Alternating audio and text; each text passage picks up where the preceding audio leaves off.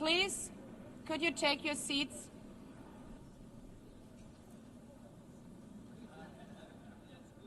Let me begin with two words we have not been able to say often enough in this hall. Madam President.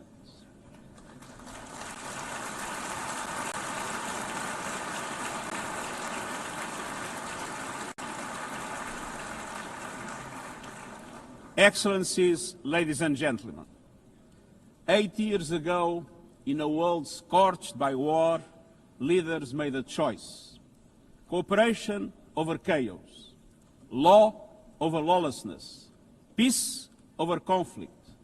And that choice gave birth to the United Nations, not as a dream for perfection, but as a practical strategy for the survival of humanity.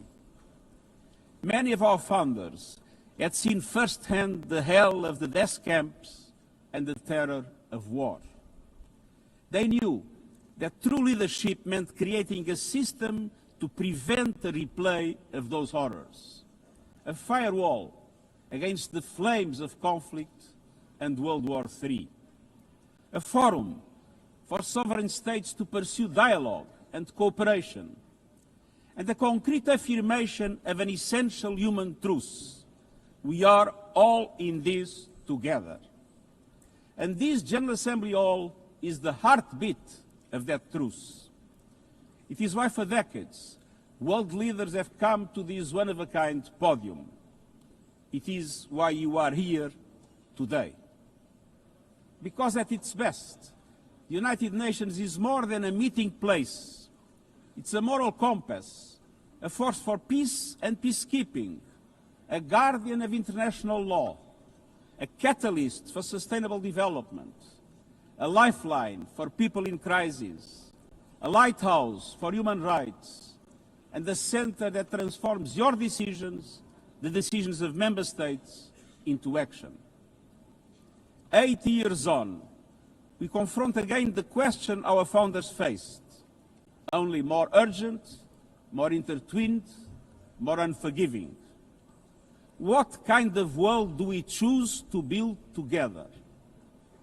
Excellencies, we have our work cut out for us, as our ability to carry out that work is being cut from us. We have entered in an age of reckless disruption and relentless human suffering. Look around. The principles of the United Nations that you have established are under siege. Listen, the pillars of peace and progress are buckling under the weight of impunity, inequality, and indifference. Sovereign nations invaded, hunger weaponized, truth silence, rising smoke from bombed-out cities, rising anger in fractured societies, rising seas swallowing coastlines. Each one a warning, each one a question: what kind of world will we choose? A world of raw power or a world of laws? A world that is a scramble for self-interest or a world where nations come together? A world where might makes right or a world of rights for all? Excellencies, our world is becoming increasingly multipolar, and this is positive, reflecting a more diverse, dynamic global landscape. But multipolarity without effective multilateral institutions can court chaos, as Europe has learned the hard way, resulting in World War I. It was multipolar, but there was no multilateral institutions. So let's be clear. International cooperation is not naivete. It is hard-headed pragmatism. In a world where there's leap borders, isolation is an illusion. No country can stop a pandemic alone. No army can halt rising temperatures. No algorithm can rebuild trust once it is broken. These are global stress tests of our system, our solidarity, and our resolve. I'm convinced we can pass these tests, and we must. because people everywhere are demanding something better, and we owe them a system worthy of their trust and a future worthy of their dreams. And so we must make the choice, an active choice, to reaffirm the imperative of international law, to reassert the centrality of multilateralism, to reinforce justice and human rights, and to recommit to the principles that gave rise to our organization, and to the promise contained in its first words, we the peoples. Excellencies, the choices we face are not part of an ideological debate. They are a matter of life and death for millions. As I scan the global landscape, we must make 5 critical choices. First, we must choose peace rooted in international law. Peace is our first obligation. Yet today, wars rage with a barbarity we vowed never to allow.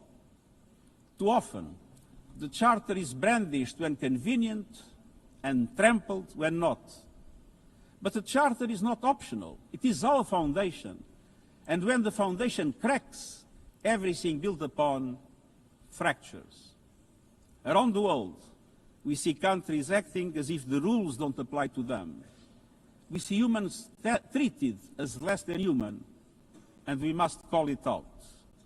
Impunity is the mother of chaos, and it has spawned some of the most atrocious conflicts of our times. In Sudan, civilians are being slaughtered, starved, and silenced. Women and girls face unspeakable violence. There is no military solution. I urge all parties, including those in this hall, end the external support that is fueling this bloodshed. Push to protect civilians, because the Sudanese people deserve peace, dignity, and hope. In Ukraine, relentless violence continues to kill civilians, destroy civilian infrastructure, and threaten global peace and security. I commend recent diplomatic efforts by the United States and others. We must work for a full ceasefire and a just, lasting peace in accordance with the Charter, UN resolutions, and international law. In Gaza, the horrors are approaching a third monstrous year. They are the result of decisions that defy basic humanity. The scale of death and destruction are beyond any other conflict in my years as Secretary General. The International Court of Justice has issued legally binding provisional measures in the case named Application of the Convention on the Prevention and Punishment of the Crime of Genocide in the Gaza Strip. Since then, a famine has been declared and the killing has intensified. The measures stipulated by the ICJ must be implemented fully and immediately.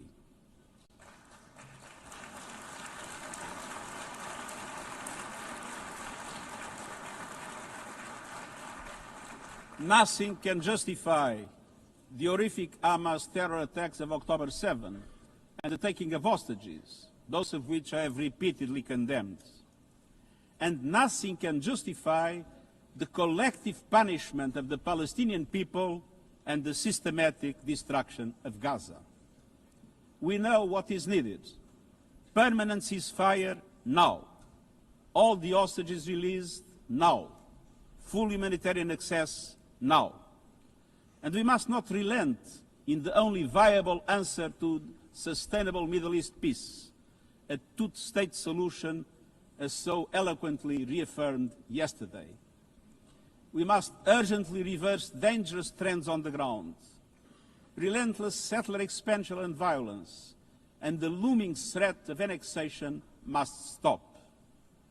Everywhere, from Haiti to Yemen, to Myanmar and the Sahel and beyond, we must choose peace anchored in international law.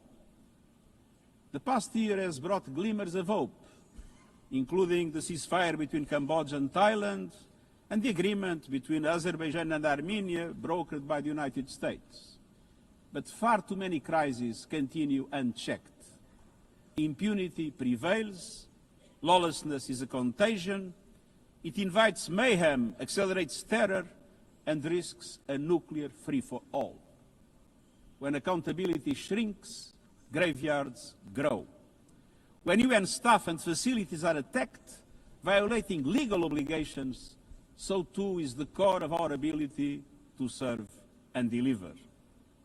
The Security Council must live up to its responsibilities. It must be more representative, more transparent, and more effective. And beyond crisis response, we must tackle the injustices that ignite conflict: exclusion, inequality, impunity, and corruption. The surest way to silence the guns is to raise the volume for justice. Real security is born of fairness and opportunity for all. Excellences, this leads me to my second point. We must choose human dignity and human rights. Human rights are not an ornament of peace, they're its bedrock. Human rights, economic, social, cultural, political, and civil, are universal, indivisible, and interdependent. Choosing rights means more than words. It means choosing justice over silence. It means protecting freedom and civic space, advancing equality for women and girls, confronting racism and discrimination in all its forms, protecting human rights defenders, journalists, and freedom of speech, and upholding the rights of refugees and migrants so that mobility is safe and in accordance with international law. Human rights are a daily battle, online and offline. They require political will. But dignity is not only about the protection of rights. It is about rights fulfilled through inclusive and resilient development. Rights that put an end to poverty and hunger. Rights that open doors to education, health and opportunity. The Sustainable Development Goals are our shared roadmap for achieving these rights. But in order to make progress down this road, we need fuel. And that fuel is finance. We've seen what development done right can deliver. In the past decade, millions more have gained access to electricity, clean cooking solutions, and to the internet. Child marriage is in retreat. Women's representation is growing, but cuts to aid are wreaking havoc. They are a death sentence for many. For so many more, a stolen future. This is the great paradox of our time.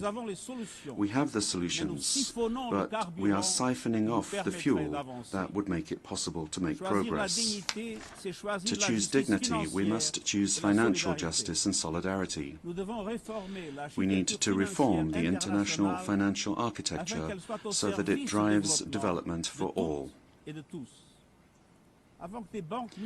With bigger and bolder multilateral development banks, lending more and mobilizing more private capital for developing countries, with faster and fairer debt relief mechanisms, helping every country in crisis, including middle-income countries. Protecting natural resources by tackling illicit financial flows and abusive tax practices that rob societies of their future. And global financial institutions that represent today's world, with far greater participation of developing countries in terms of their composition and their decision-making. So, let us choose a global economy that works for everyone, men and women. Let us choose human rights and dignity, and let us equip ourselves with the means to ensure a transition for people and the planet. Excellencies, this brings me to the third choice. We must choose climate justice. The climate crisis is accelerating, but so are the solutions. The clean energy future is no longer a distant promise. It's already here. No government, industry, or special interest can stop it. But some are trying, hurting economies, locking in higher prices, and squandering a historic opportunity. Excellencies, fossil fuels are a losing bet. Last year, almost all new power capacity came from renewables, and the investment is surging. Renewables are the cheapest and fastest source of new power. They create jobs, drive growth, shield economies from volatile oil and gas markets, connect the unconnected, and can free us from the tyranny of fossil fuels. But not at today's pace. Clean energy investment remains uneven. 21st century grids and storage are not rolling out fast enough. And public subsidies, taking from taxpayer money, still flow to fossil fuels over clean energy by a factor of 9 to 1. Meanwhile, emissions, temperatures, and disasters keep rising. And those least responsible suffer the most. Science says limiting global temperature rise to 1.5 degrees by the end of this century is still possible, but the window is closing. The International Court of Justice has affirmed the legal obligation of states. We must step up action and ambition, especially through strengthened national climate plans. Tomorrow, I will welcome leaders to announce new targets. The G20, the biggest emitters, must lead, guided by common but differentiated responsibilities. But all countries must step up and do more as we head to the UN Climate Conference in Brazil. By accelerating action in energy, forests, methane and industrial decarbonization. By defining a credible roadmap to mobilize $1.3 trillion annually in climate finance by 2035 for developing countries. By supporting just transitions, by doubling finance for adaptation to at least $40 billion this year, and rapidly deploying proven tools to unlock billions more in concessional finance. And by capitalizing the Loss and Damage Fund with significant contributions. All of these requires government, international financial institutions, philanthropies, civil society, and the private sector to work together, to provide fiscal space to developing countries and unlock new innovative sources of finance at scale, including solidarity levies on high-emitting sectors and debt swaps. We have the solutions and tools, but we must choose climate justice and climate action. First, we must choose to put technology at the service of humanity. Artificial intelligence is rewriting human existence in real time, transforming how we learn, work, communicate, and what we can trust. And the question is not how to stop it, but how to steer it for the greater good. Technology must be our servant, not our master. It must promote human rights, human dignity, and human agency. Yet today, AI's advancement in outpacing regulation and responsibility and is concentrated in a few hands. And the risks are expanding to new frontiers, from biotech to autonomous weapons. We are witnessing the rise of tools for mass surveillance, mass social control, mass disruption, and even mass destruction.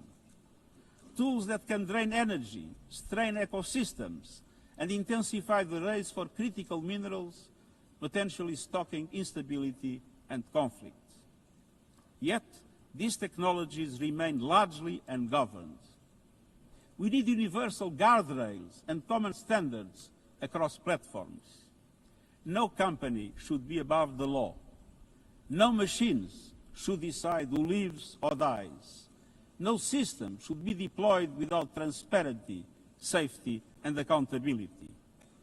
Last month, this Assembly took a historic step, establishing an independent international scientific panel on AI and an annual global dialogue on AI governance.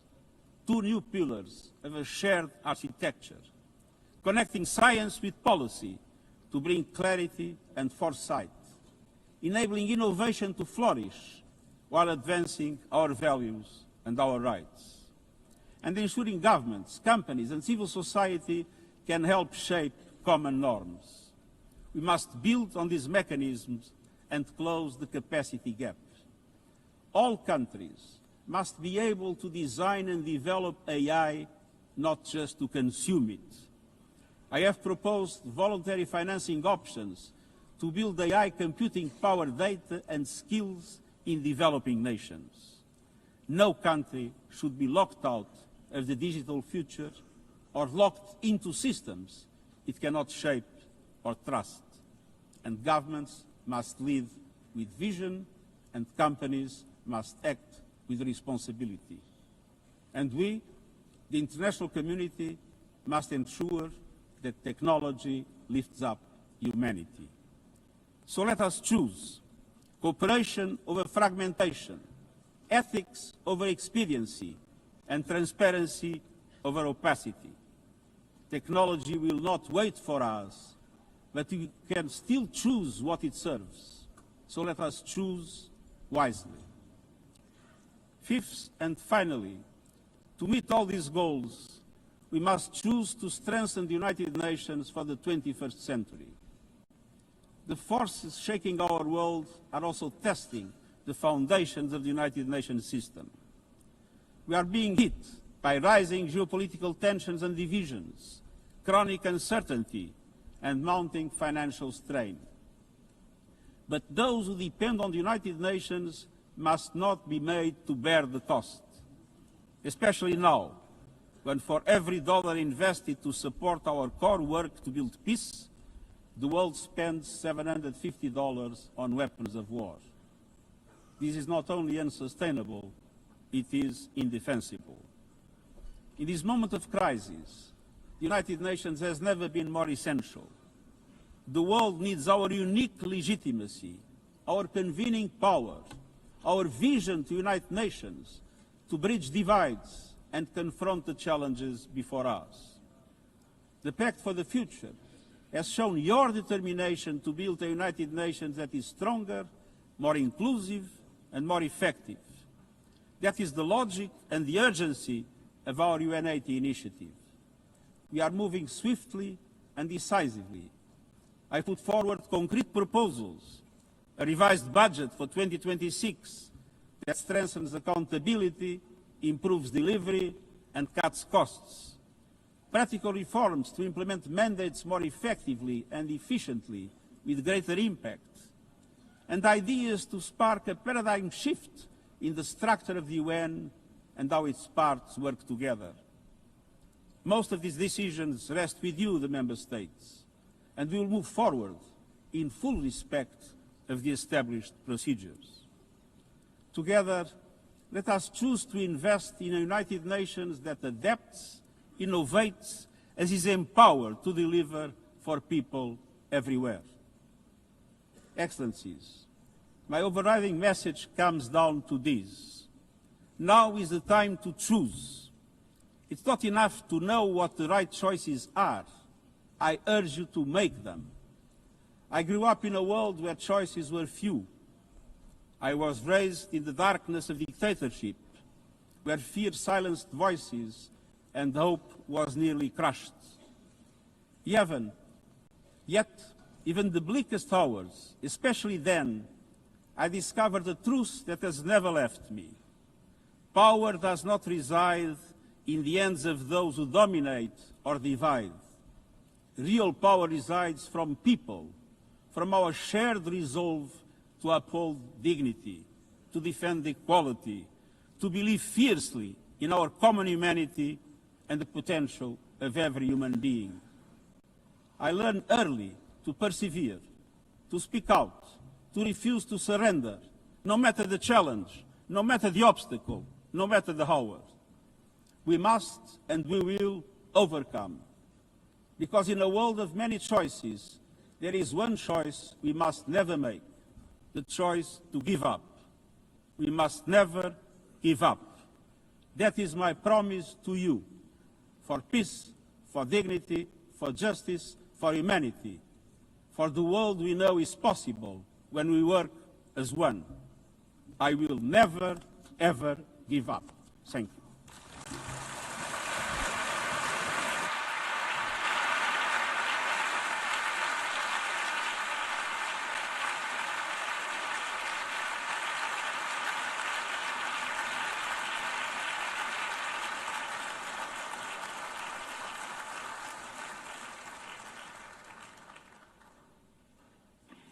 I thank the Secretary General.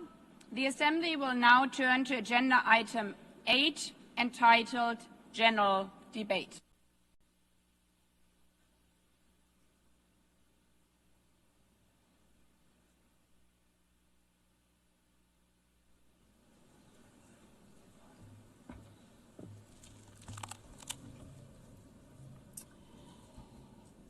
"80 years.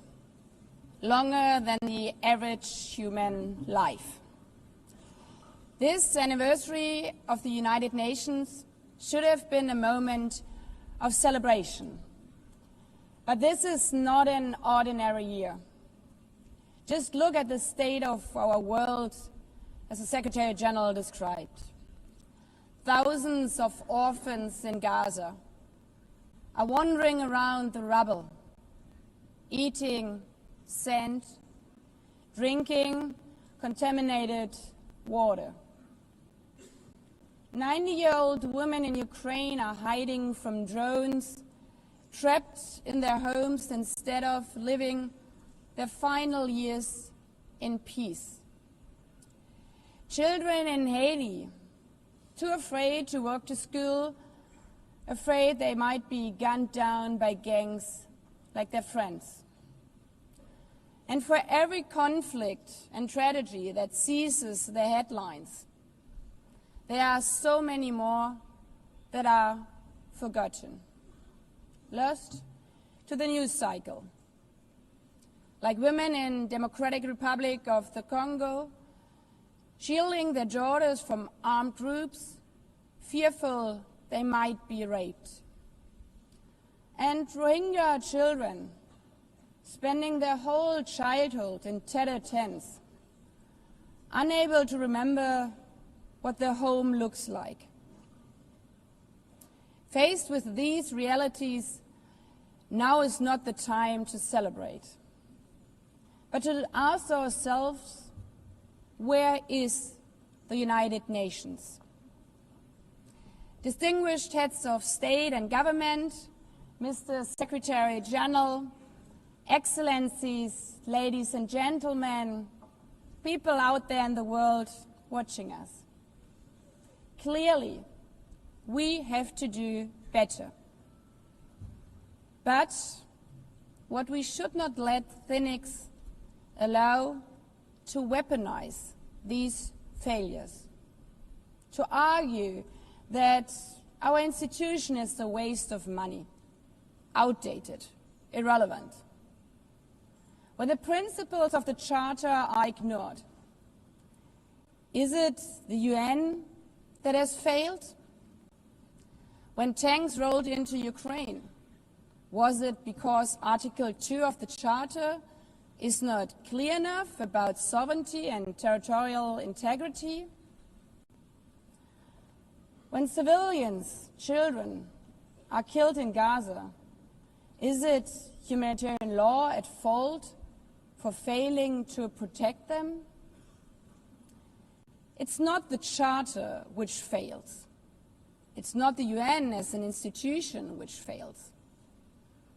The Charter, our Charter, is only as strong as member states' willingness to uphold it, and their willingness to hold to account those who violate it.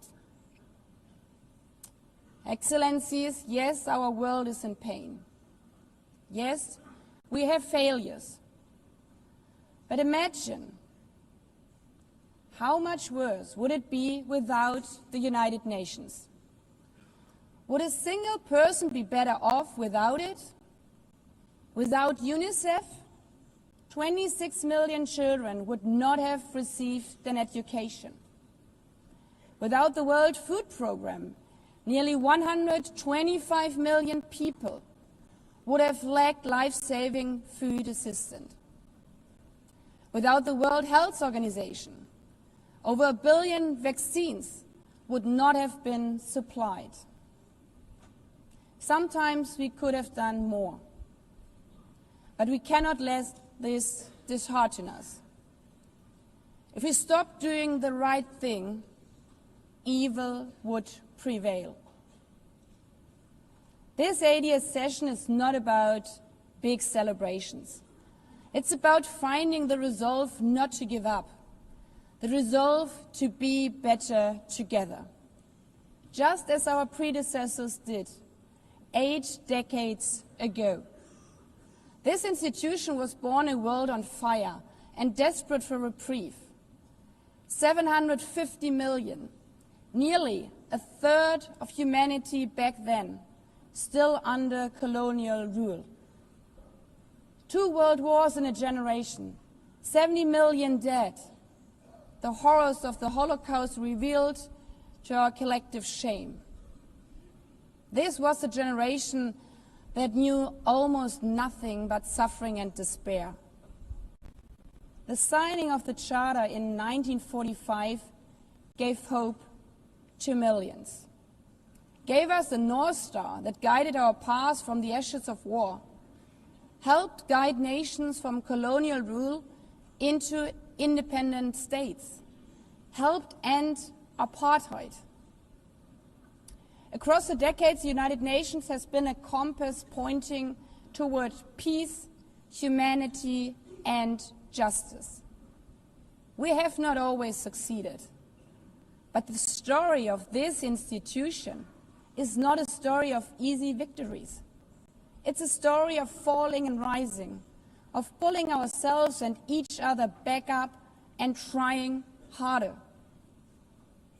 We gather here for the 80th time, not for empty celebration, not out of ritual, not to hear our own voices. We gather to prove that this institution matters, and that through this institution, every nation represented here, no matter how big or small, can summon again the strength and unity first shown in San Francisco 80 years ago. The courage and resolve of world leaders who, even while some called them back then naive, believed they could build a better world from the wreckage of the old. They showed then what true leadership is. It's not about imposing your will or putting others down. True leadership is about lifting others up, not out of altruism, but for our mutual benefit, and even out of our self-interest. Because as our founders and every architect of peace since then has understood, helping others is what makes ultimately our own countries stronger. Could any state have faced the global pandemic alone? The virus did not have any passport. We were only able to solve it at the end with the support of the World Health Organization. The climate crisis does not stop at borders. CO2 emissions anywhere affect people everywhere. Even the wealthiest cities in the world cannot shield themselves from wildfires. And imagine coming here by plane. How safe would you feel to step into the next airplane if there were no International Civil Aviation Organization anymore?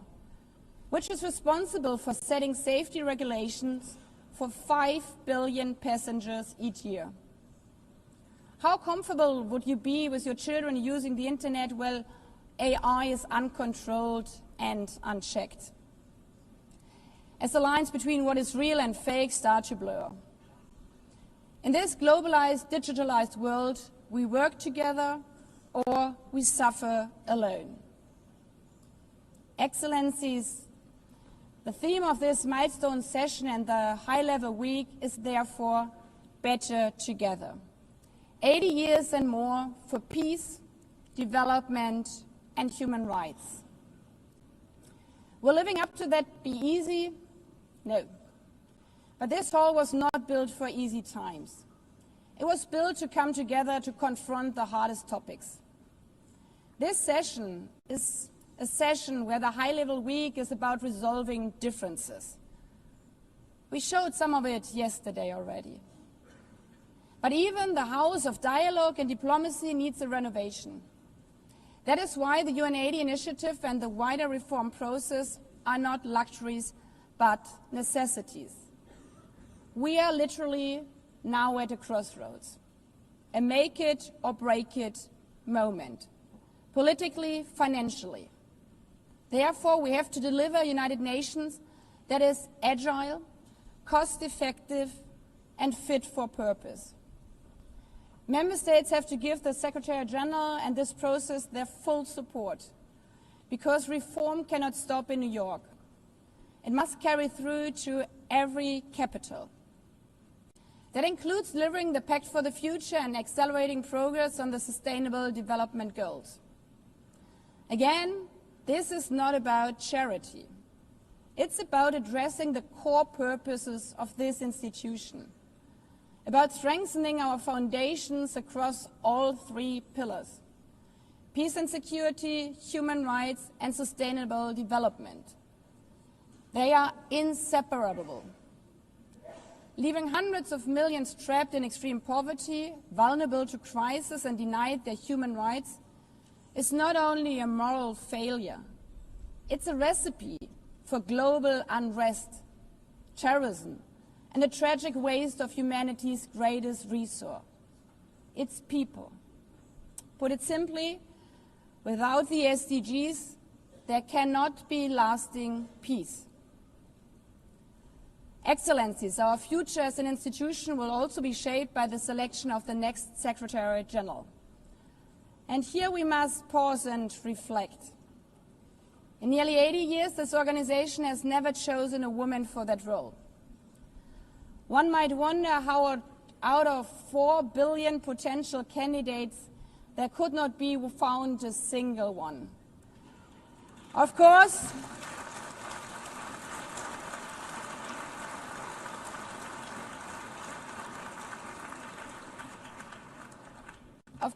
the choice rests with member states. But those of you having been there yesterday celebrating Beijing, one strong female leader after the other from all our continents. Like 80 years ago, we are standing at a crossroads. And it's up to us, to every single member state, to live up to the same leadership as your predecessors did, to act when action is needed, to uphold the principles of our Charter, to be better together, to show the people around the world that this United Nation is there, today, tomorrow, and for the next 8 decades. Because, after all, it's the life insurance for every country.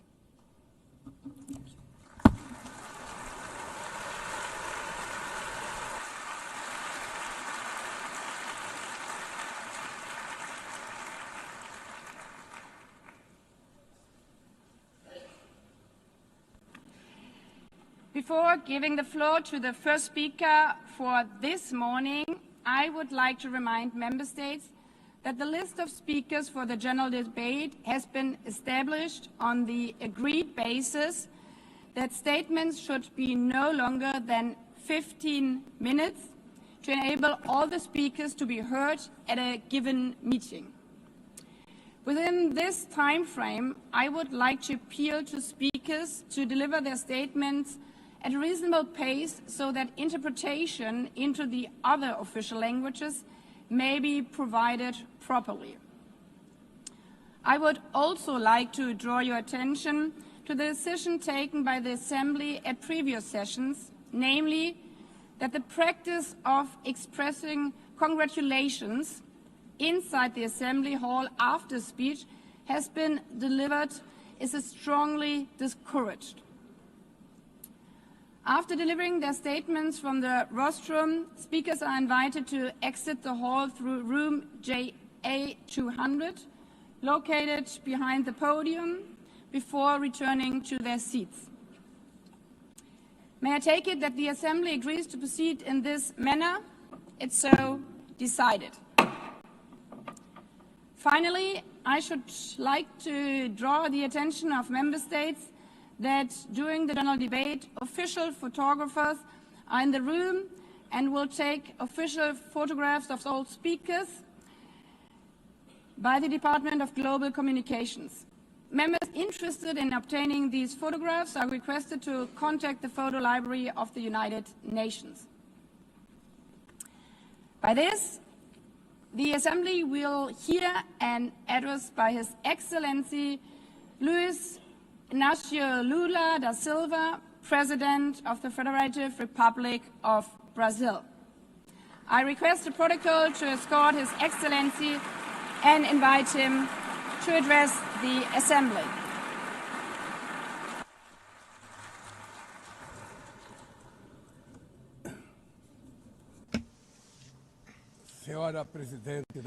Madam President of the General Assembly, Annalena Baerbock, Mr. Secretary General Antonio Guterres, dear heads of state and government, and representatives of the member states gathered here. This should be a time to celebrate the United Nations. Created at the end of the war, the UN symbolizes the highest expression of the aspiration for peace and prosperity. Today, however, the ideals that inspired its founders in San Francisco are under threat as never before in their history. Multilateralism is at a new crossroads. The organization's authority is in check.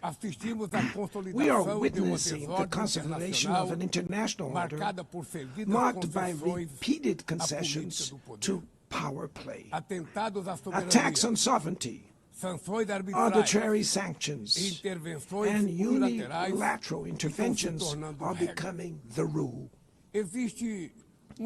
There is a clear parallel between the multilateralism crisis and the weakening of democracy. Authoritarianism is strengthened when we fail to act in the face of arbitrary acts, when the international society falters in defending peace, sovereignty, and the rule of law. The consequences are tragic. Throughout the world, anti-democratic forces are trying to subjugate institutions and stifle freedoms. They worship violence, praise ignorance, act as physical and digital militias, and restrict the press. Even under an unprecedented attack, Brazil chose to resist and defend its democracy, regained 40 years ago by its people after 2 decades of dictatorial governments. There is no justification for unilateral and arbitrary measures against our institutions and our economy. The aggression against the independence of the judiciary branch of power is unacceptable. This interference in domestic affairs is aided by a subservient far right who is nostalgic of past hegemonies, False patriots plan and publicly promote actions against Brazil. Peace cannot be achieved with impunity. A few days ago, and for the first time in 525 years of our history, a former head of state was convicted of attacking the democratic rule of law. He was investigated, indicted, trialed, and held accountable for his actions in a meticulous process. He has the right to defend himself was secured, a prerogative that dictatorships deny to their victims. Before the eyes of the world, Brazil sent a message to all aspiring autocrats and those who support them. Our democracy, our sovereignty are non-negotiable.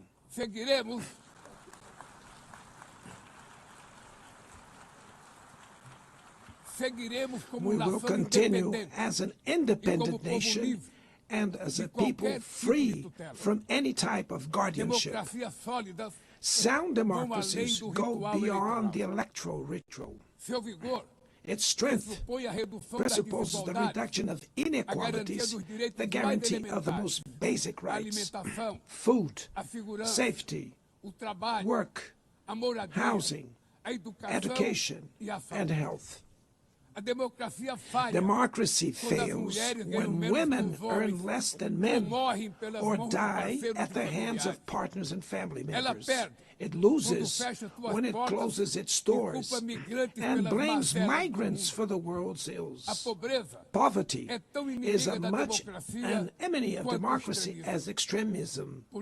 Therefore, we were proud to receive confirmation from FAO that Brazil has once again left the hunger map in this year, 2025.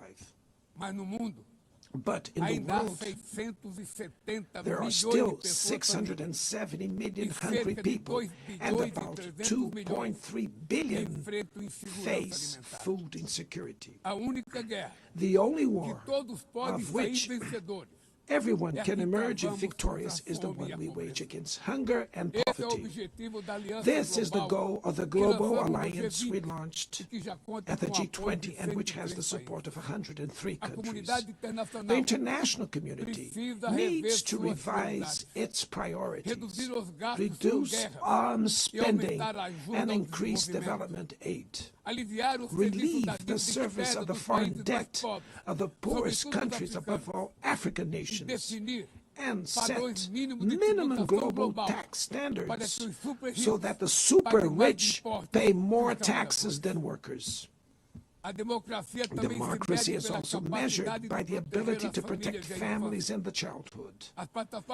Digital platforms offer possibilities for us to come together in ways we never imagined, but they have been used for sowing intolerance, misogyny, xenophobia, and misinformation. The internet cannot be a land of lawlessness.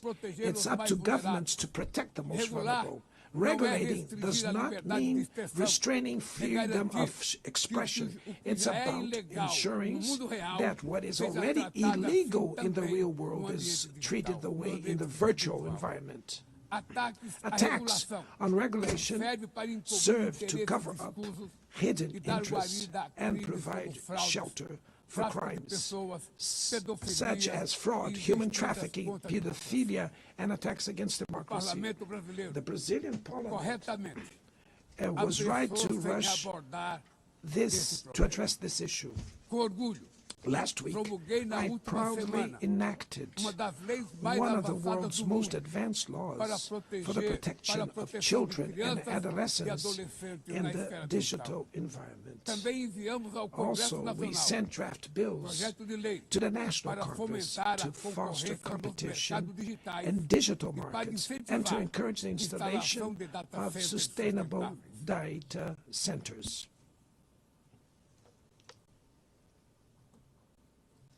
To mitigate the risks of artificial intelligence, we are committed to building multilateral governance in line with the Global Digital Compact that was approved in this plenary last year. Ladies and gentlemen, Your Excellencies, in Latin America and the Caribbean, we are experiencing a time of growing polarization and instability. Maintaining the region as a zone of peace is and was our priority. We are a continent free of weapons of mass destruction, without ethnic or religious conflicts. The comparison between crime and terrorism is worrying. The most effective way to combat drug trafficking is to cooperate to suppress money laundering and limit arms trade. Using lethal force in situations that do not constitute armed conflict is tantamount to executing people without trial. Other parts of the planet have already witnessed interventions that cause greater damage than intended, with serious humanitarian consequences. The path to dialogue must not be closed in Venezuela. Haiti has the right to a violence-free future, and it is unacceptable that Cuba be listed as a country that sponsors terrorism. In the conflict in Ukraine, we all already know that there will be no military solution. The recent meeting in Alaska raised hopes for a negotiated way out. It's necessary to pave the way for a realistic solution. This implies taking into account the legitimate security concerns of all parties. The African Initiative and the Friends for Peace group created by China and Brazil can help promote dialogue and a diplomatic solution. No situation is more emblematic of the disproportionate and illegal use of force than the one occurring in Palestine. The terrorist attacks perpetrated by Hamas are indefensible from any angle, but nothing, absolutely nothing, justifies the ongoing genocide in Gaza.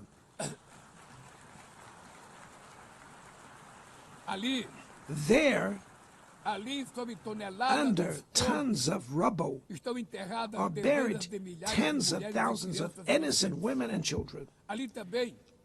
There, we can see that international humanitarian law and the myth of ethical exceptionalism of the West are also being buried there. This massacre would not have happened without the complicity of those who could have prevented it. In Gaza, hunger is used as a weapon of war, and the forced displacement of populations goes on unimpeded. Punished. I express my admirations to the Jews who, inside and outside Israel, oppose this collective punishment. The Palestinian people are at risk of disappearing. They will only survive with an independent state integrated to the international community. This is the solution defended by more than 150 UN members, reaffirmed yesterday here in this very plenary, but bared by a single veto. It is regrettable that President Mahmoud Abbas was prevented by the host country of occupying the Palestinian bench at this historical moment.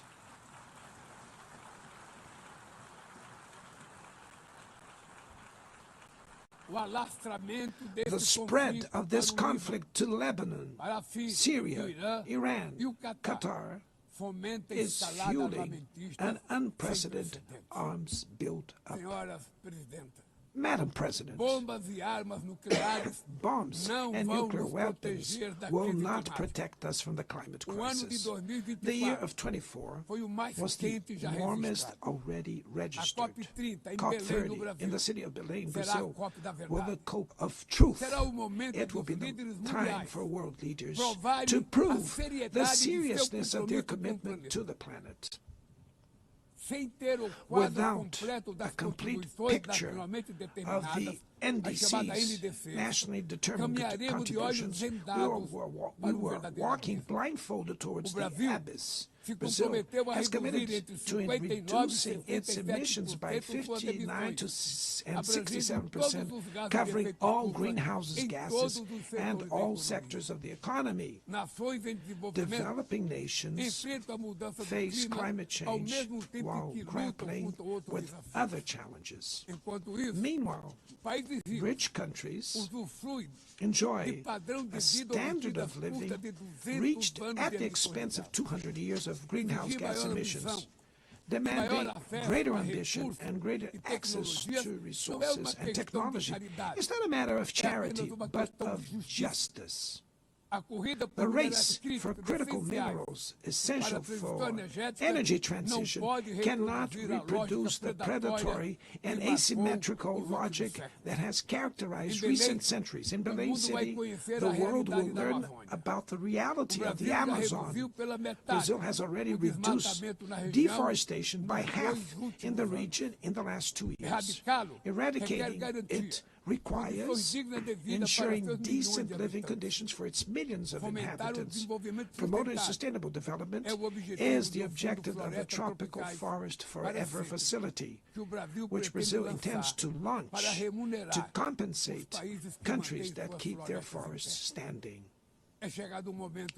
But the time has come to move from the negotiation phase to the implementation stage.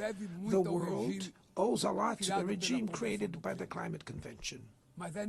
Climate change needs to be brought to the heart of the UN so that it gets the attention it deserves. A council linked to the General Assembly with the power and legitimacy to monitor commitments provide coherence to climate action. This is a fundamental step towards a broader reform of the organization, which would also include an expanded Security Council in the 2 member categories. Few areas have worsened as much as the multilateral trading system.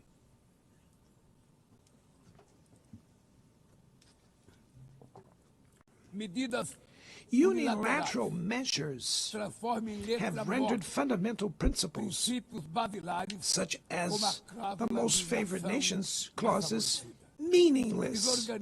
They have disrupted value chains and threw the global economy into a pernicious spiral of high prices and stagnation. It is urgent to refound the WTO based on modern and flexible foundations. Your Excellencies, ladies and gentlemen, this year, the world lost 2 exceptional public figures. Former Uruguayan President Pepe Mujica and our dear Pope Francis. Both embodied the best humanist values like no other. Their lives were intertwined with the 8 decades of the UN's existence. If they were still among us, they would use this platform to remember that authoritarianism, environmental degradation, and inequality are not relentless, that the only ones defeated are those who stand idly by, resignate, and that we can defeat the false prophets and oligarchs who exploit fear and monetize hate, and that tomorrow is made of daily choices, and it takes courage to act to transform it. In the future that Brazil envisions, there is no room for the reenactment of ideological rivalries or spheres of influence. Confrontation is not inevitable. We need leaders with clear visions who understand that the international order is not a zero-sum game. The 21st century will be increasingly multipolar. For it to remain peaceful, it cannot fall to multilateral. Brazil is giving increasing importance to the European Union, the African Union, ASEAN, CELAC, BRICS, and the G20. The voice of the Global South must be heard. The UN has today almost 4 times more members than the 51 who were at its foundation. Our historic mission is to make it once again a barrier of hope and a promoter of equality, peace, sustainable development, diversity, and tolerance. May God bless us all. And thank you very much.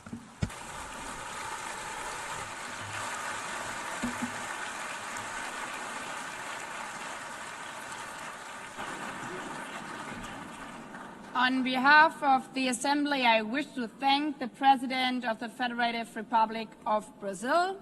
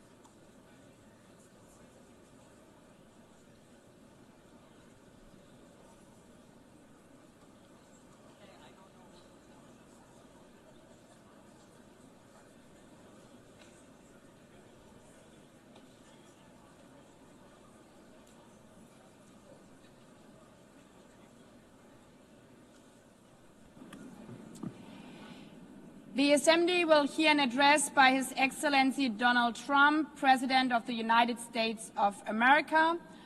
I request protocol to escort His Excellency and invite him to address the Assembly.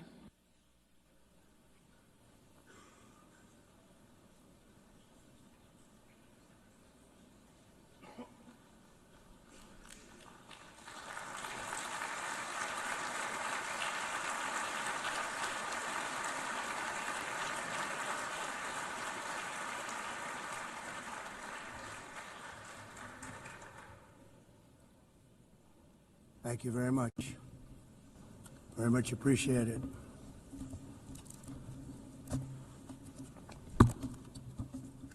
And I don't mind making this speech without a teleprompter, because the teleprompter is not working.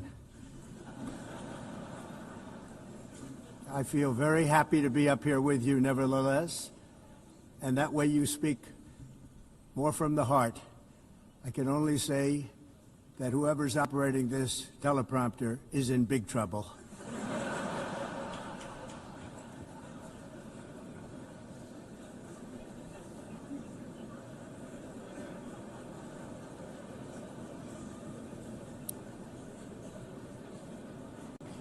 Hello, Madam First Lady.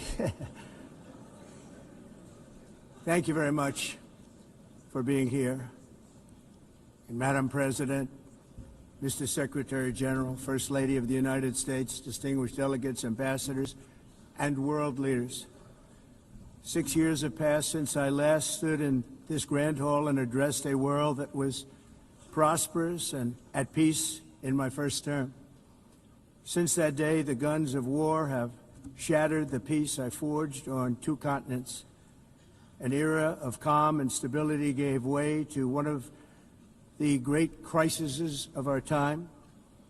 And here in the United States, 4 years of weakness, lawlessness, and radicalism under the last administration delivered our nation into a repeated set of disasters. 1 year ago, our country was in deep trouble. But today, just 8 months into my administration, we are the hottest country anywhere in the world, and there is no other country even close. America is blessed with the strongest economy, the strongest borders, the strongest military, the strongest friendships, and the strongest spirit of any nation on the face of the earth. This is indeed the golden age of America. We are rapidly reversing the economic calamity we inherited from the previous administration, including ruinous price increases and record-setting inflation like we've never had before. Under my leadership, energy costs are down, gasoline prices are down, grocery prices are down, mortgage rates are down, and inflation has been defeated. The only thing that's up is the stock market, which just hit a record high. In fact, it hit a record high 48 times in the last short period of time. Growth is surging, manufacturing is booming. The stock market, as I said, is doing better than it's ever done. And all of you in this room benefit by that, almost everybody. And importantly, workers' wages are rising at the fastest pace in more than 60 years. And that's what it's all about, isn't it? In 4 years of President Biden, we had less than $1 trillion of new investment into the United States. In just 8 months since I took office, we have secured commitments and money already paid for $17 trillion. Think of it, 4 years, less than $1 trillion, 8 months, much more than $17 trillion is being invested in the United States, and it's now pouring in from all parts of the world. We've implemented the largest tax cuts in American history and the largest regulation cuts in American history, making this once and again the best country on earth to do business. And many of the people in this room are investing in America, and it's turned out to be an awfully good investment during this 8-month period. In my first term, I built the greatest economy in the history of the world. We had the best economy ever, history of the world. And I'm doing the same thing again, but this time it's actually much bigger and even better. The numbers far surpass my record-setting first term. On our southern border, we have successfully repelled a colossal invasion. And for the last 4 months, and that's 4 months in a row, the number of illegal aliens admitted and entering our country has been 0. Hard to believe, because if you look back just a year ago, it was millions and millions of people pouring in from all over the world, from prisons, from mental institutions, drug dealers. All over the world they came. They just poured into our country with the ridiculous open border policy of the Biden administration. Our message is very simple. If you come illegally into the United States, you're going to jail, or you're going back to where you came from, or perhaps even further than that. You know what that means. I want to thank the country of El Salvador for the successful and professional job they've done in receiving and jailing so many criminals that entered our country. And it was under the previous administration that the number became record-setting, and they're all being taken out. We have no choice. And other countries have no choice, because other countries are in the exact same situation with immigration. It's destroying your country, and you have to do something about it. On the world stage, America is respected again like it has never been respected before. You think about 2 years ago, 3 years ago, 4 years ago, or 1 year ago, we were a laughingstock all over the world. At the NATO summit in June, virtually all NATO members formally committed to increase defense spending at my request from 2% to 5% of GDP, making our alliance far stronger and more powerful than it was ever before. In May, I traveled to the Middle East to visit my friends and rebuild our partnerships in the Gulf and those valued relationships with Saudi Arabia, Qatar, and the UAE and other countries are now, I believe, closer than ever before. My administration has negotiated one historic trade deal after another, including with the United Kingdom, the European Union, Japan, South Korea, Vietnam, Indonesia, the Philippines, Malaysia, and many, many others. Likewise, in a period of just 7 months, I have ended 7 unendable wars. They said they were unendable. You're never going to get them solved. Some were going for 31 years, 2 of them, 31, think of it, 31 years. One was 36 years. One was 28 years. I ended 7 wars. And in all cases, they were raging with countless thousands of people being killed.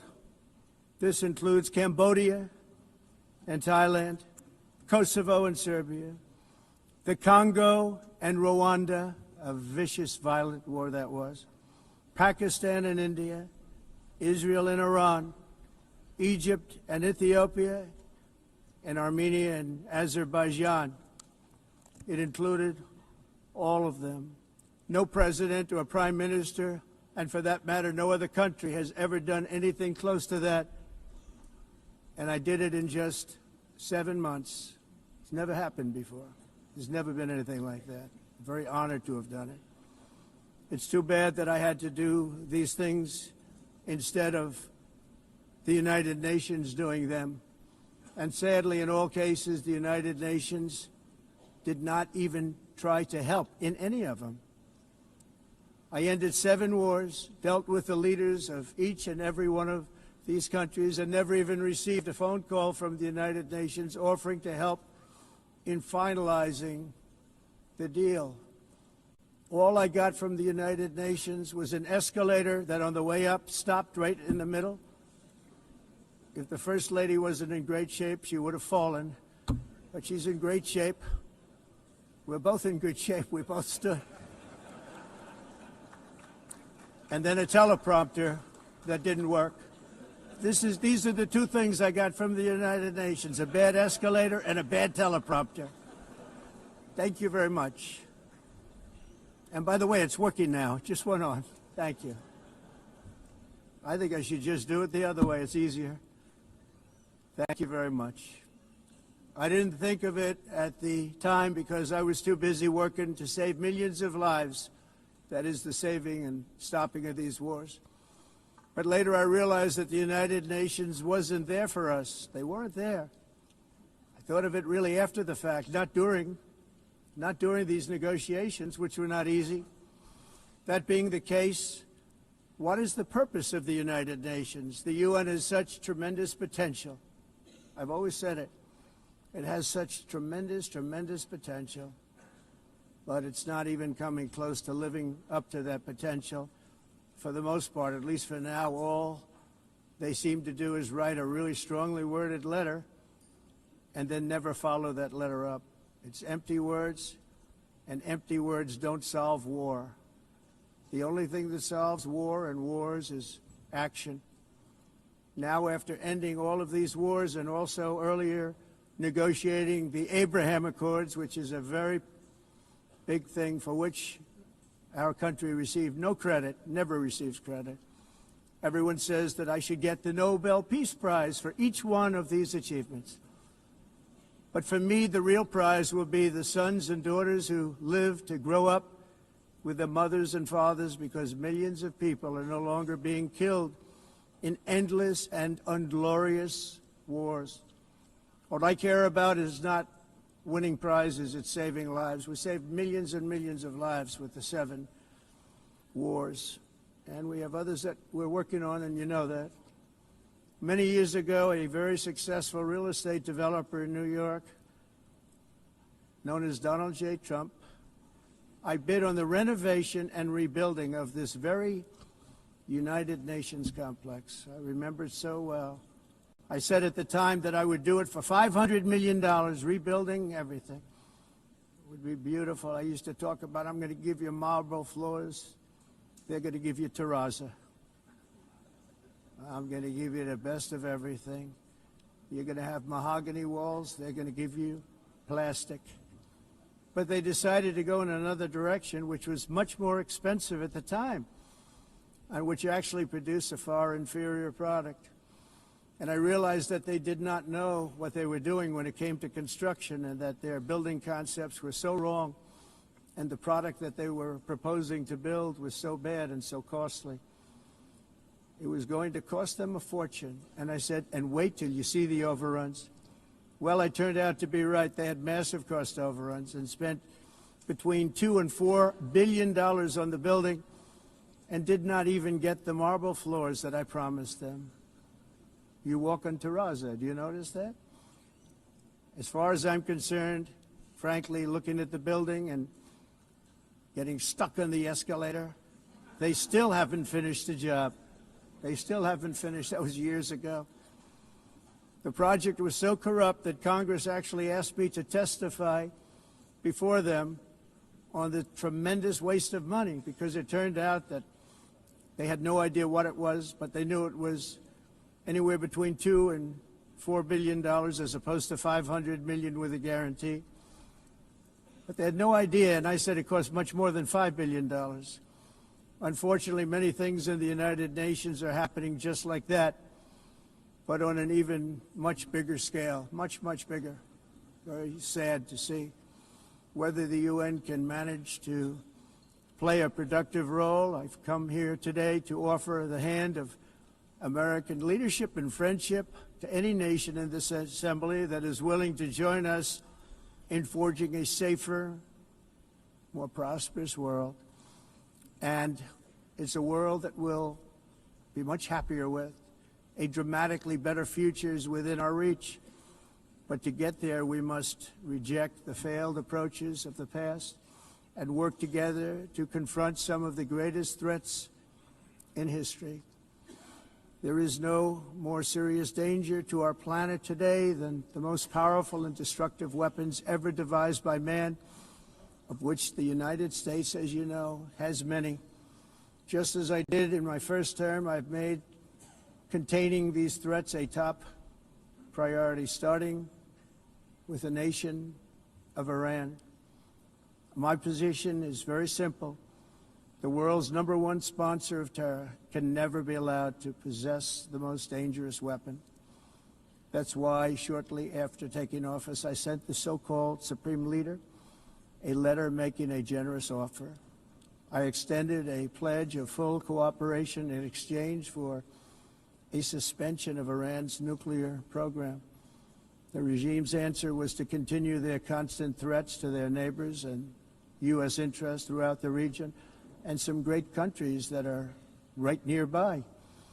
Today, many of Iran's former military commanders, in fact, I can say almost all of them, are no longer with us. They're dead. And 3 months ago, in Operation Midnight Hammer, 7 American B-2 bombers dropped the 14 30,000-pound each bombs on Iran's key nuclear facilities, totally obliterating everything. No other country on earth could have done what we did. No other country has the equipment to do what we did. We have the greatest weapons on earth. We hate to use them. But we did something that for 22 years people wanted to do. With Iran's nuclear enrichment capacity demolished, I immediately brokered an end to the 12-day war, as it's called, between Israel and Iran, with both sides agreeing to fight no longer. As everyone knows, I have also been deeply engaged in seeking a ceasefire in Gaza. Have to get that done. Have to get it done. Unfortunately, Hamas has repeatedly rejected reasonable offers to make peace. We can't forget October 7th, can we? Now, as if to encourage continued conflict, some of this body is seeking to unilaterally recognize a Palestinian state. The rewards would be too great for Hamas terrorists for their atrocities. This would be a reward for these horrible atrocities, including October 7th, even while they refuse to release the hostages or accept a ceasefire. Instead of giving to Hamas and giving so much, because they've taken so much. They have taken so much. This could have been solved so long ago. But instead of giving in to Hamas's ransom demands, those who want peace should be united with one message: release the hostages now. Just release the hostages now. Thank you.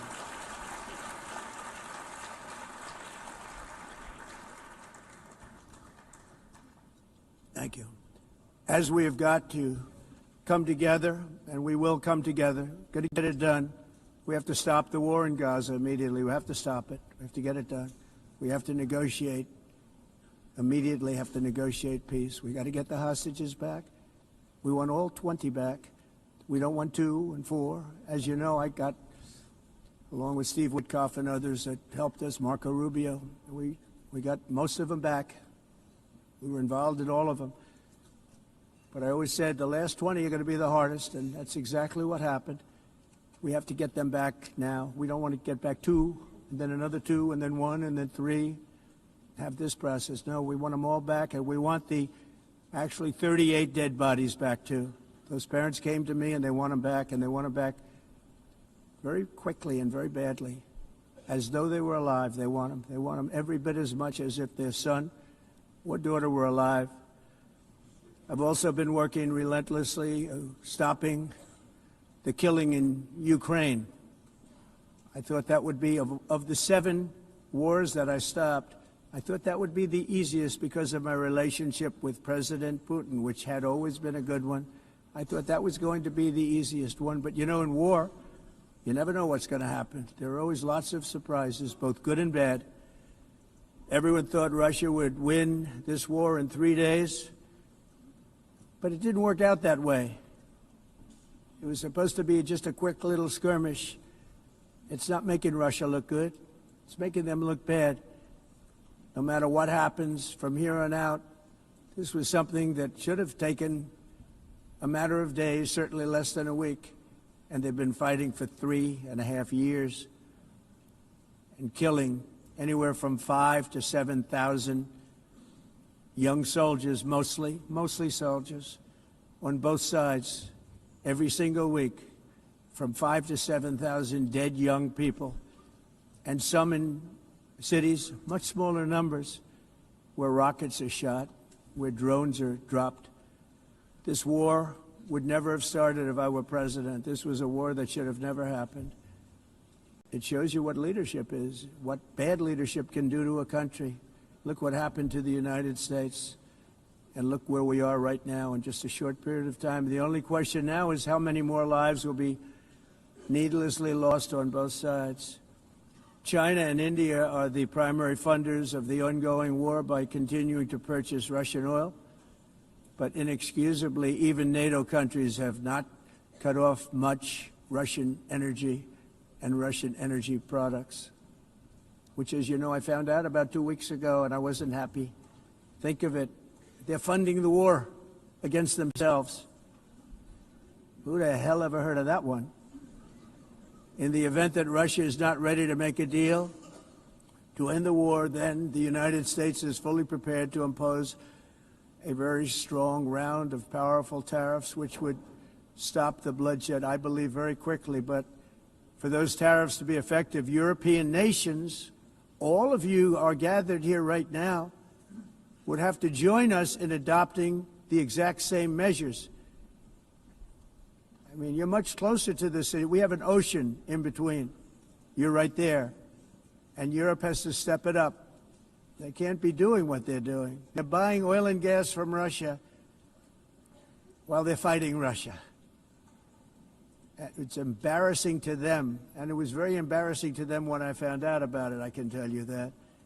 But they have to immediately cease all energy purchases from Russia. Otherwise, we're all wasting a lot of time. So I'm ready to discuss this. We're going to discuss it today with the European nations, all gathered here. I'm sure they're thrilled to hear me speak about it, but that's the way it is. I like to speak my mind and speak the truth as we seek to reduce the threat of dangerous weapons today, I'm also calling on every nation to join us in ending the development of biological weapons once and for all. And biological is terrible, and nuclear is even beyond, and we include nuclear in that. We want to have a cessation of the development of nuclear weapons. We know, and I get to view it all the time. Sir, would you like to see? And I look at weapons that are so powerful that we just can't ever use them. If we ever use them, the world literally might come to an end. There would be no United Nations to be talking about. There would be no nothing. Just a few years ago, reckless experiments overseas gave us a devastating global pandemic. Yet despite that worldwide catastrophe, many countries are continuing extremely risky research into bioweapons and man-made pathogens. This is unbelievably dangerous. To prevent potential disasters, I'm announcing today that my administration will lead an international effort to enforce Biological Weapons Convention, which is going to be meeting with the top leaders of the world by pioneering an AI verification system that everyone can trust. Hopefully the UN can play a constructive role, and it will also be one of the early projects under AI. Let's see how good it is, because a lot of people are saying it could be one of the great things ever, but it also can be dangerous, but it could be put to tremendous use and tremendous good, and this would be an example of that. Not only is the UN not solving the problems it should, too often, it's actually creating new problems for us to solve. The best example is the #1 political issue of our time, the crisis of uncontrolled migration. It's uncontrolled. Your countries are being ruined. The United Nations is funding an assault on Western countries and their borders. In 2024, the UN budgeted $372 million in cash assistance to support an estimated 624,000 migrants journeying into the United States. Think of that. The UN is supporting people that are illegally coming into the United States, and then we have to get them out. The UN also provided food, shelter, transportation, and debit cards to illegal aliens. Can you believe that? On the way to infiltrate our southern border. Millions of people came through that southern border. Just a year ago, millions and millions of people were pouring in, 25 million altogether over the 4 years of the incompetent Biden administration. And now we have it stopped, totally stopped. In fact, they're not even coming anymore because they know they can't get through. But what took place is totally unacceptable. The UN is supposed to stop invasions, not create them and not finance them. In the United States, we reject the idea that mass numbers of people from foreign lands can be permitted to travel halfway around the world, trample our borders, violate our sovereignty, cause unmitigated crime, and deplete our social safety net. We have reasserted that America belongs to the American people, and I encourage all countries to take their own stand in defense of their citizens as well. You have to do that because I see it. I'm not mentioning names. I see it, and I can call every single one of them out. You're destroying your countries. They're being destroyed. Europe is in serious trouble. They've been invaded by a force of illegal aliens like nobody's ever seen before. Illegal aliens are pouring into Europe. Nobody is ever, and nobody's doing anything to change it, to get them out. It's not sustainable. And because they choose to be politically correct, they're doing just absolutely nothing about it. And I have to say, I look at London, where you have a terrible mayor, terrible, terrible mayor, and it's been so changed, so changed. Now they want to go to Sharia law, but you're in a different country. You can't do that. Both the immigration and their suicidal energy ideas will be the death of Western Europe if something is not done immediately. This cannot be sustained. What makes the world so beautiful is that each country is unique. But to stay this way, every sovereign nation must have the right to control their own borders. You have the right to control your borders, as we do now, and to limit the sheer numbers of migrants entering their countries and paid for by the people of that nation that were there and that built that particular nation at the time. They put their blood, sweat, tears, money into that country, and now they're being ruined. Proud nations must be allowed to protect their communities and prevent their societies from being overwhelmed by people they have never seen before, with different customs, religions, with different everything.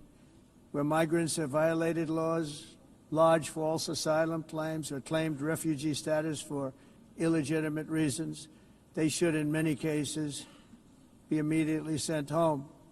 And while we will always have a big heart for places and people that are struggling and truly compassionate, answers will be given. We have to solve the problem, and we have to solve it in their countries, not create new problems in our countries. And we are very helpful to a lot of countries that are just not able to send their people anymore. They used to send them to us in caravans of 25,000, 30,000 people each. These massive caravans of people pouring into our country, totally unchecked and unvetted. But not anymore. According to the Council of Europe, in 2024, almost 50% of inmates in German prisons were foreign nationals or migrants. In Austria, the number was 53% of the people in prisons were from places that weren't from where they are now. In Greece, the number was 54%, and in Switzerland, beautiful Switzerland, 72% of the people in prisons are from outside of Switzerland. When your prisons are filled with so-called asylum seekers who repaid kindness, and that's what they did, they repaid kindness with crime. It's time to end the failed experiment of open borders. You have to end it now. See, I can tell you. I'm really good at this stuff. Your countries are going to hell. In America, we've taken bold action to swiftly shut down uncontrolled migration. Once we started detaining and deporting everyone who crossed the border and removing illegal aliens from the United States, they simply stopped coming. They're not coming anymore. We're getting a lot of credit, but they're not coming anymore. This was a humanitarian act for all involved, because on the trips up, thousands of people a week were dying. Women were being raped. Nobody's ever seen anything like it. Raped, horribly beaten, raped. On the trip up, the journey up, it was a long walk. It was a long, arduous journey, indeed. And it was also a historic victory against human trafficking throughout the region. What we did was a victory, and we saved so many lives of people that wouldn't make the journey. That journey was loaded up with death. Loaded up with death. Dead bodies all along the roads of jungles to get up. They go through jungles, they go through areas so hot you couldn't breathe. They were dying of suffocation, areas so hot that you couldn't breathe. Dead bodies all over. By them not coming, we're saving tremendous numbers of lives. My people have done a fantastic job in doing what they did, and the American public agrees with it. I mean, I was very proud to see this morning I have the highest poll numbers I've ever had. Part of it is because of what we've done on the border. I guess the other part is what we've done on the economy. Joe Biden's policies empowered murderous gangs, human smugglers, child traffickers, drug cartels, and prisoners from all over the world. The previous administration also lost nearly 300,000 children. Think of that. They lost more than 300,000 children, little children, who were trafficked into the United States on the Biden watch, many of whom have been raped, exploited, and abused, and sold. Sold. Nobody talks about that. The fake news doesn't write about it. With many others, young children who are missing or dead. And we found a lot of these children, and we're sending them back, and we've been sending them back to their parents. They said, nobody knows who they are. They said, where do you come from? And they'll give us a country, and we'll find out, and we'll figure it out, and we'll bring them back to their homes. And the mother and father rush to the door, and there are tears in their eyes. They can't believe that they're seeing their son or daughter, their little son or daughter again. We've done almost 30,000 of them so far. Any system that results in the mass trafficking of children is inherently evil. Yet that is exactly what the globalist migration agenda has done, and it's what it's all about. In America, those days, as you know, are over. The Trump administration is working, and we are continuing to work to track down the villains that are causing this problem, and also, as I said, to get back the 30,000 we've already returned. Now I think we're going to have another. We're going to find a lot. You're not going to find all of them. 300, more than 300,000. They're lost or they're dead. They're lost or they're dead because of the animals that did this. To protect our citizens, I've also designated multiple savage drug cartels as far as and you see this, and you see it happening right before your eyes.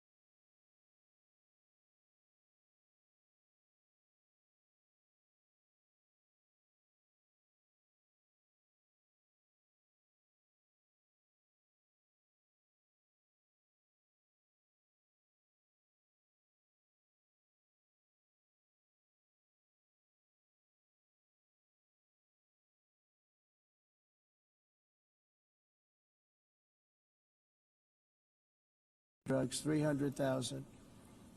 Fentanyl and other drugs. Each boat that we sink carries drugs that would kill more than 25,000 Americans. We will not let that happen. Energy is another area where the United States is now thriving like never before. We're getting rid of the falsely named renewables. By the way, they're a joke. They don't work. They're too expensive. They're not strong enough to fire up the plants that you need to make your country great. The wind doesn't blow. Those big windmills are so pathetic and so bad, so expensive to operate. And they have to be rebuilt all the time, and they start to rust and rot. Most expensive energy ever conceived, and it's actually energy. You're supposed to make money with energy, not lose money. You lose money, the governments have to subsidize. You can't put them out without massive subsidies. And most of them are built in China, and I give China a lot of credit. They build them, but they have very few wind farms. So why is it that they build them and they send them all over the world, but they barely use them? You know what they use? Coal. They use gas. They use almost anything, but they don't like wind. But they sure as hell like selling the windmills.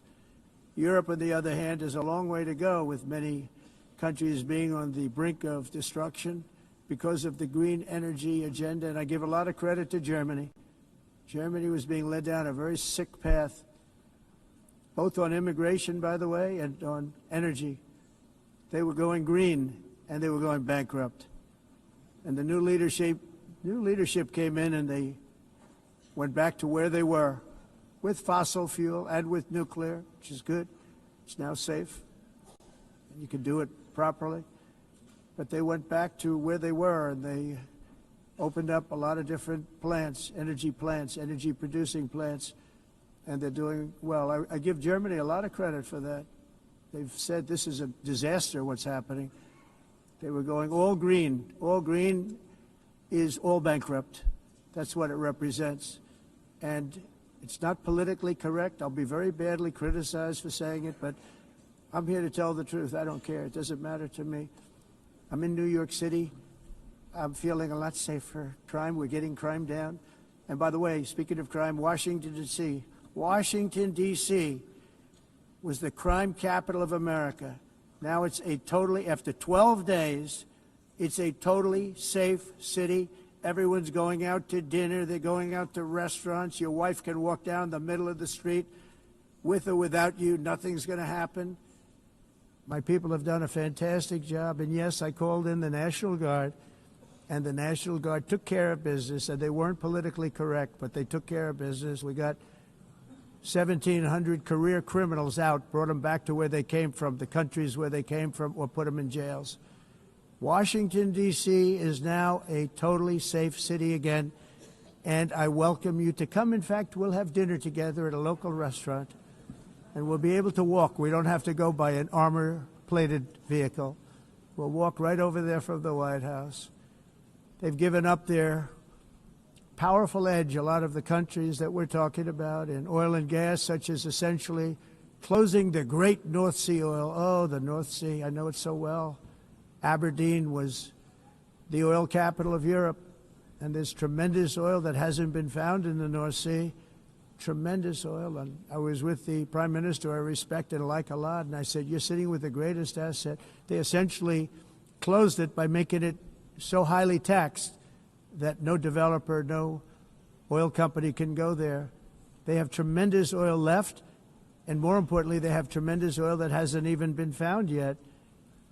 And what a tremendous asset for the United Kingdom.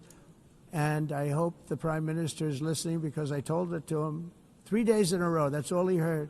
North Sea oil, North Sea, because I want to see them do well.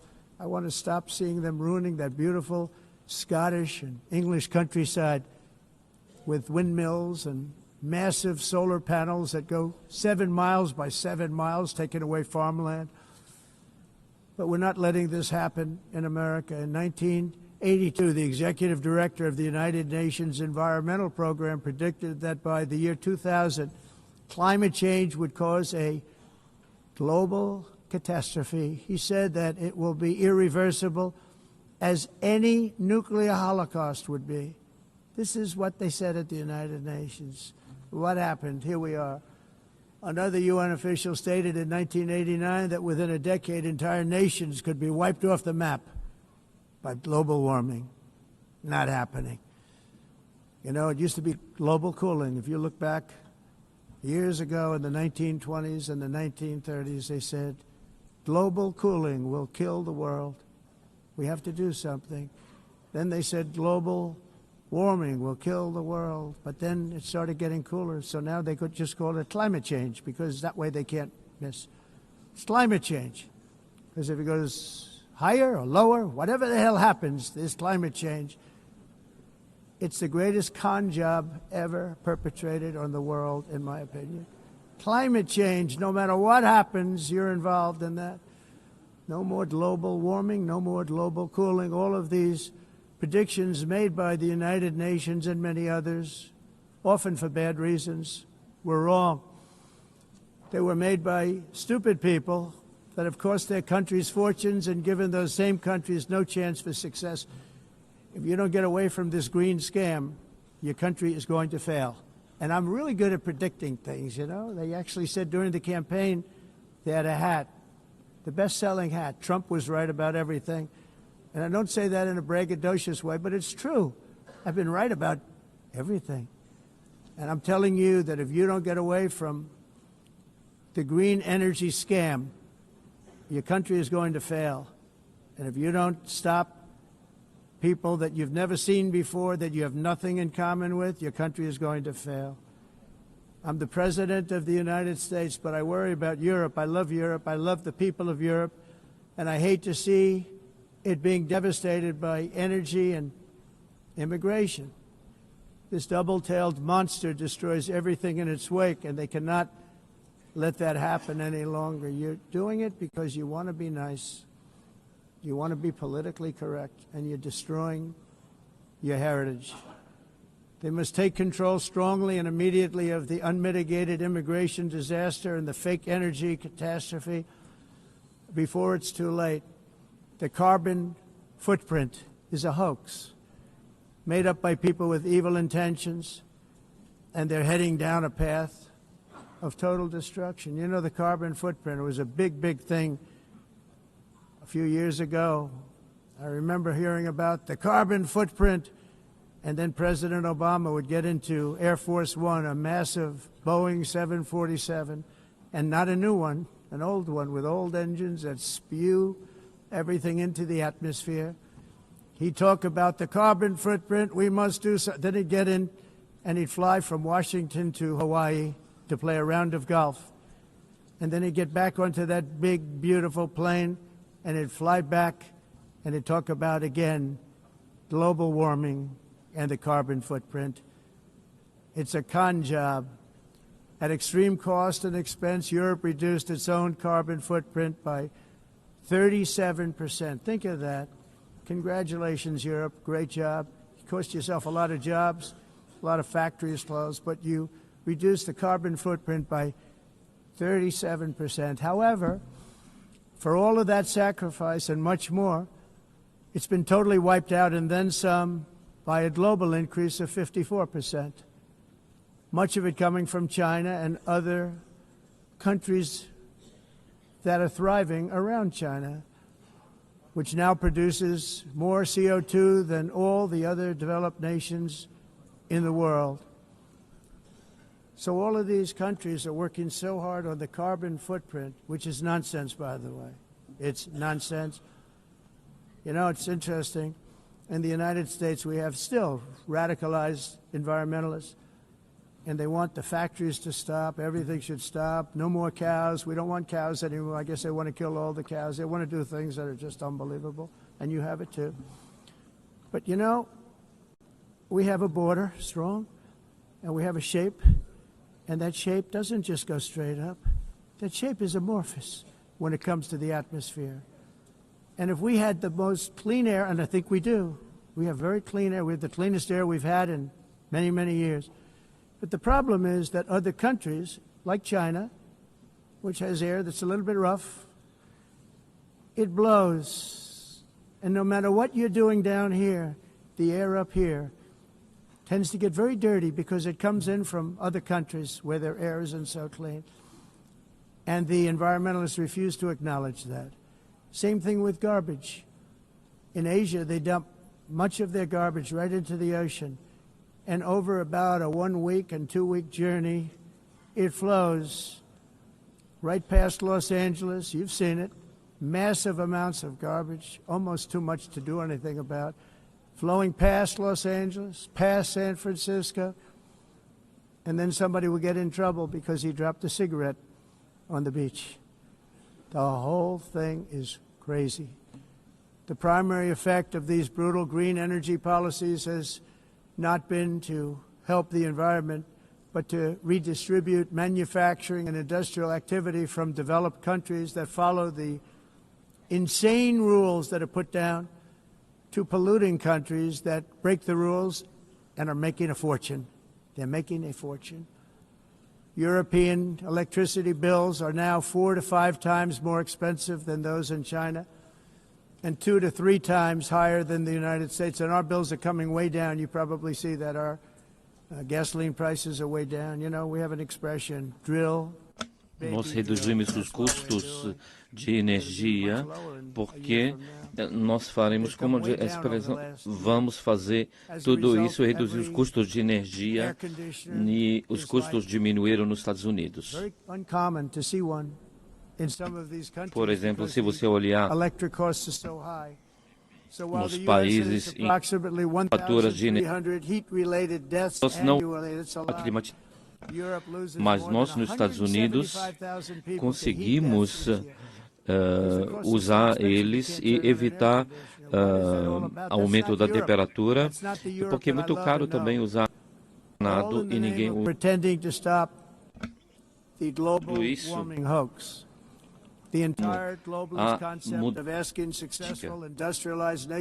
Essa agenda mundialista não tem nenhum sentido. País That's why in America I withdrew from the fake Paris Climate Accord, where, by the way, America was paying so much more than every country. Others weren't paying. China didn't have to pay until 2030. Russia was given an old standard that was easy to meet, a 1990 standard. But for the United States, we're supposed to pay like $1 trillion. And I said, this is another scam. The fact is, the United States has been taken advantage of by the world for many, many years, but not any longer, as you probably noticed.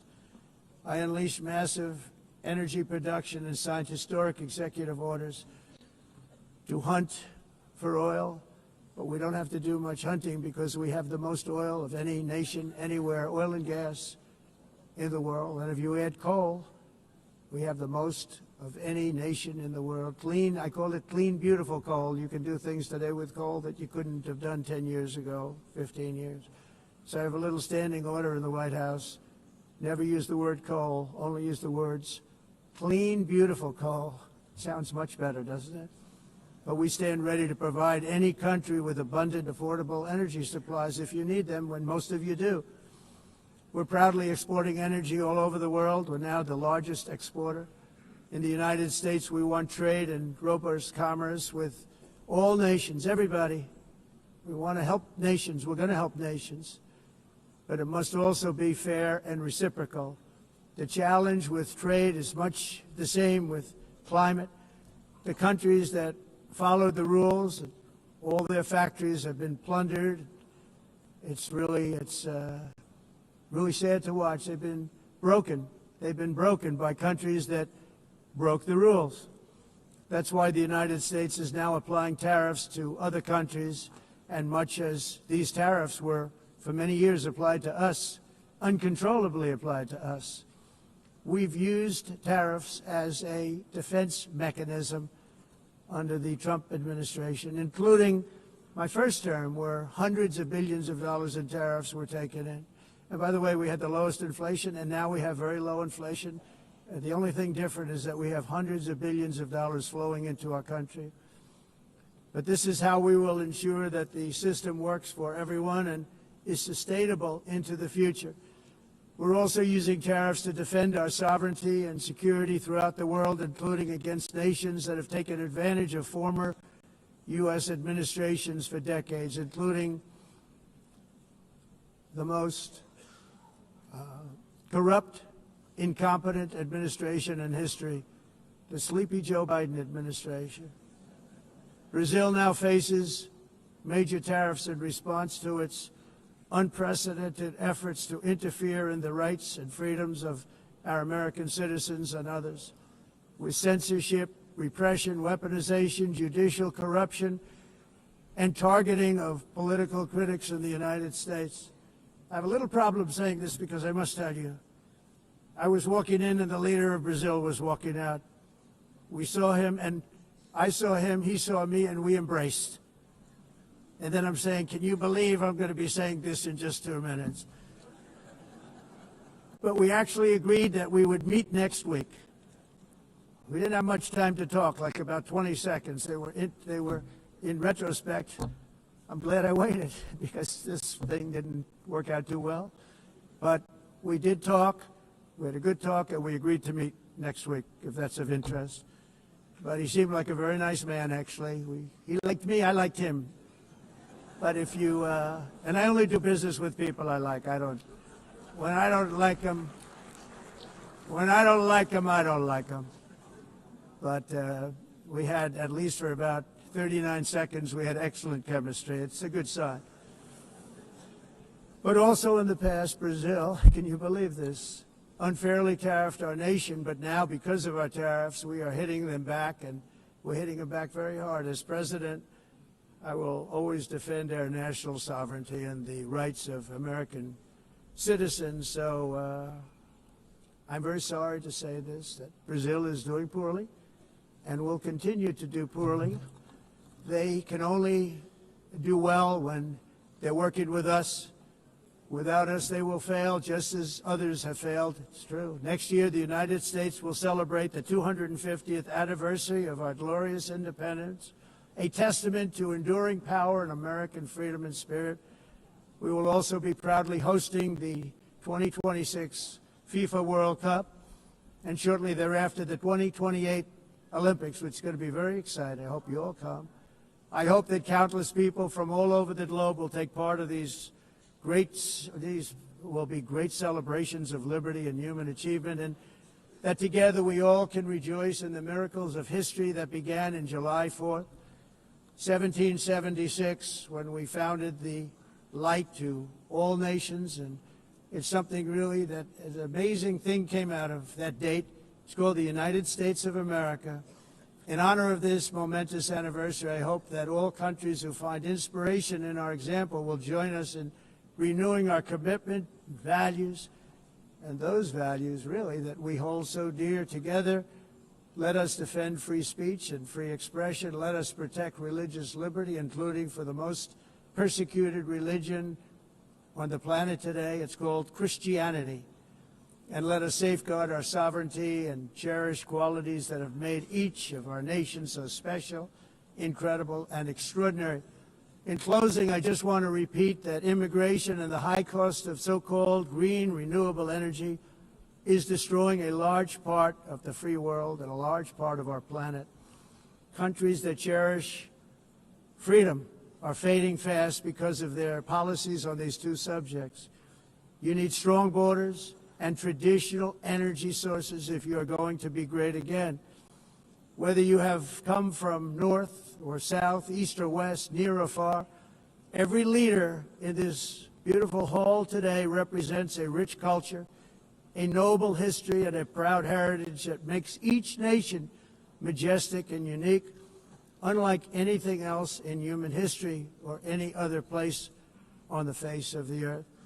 From London to Lima, from Rome to Athens, from Paris to Seoul, from Cairo to Tokyo and Amsterdam to right here in New York City, we stand on the shoulders of the leaders and legends, generals and giants, heroes and titans who won and built our beloved nations, all of our nations, with their own courage, strength, spirit, and skill.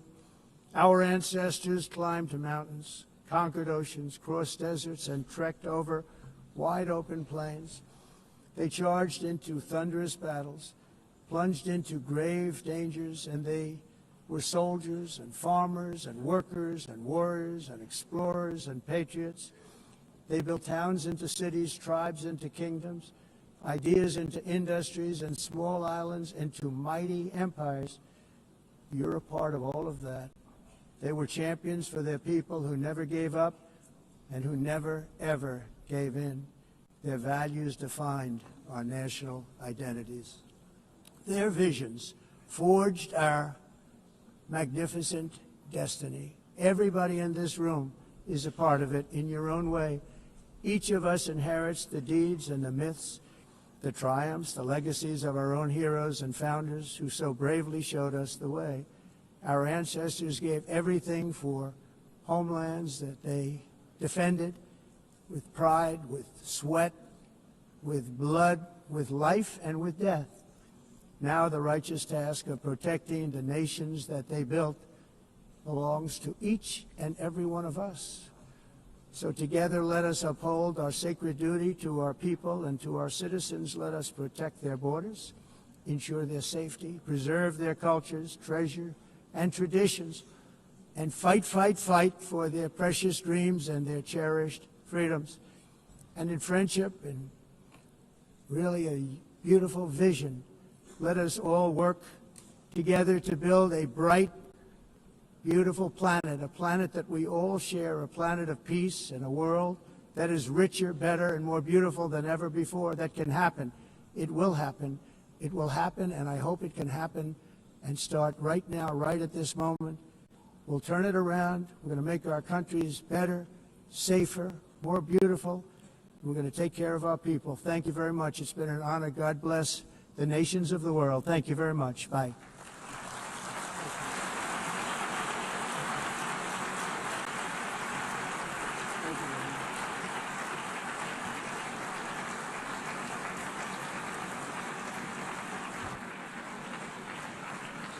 On behalf of the Assembly, I wish to thank the President of the United States,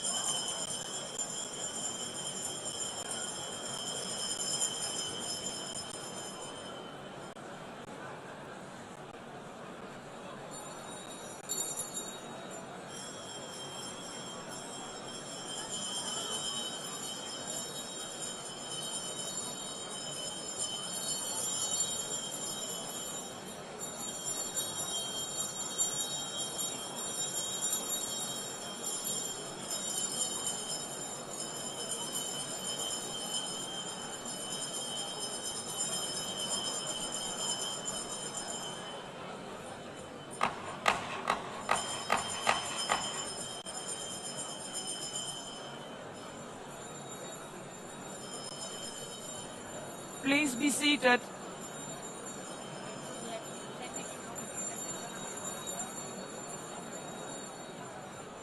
Please be seated.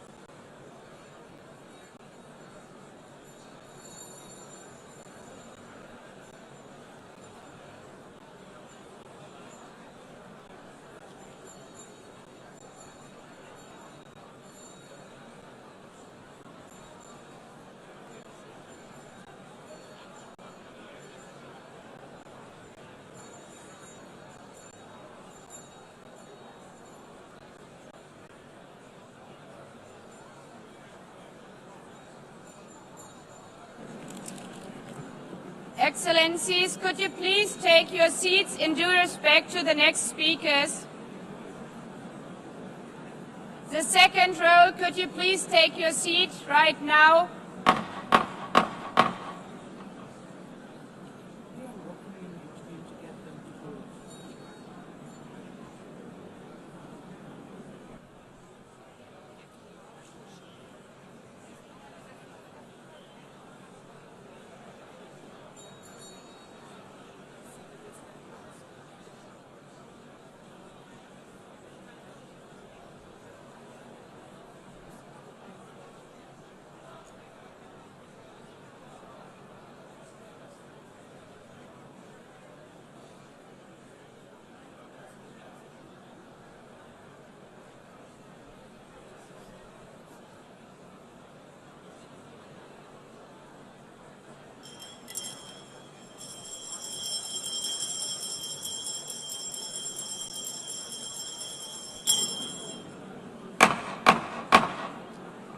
Please take a seat now. With due respect to the next speakers, I would kindly ask you, gentlemen in the left row, please take your seats. We will continue.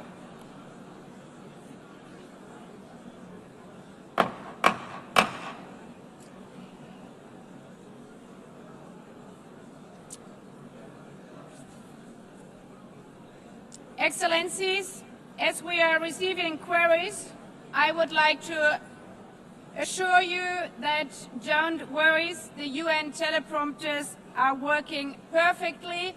And by this technical note, I would like to call on the next speaker. The Assembly will hear an address by His Excellency Prabowo Subianto, President of the Republic of Indonesia. I request protocol to escort His Excellency and invite him to address the Assembly.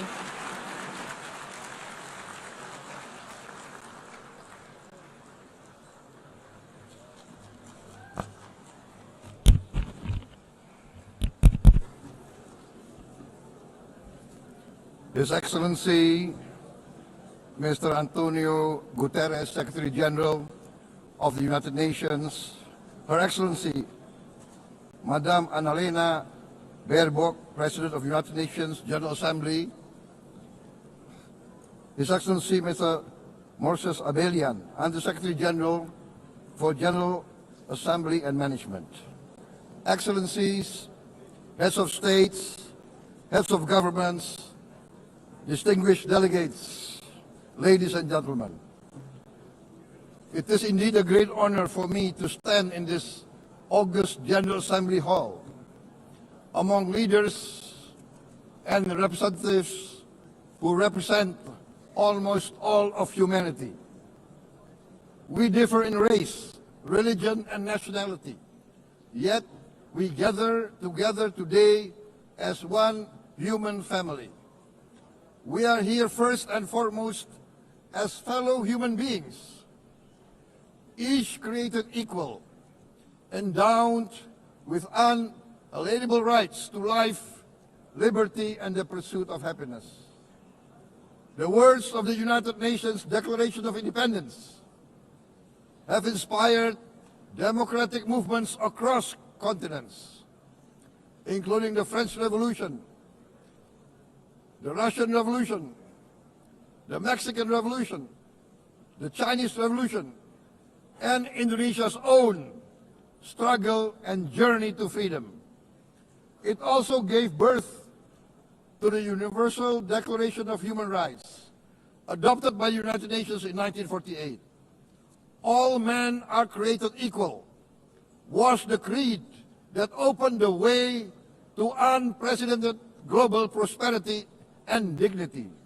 And yet, in our own era of scientific and technological triumphs, an era capable of ending hunger, poverty, and environmental ruin, we also continue to face today grave dangers, challenges, and uncertainties. Human folly, fueled by fear, racism, hatred, oppression, and apartheid, threatens our common future.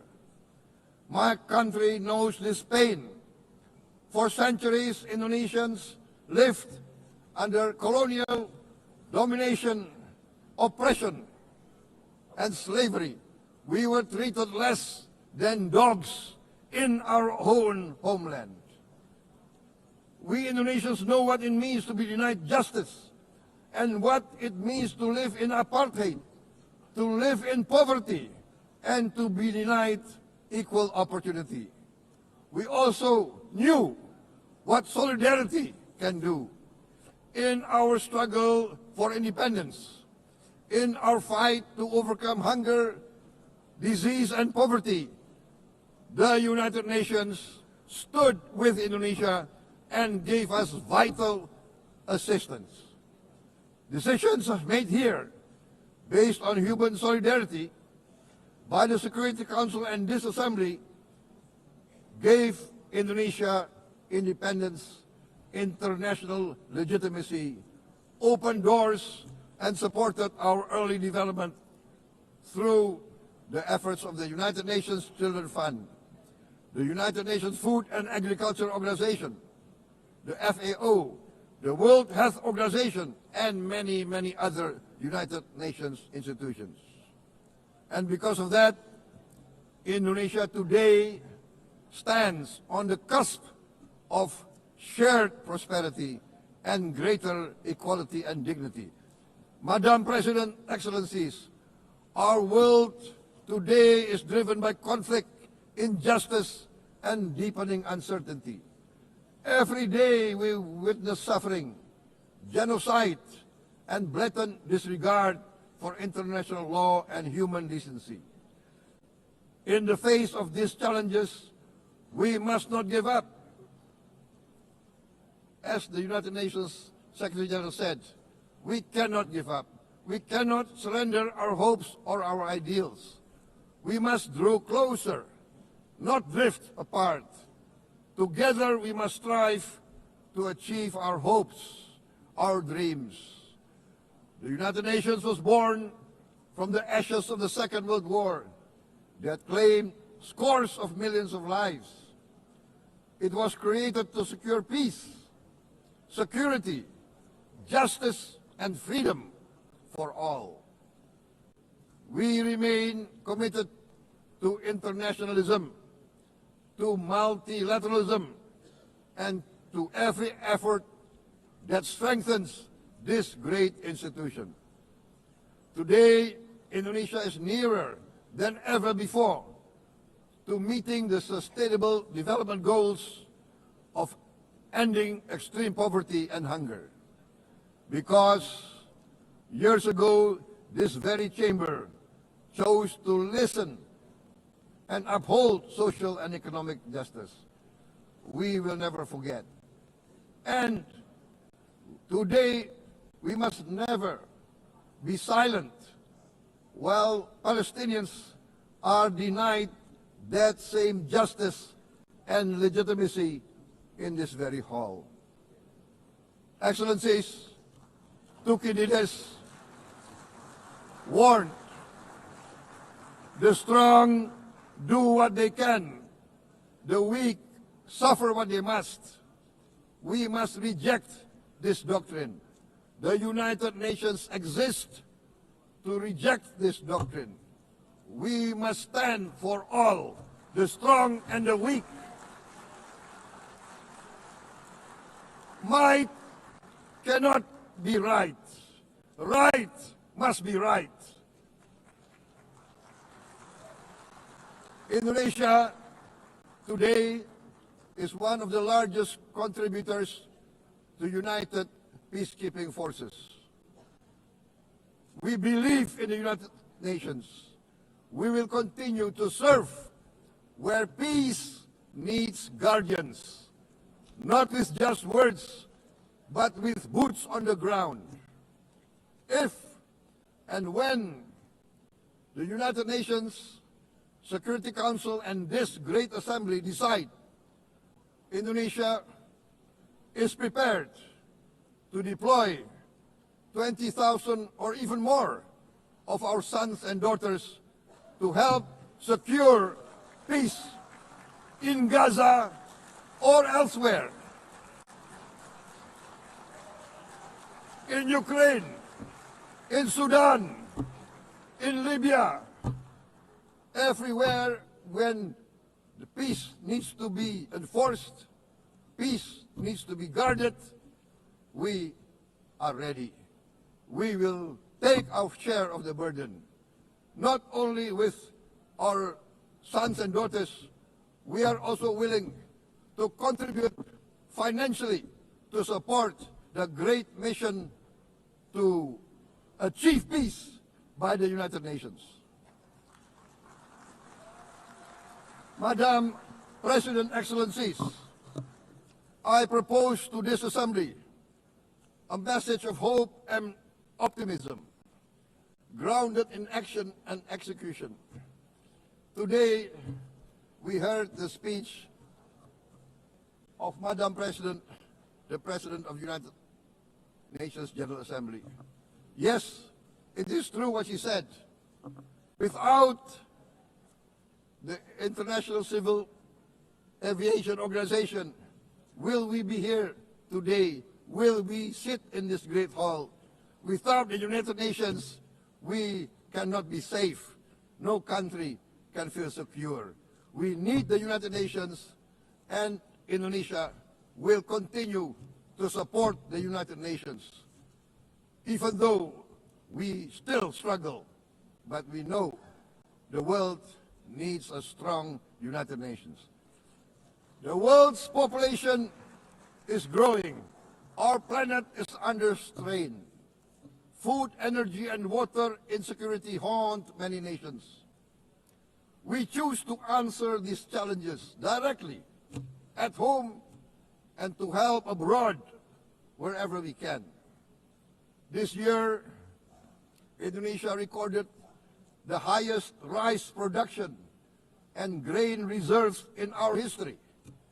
We are now self-sufficient in rice, and we are starting now to export rice to other nations in need, including providing rice for Palestine. We are building resilient food supply chains, strengthening farmer productivity, investing in climate-smart agriculture to ensure food security for our children and for the children of the world.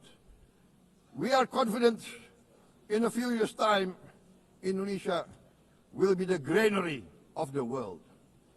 As the world's largest island state, we testify before you that we are already experiencing the direct consequences of climate change, particularly the threat of rising sea levels.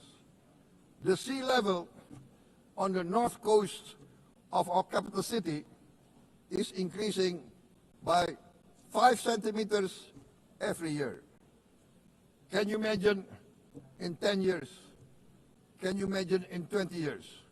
For this, we are forced to build a giant seawall, 480 kilometers in length. It will take us maybe 20 years, but we have no choice. We have to start now. Therefore, we choose to confront climate change, not by slogans, but by immediate steps. We are committed to meeting our 2015 Paris Agreement obligations. We aim to achieve net zero emission by 2060, and we are very confident we can achieve net zero emission much earlier. We aim to reforest more than 12 million hectares of degraded forest, to reduce forest degradation, to empower local communities with quality green jobs for the future. Indonesia is shifting decisively from fossil fuel-based development towards renewable-based development. From next year, most of our additional power generation capacity will come from renewables. Our goal is clear: to lift all of our citizens out of poverty and make Indonesia a hub for solutions to food, energy, and water security. Madam President, Excellencies, we live in a time when hatred and violence can seem to be the loudest voices. But beneath this loud noise lies a quieter truth, that every person longs to be safe, to be respected, to be loved, and to leave a better world to their children. Our children are watching. They are learning leadership, not from textbook, but from our choices. Today, still, a catastrophic situation in Gaza is unfolding before our eyes. At this very moment, the innocent are crying for help, are crying to be saved. Who will save them? Who will save the innocent? Who will save the old and women? Millions are facing danger at this very moment. As we sit here, they are facing trauma. They are facing irreparable damage to their bodies. They are dying of starvation. Can we remain silent? Will there be no answer to their screams? Will we teach them that the human family can rise to the challenge? Madam President, we must act now. Many speakers have said that. We must stand for a multilateral order where peace, prosperity, and progress are not the privilege of a few, but the right of all. With a strong United Nations, we can build a world where the weak do not suffer what they must, but live the justice that they deserve. Let us continue humanity's great journey of ideals, the selfless aspirations that created the United Nations. Let us use science to uplift, not use science to destroy. Let rising nations help others to lift themselves. I am convinced that the leaders of the great world civilizations of the West, of the East, of the North, of the South, leaders of America, Europe, of India, China, the Islamic world, the whole world I am convinced they will rise to their role demanded by history. We are all hopeful that the leaders of the world will show great statesmanship, great wisdom, restraint, humility, overcome hate, overcome suspicion. Madam President, distinguished delegates, we are greatly heartened by the events of the last few days, where significant leading countries of the world have chosen to side with history, to choose the right side of history, the path of the moral high ground, the path of rectitude, the path of justice, the path of humanity, to shun hatred, to overcome suspicion, and to avoid the use of violence. The use of violence will beget violence. No one country can bully the whole community of the human family.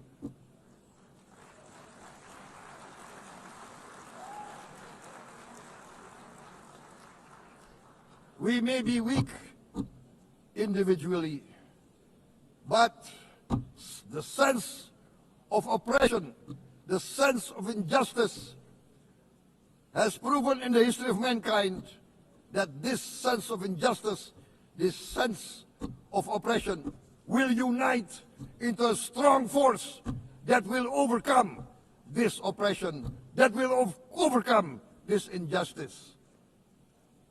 To close, I would like to reiterate again Indonesia's complete support for the two-state solution in Palestine. We must have an independent Palestine, but we must also recognize, we must also respect, and we must also guarantee the safety and security of Israel. Only then we can have real peace, and no longer hate and no longer suspicion. The only solution is this two-state solution. Two descendants of Abraham must live in reconciliation, peace, and harmony. Arabs, Jews, Muslims, Christians, Hindus, Buddhists, all religions, we must live as one human family. Indonesia is committed to being part of making this vision a reality. Is this a dream? Maybe, but this is the beautiful dream that we must work together towards. Let us work towards this noble goal. Let us continue humanity's journey of hope, a journey started by our forefathers, a journey that we must complete. Thank you. Wassalamualaikum warahmatullahi wabarakatuh.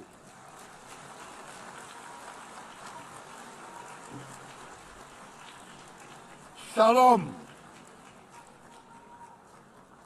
Om Santi, Santi, Santi Om. Namo Buddhaya. Thank you very much. May God bless us all. May peace be upon us. Thank you very much. Thank you. On behalf of the Assembly, I wish to thank the President of the Republic of Indonesia.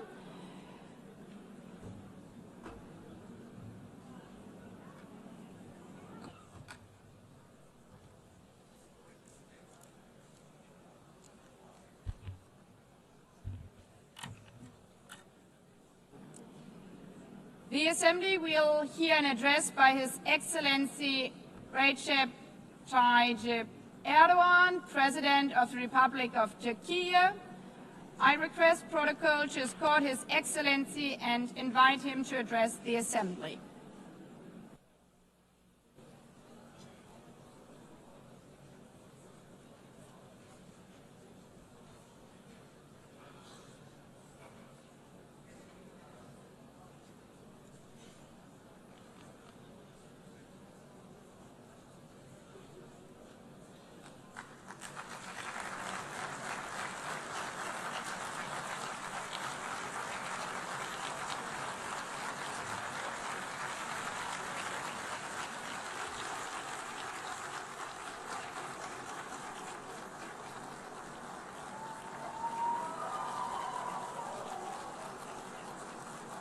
Sayın Başkan, Excellency, President of UNGA, devlet ve hükümet başkanları, Excellencies, Heads of State and Government, Sayın Genel Sekreter, Distinguished Secretary General, kıymetli delegeler, distinguished delegation members, şahsım ve milletim on behalf adına of myself and en my kalbi nation, I duygularımla greet you all with selamlıyorum. most heartfelt feelings. Birleşmiş Milletler I wish 80. for the Genel 80th Kurulu'nun United tüm Nations insanlık General için Assembly to hayırlara bring vesile blessings to olmasını all temenni humanity. ediyorum.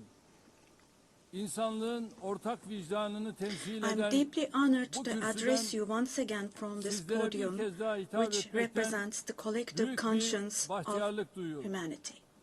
Genel Kurul Başkanlığını tamamlayan I congratulate Sayın Mr. Young, Young'ı who tebrik ediyor. has completed Bu his görevi term as devralan President of the General Sayın Assembly, Berbok'a and I wish başarılar success to diliyorum. Ms.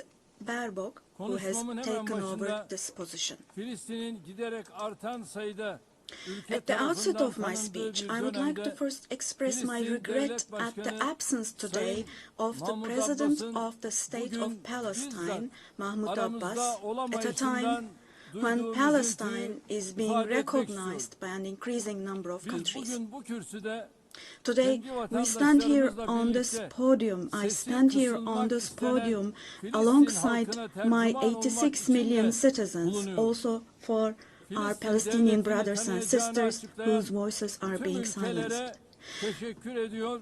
Henüz bu kararı almayan I'd like to devletleri thank all the ise countries bir an who önce announced that they harekete recognize the geçmeye state of çağırıyorum. Palestine, and I call Sayın on Başkan, all the other countries değerli üyeler, who have not done so yet Birleşmiş to do Milletler so to şartı recognize bundan the state of 80 yıl Palestine önce as soon as San possible. Francisco'da imzalandı Esteemed President, ve distinguished members, 24 Ekim the United Nations Charter 1945'te was signed in San yürürlüğe Francisco girdi. 8 years ago, and it Birleşmiş entered into Milletler force on Kuruluş October the Şartı'nın 24th, ilk 1945. maddesinin ilk I kelimelerini would like to recall burada here again the first tekrar words of the hatırlatmak first isterim. article of the UN Charter. Birleşmiş Milletler'in Quote, amacı the uluslararası purpose of barış the United Nations ve is güvenliği to maintain korumaktır. international peace and Evet, security, bizler unquote. bu salonda Birleşmiş As Milletler'in we celebrate the 80th anniversary 80. of the yaşını UN in kutlarken this hall, dünyanın grave events birçok are bölgesinde unfolding in many parts kuruluş of the world şartının that cast ilk a shadow maddesinin over the ilk very first kelimelerine words of gölge the düşürecek UN Charter's vahim opening hadiseler yaşanıyor. article. Özellikle Gazze'de gözlerimizin önünde Particularly in 700 Gaza, günü right aşkın before bir our very süredir eyes, soykırım genocide has been going devam on ediyor. for over Biz 700 days toplantı now. halindeyken dahi Even as we Gazze'de gather here, as we şu speak anda now, siviller Israel is currently katlediliyor. massacring civilians in Gazze'de Gaza. ölen sivillerin sayısı The number of civilian 65 casualties bini in geçti. Gaza has surpassed Enkaz altında 65,000. kaç cenazenin olduğu Unfortunately, henüz the number of bilinmiyor. people who are still trapped under the Ölenlerin rubble 20 is binden not yet fazlası known, çocuk. and more than 20,000 İsrail of those who tarafından died were children. son 23 aydır For the last her 23 saat, months, evet, a her child saat has been murdered bir by çocuk Israel in acımasızca Gaza every hayattan hour. Yes, kopartılıyor. every hour. Bunlar sayı değil dostlar. These are not just figures, Hepsi birer dear can, friends. All birer of these, each one masum of insan. these is a Şu anda person, a sadece human being, silahlarla innocent değil, people. People are now being açlık killed not with silahıyla da weapons, insanlar but with the öldürülüyor. weapon of starvation. 21. yüzyılda medeni In the dünyanın 21st bakışları century, altında under the gaze of the civilized world, 428 people died of starvation. Out of those 428, ve sayı her geçen gün 146 artıyor. were children, Şimdi and size this number is increasing Gazze'deki every day. günlük hayatı anlatan Now, bir fotoğraf I will show you a göstereceğim. photo, which is a picture from daily life in Birinci Gaza. fotoğraf The first photo, gördüğünüz gibi as you see, ellerinde these are değerli people. kadınlar. These are women Ben with hepimiz these cups that they are elimizi holding in their vicdanımıza koyup hands, cups cevap and verelim. buckets. Just 2025 feel your yılında conscience and answer böyle the bir following gaddalığın question. makul bir sebebi Can we possibly have a olabilir mi? reasonable reason Fakat for this insanlık brutality adına in bu utanç 2025? manzarası Gazze'de This 23 shameful aydır her gün picture in Gaza has tekrar been ediyor. unfolding and is being repeated 365 every day kilometre for kare içinde 23 yaşayan months now. And there are 2.5 million Gazans who live in 365 square kilometers. And every day what happens is they are being dragged from one place to another. The healthcare infrastructure of Gaza is completely collapsed. Doctors have been killed or they have disappeared while under custody. Ambulances have been hit. Hospitals targeted and destroyed. Treatment is not possible. Surgery is not possible. It's not possible to find medications. Now, dear friends, now, as Tayyip Erdogan, with a heavy heart, with my heart bleeding here, I'm telling you, innocent little ones, just 2 or 3 years old, without hands, arms, or legs, have become, unfortunately, a common sight to see in Gaza.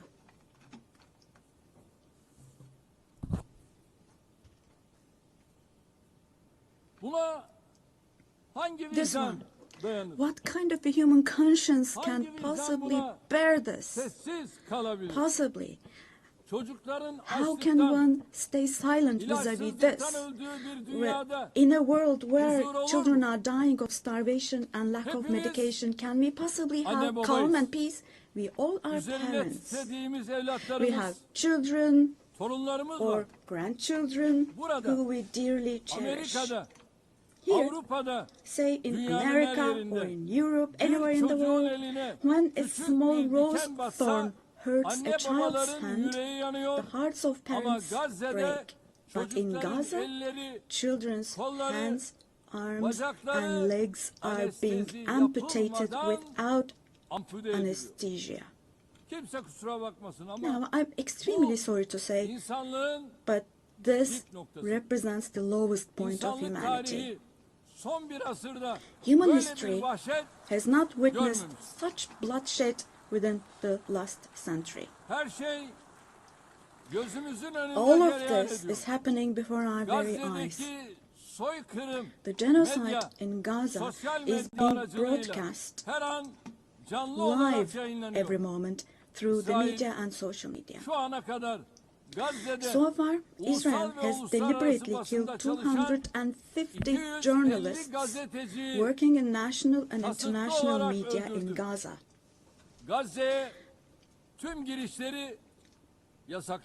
And they have closed all the entrance into Gaza, but they still have not been able to cover up the genocide. I wholeheartedly support Secretary General Guterres because he consistently draws attention to the ongoing genocide in Palestinian territories, and I would like to once again congratulate him for his courage.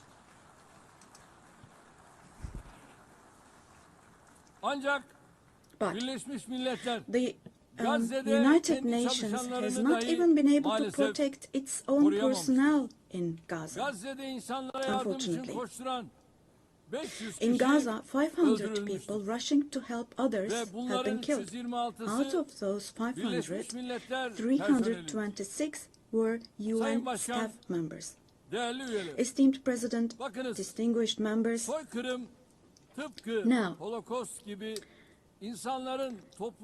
genocide, like the Holocaust, is a shameful concept which refers to the mass extermination of people. It's a barbaric concept.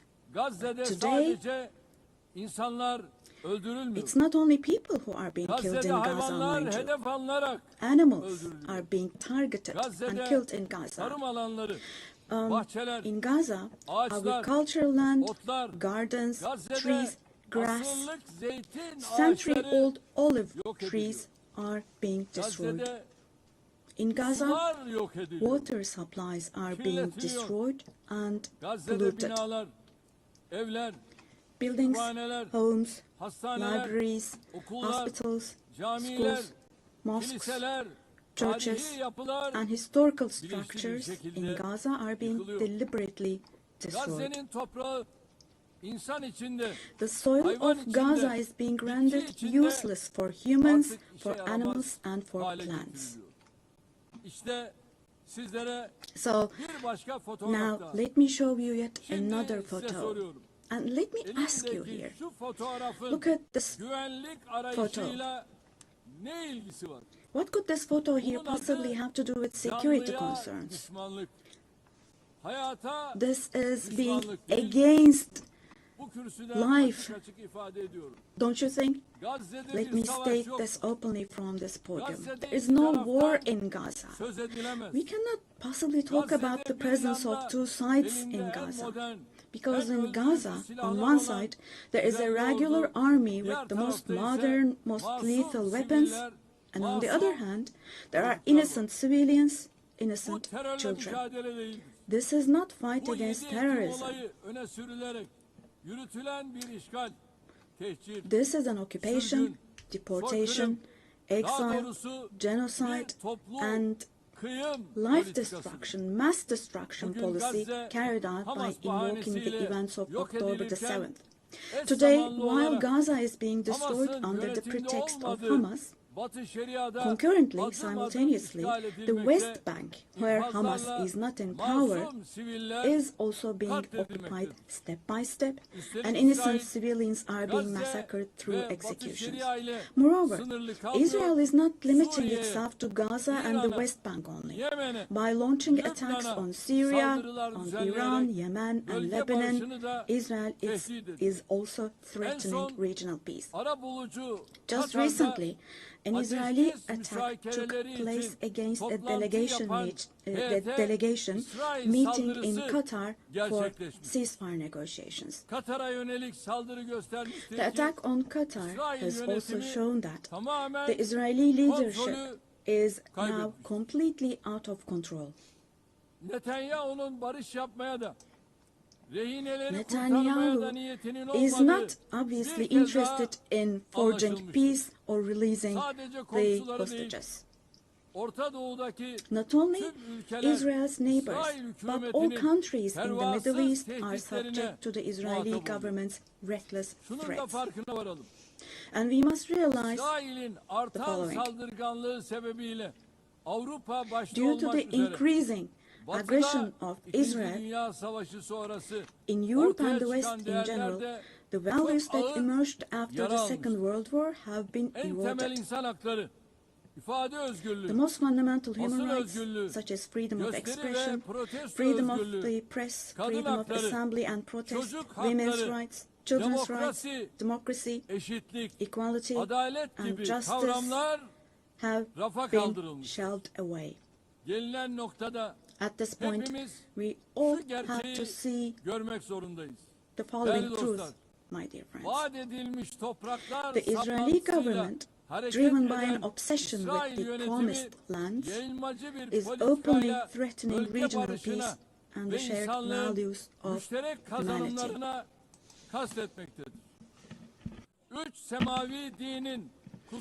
Three celestial religions. Jerusalem hosts all three celestial religions, and a common inherited holy place, Al-Quds, is holy for all three religions. This madness disturbs conscientious Jews. It fuels anti-Semitism around the world. We cannot continue with this madness anymore.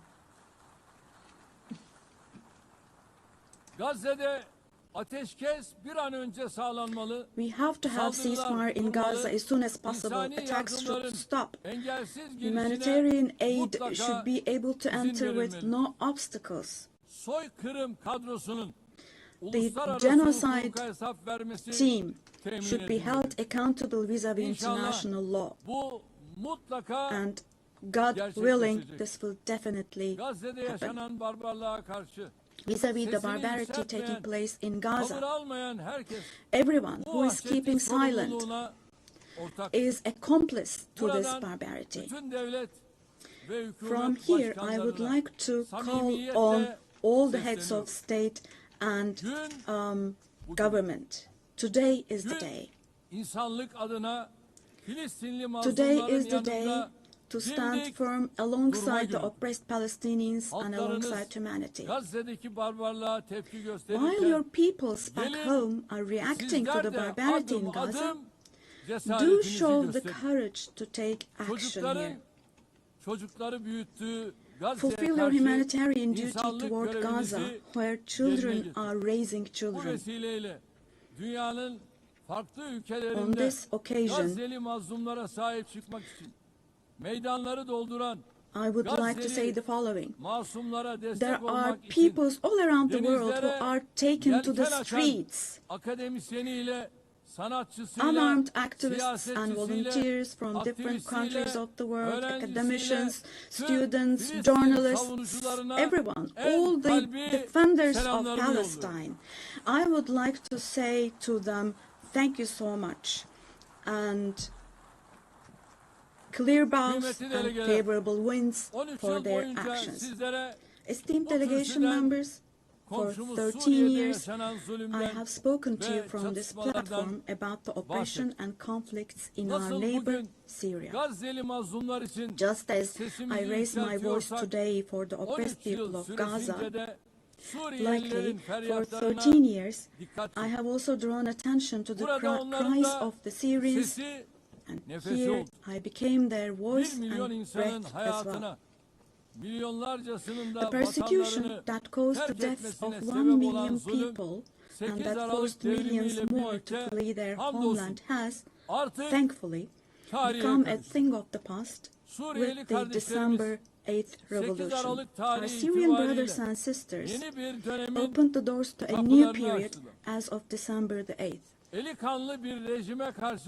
I believe that the people of Syria who fought against a bloodthirsty regime will also be able to carry the victory they achieved at great cost to its rightful place, God willing. We'll support with all our means the vision of a one and unified Syria with no forms of terrorism, especially ISIS, being present. A free Syria where security is established is what we want. As stability takes root in Syria, the winners for sure will be all the neighboring countries, our entire region, along with Syrians. And the brotherly countries in the Gulf. I would like to thank them for their contributions for Syria to recuperate. All the regional and international actors who share the same principles with us, God willing, we will continue with our cooperation with all those actors in the same manner. Esteemed friends, we hope that the nuclear issue with our neighbor Iran will be resolved through diplomacy as soon as possible. It should not be forgotten that our region cannot tolerate yet another crisis. Meanwhile, the stability, security and prosperity of our neighbor Iraq are extremely important for the well-being of our region. In this regard, we attach great importance to strategic moves based on stability and prosperity, such as the Development Path Project. In the north, we are hosting with great enthusiasm the Istanbul process between Russia and Ukraine, both of which are our neighbors.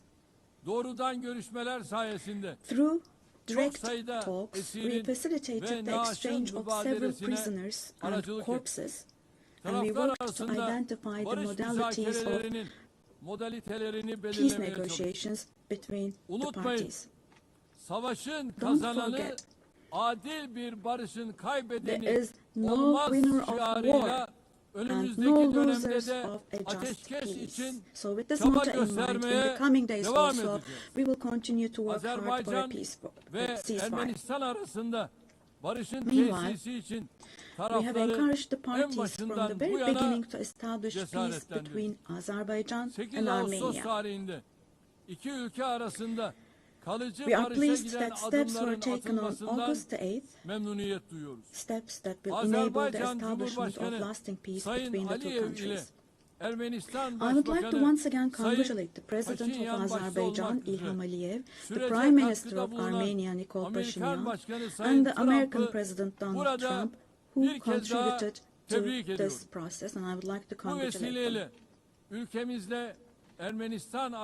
On this occasion, I would also like to state that the normalization process between our country and Armenia is progressing as planned. Within the scope of the Ankara process, which is another of our mediation activities, we continue our efforts to resolve the conflict between Somalia and Ethiopia. I hope that the parties will successfully conclude this genuine initiative as soon as possible. Distinguished delegation members, we have been implementing the Montreux Convention, which guarantees security in the Black Sea. And we have been implementing this convention impartially and to the letter for exactly 89 years now. We want to see the Aegean Sea and the Eastern Mediterranean as a basin of stability and prosperity where the legitimate interests of all parties involved are respected. We are ready for constructive cooperation on all issues, particularly on energy and the environment, and we expect the same approach from our neighbors. On this occasion, I would like to particularly underline that projects which exclude Turkey and the Turkish Republic of Northern Cyprus in the Eastern Mediterranean, such projects which exclude us will not be successful.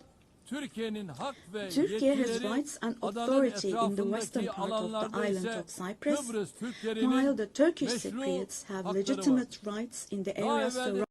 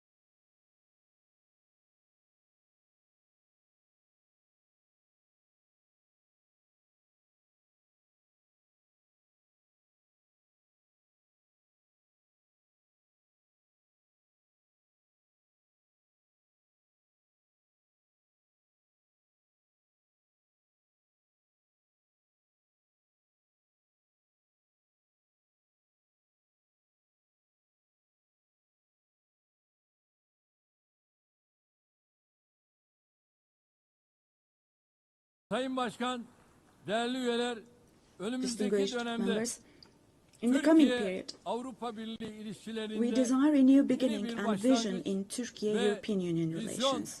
Arzuluyoruz. Bu vizyon günü This kurtaran should değil, not be a vision that just saves the day, but rather a vision that redefines the horizon and shapes our shared future. bunun için elbette For this, Avrupa it is Birliği'nin de of course bizim important kadar that the European Union is as willing and determined as we are. Net güvenlik sağlayıcısı bir ülke As a olarak net security provider, we continue to contribute to the operations and ve missions of Avrupa the United Birliği'nin Nations, harekat NATO, ve misyonlarına OSCE, katkılarımızı and the sürdürüyoruz. European Union. 2026 yılındaki NATO zirvesini The annual NATO summit Ankara'da next year toplayacağız. will be held in Turkey, NATO in Ankara. müttefikimiz Amerika Birleşik Devletleri ile The USA, who is our NATO ally. ticaret, Our relations with yatırım, them are continuing enerji on trade, ve investments, savunma sanayi energy, başta olmak üzere defense industry, birçok alanda in addition güçlendiriyoruz. to other many areas, and we're Atayurdumuz, strengthening our Orta relations with Asya'daki them. Meanwhile, we attach great importance to the peace, stability and prosperity of our brotherly countries in Central Asia, which is our ancestral homeland. Our organization of Turkic states is moving forward with confidence on the path to becoming a global actor, going beyond being merely a regional umbrella. We are making intensive efforts to ensure the continuation of peace and stability in the Balkans, where we have strong historical, cultural and people ties. The Balkan Peace Platform, which we established in July, is the newest and most concrete manifestation of our efforts in this direction. And this October, we'll once again assume the command of KFOR forces. In Afghanistan, our fundamental desire is that the current administration demonstrates an approach that embraces the society and that takes human values into consideration. In this process, it is essential that the international community does not leave Afghan people alone, and as Turkey and as the Turkish nation will stand by the Afghan people at all times. Esteemed friends, in South Asia, we consider the preservation of peace and stability to be of utmost importance. We are pleased with the ceasefire achieved following the tensions last April between Pakistan and India, the tension which had escalated into a conflict. It is important to see a cooperation between the two countries when it comes to counterterrorism. The issue of Kashmir should be resolved on the basis of resolutions of the UN for the best for our brothers and sisters in Kashmir through dialogue, we hope. In the continent of Africa, from education to health, from infrastructure to in other areas, our relations are improving annually. And while providing all possible support to Somalia, we are also continuing our humanitarian aid activities. In Sudan, the conflict that has been going on for over 2 years saddens us deeply. Stopping the bloodshed in Sudan and establishing sustainable peace is the shared responsibility of the international community. And Turkey's efforts in this direction will continue. The Great Lakes region has suffered greatly from years of ongoing instability and conflict. Our hope is that these conflicts in the east of the Democratic Republic of the Congo will give way to lasting peace and stability. We wholeheartedly support the efforts being carried out under the mediation of the US and the facilitation of Qatar. The increasing terrorist activities in West Africa, particularly in the Sahel Basin, are also of great concern to us. We will continue our unwavering efforts to ensure peace, tranquility and stability for the peoples of this region with whom we share historical ties. Drawing inspiration from the historical double-headed Turkish Selçuk eagle, I would like to emphasize that our relations with Asian countries in Turkish foreign policy are of great strategic importance. We pursue a 360-degree approach in this policy. Within the framework of our Return to Asia initiative, we are deepening our engagement with regional organizations such as ASEAN, the Indian Ocean Rim Association, for example. We will continue to develop new partnerships with Asian countries, and we attach great importance to developing our relations with Latin America and the Caribbean region in a spirit of partnership and a win-win approach. We are determined to further strengthen the friendly ties we have established with all the countries in the region. Esteemed delegation members, increasing protectionist trends in international trade and disruptions in supply chains are leading to fundamental changes in the global economy. To successfully address current challenges, we support the reform of rules-based international trade, including the World Trade Organization. I believe access to affordable, safe and sustainable energy is essential, particularly for developing countries, to be able to achieve their development goals.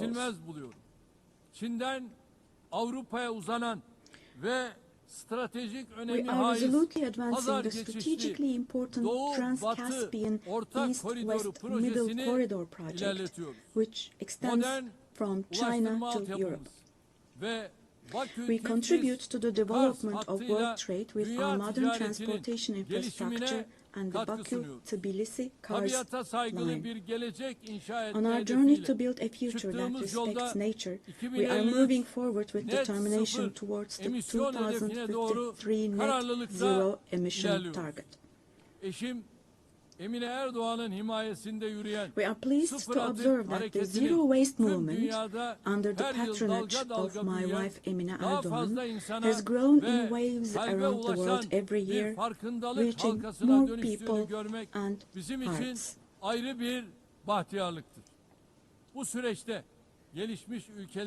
In this process, it is no longer a choice for developed countries to fulfill their responsibilities. It has now become an obligation for them. As one of the countries providing the most development aid in the world, we are striving to achieve the UN Sustainable Development Goals.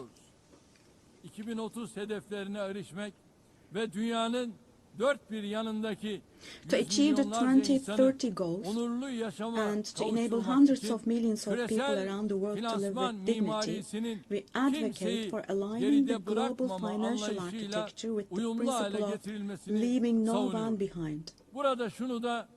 And here, let me also particularly draw your attention to the following. While we grapple with geopolitical challenges, humanity is also witnessing an extraordinary leap forward in artificial intelligence, AI. The transformative power and the benefits offered by these technologies, no society should be deprived of these benefits. AI technologies should be used for the benefit of humanity, not as a new tool of domination. The UN Technology Bank for the least developed countries, which we host in Turkey, plays a critical role in closing the digital and technological gap.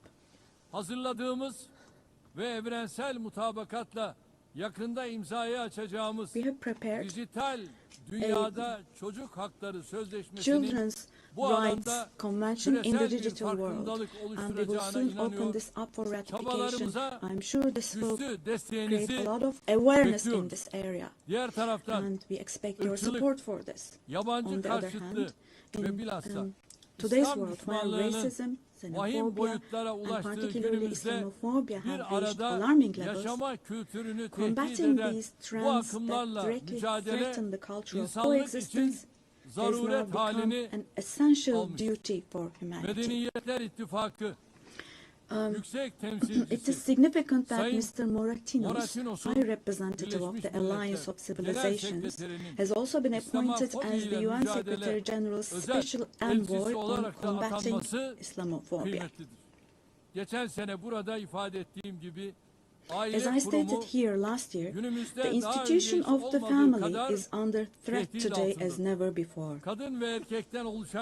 Defending the family, consisting of a woman and a man, means defending humanity, defending nature, life, and the future.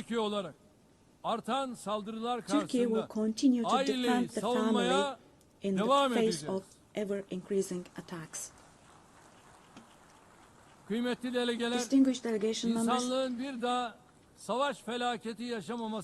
the roots of the UN, established to prevent humanity from experiencing the disaster of war again, are filled with values that will eliminate the dark era we are in. We fully support the UN APT initiative launched by Secretary General Guterres to make our organization more effective and more efficient.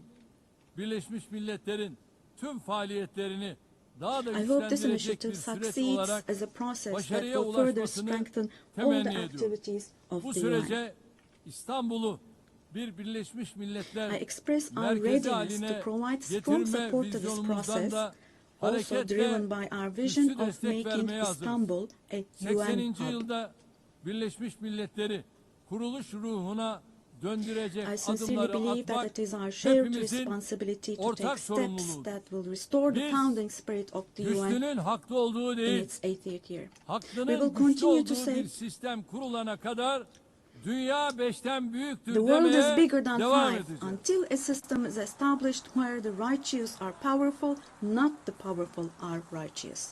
Görevimiz sistemi Our terk duty etmek is değil, not to abandon the system, onarmak, but rather to yeniden repair it işler hale and to getirmek. make it work again. Hiç şüphesiz Without a doubt, daha adil a bir more dünya just, a mümkündür. fairer world is Türkiye possible. daha adil bir Turkey dünyanın will inşası patiently için continue its fight for mücadelesini the construction sabırla of a more devam just world. ettirecektir. Rabbim yar ve So, yardımcımız may God olsun help diyorum. and aid us Hepinizi all. bir kez daha Once again, sevgi let me ve greet you all saygıyla selamlıyorum. with Kalın kind regards sağlıcakla. and thank you.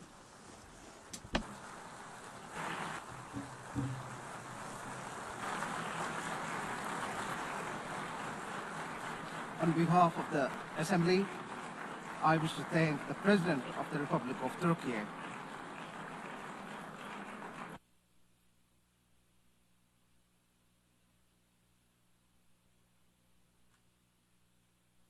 Assembly will hear an address by Her Excellency Dina Ercilia Boluarte Segara, President of the Republic of Peru. I request protocol to escort Her Excellency and invite her to address the Assembly.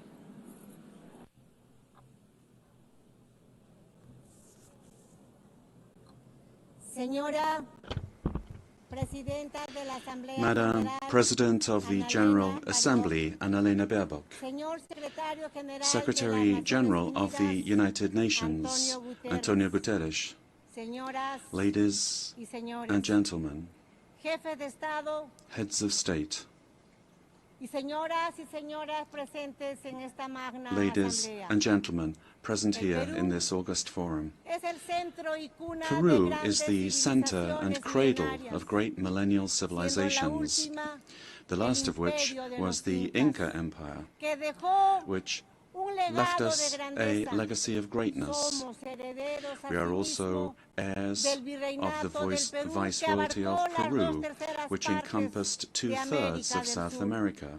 Somos un país mestizo, We are a mestizo mezcla nation, fundamental a entre fundamental hispanos mix y between andinos, Hispanic and Andean orgulloso de peoples, ser heredero proud to de be los the más heirs grandes of the imperios two de greatest Europa y empires América of Europe del and siglo America XVI. of the 16th El century. pueblo peruano The es Peruvian hoy people today resiliente, are resilient, emprendedor, solidario, entrepreneurial, amante supportive, de la paz, and lovers of la peace, libertad y la freedom, democracia. and democracy. Nuestros grandes Our great writers, escritores, Mario Mario Vargas Vargas Llosa y and José María Arguedas, Arguedas, compartieron la idea shared the idea de que el Perú that es Peru país is a de country todas of las sangres. all bloods. Nuestra identidad expresa Our identity creativamente que creatively somos la expresses that we are de los the diversos, unity of the diverse, unidos bajo la misma united roja y under the blanca same bandera red and peruana. white Peruvian flag.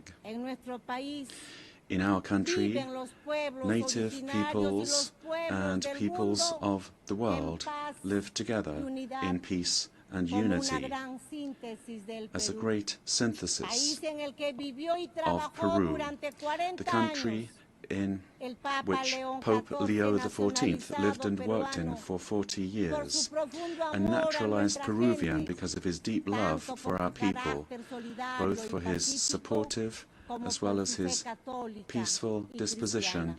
and his Catholic and Christian faith. Todos los estudios señalan All studies que somos el indicate país más that we are the most emprendedor del mundo, entrepreneurial razón country in the world, por la cual después de la pandemia which is del why, COVID-19, after the que por COVID-19 una pandemic, pésima that due administración to gubernamental poor government administration, alcanzó más de 2 claimed millones more de than 2 fallecidos. million lives. Nos hemos empezado a But we have recuperar begun to logrando hoy recover, más de 17 meses and de today crecimiento we look back on more than consecutivo 17 de months nuestra of economía. consecutive Hemos economic growth. derrotado la recesión We have y la overcome inflación the recession and originada por la inflation violencia caused by política political violence y por la and by corrupción. corruption, Un golpe de a Estado failed fallido coup d'etat, y la fuga de más de and 20 the flight mil of more than millones de $20 dólares billion entre los años 2021 that was between y 2021 and 2023. 2023. Hemos recuperado la We confianza have de la inversión nacional, regained pero the trust of también national but also del extranjero of foreign y investment, abrazado and a la we have libertad. embraced freedom. Somos un país solvente We y are a estable solvent and a stable por el country. golpe de Estado de diciembre del 2022 Because of the coup attempt que of December pretendía 2022, instaurar una which sought to dictadura establish a sometiendo dictatorship a todos los by poderes del forcing all Estado, branches of the tuve state que asumir into submission, I had to constitutionally la presidencia de la assume the República. presidency of the Republic. Desde ese entonces Since se that date, estableció una a narrative por la cual was el established golpista by which se the coup convirtió en plotter víctima y la became a presidenta victim, and the president, who constitutionally and legally assumed the presidency, fue acusada was por algunas accused voces by de some golpista quarters y of being a usurpadora. coup plotter and La usurper. mentira trastocada en verdad. Lies turned into truth, la verdad en and truth mentira. turned into lies. Este es uno de los temas This is que one nuestro- of the de nuestro issues tiempo. of our time. La construcción The de building narrativas of falsas false que narratives buscan armar to proyectos attempt to políticos defend antidemocráticos. anti-democratic political La projects. reflexión es que las The thinking ideologías del goes odio, that ideologies of con sus hatred, proyectos de with their estados projects of fallidos failed states que crecen that como grow estados into todopoderosos, all-powerful states, requieren para require, imponerse una in order narrativa to impose falsa their will, para a lograr su false objetivo narrative por medio in order to de la achieve their violencia objectives que en el through poder violence, and aplasta who, las once in libertades, power, crush aplasta freedoms, los medios de comunicación, silence a the la press oposición and democrática, democratic opposition, viola los derechos humanos violate y de ahí human sí rights, al and control, begin to control, confiscación to y confiscate, expropiación and de to las expropriate empresas privadas, private companies, creando una burocracia creating corrupta a corrupt bureaucracy destruye la that economía, destroys the economy, la sociedad y la society, moral pública. and public morality. El primer paso The para first todo step ello for achieving es all la of this construcción is to build de un a relato en el narrative que se in order miente, to se lie, engaña to y se deceive, manipula. and to manipulate. La ideología del odio de The clases ideology es of muy class hábil hatred is very en skillful trastocar la at realidad y distorting construir reality falsos and relatos, building false pues narratives, utiliza el método because it uses the totalitario de repetir totalitarian ad method infinitum of repeating a una lie mentira, ad como infinitum, se hiciera as en was el done mundo in the world antes de la Segunda before Guerra the Mundial Second y World como se War, viene and haciendo as is happening nuevamente again porque el today, because totalitarismo se totalitarianism renueva, se presenta renews con itself, otros rostros, presents itself with other porque faces, lo que sigue siendo una grave amenaza but remains para a los serious países threat to para el countries and to the world. El cínico relato se ve The cynical reforzado narrative is por el reinforced intervencionismo by en los interventionism asuntos in the internos de los internal países, affairs of countries, apoyando y difundiendo supporting and spreading falsedades falsehoods para to destruir destroy la democracy democracia y and eliminar eliminate la libertad. freedom. En el Perú In Peru, hemos superado we have overcome una fuerte, organizada strong, y persistente violencia organized and política que persistent political pretendía violence la vuelta that al sought the gobierno del return of the golpista. coup plotters government, año and 2024 since se ha 2024, logrado avanzar progress en el has been made restablecimiento de in la restoring estabilidad stability y and la confidence, confianza, razón por la cual and This is why the Peruvian economy managed to grow this year by 3.3%, and in the current year, 2025, is exceeding 3.5% growth, with forecasts that in 2026 the trend of economic growth will continue. The government guarantees 3 years of economic growth, being the leader in South America. Inflation is below 2% annually. International reserves amount to more than $88 billion, and our currency remains stable, and it's getting stronger every day. Our external debt is less than 32.2% of GDP, one of the lowest in the Americas and in the world. And our fiscal deficit this year will be 2.2% annually.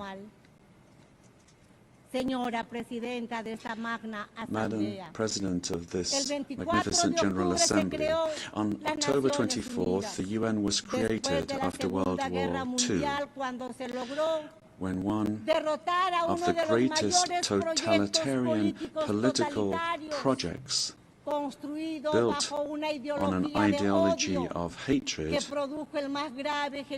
leading to the most serious genocide in human history, the Holocaust, was defeated. And this is something that we must never, I say never, forget. That dreadful war caused the death of 60 million human beings. All ideologies of hate, class hatred, and its elevation as a principle and driver of history, racial hatred, nationalist hatred, religious hatred, ethnic hatred, hatred against women, amongst others, are the causes for the worst crimes committed in human history. Ideologies of hatred build narratives as absolute truths that instrumentalize people and nations. The political constitution of my homeland, Peru, affirms that the defense of the individual and their dignity is the supreme goal of society and of the state. Peru, therefore, rejects the two principal hate narratives in the world, namely class hatred and religious hatred. These are the origins of wars and inhumane violence. In Peru, we suffered for more than 20 years from a messianic, dogmatic, violent and genocidal terrorism that cost the lives of more than 70,000 Peruvians. The terrorist hates elections and the citizens' right to choose and to be and to stand for election. When they participate, they do so to destroy democracy from within. However, the narrative that they wanted to impose is a flagrant lie. The armed forces and the police, who defended the life and the freedom of Peruvians, are now accused of violating human rights. Thus, the heroes who defended life, democracy, and freedom are turned into victimizers, and the terrorists are turned into victims. In this way, the heroes who defended democracy are being persecuted in trials that drag on for decades, while the terrorists are compensated and considered victims. This is the world in reverse. The UN was a fundamental milestone in the 20th century, but in the 21st century, we must be more vigilant. It is our duty to prevent the world from plunging into new genocides and new violence. It is not acceptable in a civilized world that one country invade another using a false narrative to justify a war that first and foremost attacks the civilian population. It is not acceptable to slaughter civilians, to capture hundreds of young people, women, and even children, and use them as hostages. We live under the threat of international organized crime. In Peru, international crime based on extortion uses terrorist methods such as bomb attacks to submit citizens to its will. These criminal organizations that use weapons of war have created financial mechanisms to launder blood-stained money, sending large sums back to their countries of origin. They seek to normalize this violence, which requires, in order to be defeated, recognition by the UN as terrorist organizations and new national and international legislation to stop them being a threat to the democratic system and to the development of peoples. It is also imperative that we act against drug trafficking and illegal mining that destroys the environment, pollutes rivers, and condemns peoples and individuals to slavery. International crime has subjected thousands of women taken from their home countries through violence and deception and being exploited and deprived of their freedom. Ladies and gentlemen, we are living through times that recall the darkest chapters of our modern history, and Peru is convinced that the world does not need less UN, but more and a better UN, one that is in tune with the times. In times in which ideologies of hatred that cause and cause so much damage to humanity have taken refuge in lies, in misinformation, and which have penetrated democratic societies. Peru, as a founding member, is committed to an open multilateral system.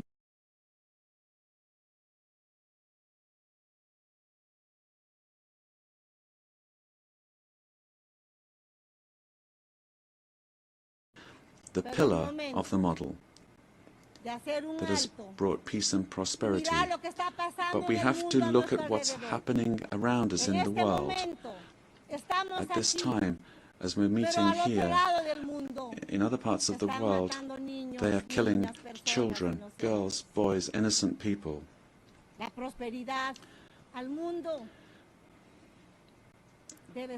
Prosperity will only come if we are united and work together. And we have to adapt to new threats.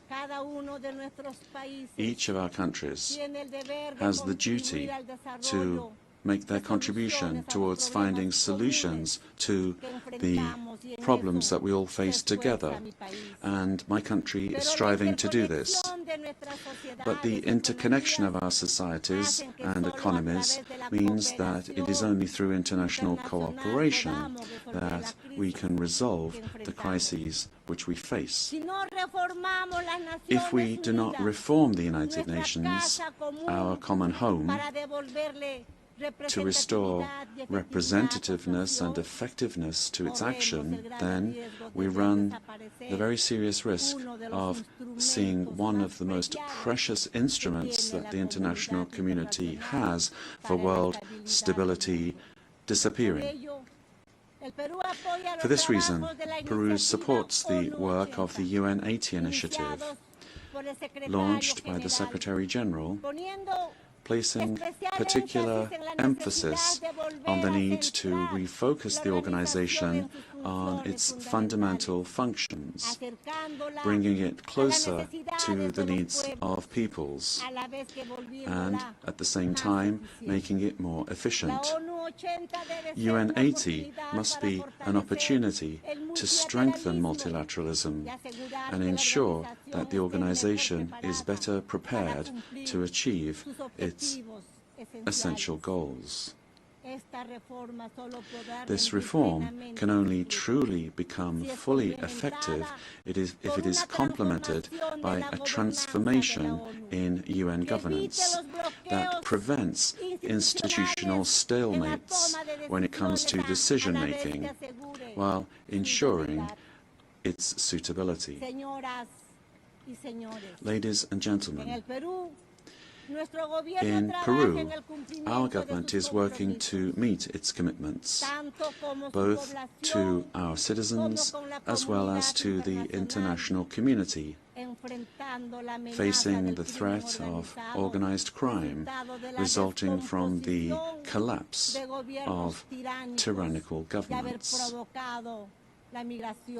that led to migration to other countries. This is true of our country. From day one, my government has fought to restore governance in the country and to defeat polarization and violence. In Peru, there is full separation of powers, the rule of law, respect for freedom and human rights. My government is the most stable of the last 5 years, during which 5 presidents have succeeded one another. We are fighting for citizen security, facing crime that takes advantage of the rise in the price of gold and drug trafficking. We have achieved positive, verifiable results in these areas. We are working to strengthen human capital. We are fighting child malnutrition and anemia. And we are building schools and hospitals throughout the country, which has not been done in recent years. The priority is children, women, and the Peruvian family. We are modernizing the country's infrastructure, ports, airports, roads, bridges, designing an economy that is better connected to the world, as well as a firm policy for fighting corruption. Our goal is to guarantee free and impartial elections, defeating the attempt of a violent minority that seeks their failure.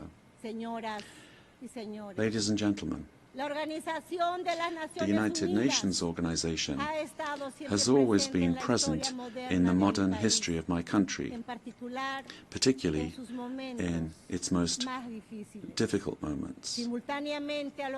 Similarly to what is happening elsewhere in the world, and despite our efforts, Peru today finds its democratic institutions and the rule of law under attack by the polarization of politics, the cause and consequence of the return of extremist violence. We suffer from the scourge of transnational organized terrorist crime, which causes deaths, attacks, insecurity, and drug trafficking that destroys the social fabric. We face the threat of climate change that is destroying our Amazon, causing the melting of our glaciers, and putting our biodiversity at risk. We promote inclusive and sustainable growth in a context of opposing powers. But none of these problems is merely national, but global. This is why We need the United Nations to once again be a forum for dialogue and cooperation. I wish to recall the legacy of Ambassador Javier Pérez de Cuellar, who managed to do relevant work in the organization despite the Cold War. With that example in mind, and in view of our region's adherence to the purposes of the Charter, and in order to ensure better representation, we believe it is time for the next Secretary General to come from Latin America. Ladies and gentlemen, Peru is committed to ensuring that this General Assembly this year is not a mere commemoration, but the reaffirmation of our commitment to collective action that will revitalize the United Nations as a tool that supports peace and global unity, as well as development. We must stand firm in the truth, in the face of narratives that try to conceal it, pervert it, or openly lie in order to hide agendas that do not correspond to our time, much less to the destiny of humanity. For this reason, it is essential that we strengthen truth against narratives that are based on hatred, the lie repeated that seeks to impose itself and only leads to destruction. But despite all of these obstacles, truth will find a way, and truth will set us free. Peace and unity for Peru and for the world, for all those on the planet. Ama Chiknikuspa, ama Yuyakuspa, buscando el desarrollo de nuestro pueblo. Let us seek the development of our peoples, presidents of the world. Together, let us work together, without hating one another. Let us work for the development of our peoples. Yes to life, no to violence, and no to war. Thank you very much.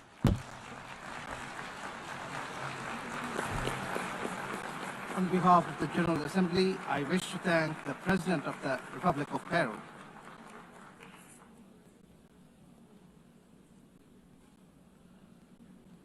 The Assembly will hear an address by His Majesty King Abdullah II Ibn al-Hussein, King of the Hashemite Kingdom of Jordan. I request protocol to escort His Majesty and invite him to address the Assembly.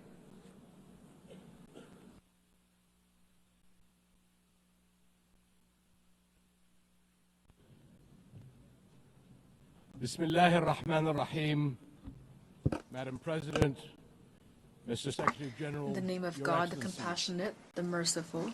Another year, another UN General Assembly, and another occasion when I stand before you to address the same issue, the conflict in the Middle East.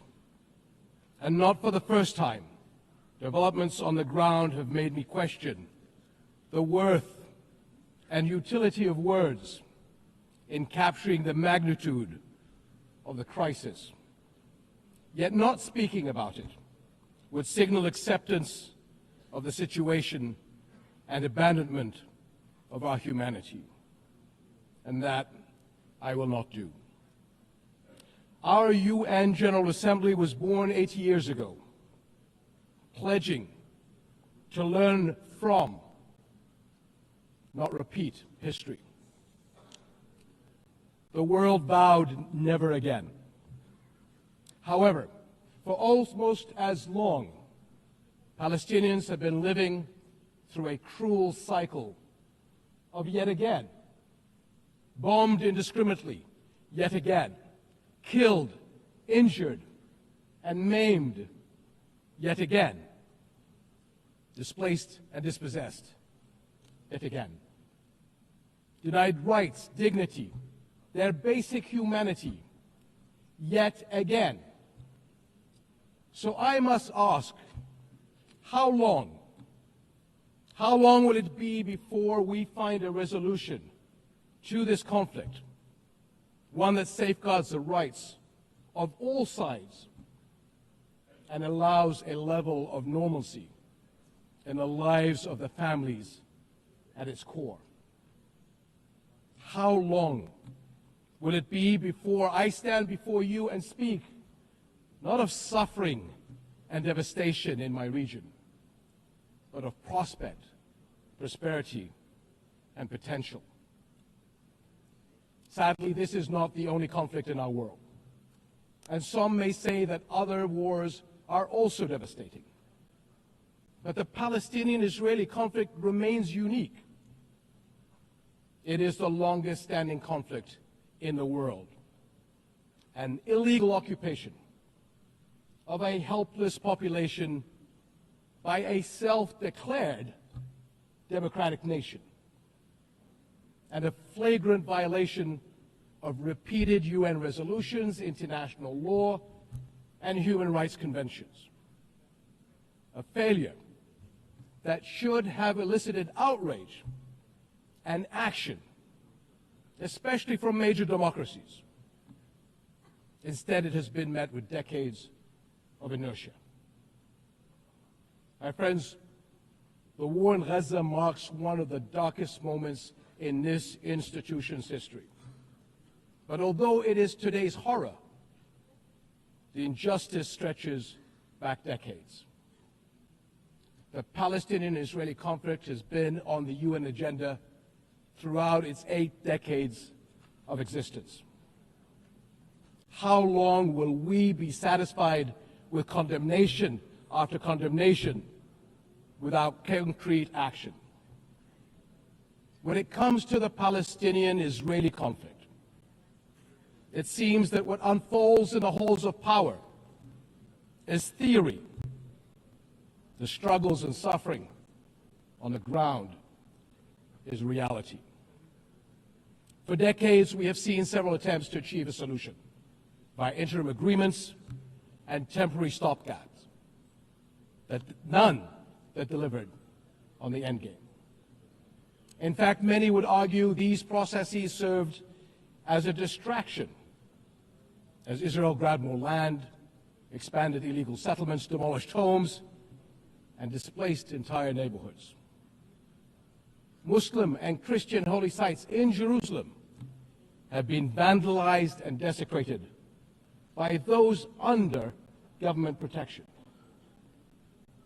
And throughout all these years, Israeli families, too, have not been able to live in true security because military action cannot bring the safety they need. Nowhere is that more evident than in Gaza. More than 60,000 Palestinians killed, 50,000 children injured or killed, miles of burnt-out rubble, neighborhoods, hospitals, schools, farms, even mosques and churches in ruins, widespread starvation. And what we are seeing is only a glimpse, because never in our modern history has the lenses of international media been obstructed like this from capturing the reality on the ground. Almost 2 years in, and the cruelty of this military campaign continues unabated.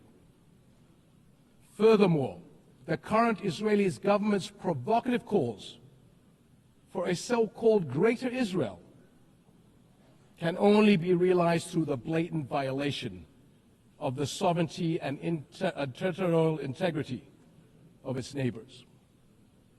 And there is nothing great about that.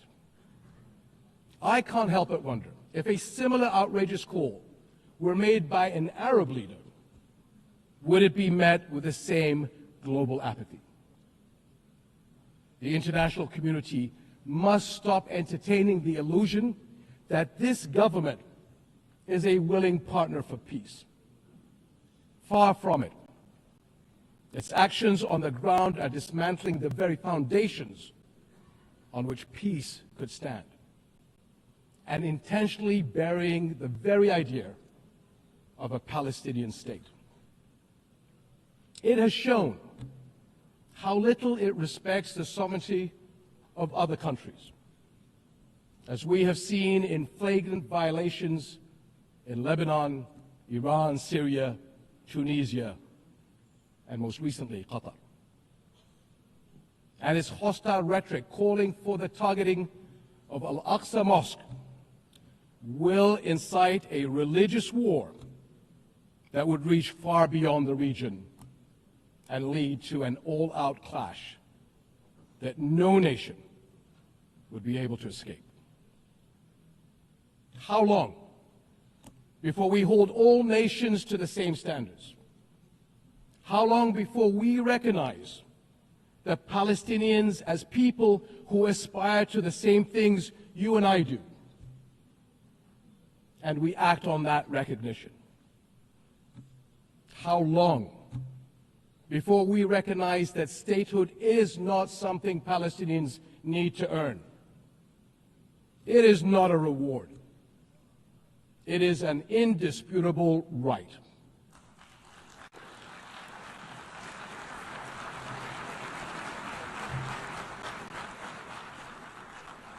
In Jordan, we are determined to work for a world in which people are secure in their homes, are safe to practice their faiths, and are able to live and thrive in dignity. As custodians of Muslim and Christian holy sites in Jerusalem, we safeguard these holy places against actions that violate the city's legal and historical status quo. Compromising the delicate balance in the holy city will turn it into a tinderbox that ignites global conflict. And Jordan is serving as the main base for international humanitarian response in Gaza, working by all possible means to provide critical supplies of aid and food. And we appreciate our regional and international partners. I'm also immensely proud of the many Jordanians, including men and women of Jordan Armed Forces, who are at the heart of this effort. Ground convoys, aircraft crews, doctors, nurses, and mobile medical staff who work even under fire to provide relief. These and countless others carry forward Jordan's deep heritage of compassion and generosity to people in grave need. My friends, amid such darkness, there is a glimmer on the horizon. We are seeing more nations stepping up on behalf of a permanent ceasefire in Gaza, one that ensures the release of all hostages, unhindered humanitarian aid, and support for the Palestinian people as they rebuild. We all know that force is no foundation for security. It is a prelude for greater violence. Repeated wars are teaching generations of Israelis and Palestinians that their only recourse is the gun. Security will only come when Palestine and Israel begin to coexist. Seems I have the same problem as President Trump. Begin to coexist side by side. This is the two-state solution, in line with international law and UN resolutions. An independent and viable Palestinian state with East Jerusalem as its capital, alongside a secure Israel living in peace with its neighbors. For almost a quarter of a century, this has been the promise of the Arab Peace Initiative, in which Arab and Muslim partners around the globe extended their hand.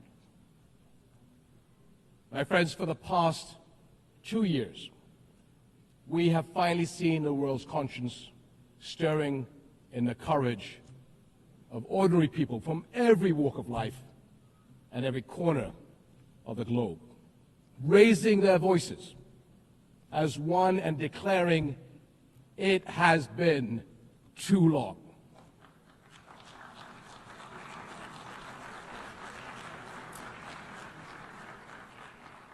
This United Nations must echo that call. It has been too long, and it must act on that call until peace is a reality. Thank you.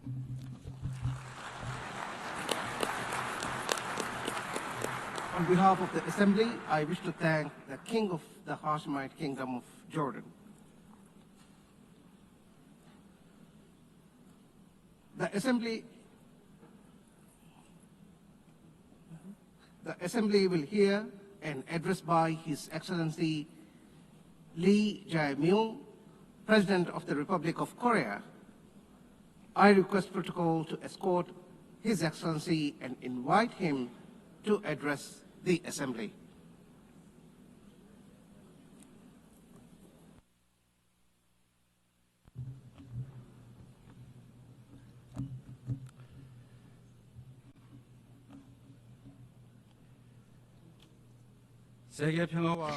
I would like to express my respect and gratitude to all members of the United Nations and staff of the UN Secretariat for their contribution to world peace and shared prosperity.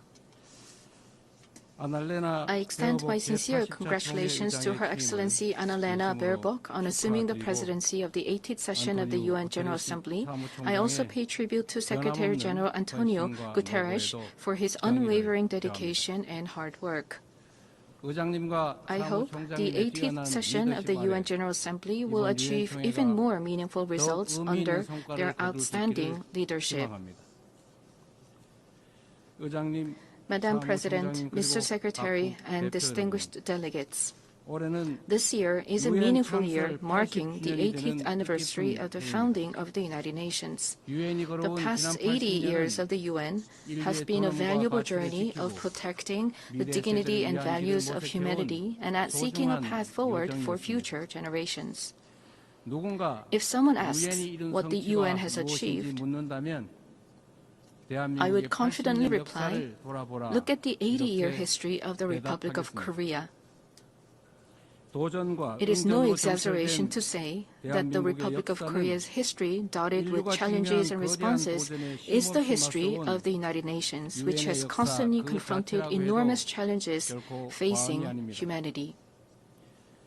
Liberated from colonial rule the very year that the United Nations was founded, the Republic of Korea emerged from the scars of division and ashes of war through UN assistance, maintaining national identity while achieving industrialization and blooming into a democracy.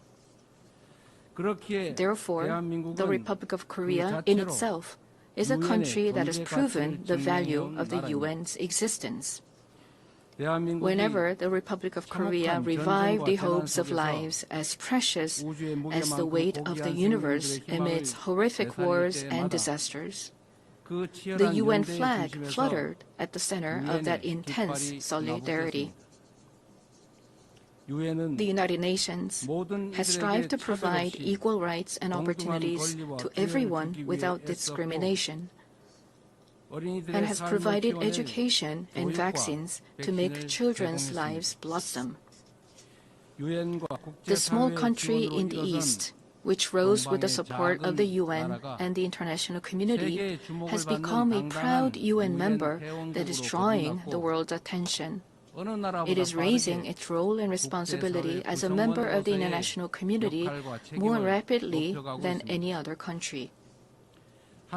There were times when democracy and peace were in crisis, but each time, the Republic of Korea rose with indomitable strength. Even a safe coup could not break the people of the Republic of Korea's strong will, desiring democracy and peace. The revolution of light that the people of the Republic of Korea achieved against the darkness of the insurrection last winter was a historic moment that demonstrated the brilliant achievement of the UN spirit. The remarkable resilience and strength of democracy that the Republic of Korea has shown will be ours as well as that of the entire world. I need you to take my hand and guide me away from all this, away to where the light shines through, to where the flowers bloom. As the novelist Han Gang, laureate of the Nobel Prize in Literature, wrote, the Republic of Korea will be a milestone of light for all those who join the journey toward democracy. Today, at the UN General Assembly, where world peace and humanity's shared prosperity is discussed, I proudly announce that a new Republic of Korea, which will be a beacon of light for global citizens, has completely returned to the international community. Thank you. The Republic of Korea, which has grown thanks to the support and assistance of the UN, will not hesitate to take on the role of a leading nation, generously sharing its experience and history of restoring democracy. Despite ceaseless efforts from all corners of the world, the international community's determination and aspiration to maintain international peace and security 80 years ago still remains an unfinished task for everyone.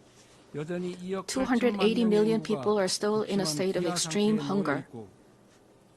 Armed conflicts around the world, including in Ukraine and the Middle East, as well as the climate crisis, which has already become a real problem, threaten the survival of humanity.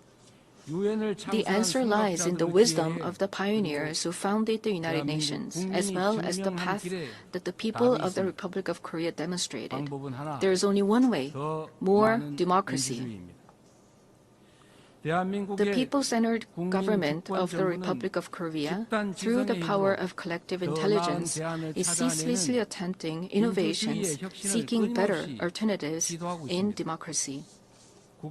The way to solve common challenges facing the international community is no different. When all the countries experiencing the same problems gather here at the United Nations and continue multilateral cooperation, putting their heads together, we will all be able to move toward a bright future of peace and prosperity. I look forward to the UN 80 initiative presented by the Secretary General taking root as a vision that achieves UN's evolution and advancement in line with the demands of our time. I also hope the UN Security Council can increase the number of seats of non-permanent members reflecting changes in the international environment and enhance its effectiveness and representation. As a member of the UN Security Council for the term 2024 to 2025, the Republic of Korea is making efforts so that the UN Security Council can respond proactively to threats to the international peace and security. Madam President, Mr. Secretary General, and distinguished delegates, the Republic of Korea, having restored democracy, dreams of a better future. The Republic of Korea will fulfill its responsibility as a responsible global power that steadfastly upholds the values of freedom, human rights, inclusiveness, and solidarity championed by the United Nations. We will further develop our institutions and cultures so that everyone residing in the Republic of Korea, both nationals and foreigners, can be respected as an equal member of society in all fields of life. The Republic of Korea will strengthen and lead cooperation with the international community while realizing the value of respect for human rights. In a time of crisis where immediate survival is urgent, words like solidarity, coexistence, and cooperation may feel somewhat distant.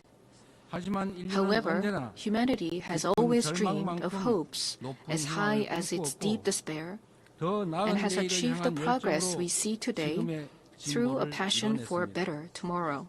The more difficult the times are, the more we must return to the basic spirit of the UN, which is trust in universal values of humankind.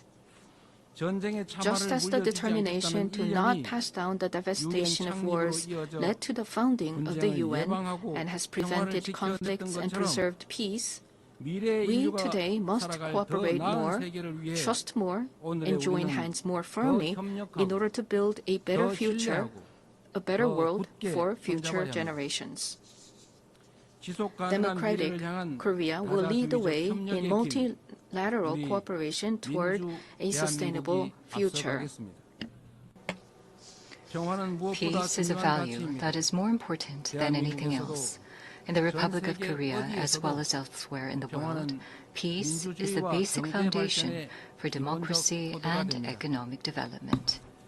The disputes and conflicts we are currently facing vividly show how easily the ideals of human dignity and sustainable development can crumble without peace.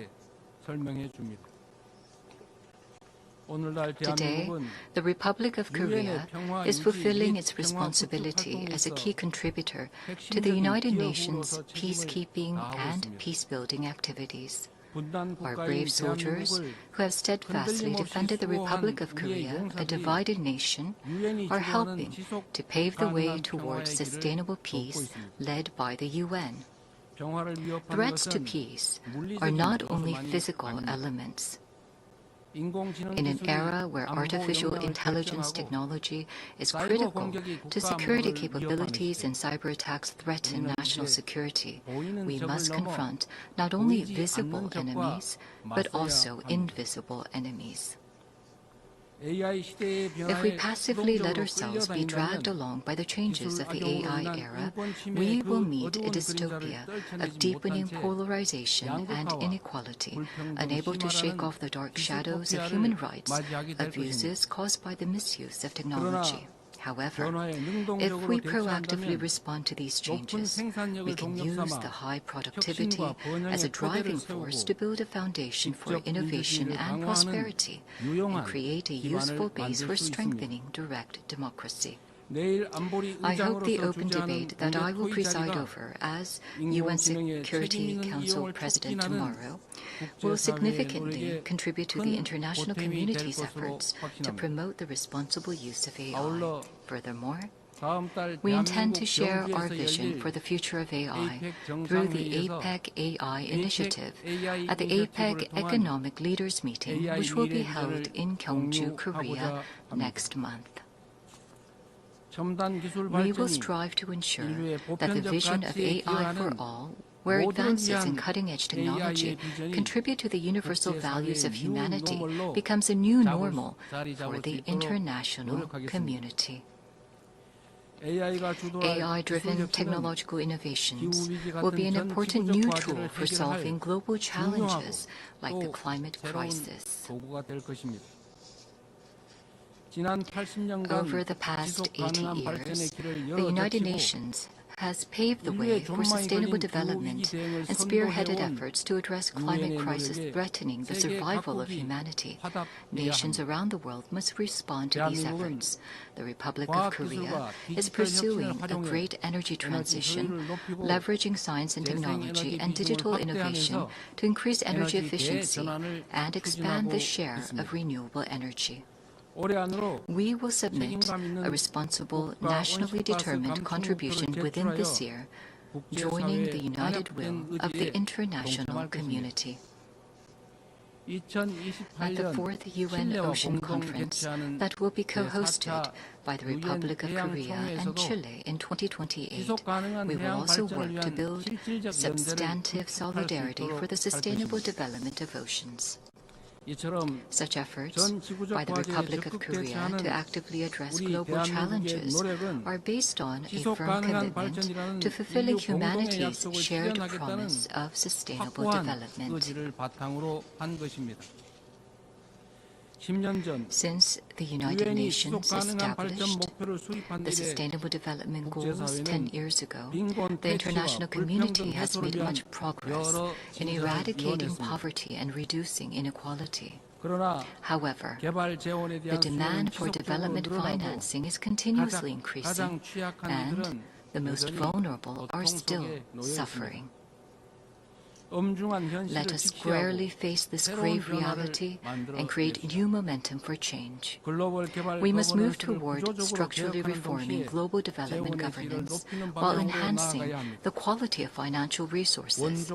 I trust that we will pull together in order to bring about more cases like the Republic of Korea growing and developing from an aid recipient country to an aid donor country.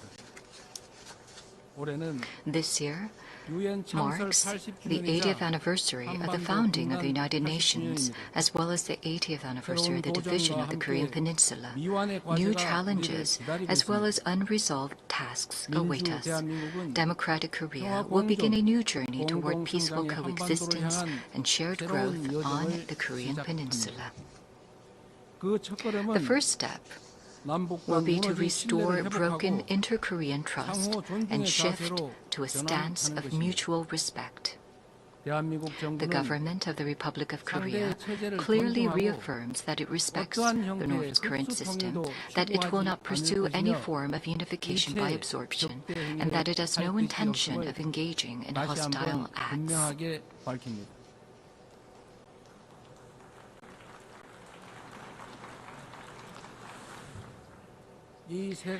Based on these three principles, we intend to end the vicious cycle of unnecessary inter-Korean military tension and hostile acts. That is a reason why we have proactively taken measures, including halting the launch of leaflets and suspending broadcasts toward the north. Going forward, the government of the Republic of Korea will consistently seek a path to reduce military tensions and restore inter-Korean trust. The most certain peace is a state where there is no need to fight. Through comprehensive dialogue centered on exchange, normalization, and denuclearization, in other words, END, we must end the era of hostility and confrontation on the Korean Peninsula and usher in a new era of peaceful coexistence and shared growth. The fact that exchanges and cooperation are a shortcut to peace is a timeless lesson demonstrated by the history of fraught inter-Korean relations. By gradually expanding inter-Korean exchanges and cooperation, we will pave the way for sustainable peace on the Korean Peninsula. It is crucial for both the ROK and the DPRK, as well as the international community, to work together to establish peace on the Korean Peninsula. While striving to advance inter-Korean relations, we will provide our active support and cooperation for efforts to normalize relations with the international community, including between the United States and the DPRK. Denuclearization is undoubtedly a grave task, but it is time to seek realistic and rational solutions based on a cool-headed perception that denuclearization cannot be achieved in the short term. The international community must gather its wisdom in a pragmatic and phased solution, beginning with a stop in the sophistication of nuclear and missile capabilities, going through a reduction process, and reaching dismantlement. Realizing lasting peace on the Korean Peninsula would present new hope and possibility to humanity suffering from conflict.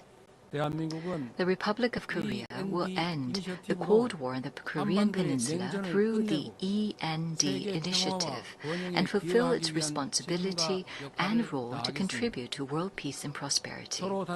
A future where people from different nations cooperate and overcome global challenges together may sound like a rosy, dream-like vision. However, this is by no means an impossible dream. Peace is not merely the absence of armed conflict, but the realization of a community where differences are respected and people coexist.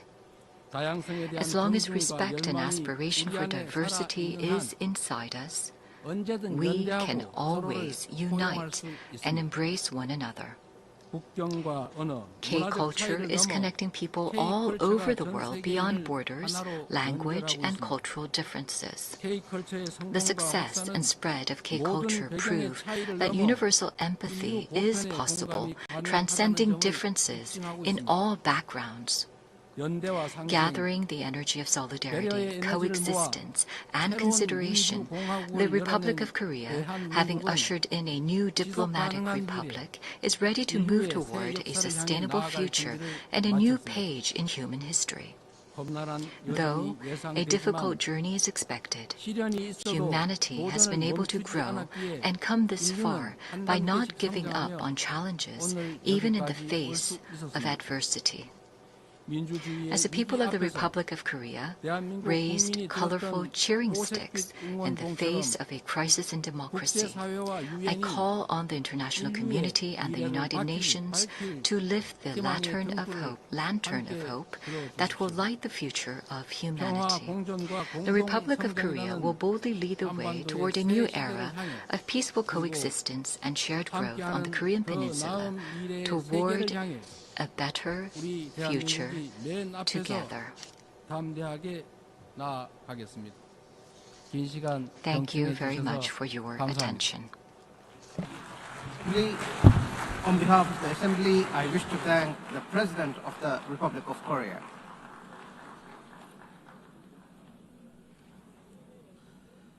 The Assembly will hear an address by His Highness Sheikh Tamim bin Hamad Al Thani, Amir of the State of Qatar. I request protocol to escort His Highness and invite him to address the Assembly.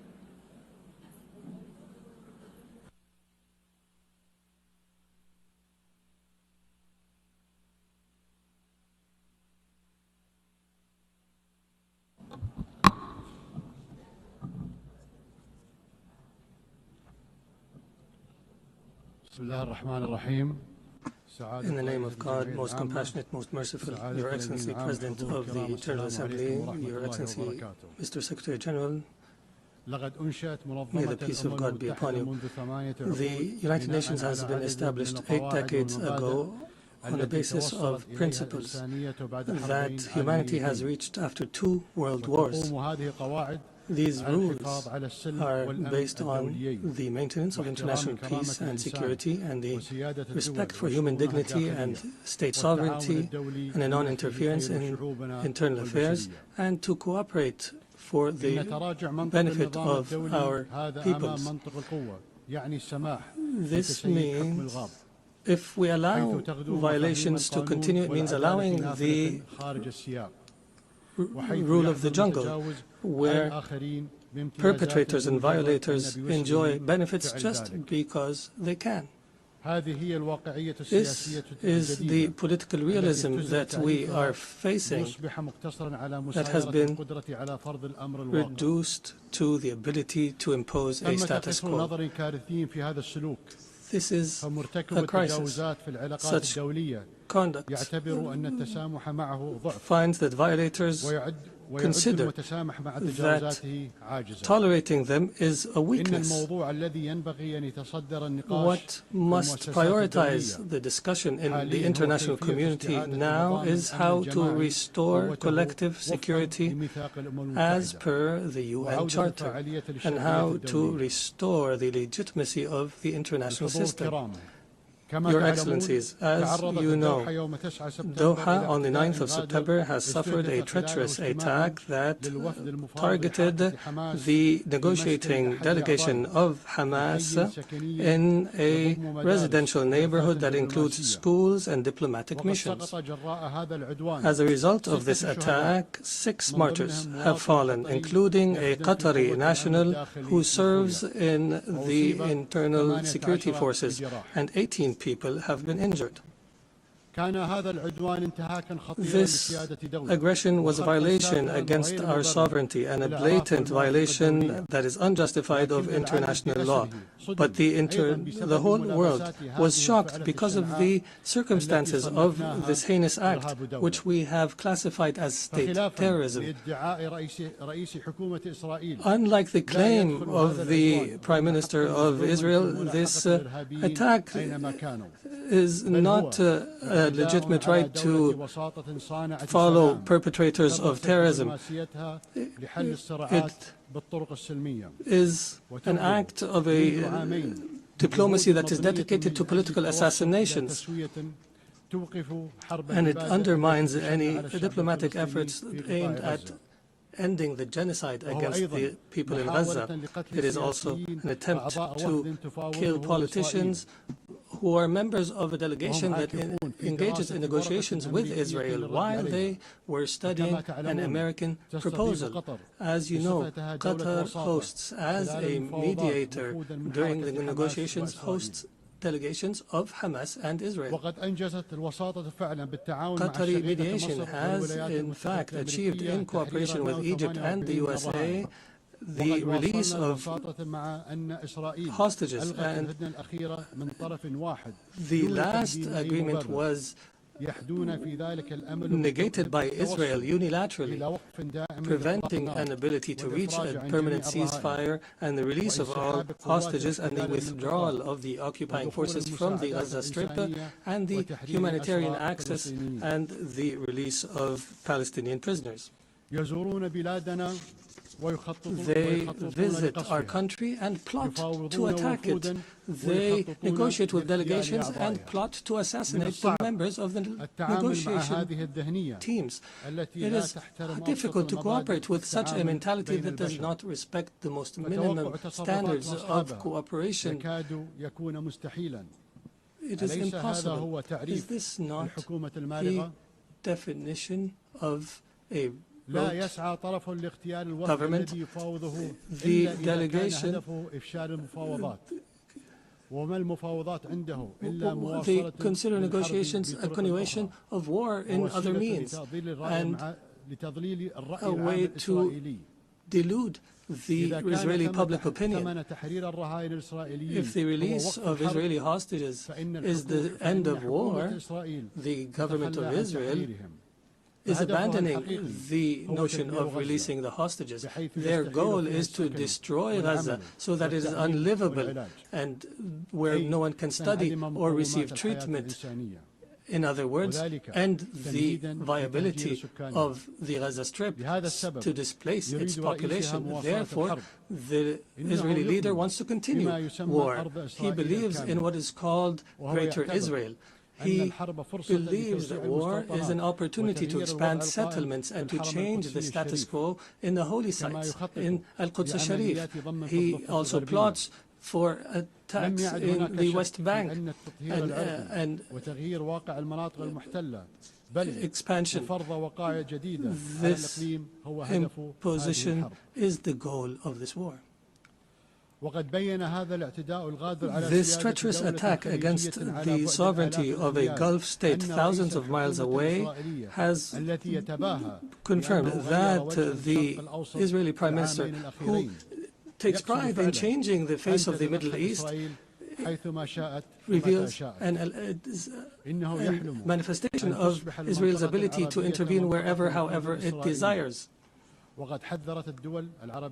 Arab countries and Muslim countries have warned, and that have held an emergency summit in Doha, have warned against the consequences of this delusion. Israel is not a democratic country surrounded by enemies, but in fact it is an enemy to its surrounding neighbors.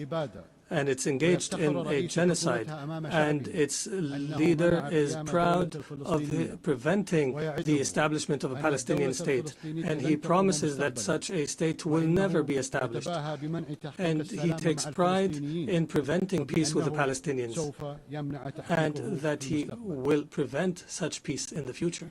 Israel is surrounded by states either who have signed a peace agreement or who are committed to the Arab Peace Initiative. But Israel does not make do with truces and settlements. It desires to impose its will on its surrounding Arab neighbors, and everyone who believes so is, and everyone who opposes its will is either anti-Semitic or a terrorist. Even Israel's allies realize this fact and reject it. And here we are today where we witness an international solidarity movement that is similar to the international movement against apartheid last century. And I would be remiss not to express my appreciation with the solidarity we have received in Qatar after the attack, including the statement by the Security Council that has condemned the attack. Distinguished Excellencies, Qatar will remain true to its history and legacy, opposing the crimes that take place. We believe in the ability of reconciling interests with security. We will continue to speak truth, and we will engage in diplomacy when our enemies find it easier to use weapons.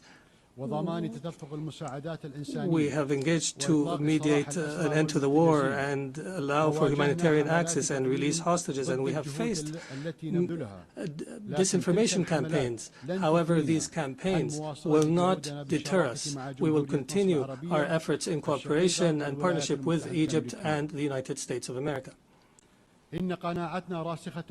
We are firmly convinced that peace can only be achieved in our region through a firm position from the Security Council, from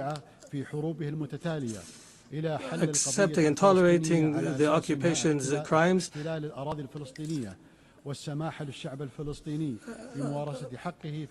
until allowing to the Palestinian people to enjoy their right to self-determination and establish their state with East Jerusalem as its capital on the borders of 1967 as per UN resolutions and the two-state solution that has been the consensus of the international community. We appreciate the role of states that have recognized the state of Palestine. There is no doubt that such recognition is morally important because it sends a message that violence and more violence will not succeed in liquidating a just cause such as the cause of Palestine, and we urge more states to recognize the state of Palestine. We believe that instability knows no border and that humanity's destiny is intertwined. Therefore, Qatar has continued its diplomatic efforts to contribute to the settlement of other crises such as in Ukraine and wars in Africa, and our persistence have continued with partners in Africa in order to draft peace agreements. Most importantly was the signing of a declaration of principles in Doha between the DRC and the Congo River Alliance in March. Our efforts support the leadership of the U.S. to achieve a peace agreement in the east of the country, and Qatar will continue to engage as an international partner in order to achieve the peaceful settlement of conflicts and to seize opportunities to establish global peace. Your Excellencies, some states in our region still suffer the lack of security and stability. However, there is hope through some positive developments. In our dear Syria, since the end of last year, is going through a new phase that we hope will be a path towards achieving the aspirations of the Syrian people towards stability, development, and the rule of law after the end of a dark phase of the country's history. Egypt has stood by the Syrian people throughout the previous years. I recalled and urged to support Syria from this podium, even when it seemed to fall off the international agenda.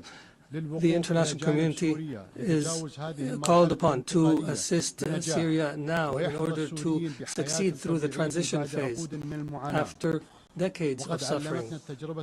Our experience in other Arab countries has taught us that building state institutions and establishing relations between a state and others is based on equality, and internal stability on the basis of respect for diversity are paramount issues at this stage.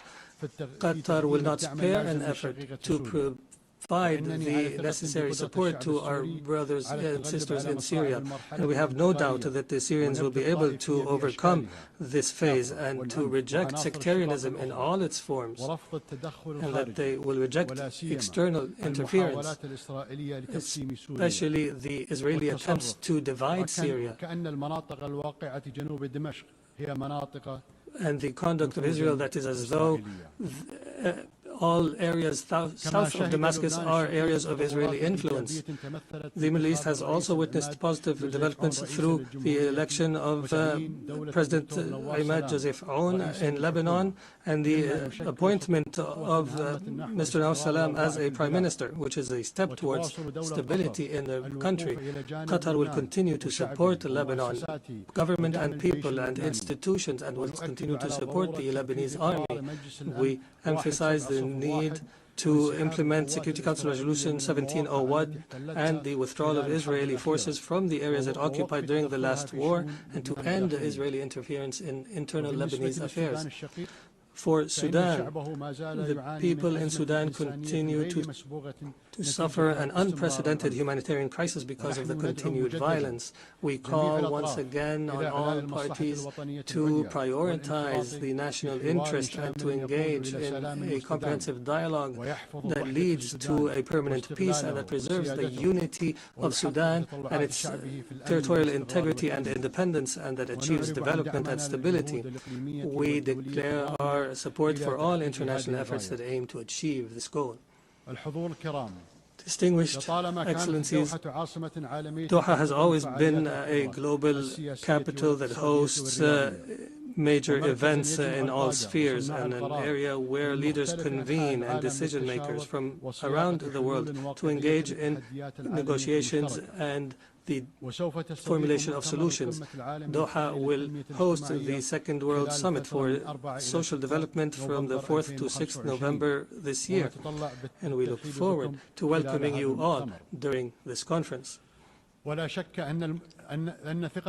is no doubt that the trust of the international community in Qatar is based on our successes in the past throughout the years. And accordingly, based on this legacy, we have submitted our application to host the Olympics, believing that sports is not just competition, but a bridge between cultures and a means to promote peace and understanding. And as such, we have also organized and hosted the FIFA World Cup, proving that we are able of hosting sporting events of this magnitude. In conclusion, the state of Qatar, realizing the seriousness of the challenges facing the international community, commits to our partnership in seeking truth, peace, and justice in international relations. Thank you, and may the peace of God be upon you.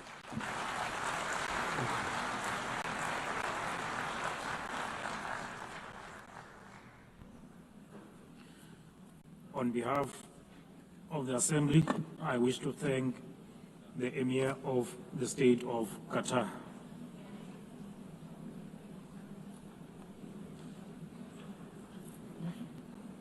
The Assembly will now hear an address by Her Excellency Jennifer Gillings-Simons, the President of the Republic of Suriname. I request the protocol to escort Her Excellency and invite her to address the Assembly.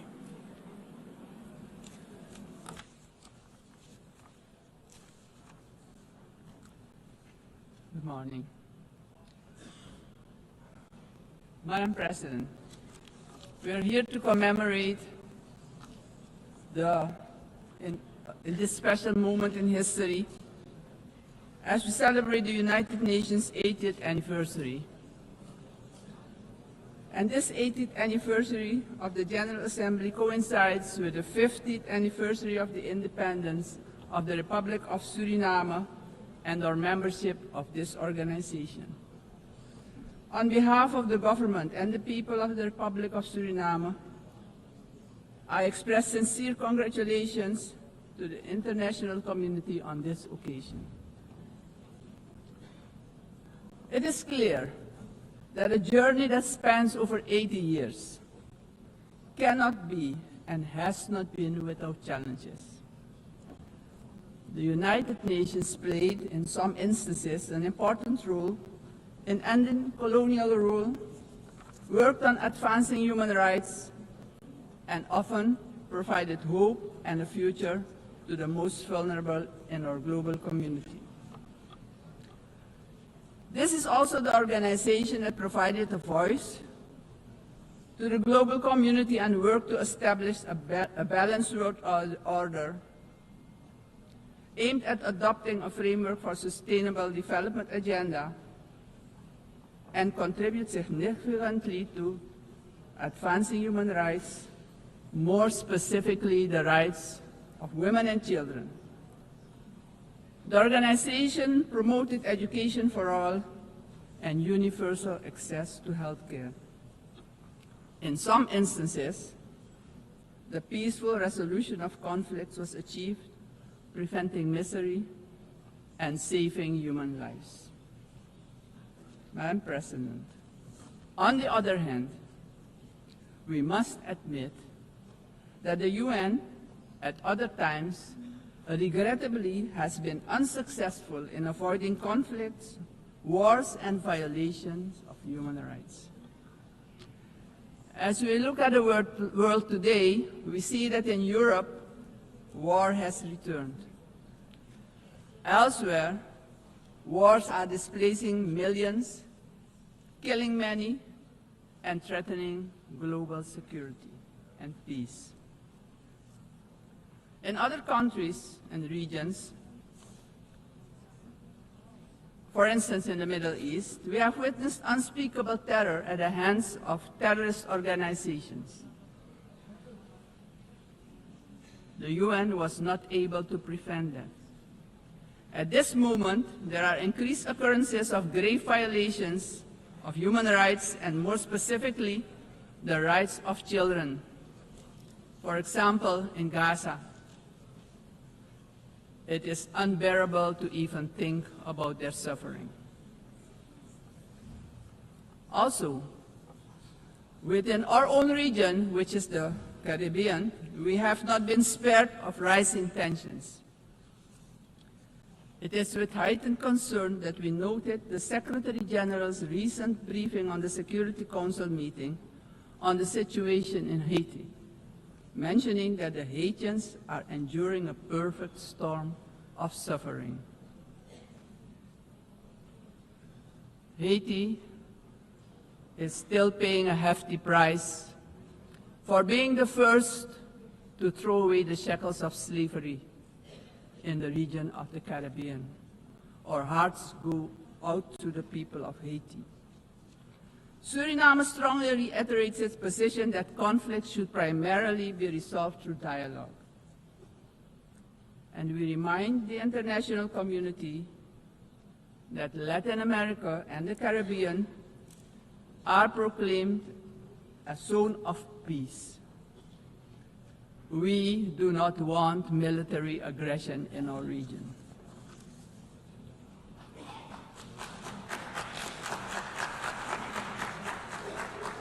Madam President, this is the moment, on the 80th anniversary, we should reflect and ponder on the next 80 years. What do we have to change and what needs to be done differently? We all must underscore and repeat it ceaselessly today that the United Nations will only be successful if all nations without exception, adhere to the resolutions we adopt.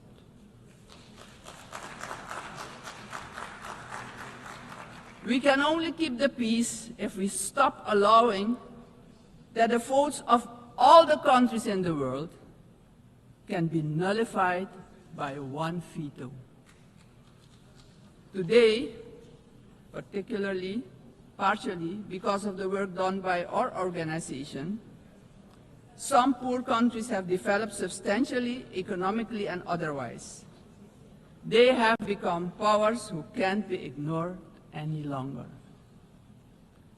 We have to remind ourselves that the world in which the United Nations was established 80 years ago does no longer exist.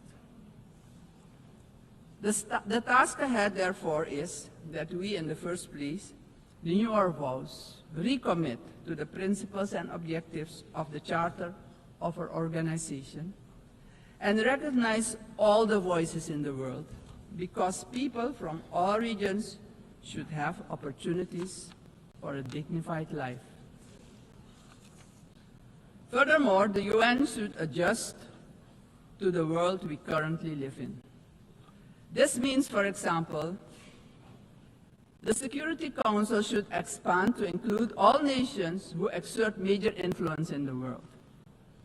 Exclusion of these players will only increase the risk of conflict and obstruct the beneficial cooperation necessary for humanity to develop and prosper.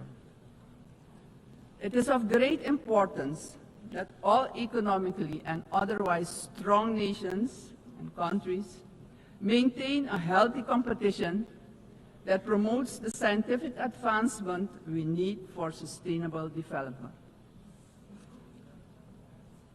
On the other hand, these countries need to work together to guarantee global peace, so crucial for the existence and growth of the developing states and for their own countries. In this context, Suriname endorses the inclusion of, amongst others, Brazil, India, and the representation of the African continent for equal membership of the Council. Equally, we support the CARICOM position for a non-permanent rotating seat for the small island developing states and low-lying coastal countries.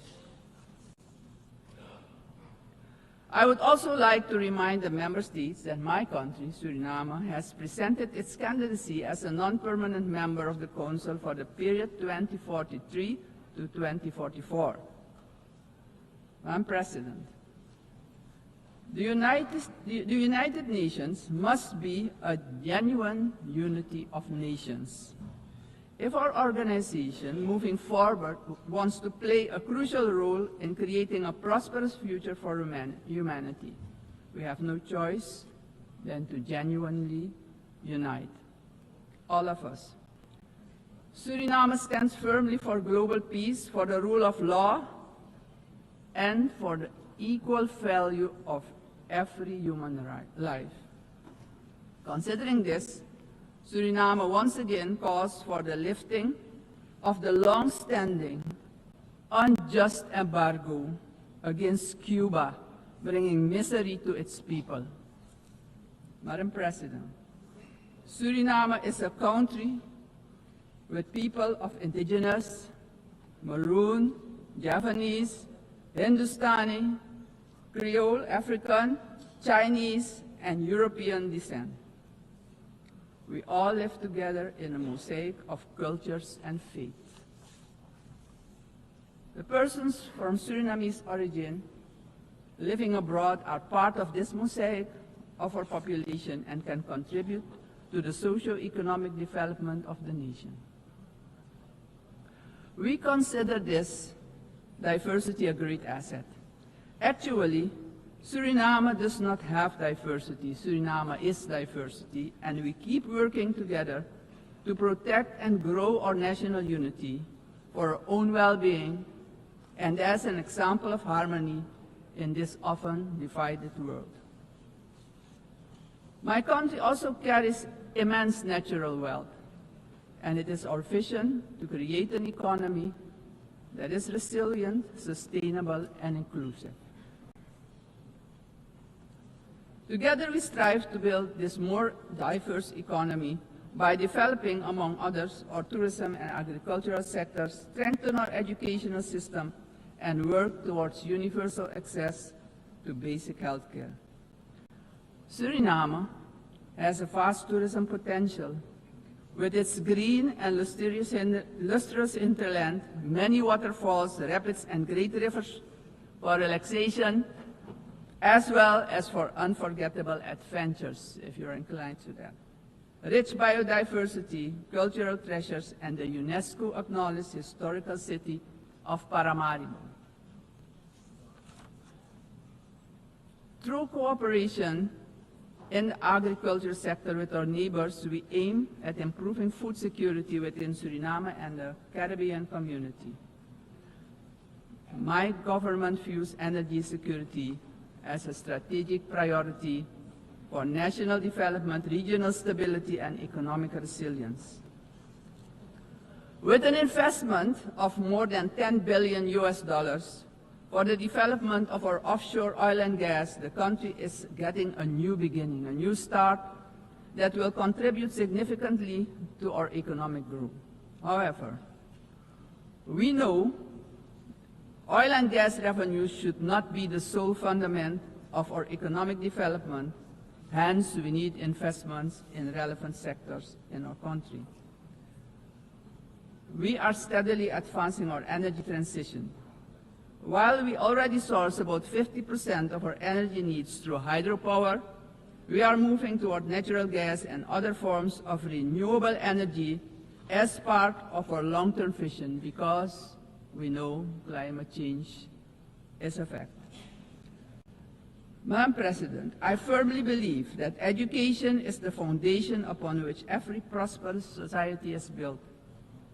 We are committed to invest in our education system, our teachers, our children and youth. The future of any country depends on the talents and skills of its people. My country reaffirms strongly its commitment to upholding the rights of indigenous and tribal communities, ensuring that their livelihoods, tradition, knowledge systems are respected and preserved, and the acknowledgement of their collective land rights. Strengthening our institutions is high on our agenda. Suriname has worked tirelessly on the prevention of diseases, and despite challenges, we have achieved results that we as a country can be proud of. As of June 30, 2025, Suriname has officially been declared malaria-free by the World Health Organization after 30 years of continuous fight against this disease, the first in the Amazon region to receive such a recognition. We're aware of the responsibility to remain vigilant as government as well as a community to ensure that these gains are sustained. Suriname's example showcases that we too can surely make a valuable contribution in combating infectious diseases. Madam President, the Caribbean community is expanding its outreach. And in this light, Suriname also welcomes the recently concluded Second Africa CARICOM Summit held in the Republic of Ethiopia.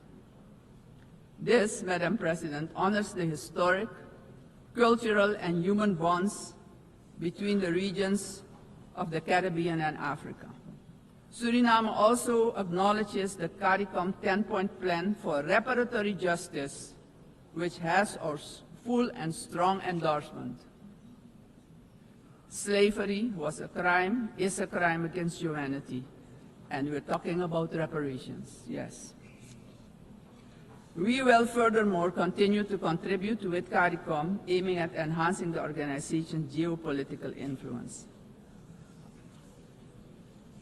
Despite our commitment as a country to the Paris Agreement 10 years ago, we see that the climate crisis is worsening. It's worse than we feared. Our countries have least contributed to climate change and carbon emissions, but are hit the hardest by its effects, directly impacting the livelihood and economic growth of our peoples. Suriname calls for the urgent attention of the international community to address the detrimental impact of climate change facing the small island developing states and countries with low-lying coastal areas. Our forests stand strong.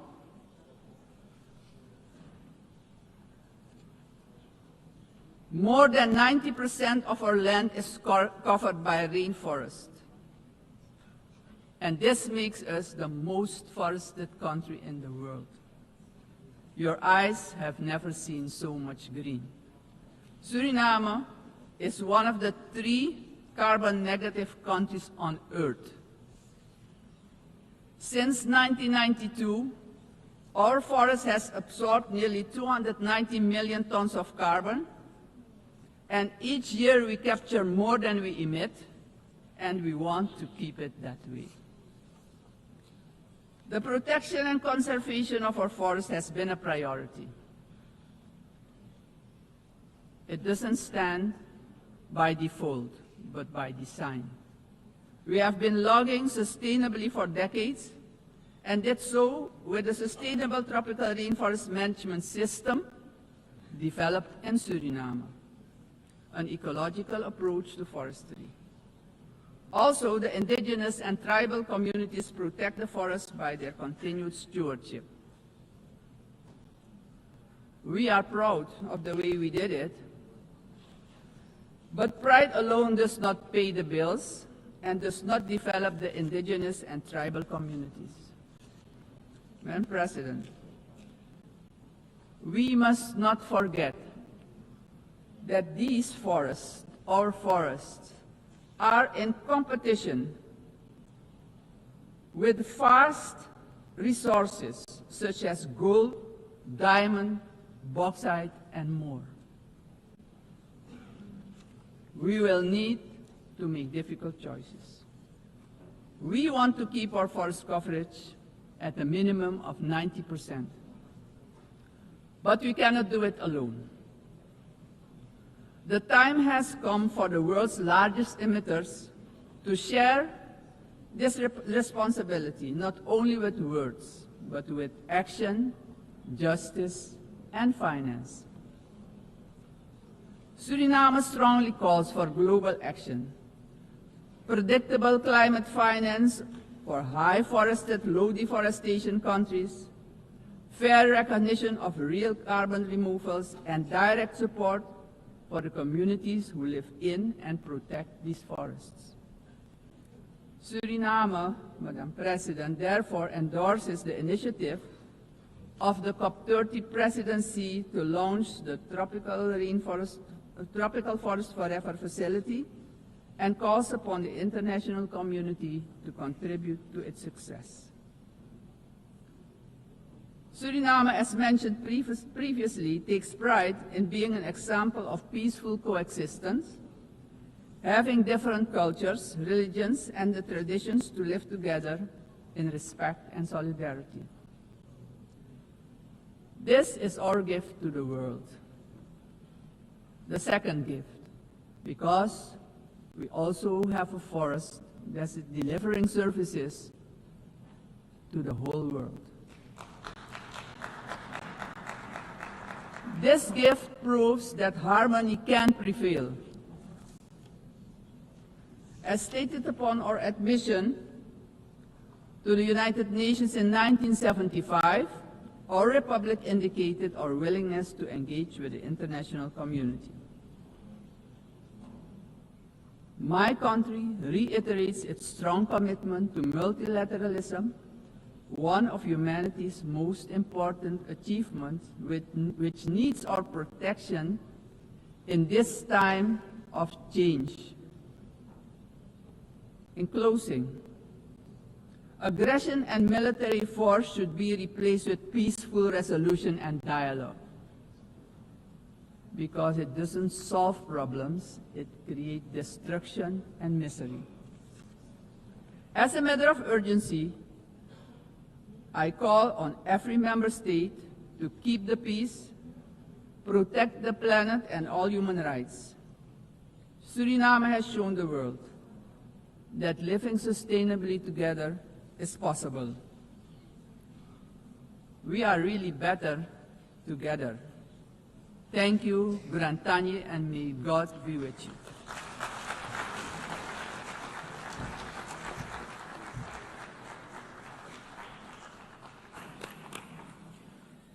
On behalf of the Assembly, I wish to thank the President of the Republic of Suriname.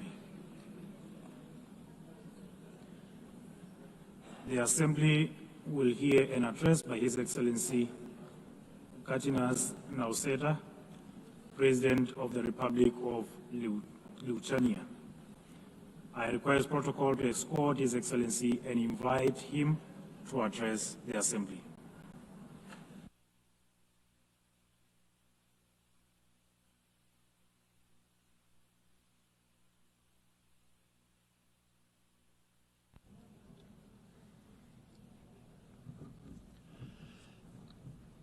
Dear Mr. Chairman, Excellencies, ladies and gentlemen. 80 years ago, humanity, emerging from the Second World War, embarked on a long road towards peace. Building on the solid foundation of the rules-based international order, our forefathers created the United Nations and its institutional system. This system was never perfect. Many nations, Lithuania included, had to struggle for decades, seeking freedom, independence, and sovereignty. Many people suffered war, famine, and premature death. And yet, it was the best international order that we have ever. The United Nations system embodied the great hope that nourishes the human soul and guides our actions for the universal good. Together we succeeded in condemning war and conquest, at least in theory, if not always in practice. To this day, even the worst aggressors feel ashamed to openly conquer, destroy, and enslave. Instead, they talk about special military operations and the need to protect those who frankly do not want to be protected. This shame is a significant achievement of our time. To the extent that current international norms limit the behavior of offenders, they help countless people to survive, escape torture, or even prosper. Thus, it is an ever-growing concern to witness these same norms being subjected to increasingly open and brutal attacks. Our international order is being slowly eroded by the irresponsible actions of those who should know better. The world is turning into a much more dangerous place. We have seen this before. We cannot ignore the striking parallels between the present day and the events of 1938, a time when the world chose appeasement over international law and diplomacy over deterrence, culminating in the infamous Munich Pact. That was a short-sighted attempt to satisfy a dangerous revisionist aggressor by giving away the territory of a sovereign nation. It proved to be a complete failure. The Munich Pact not only emboldened the Nazi regime, but also opened the door for Soviet expansion. Soon after, the secret protocols of the Molotov-Ribbentrop Pact carved Europe into spheres of influence and sealed the fate of many independent states. As Europe descended into another great war, Lithuania and the other Baltic states were illegally occupied, annexed, and brutalized. After regaining the independence 35 years ago, Lithuania feels a duty to guard the bitter memory of past mistakes. Never again will we place our hopes in appeasement. Never again will we stand aside. Never again shall Pandora's box be opened. In 1938, it was Czechoslovakia that was abandoned. Today we cannot abandon Ukraine alone. The war in Ukraine is well into its 4th year. The international community has not done enough to stop aggression. This is a quest that goes far beyond the usual lines that keep different nations apart. What matters is not the distinction between large and small, or between global North and global South nations, but the basic principles of the UN Charter, which guarantee peace and security across the globe. If one UN member is attacked with impunity year after year by a permanent member of the Security Council, what does that mean for the rest of us? When power replaces law and fear silences the truth, the foundations of the global order begin to crack. And then nobody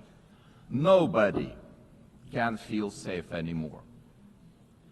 Ladies and gentlemen, the effects of Russia's war against Ukraine are being felt across the world. This war has sparked crises in energy, migration, and food security, while also deepening global poverty, hunger, environmental damage, and climate change. It all began with the illegal occupation of Crimea in 2014 and escalated into a full-scale invasion marked by systematic war crimes.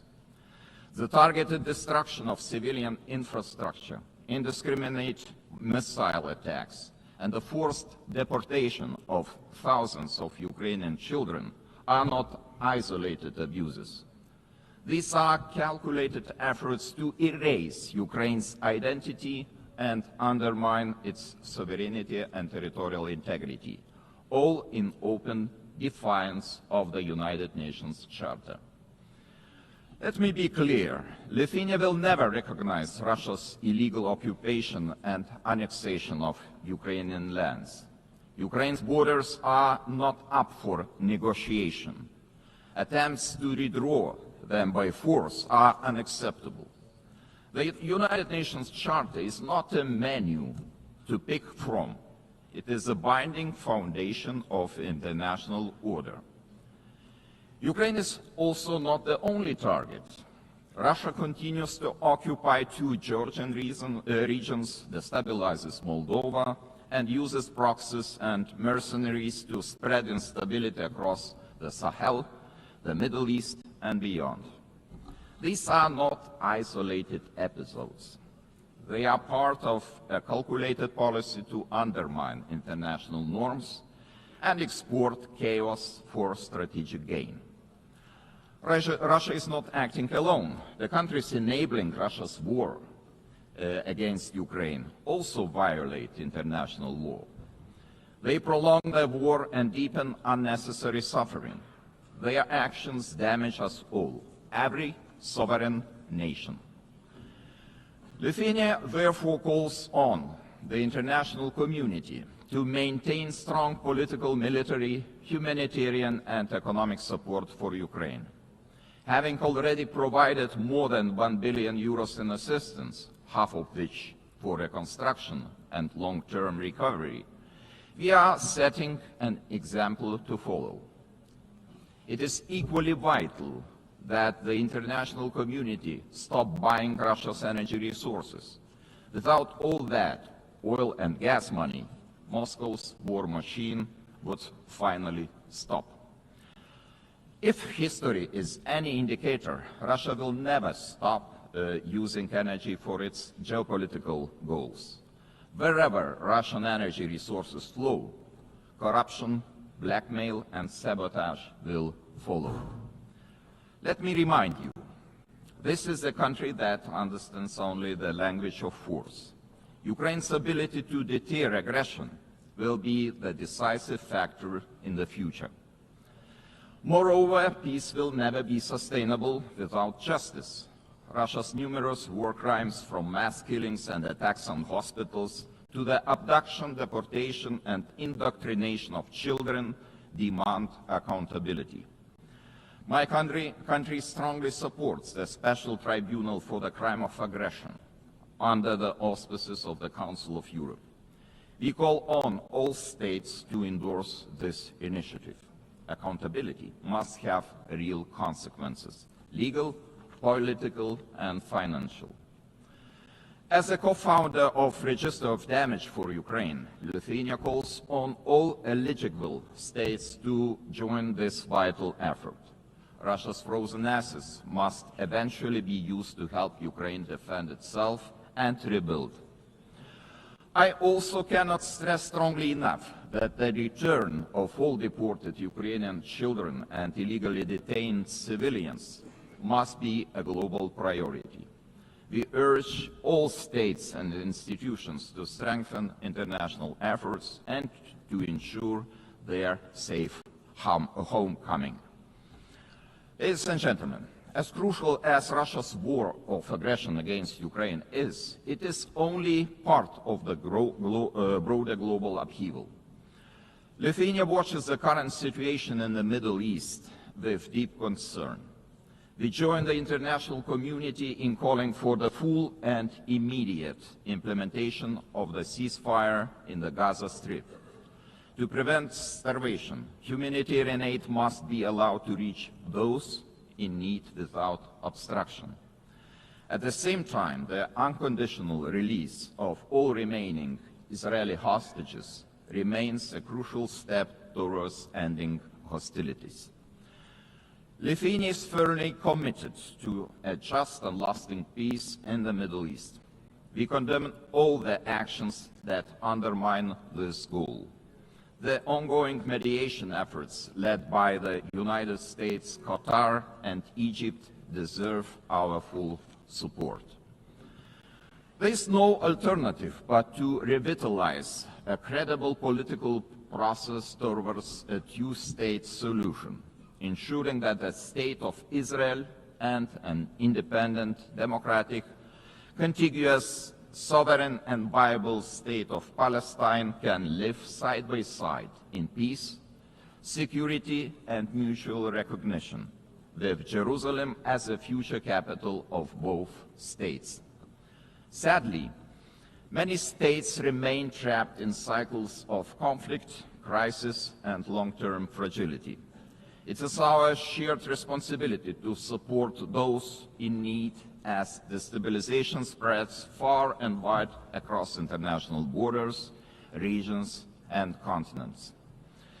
Our attention must also focus on the growing challenge of disinformation, which is increasingly being used to undermine democratic institutions and destabilize entire nations and societies. Lithuania calls on all members of the international community to defend truth as the supreme value and to fight attempts to rewrite history. Historical memory must be preserved. Ladies and gentlemen, as we face high global uncertainty, one choice remains entirely clear. Either we will repeat the mistakes of history, or we will find the resolve to defend the core principles of the United Nations. Today, Lithuania chooses to act. We call on the international community to respond to today's challenges with unity and determination. We call on the United Nations to return to its founding purpose, to prevent the scourge of war, to protect human dignity, and to uphold the rights of nations large and small. Together, we must ensure that no permanent seat on the Security Council grants any state permanent impunity. We must support those who defend the very principles of the UN Charter. In this spirit, I welcome the Secretary General's UN AT reform agenda, a timely blueprint for adapting this institution to the realities of today's world. His call for a more inclusive, effective, and accountable United Nations deserves our broad support. Lithuania stands firmly behind these efforts to reimagine multilateralism. We call on all states to strengthen our collective ability to act across all three pillars: peace and security, human rights, and development. Our message must be simple and straightforward. Aggression cannot win, and the principles of the UN Charter must prevail. Let us rise to the demands of this moment. Thank you very much.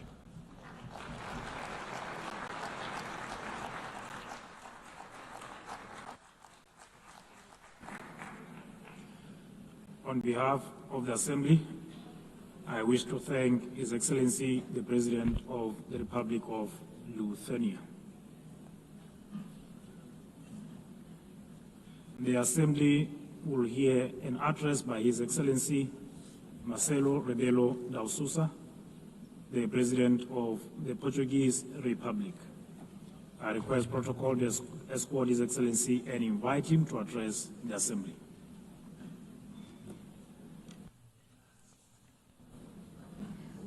Mr. Chairman, Excellencies, symbolic moment this one for United Nations. The celebration of 80 years, and for us, Portuguese, 70 years of membership. The time of judgment, of compromise, of renewal, multilateral ambition. Portugal is today what always aspired to be, a noble country to the world, listening, dialoguing, building bridges, deeply multilateralist and guided by the Charter of United Nations. A world with more cooperation and respect for international law is safer, more predictable, stable, peaceful, prosperous, plural, representative, and able to respond collectively to global challenges. 70 years ago, we were living still in dictatorship. And we found in this community the space to rediscover the real values and contributing to global solutions. And even now, in a changed world, fragmented, polarized, unpredictable, this community is a key community to defend basic principles of a coexistence between nations, cultures, civilizations. And it is with this coherence and the sense of responsibility, with the conscience of the need of contributing, acting, and deciding, guided by values and principles, that will be candidates to the Security Council in 27-28, a decision we formalized in 2013. Excellencies, let me pay tribute to the former President of the General Assembly for his support to the adoption of the Pact for the Future. Let me congratulate the present President of this session, wishing the success in her term. But I would very specifically, and in Portuguese this time, say a word about the remarkable work of the Secretary-General António Guterres. O seu humanismo. His humanism. Devotion to international law. The reforms he has championed. Since 2017. Now including UN AT and the Pact for the Future are testaments to his work and will be his legacy. It is a pride for me, orgulho para mim, having a Portuguese as Secretary-General of the United Nations, ter português como Secretário-Geral das Nações Unidas, someone is projecting a Portuguese way of acting in international relations, uma forma portuguesa de estar nas relações internacionais, he will always be supported by Portugal. Contará sempre com o apoio de Portugal. And I must congratulate him for his speech, because he said, I will never give up. I know him ever since we were teenagers. He never gave up, ever. And he's right. It's true we live at a time of multiple crises and persistent crises. Division, polarization, violations of international law, cleavage between power exercise and responsibility, technology and ethics, urgency of crisis and capacity of response and action. United Nations faces an existential moment. Without change, without renewal, the United Nations will be marginalized, and we could be left to the law of force. No G1, no G2, no G3, no G1 plus 1, 1 plus 2, or 2 plus 1 will be an alternative. No absence of multilateralism will avoid the need of multilateralism. The world is multipolar, will be multipolar. Just think of the situation in Ukraine or the situation in Middle East. In Ukraine, for years, and now for months, for 8 months, one is waiting the mediation of the most powerful in the world. Do we have a ceasefire? No, we don't. In the case of Middle East, we waited and waited for the intervention of the most powerful in the world. Did we have a ceasefire? Without the multipolar, multilateral intervention of so many countries, here in New York, with the recognition of the existence of the state of Palestine, some Europeans, others non-Europeans, we won't change soon. This means we need United Nations, we need multilateralism, we need dialogue between countries from every continent. And the same for international law. We need international law. We need international law for the reform of United Nations. We need international law as a foundation of peace and justice. A world governed by rules is a safer and more predictable and equitable world. We need a Charter of United Nations as a common compass. Of course, we must adjust United Nations, but we must never forget the lesson of the League of Nations. When one forgets the principles, when one abandons the principles on account of pure realpolitik, I mean the power or the powers of the moment, one forgets that no power is eternal. No personality is eternal. Empires went up and went down. We know by experience it. Colonial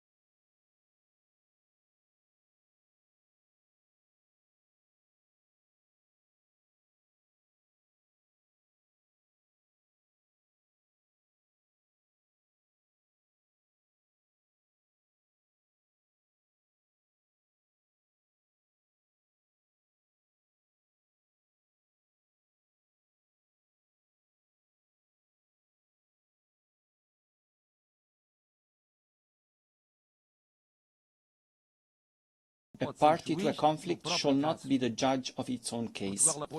Portugal supports the ACT Group's code of conduct, measures to restrict the use of veto, and all initiatives that strengthen transparency and accountability within the Council. A last word. Portugal is presenting itself to the Security Council without hidden agendas, but rather with an agenda aligned with the values and objectives of the UN, with humility, but with confidence, contributing to a council that is more effective, representative, and close to those who expect protection from it. We are a predictable country, a bridge builder, a reliable partner, an uncompromising defender of the UN Charter.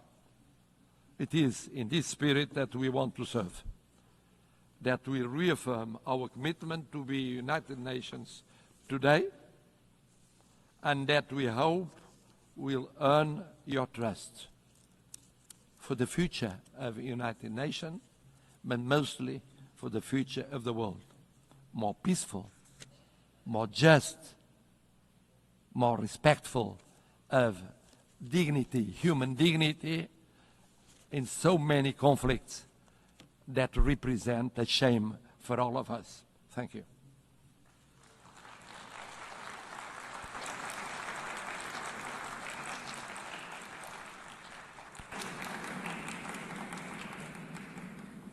On behalf of the Assembly, I wish to thank His Excellency, the President of the Portuguese Republic.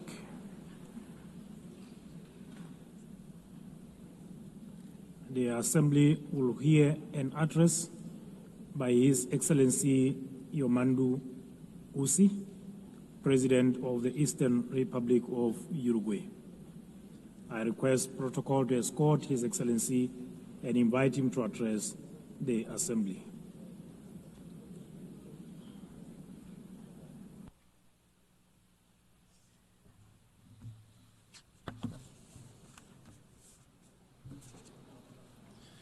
Señora Presidenta de la Asamblea President General, of the General Assembly, señor Secretario General, Secretary General, señores y señoras jefas y jefes de Estado y de heads of Gobierno, state and government, señores representantes representatives of internacionales, international organizations, delegaciones oficiales, official señores delegations, y señores. ladies and gentlemen.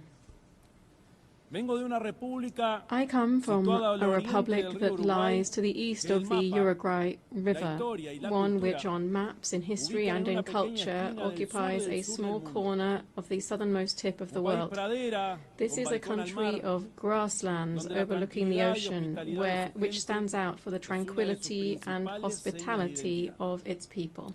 Vengo de un país I come from a donde ya es country práctica where it is corriente now que un common presidente practice for a president concurra a países to vecinos, visit neighboring acompañado por countries, sus antecesores o accompanied con sus by his antecesores predecessors from de otros partidos other políticos. political parties.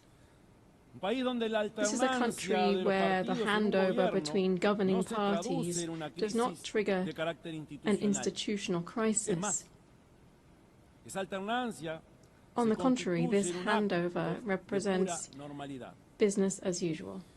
Vengo de un país I come from a cuyo country presidente puede caminar whose sin custodia president entre can la walk gente, among the people puede without disfrutar de un security, partido de fútbol en una tribuna, can enjoy a football como un match hincha más. standing in the stands like any other supporter. Vengo de un país I come from a country cuyos partidos whose political políticos, parties, casi todos ellos, almost con all más of de them, medio siglo de historia, more than half a century siempre están old, dispuestos a are acordar always soluciones willing nacionales to a agree urgencias on también national nacionales. solutions to national emergencies. Soluciones, como decimos nosotros, a la uruguaya. Uruguayan solutions, as we call Con them. estos gestos, quiero expresar que In Uruguay saying lleva en this, su vida I'm trying to cotidiana express how una Uruguay vocación lives profunda de its paz profound y de respeto. vocation for peace and respect every day. Vivo en un país, por supuesto, I que live no in está a a las country, puertas of del course, paraíso, that does not stand on the porque threshold of enfrenta nuevos paradise, desafíos since en we términos de are pobreza also infantil, facing fresh challenges seguridad in child pública poverty, o public desigualdad security, social.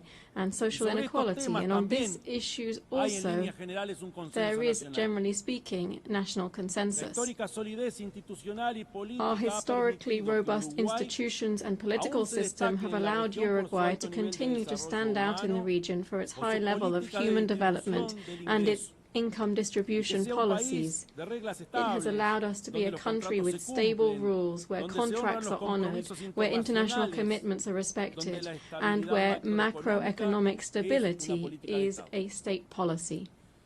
But this impressive record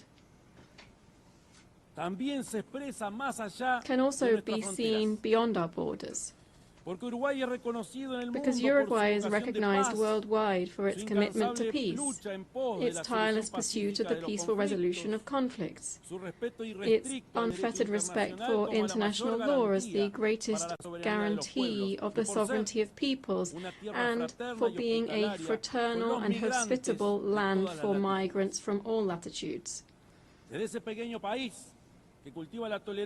From that small country which breeds tolerance, dialogue and agreement as the historical key to coexistence, and which lies on a continent free of conflict and interstate wars, we come to this assembly to join efforts to contribute to stability and peace in an increasingly tumultuous and challenging world. The growing geopolitical tension and increasing conflicts, together with the underfunding of efforts for a peaceful and rules-based global order, are posing enormous challenges on a planetary scale. A few facts suffice to illustrate this. According to the 2025 Global Peace Index, in 2023 there were 59 interstate conflicts. This is the highest number since the end of the Second World War. In 2024, global military expenditure rose by almost 10% in real terms when compared to 2023. This represents the largest annual increase since the end of the Cold War. We're talking about military expenditure of $2.7 trillion. We're not only talking about increased conflict between nations, nor of rapidly growing military expenditures to sustain this, but we're also talking about new forms of cruelty and death that wars now bear. We are well aware that since the very birth of civilization, the absence of violence or war has perhaps been nothing more than a pipe dream. But in our time, technological progress has unleashed other, much more perverse means of waging war, such as the use of military practices aimed at sowing fear, terror, and death among the civilian population. Let it be very clear. We condemn all forms of terrorism, since it constitutes, among other things, a despicable act of cowardice. There is another perspective, a current perspective, one that leads us to believe that the main objective of current wars seems to be the systematic practice of extermination.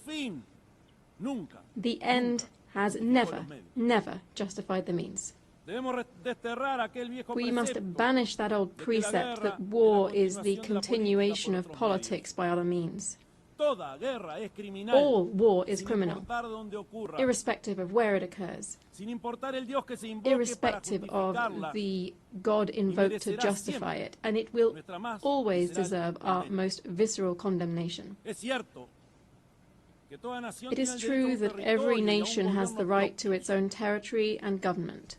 It's true that they have the right to establish a level of self-determination that allows a nation to coexist with other peoples. And the value of the United Nations is precisely to ensure that these principles are realized in a peaceful and civilized manner. No state that claims to be democratic and to live under the rule of international law can, even under the legitimate right to defend itself against terrorism, exercise barbarity against any civilian population, least of all against especially vulnerable and defenseless persons. Since 1948, Uruguay has maintained a consistent and steadfast position in line with the principles of self-determination and peaceful coexistence. Our historic stances on the main global conflicts, especially that currently underway in the Middle East, are well known. In this regard, Uruguay has always maintained the position of two states, two peoples. The Uruguayan government hence takes very seriously the reports produced by the international community concerning the Palestinian territories and urges the implementation of the recommendations made by the United Nations. At the same time, we urge the immediate suspension of military operations of death. We urge the suspension of death of innocent civilians. And we request the release of the hostages. In our world, at the same time, there are other persistent and worsening, more widespread and permanent tragedies. To such an extent that the Universal Declaration of Human Rights, adopted in this very assembly 77 years ago, stands as a revolutionary manifesto in the times that we are living through. Beginning with its first article, which proclaims all human beings are born free and equal in dignity and rights, and, endowed as they are with reason and conscience, should act towards one another in a spirit of brotherhood. How far we are from our own principles and commitments when we see that the gap between those who have the most and those who suffer the most is ever greater. How far we are when we see that the principles of freedom and equality are increasingly estranged, and we hear much more talk of a supposedly free individual than of egalitarian societies in terms of income or the enjoyment of rights. How far we are from human sensibility when we forget that our main calling must be to stand with the majority, listening to every problem or anguish of our people and understanding, even and fundamentally, those who think differently. Madam President, I come from a country with a long, faithfully documented tradition in international politics. This tradition includes staunch support for multilateralism in all of its facets, political, economic, cultural, as the best and only way to face the challenges to which I have referred. It also, of course, includes a permanent commitment to international law, a commitment to dialogue and to the building of peace as one of our greatest contributions in the context of a fragmented and polarized world. My country's entire political system is proud to contribute decisively to global tasks such as the maintenance of international peace and security, the consolidation and development of international law through participation in normative bodies and in international courts, through our support for disarmament, food security, global health, and commitment to addressing climate change. In this context, I wish to highlight my country's historic commitment to the multilateral peacekeeping system. In the last 35 years, and without interruption, Uruguay has deployed battalions to various United Nations peace operations. We've taken on this role to such an extent that we've become the leading country in Latin America and the second per capita worldwide in contributing to this type of missions.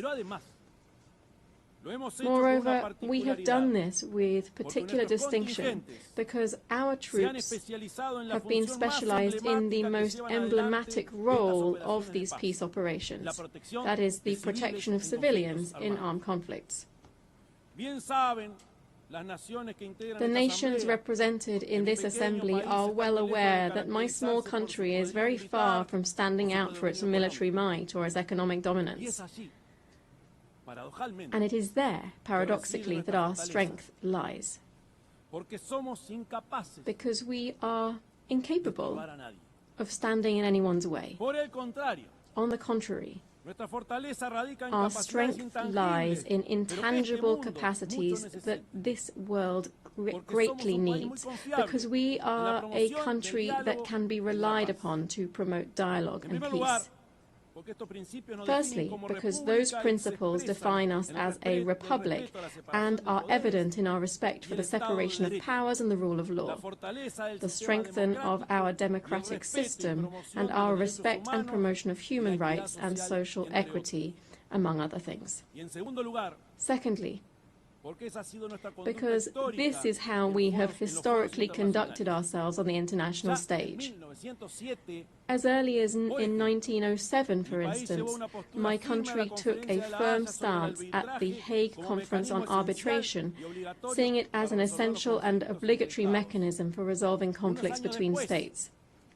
Just a few years later, in 1921, Uruguay was the first state in the world to accept the jurisdiction of the Permanent Court of International Justice, the predecessor of the International Court of Justice.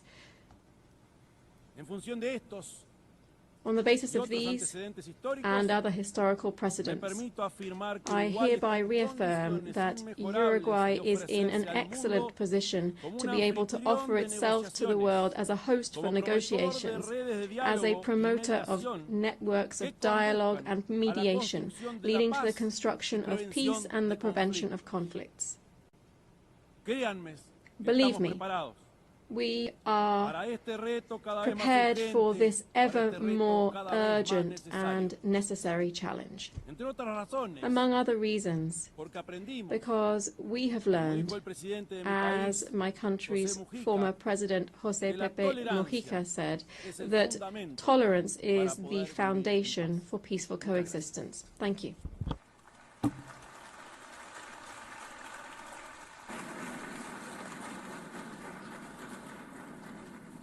On behalf of the Assembly, I wish to thank the President of the Eastern Republic of Uruguay. The Assembly will hear an address by Her Excellency Nataša Pirc Musar, the President of the Republic of Slovenia. I request protocol to escort Her Excellency and invite her to address the Assembly.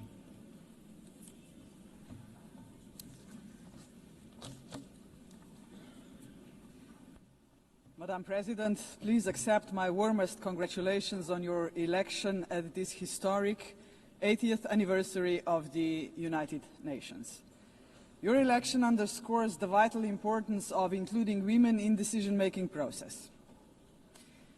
Ladies and gentlemen, Excellencies, in 1945, the end of the Second World War was greeted with celebrations, and hopes were placed in a new era of peace and cooperation, embodied by the creation of the United Nations. However, those hopes were soon overshadowed by the onset of the Cold War. When it ended in 1991, we once again dared to believe that this would pave the way to the vision of lasting peace, security and cooperation as enshrined in the UN Charter. Sadly, that vision has not materialized. In fact, the situation has worsened, and here is why. Firstly, the Security Council, envisioned as the very pillar of collective security, is failing to meet the expectations of the world, if it ever has. The Permanent Five were supposed to be role models for the rest of the world working for peace. Some work in their own interests instead. Secondly, the promise of the Sustainable Development Goals is faltering. Progress is lagging, and with cuts in development assistance, millions of the world's poorest are pushed further away from the access to even the most basic services. Thirdly, international law appears to stand at the precipice of irrelevance. The independence of elected international judges, the integrity of human rights institutions, personal security of human rights defenders, and the authority of this organization are under siege. Fourthly, the Genocide Convention risks becoming a relic of the past. Some states have put the International Criminal Court to its greatest challenge ever. Its prosecutors, whose only duty is the pursuit of justice, and its judges, whose responsibility is to uphold the law, our international law, now face sanctions and intimidation. As if the states that sanction them would prefer to shield the alleged perpetrators of atrocities rather than confront the truth and help deliver justice. Fifthly, the landmark opinion of the International Court of Justice affirming that international law obliges states to prevent harming the climate already feels obsolete. And finally, states are withdrawing from the Paris Climate Agreement, from the Ottawa Treaty, and from the UN agencies, or simply cutting their finances. Each such act chips away at the support for multilateralism, a system designed not for the powerful few, but for the benefit of all of us. Madam President, how are we to explain these trends to our electorates, to our people, and above all, to our children? Shall we tell them that this is the new normal, that might makes right, that the strong may seize what they want because they can, that they can kill with impunity because they can, that they may pollute, wage wars, and trample on international law just because they can? Are we prepared to look our children in the eyes and say, this is the world you will inherit and there is nothing we can do about it? With the adoption of the Pact for the Future last year, we have charted a path toward a stronger, more forward-looking United Nations. But we must now create the conditions to fulfill our commitments.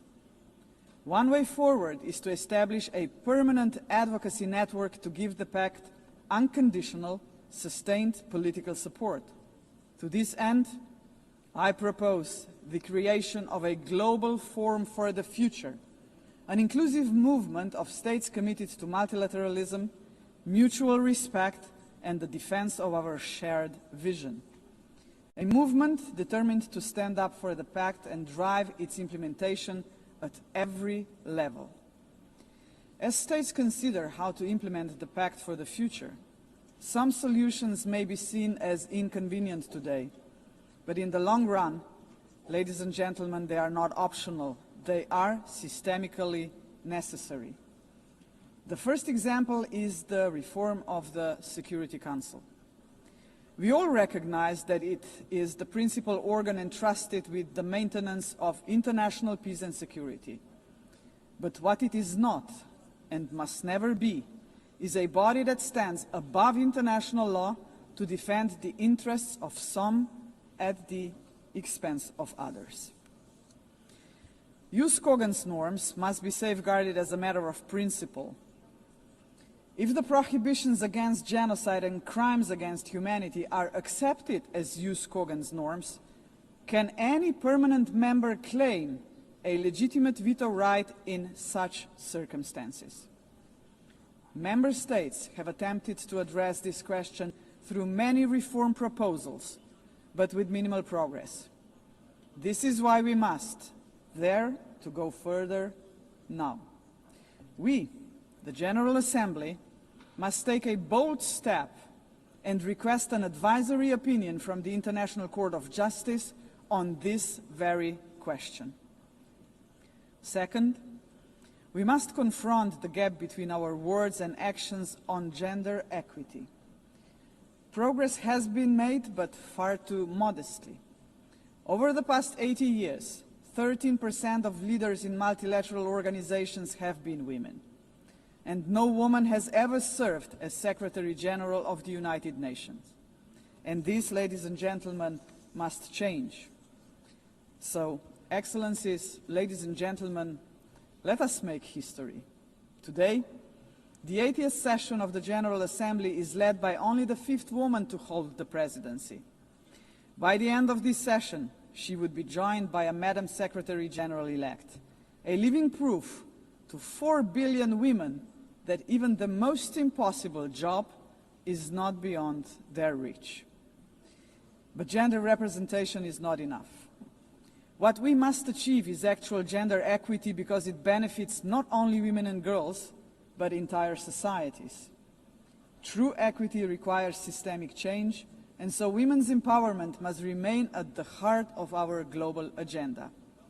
International organizations must weave a gender perspective into every strand of policy making.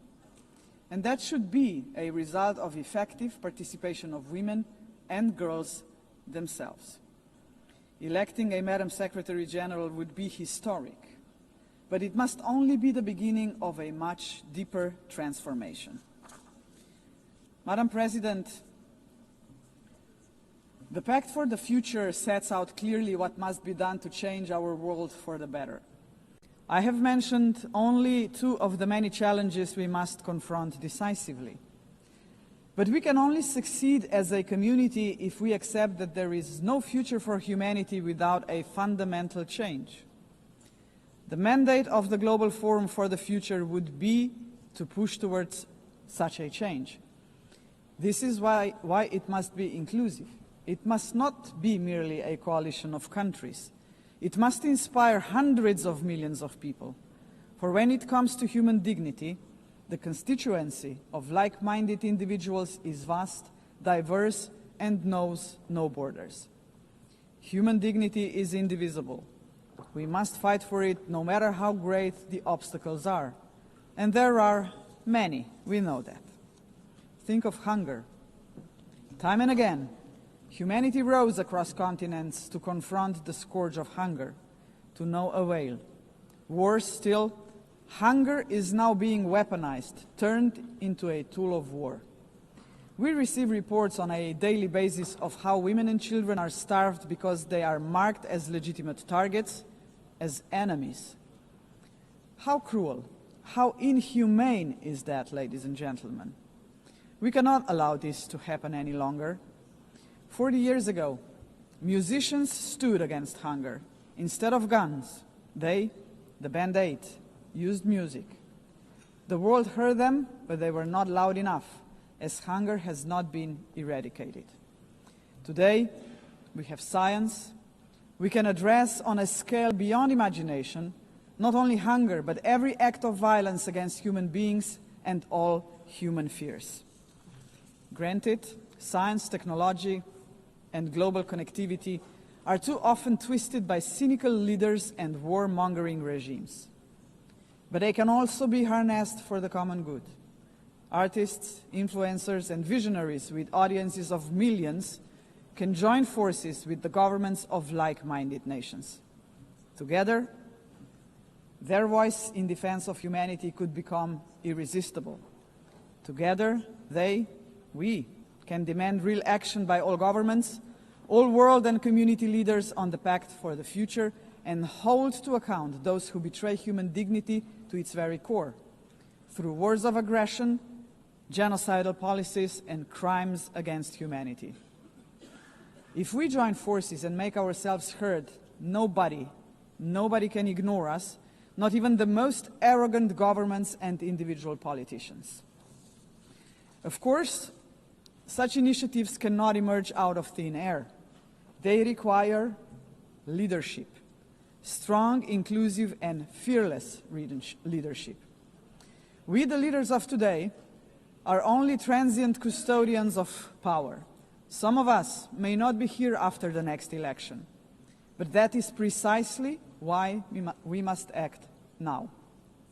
Our responsibility and destiny will be judged by how we treat our planet and its people today. We simply cannot afford silence, ignorance, or passivity, not while we hold power and possess the power of the world. Hesitation is not an option, Madam President. For most of us, members of the UN, is not might that makes right. It is the opposite. We must not allow the powerful few to ignore us. We must not surrender to a world where power alone prevails. We, the majority of United Nations members, must be role models. We must work for a different world. The Global Forum for the Future can be a platform for the much-needed transformation in which partnerships with non-state actors and companies are indispensable. Profits must finally serve development for all. Innovation and sustainability must drive tolerance, mutual respect, and inclusive dialogue. Is that too much to ask? If we, the leaders of this planet, can offer nothing but terror, conflict, pollution, fear, inequalities, and war to 8 billion people, then we must confront the truth. We are complicit in crimes against our civilization and our planet. And not just us, heads of states, but leaders of international institutions, CEOs, and every individual with the power to make a difference share this responsibility. None of us can claim ignorance of what is at stake. If we believe in human dignity for all, we must deliver more. A world that fulfills lives, not threatens them. We must say yes to inclusive multilateralism and a resounding no to multipolarism. Let us show that this General Assembly can and will make a difference, as it has often done before. Let us demonstrate that we reject arrogance, hatred, and willful blindness to a lack of equality and justice, to wars of aggression, crimes against humanity, and genocide, because they tear us apart for generations.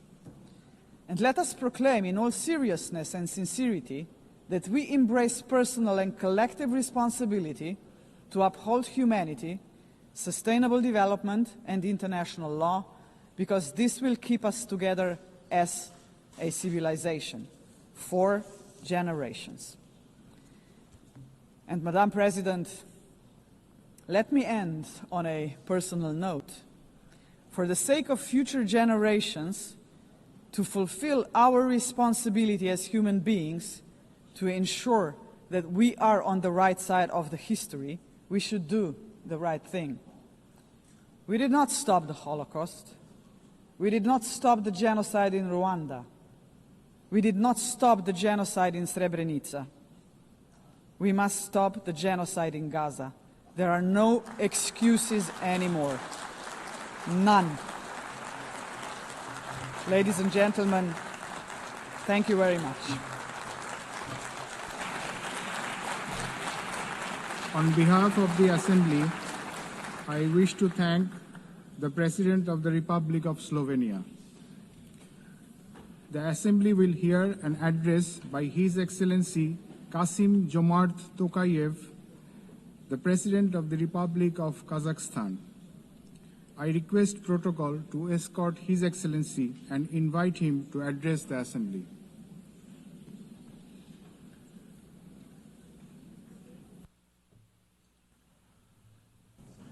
Madam President, Mr. Secretary General, distinguished delegates, for 8 decades, the United Nations has played a pivotal role in combating humanity's global challenges.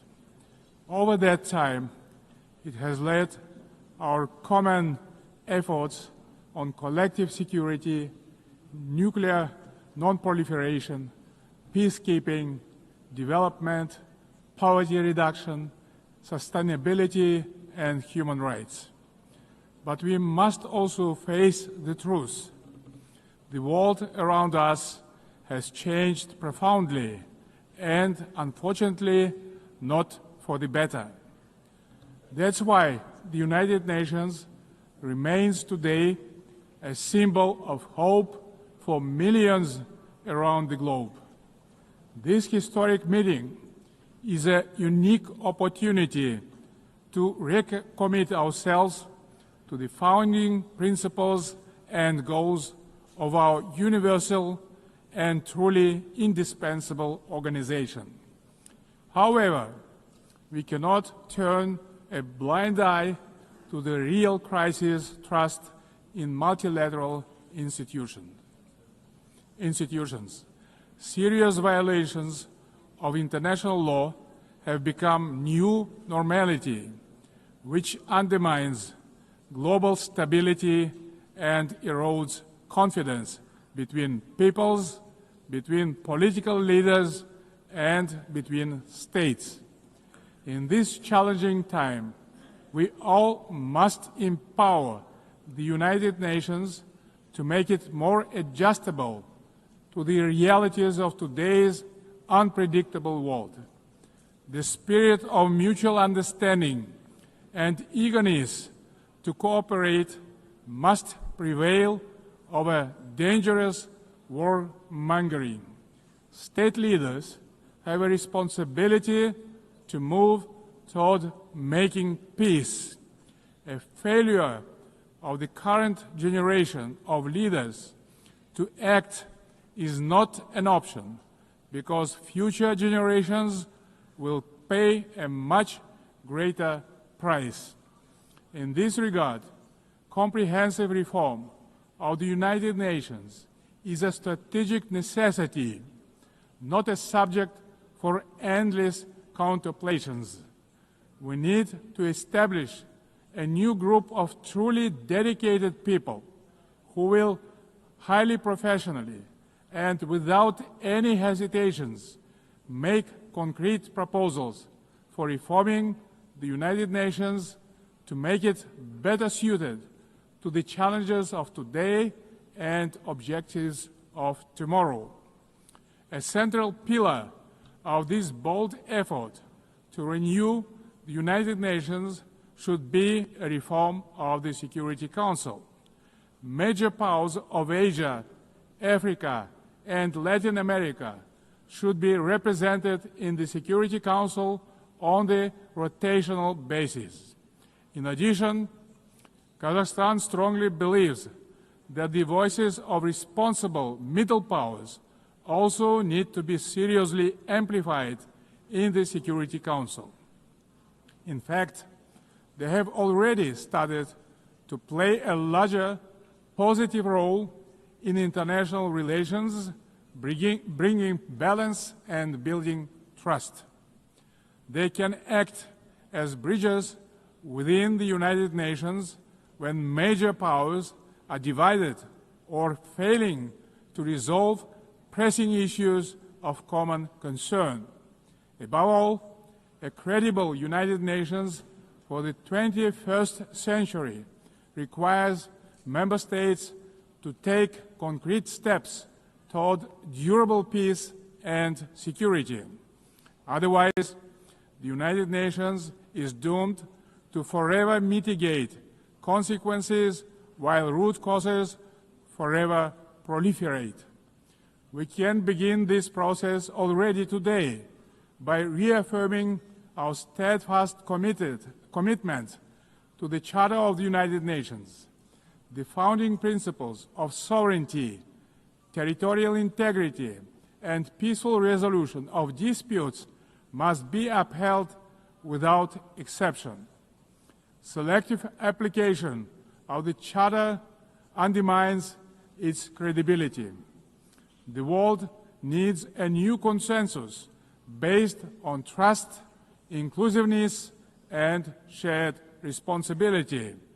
For example, the enemy state clauses of the Charter, historical remnants of the Second World War, have already been recognized by the overwhelming majority of the international community is obsolete. For all these reasons, it's time to have a serious conversation about Charter review. Today we face an alarming reality. Arms control treaties are collapsing, and with them, so are the foundations of strategic stability. Global military spending in 2024 hit a record $2.7 trillion. The global cost of violence reached nearly $20 trillion. Therefore, rebuilding a robust global security architecture should remain a top priority for the international community. We advocate relaunching high-level dialogue among nuclear powers and stronger multilateral action to drastically reduce the looming threat of nuclear weapons.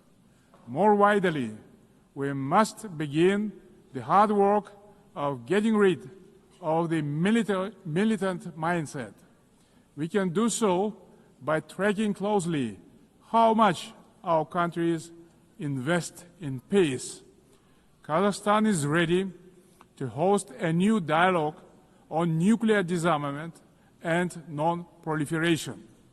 We can focus on informal, inclusive exchanges that reinforce the NPT and support progress toward the CTBT.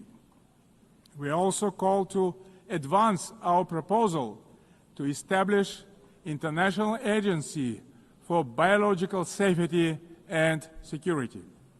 Kazakhstan remains concerned by the Ukrainian crisis, which continues to seriously harm civilians, damage global trust, and undermine international security. Nonetheless, bilateral and international diplomatic efforts on this conflict should continue along with political flexibility to meet the long-term interests of both states. Territorial disputes are never easy to resolve and require mutual restraint and responsibility for the sake of future generations. The psychology of animosity drags all involved in conflicts to the abyss, leaving no chance to reach peace. The humanitarian crisis in Gaza has reached a disastrous scale that cannot be ignored.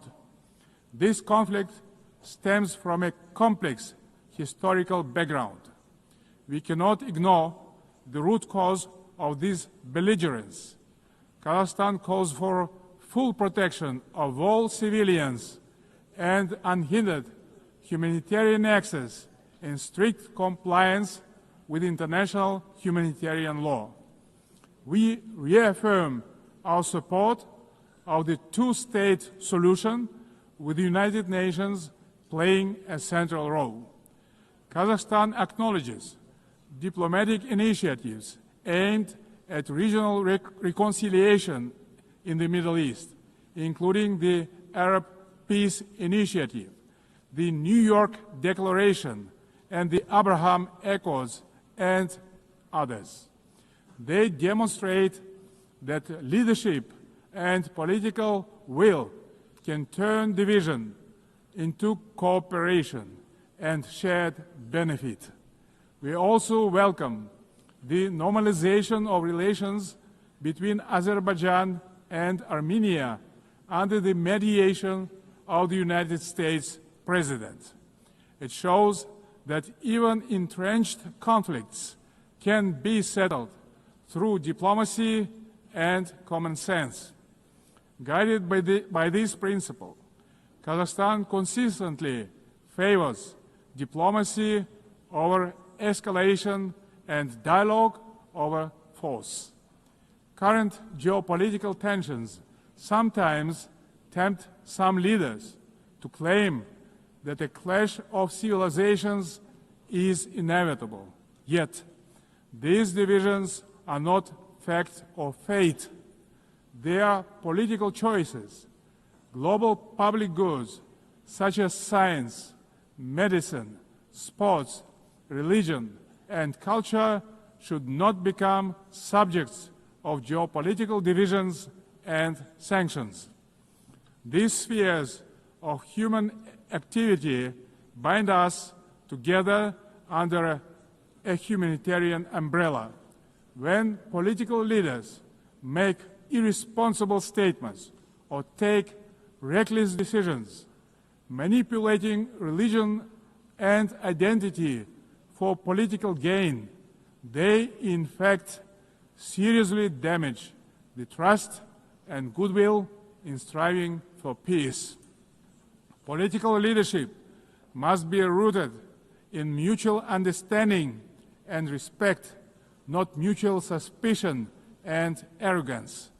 Tolerance and wisdom are the foundation of lasting peace and must be upheld through the rule of law. Dear friends and colleagues, we observe a growing fragmentation and political bias of investment flows.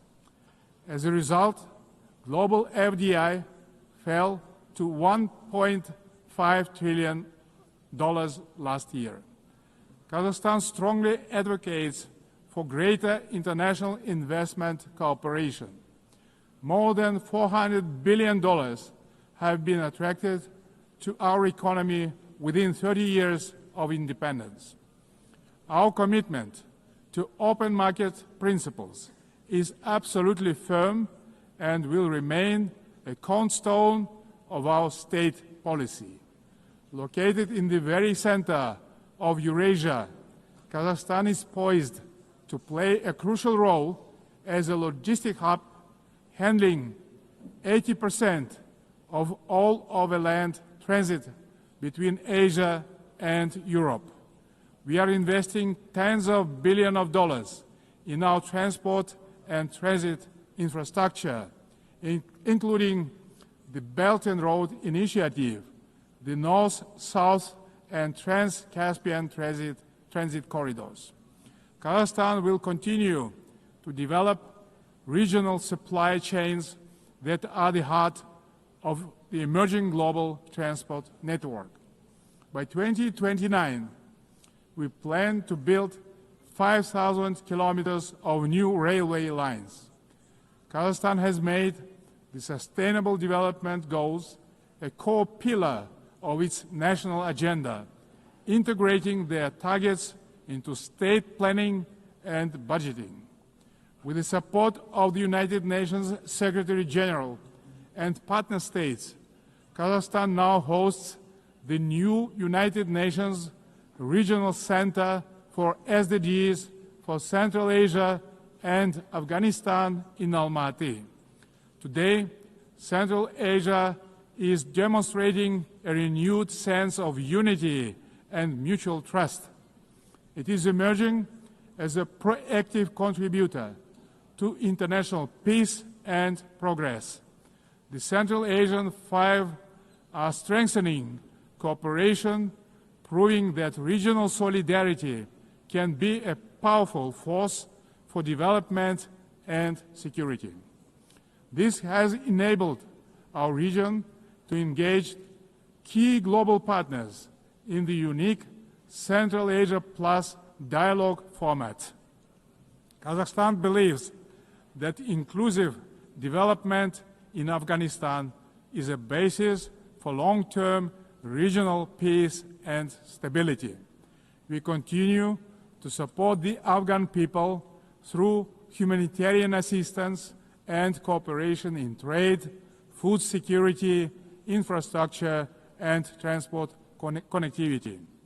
Distinguished delegates, last year was the hottest year in human history, and Central Asia is warming at twice the global rate. The melting of glaciers in the Alatau Mountains is accelerating, multiplying threats to water and food security for millions. Kazakhstan has drawn profound lessons from the tragedy of the Aral Sea. Thanks to our consistent efforts, including at the international level, we succeeded in preserving the northern part of the sea. As the current chair of the International Fund for Saving the Aral Sea, Kazakhstan will continue to play a proactive role in this common priority. Meanwhile, the Caspian Sea is rapidly shrinking. It is no longer just a regional concern. It is a global warning signal. Therefore, we call for urgent steps to preserve the Caspian water resources with our partners across the region and the wider international community. Last year, Kazakhstan co-organized the One Water Summit with France, Saudi Arabia, and the World Bank. Looking forward, stronger coordination, investments, and sustainable solutions are urgently needed to prevent future water crises. To help advance this agenda, Kazakhstan will host a regional ecological summit in Astana in April next year, to be convened in partnership with the United Nations and other international organizations. As part of our broader environmental commitment, Kazakhstan is implementing a nationwide Clean Kazakhstan campaign. This national movement mobilizes millions of volunteers in cleanup actions, waste reduction, and eco-education.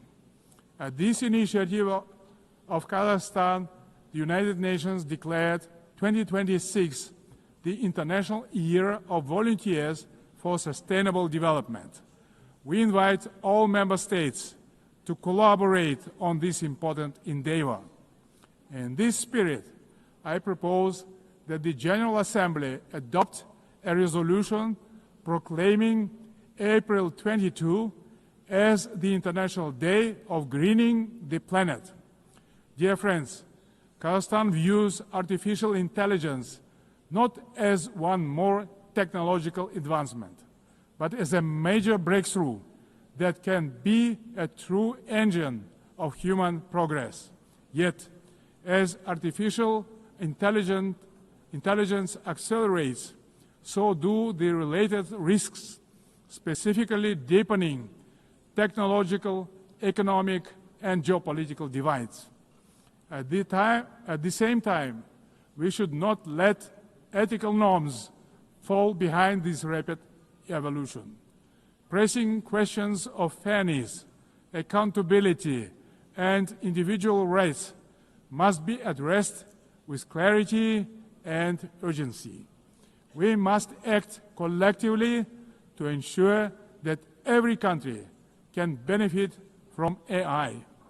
Kazakhstan welcomes the establishment under UN auspices of the Global Dialogue on AI Governance. We stand ready to actively contribute to this platform to help ensure that AI remains safe, inclusive, and human-centered.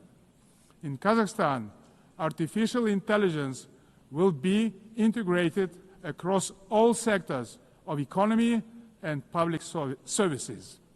The basic infrastructure to deliver this plan is being built, and our bright young people are getting ready to turn this vision into reality. Our strategic goal is to transform Kazakhstan into a fully digital power within the next 3 years. Large-scale digitalization and widespread use of AI have become a national priority in Kazakhstan. E-government is an important pillar of our national development strategy. Around 90% of public services are already digitalized. Kazakhstan has recently launched its fastest national supercomputer ever. But AI and automation are expected to threaten jobs in many countries. That's why digital progress must go hand in hand with professional education. Therefore, Kazakhstan believes it is imperative not just to increase employment, but to valorize the technical professions. Ladies and gentlemen, amid global turbulence, Kazakhstan is pursuing a bold national renewal to build a truly just and fair state. Over the last 3 years, we have carried out large-scale political and economic reforms that are unprecedented in our part of the world. Through a national referendum, we introduced a single 7-year presidential term, thereby strengthening democratic accountability. We remain committed to the formula of strong president, influential parliament, and accountable government. Guided by strong wish to modernize Kazakhstan, I have proposed a single-chamber parliament for a national referendum to consider. Our objective is to continuously embrace the political system to make it more transparent, effective, and reflective of people's aspirations. At the heart of these reforms lies a clear principle: law and order must prevail. We believe that only governance rooted in common sense and the rule of law can ensure public order and protect the rights of all citizens. It creates good conditions for international investment, trade, cooperation, and more broadly, the dynamic development of our country. The interests of law-abiding people and decent citizens must always come first, maintained through justice, accountability, and mutual respect. Kazakhstan's economy is showing clear signs of sustainability and resilience.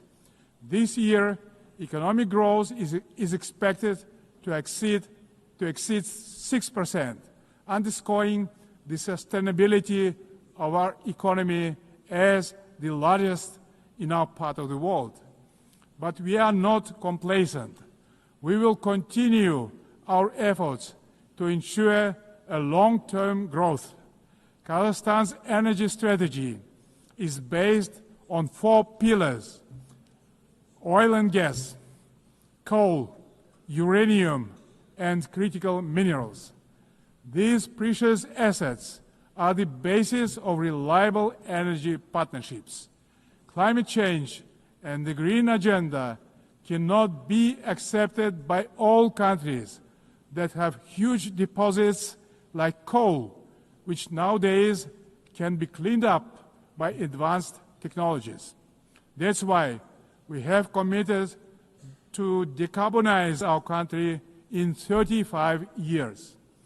Renewable energy is not the single solution to all energy problems. Agriculture is another driver of our development with huge potential for global markets. Kazakhstan's grain export capacity has amounted to 12 million tons, reaching a great number of international markets, creating new opportunities for trade expansion using enhanced transport connectivity. We will continue our cooperation with all major international partners and regional stakeholders to further diversify our external trade and economy, making it more inclusive and resilient. Excellencies, we will remain firmly on this path, deepening governance reforms at home while supporting global governance abroad. Kazakhstan will continue to serve as a bridge builder and peacemaker. It will also continue to choose balance over domination, cooperation over confrontation, and peace over war.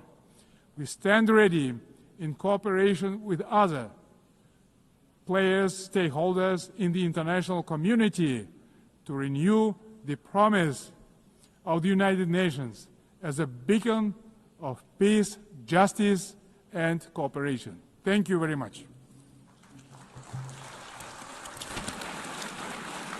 On behalf of the Assembly, I wish to thank the President of the Republic of Kazakhstan. The Assembly will hear an address by His Excellency Matamela Cyril Ramaphosa, President of the Republic of South Africa. I request Protocol to escort His Excellency and invite him to address the Assembly.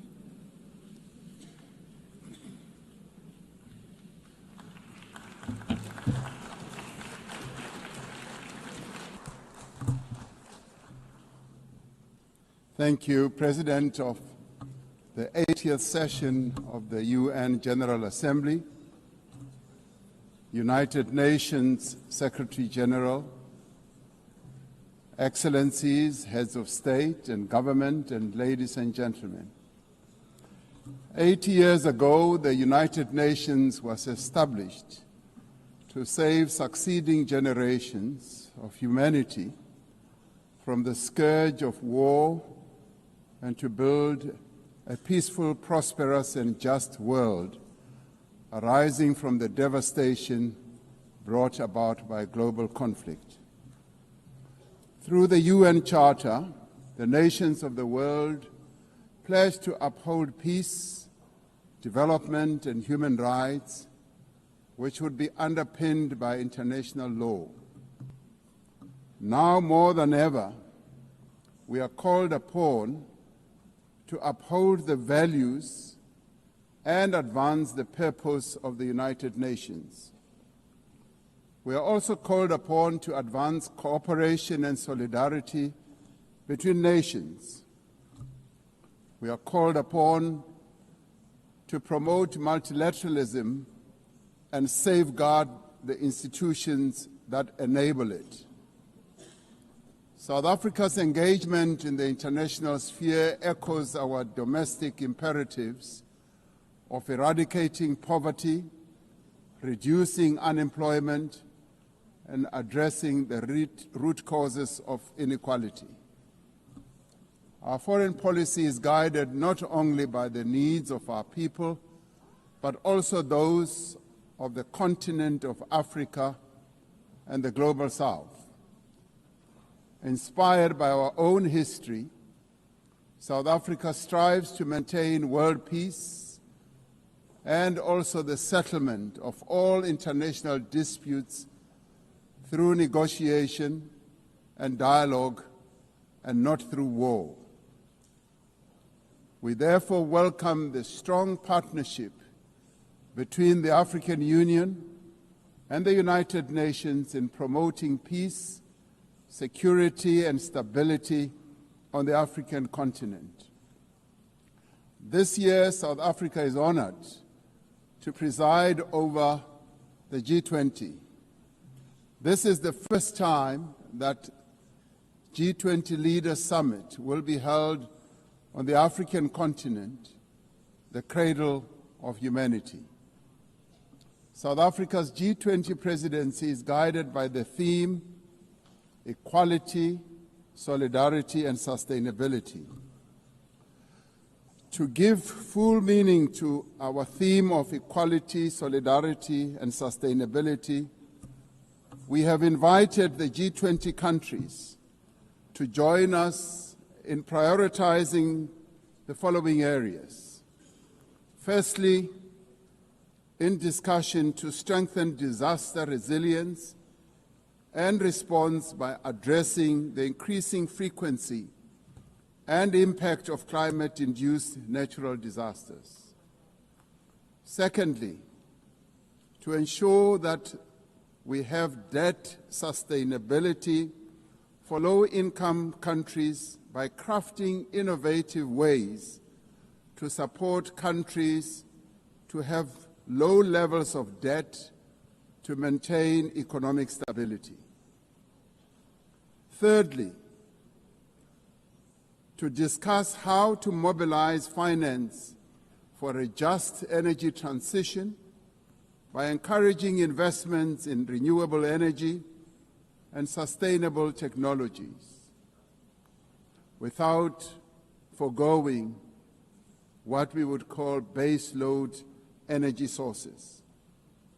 Fourthly, by harnessing critical minerals for inclusive growth and sustainable development through the value addition processes, that is, beneficiation of these minerals at the source where the minerals are extracted, to foster the development of communities where these minerals are found.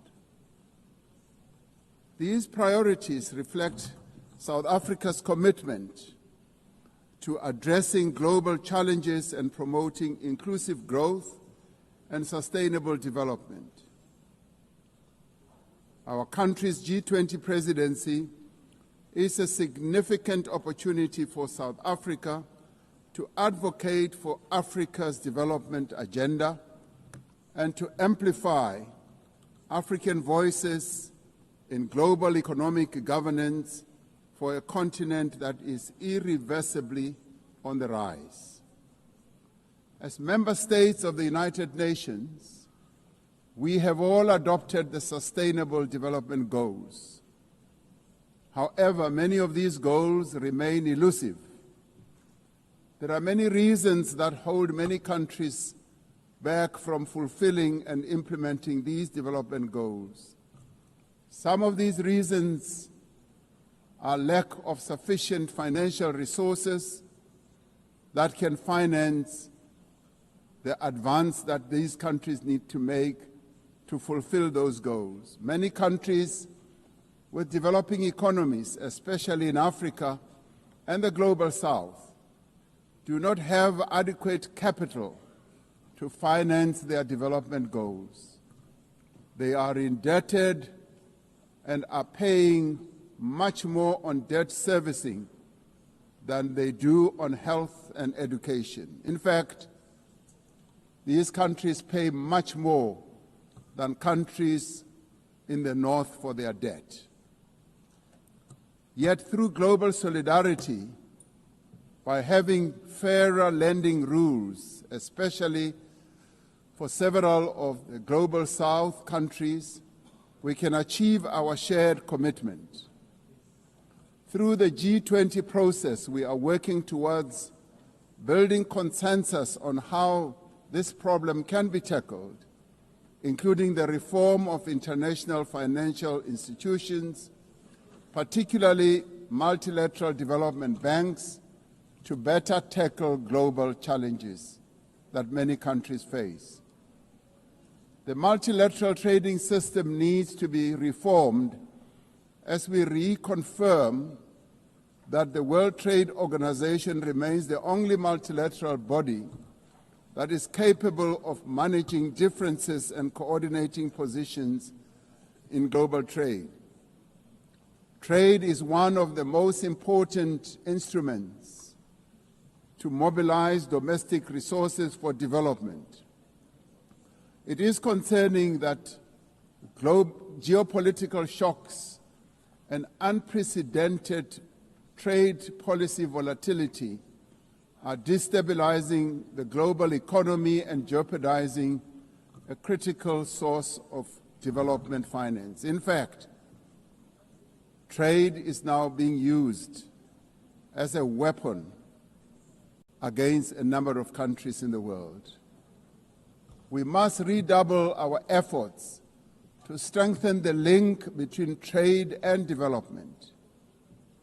Unilateral trade practices and economic cohesion have a detrimental impact on many nations. This includes the economic embargo against Cuba, which has caused untold damage to the country's economy over the years. This unfair embargo must be lifted, and we want it lifted sooner rather than later.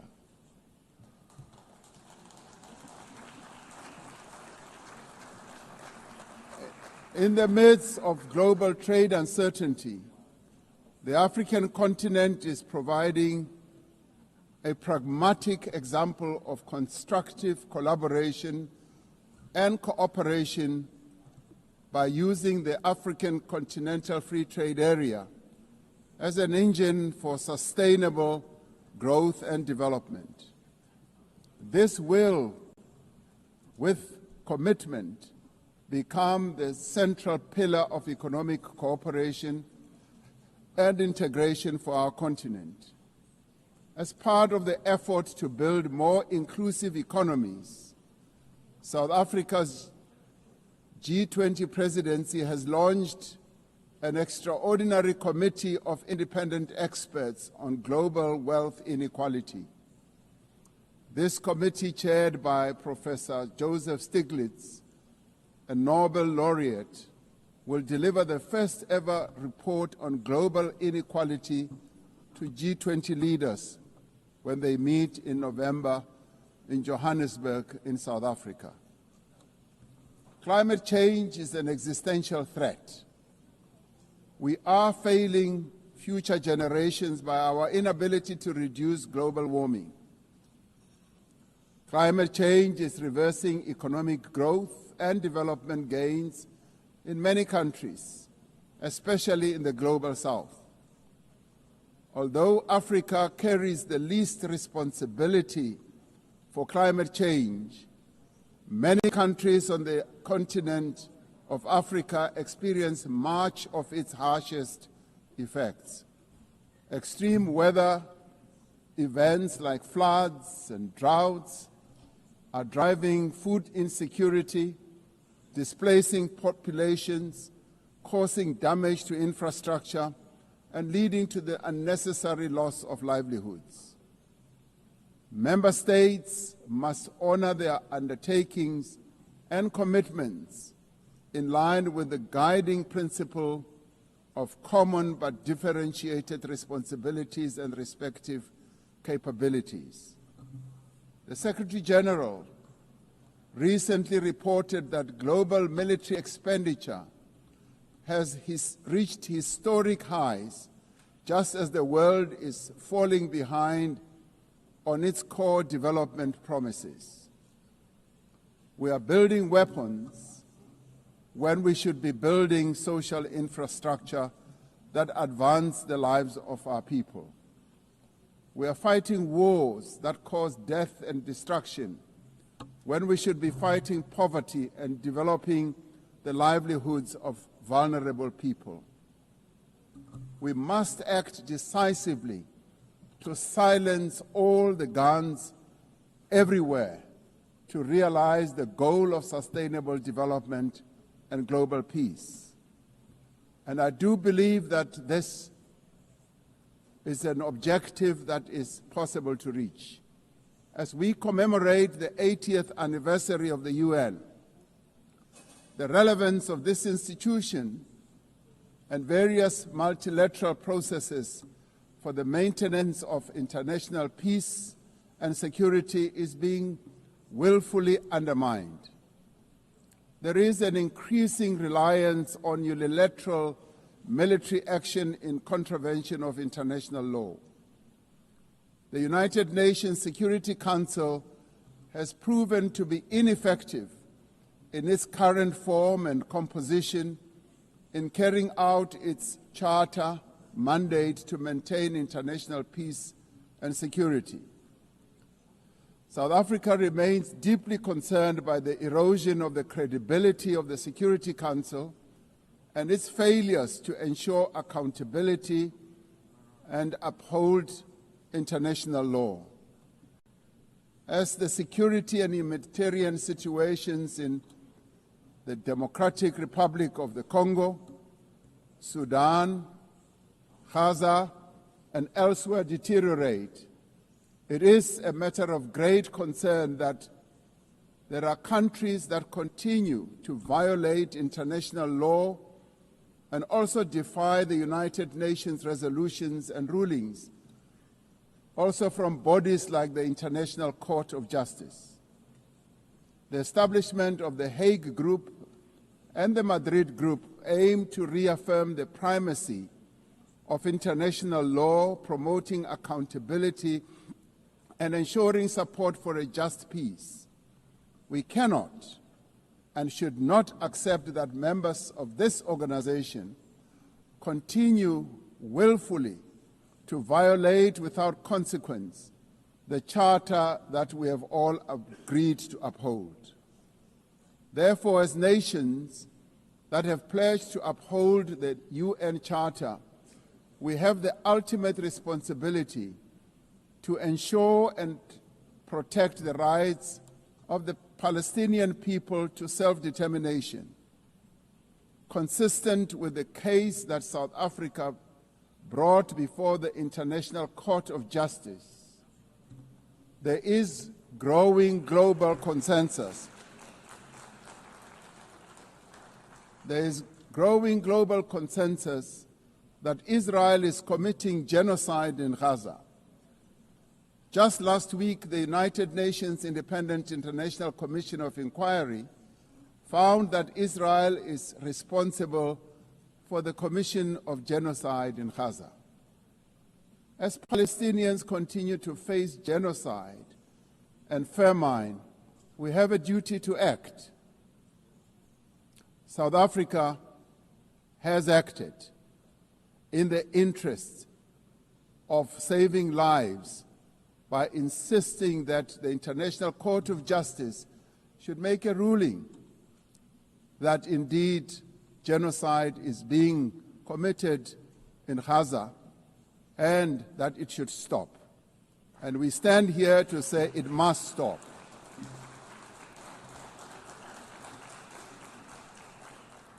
We welcome the historic high-level meeting held yesterday on the two-state solution yesterday in this very chamber.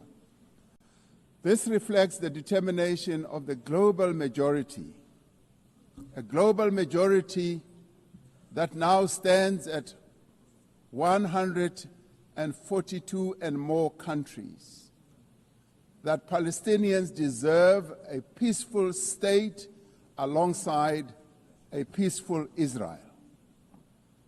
Many nations in the world are calling for that, and that is the voice that we believe that Israel should heed, and those powerful nations that can make a two-state solution viable and possible and implementable should act in that regard.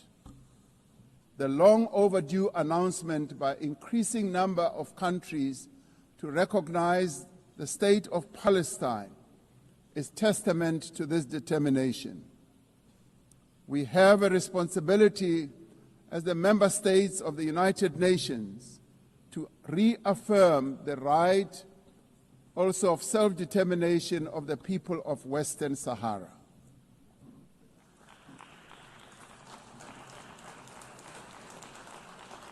The very first resolution of the United Nations General Assembly in January of 1946 called for the elimination of atomic weapons.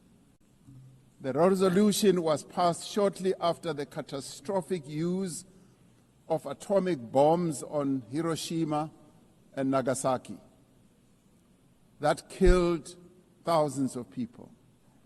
Decades later, we have not made significant progress in the fulfillment of the commitment to nuclear disarmament. In 2026, next year, South Africa will be presiding over the first review conference of the Treaty on the Prohibition of Nuclear Weapons. This treaty reaffirms that there is no greater assurance of non-proliferation than the complete prohibition of nuclear weapons. I was glad to hear that a number of leaders stood here to speak against nuclear weapons and the use thereof. This year we celebrate the 30th anniversary of the Beijing Declaration and Platform for Action as a roadmap for the achievement of gender equality, the empowerment of the women and girls of the world. South Africa reaffirms its unwavering commitment to the empowerment of women and their full, equal, and meaningful participation in all spheres of life. Yes, we would support also the election of a female Secretary General of the United Nations. The Beijing conference milestone reminds us of our shared responsibility to advance human rights, dignity, and justice for all. We are all equal, men and women, and there is no reason that we continue to hold the women of the world backwards. The right to development must be central to the policies and operational activities of the United Nations and its specialized agencies, programs, as well as funds. It must be at the core of the policies and strategies of the international financial and multilateral trading systems. As we celebrate 80 years of the United Nations, we must seize the opportunity to build a better United Nations for the next 80 years. What is needed now is a stronger and more capable United Nations, a United Nations that is based on the renewed commitment to its founding principles. We must invigorate the negotiations on the Security Council reform at the intergovernmental negotiations in the General Assembly, including by initiating text-based negotiations. The Security Council must be accountable. It must also be representative. It must be democratic and effective in executing its mandate. We can no longer accept that a large portion of the world's population is not represented in the United Nations Security Council. My own continent, Africa, home to 1.4 billion people, as well as South America, are not represented in the United Nations Security Council. This is unjust, this is unacceptable, and it must end. We want representation in the Security Council. We look forward to working with the Secretary General on the UN APT initiative to ensure that our organization works more effectively and efficiently. Mandates given by member states must be implemented, and the necessary structural changes and program realignment must be implemented across the UN system. In the face of the decrease in funding to the United Nations to fulfill its mandate, the UN APT initiative is important to maintain the integrity of the multilateral system and to uphold international law. Lastly, I am reminded that our collective membership of the United Nations is our shared humanity in action. The United Nations at 80 compels us to reflect on our collective achievements and to chart a way forward, building an organization that is able to address our common challenges. We must rise to the occasion and do our utmost together to ensure the political, economic, and social freedom of all humanity. We must reaffirm that freedom is indivisible and that the denial of the rights of one person diminishes the freedom of all of us.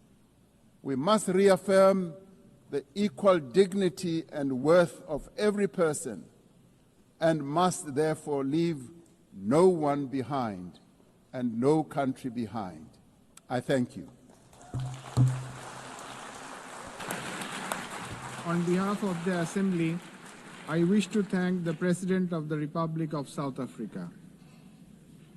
The Assembly will hear an address by His Excellency Shavkat Mirziyoyev, President of the Republic of Uzbekistan.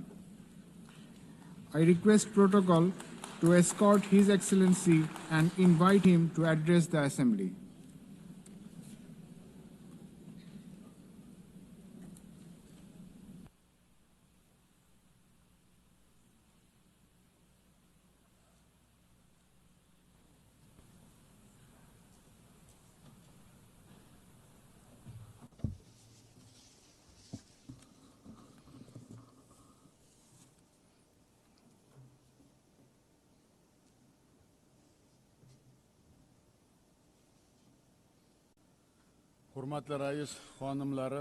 Distinguished Madam President, distinguished Secretary General, heads of delegations, ladies and gentlemen. I am truly delighted to extend my congratulations to you with the 80th anniversary session of the United Nations General Assembly. Our meeting today is taking place in a complex, rapidly changing global situation that calls for new approaches to the work of our organization and its future. Today, across the world, the role and place of international institutions are weakening. Confrontations, conflicts, and wars are intensifying. Technological and social inequality is increasing. An economic and humanitarian crisis are deepening. All of this is creating an entirely new and unsettling geopolitical reality. We highly commend the efforts of His Excellency Secretary General Antonio Guterres aimed at maintaining our organization as the main platform for the peaceful resolution of the most difficult and pressing global issues. In this regard, we fully support the UNAT initiative and reaffirm our strong commitment to the Pact for the Future. We support the transformation of the United Nations Security Council and the expansion of its membership in order to effectively address current threats and challenges and protect the interests of the developing countries. Distinguished participants of the session, we are pursuing a policy to build a democratic, law government, social, and secular new Uzbekistan in full alignment with the Sustainable Development Goals. To this end, we are consistently continuing our irreversible reforms. Our top priority goal is to fundamentally transform the lives of each and every family and citizen in our country to enhance human dignity and well-being. In recent years, we have managed to reduce the poverty rate in Uzbekistan from 35% to 6.6%. We have achieved this result primarily through the transformation of the education and science sector, establishment of innovative industries and high-tech manufacturing enterprises, modernization of green energy and transport infrastructure, comprehensive development of small businesses, and as a result, the creation of millions of jobs. In our country, preschool education coverage has increased from 27% to 78%, while the higher education uptake among our youth has risen from 9% to 42%. Most importantly, we consider enhancing the prestige of the teaching profession as a key issue. In order to create a single international platform for the exchange of teachers' experience and knowledge, we propose to hold a World Summit on Professional Education in Uzbekistan. We are also creating an advanced healthcare system in our country. We invite all our foreign partners to participate in a high-level event dedicated to the fight against childhood cancer and other serious diseases, which will be held tomorrow at our initiative at the United Nations headquarters. Another important area is gender policy. We aim to further strengthen the role of women in social, political, and business life of our country. We advocate for holding the Asian Women's Forum on a regular basis in our region, turning it into a permanent platform. I would like to emphasize once again, we remain committed to our obligations in achieving the Sustainable Development Goals. By the year 2030, we intend to join the ranks of upper middle income countries. To this end, we will consistently continue our open and pragmatic policy. Ladies and gentlemen, 8 years ago, from this esteemed podium, we declared our firm determination to transform Central Asia into a region of peace, good neighborliness, and partnership. Today, we can confidently declare that we have achieved this strategic goal. The era of closed borders, unresolved disputes, and conflicts is in the past. In recent years, the volume of mutual trade, investments, and transportation of goods in our region has increased fivefold. We are implementing joint investment funds, cross-border trade, and industrial cooperation zones, and major infrastructure projects. We also recognize as a common achievement that the consultative meeting of the heads of the state of Central Asia have become an effective mechanism for deepening regional integration. I can confidently affirm that as of now, we are at the beginning stage of the forming a new Central Asia. Our region, thanks to its unity, stability, and distinct identity, is steadily securing a stronger position in the system of international relations as an independent actor. In order to achieve our goals, we intend to give top priority to expanding mutually beneficial ties with all our foreign partners. In this regard, together with UN structures, we propose to implement a number of new projects and programs in our region. In particular, we propose holding an international forum under the auspices of ECOSOC and UNCTAD, dedicated to the economic development of the Central Asian states, establishing a regional hub for green technologies in industry jointly with UNIDO, adopting a program on the rational use of water resources, the creation of green spaces, and the achievement of demographic resilience in our region.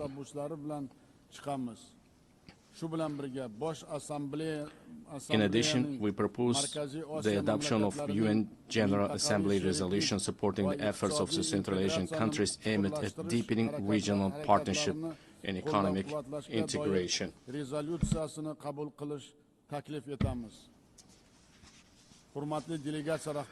Distinguished heads of delegations, speaking about global and regional security and sustainable development, it is impossible to overlook the issue of Afghanistan. Supporting the aspirations of Afghan people for a peaceful and stable life requires the united efforts of the international community. I would like to emphasize that it is of utmost importance to prevent this country's isolation. We intend to implement large-scale economic and infrastructure projects in that country. We propose to adopt a dedicated UN resolution on the development of transport and energy corridors of international significance through the territory of Afghanistan. At the same time, we cannot turn a blind eye to the deeply worsening humanitarian crisis in the Gaza Strip.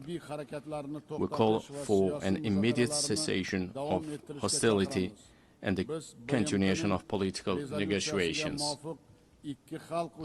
In line with the UN resolutions, we remain steadfast supporters of the two-state solution principle. We are also deeply concerned by the situation around Ukraine. We welcome the start of the high-level dialogue aimed at resolving the crisis through diplomatic means. Distinguished participants of the event, effective measures are being undertaken to implement the global counterterrorism strategy in Central Asia.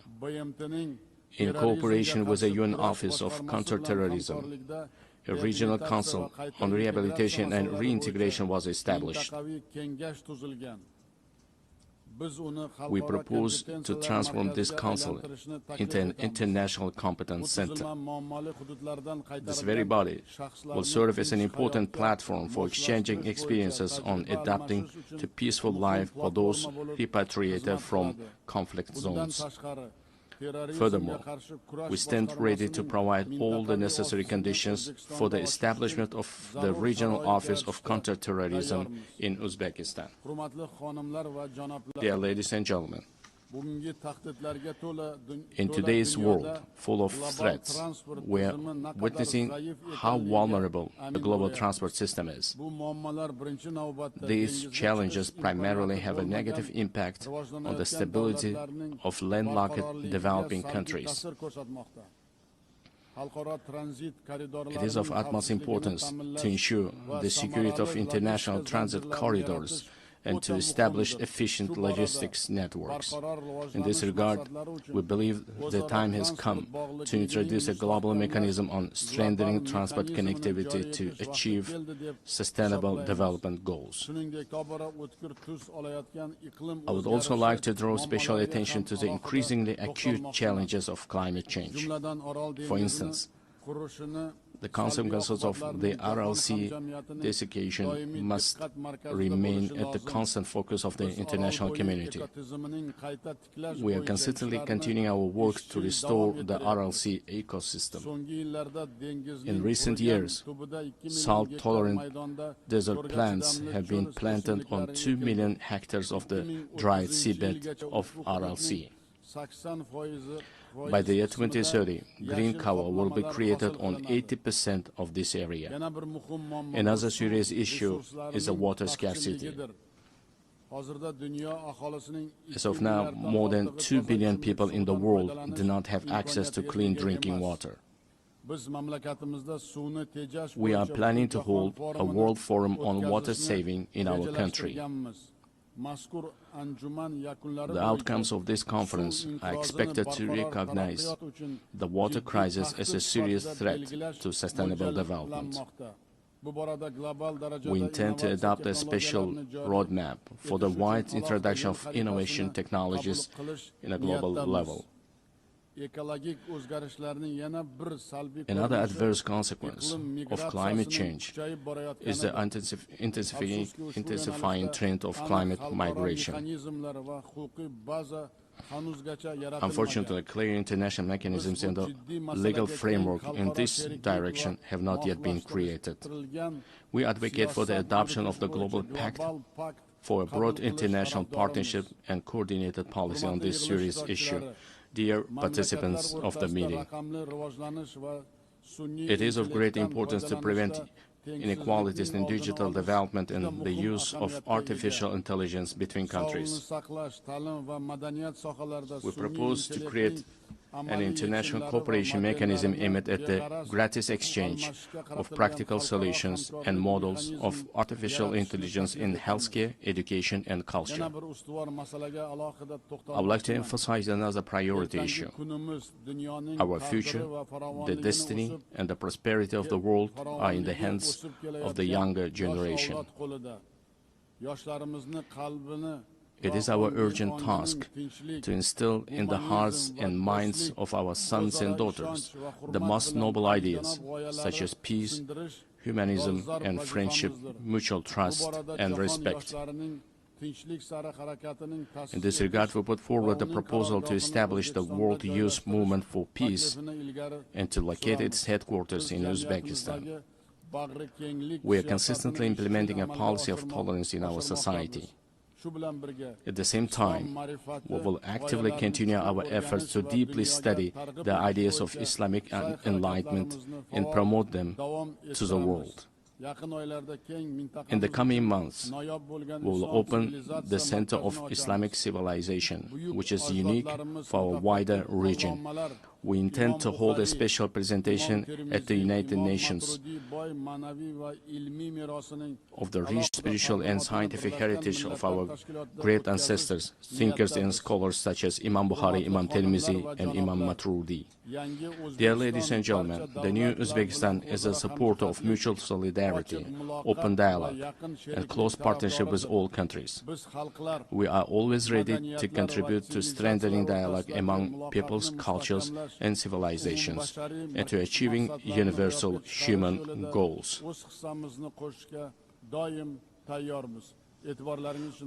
I thank you very much for your attention.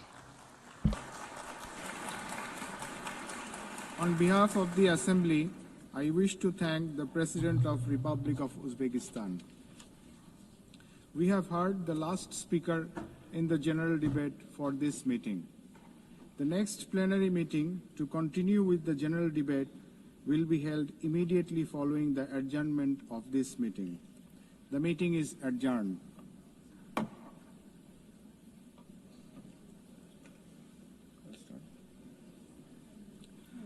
The fifth plenary meeting of the General Assembly is called to order. The Assembly will hear an address by His Excellency Hurel Suk Ukna, President of Mongolia. I request protocol to escort His Excellency and invite him to address the Assembly.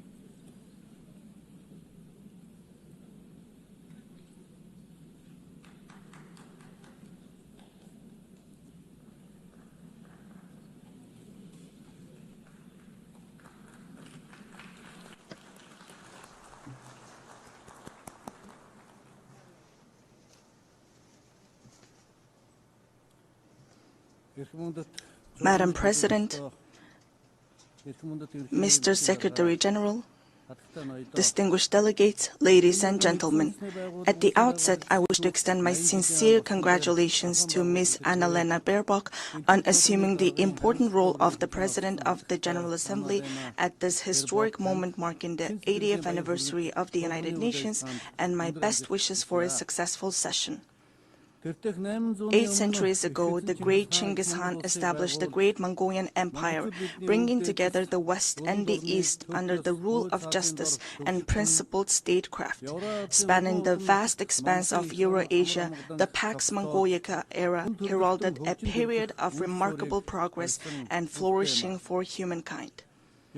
The Pax Mongolica embodied progressive ideals that form the basis of today's collective efforts to maintain global peace and stability.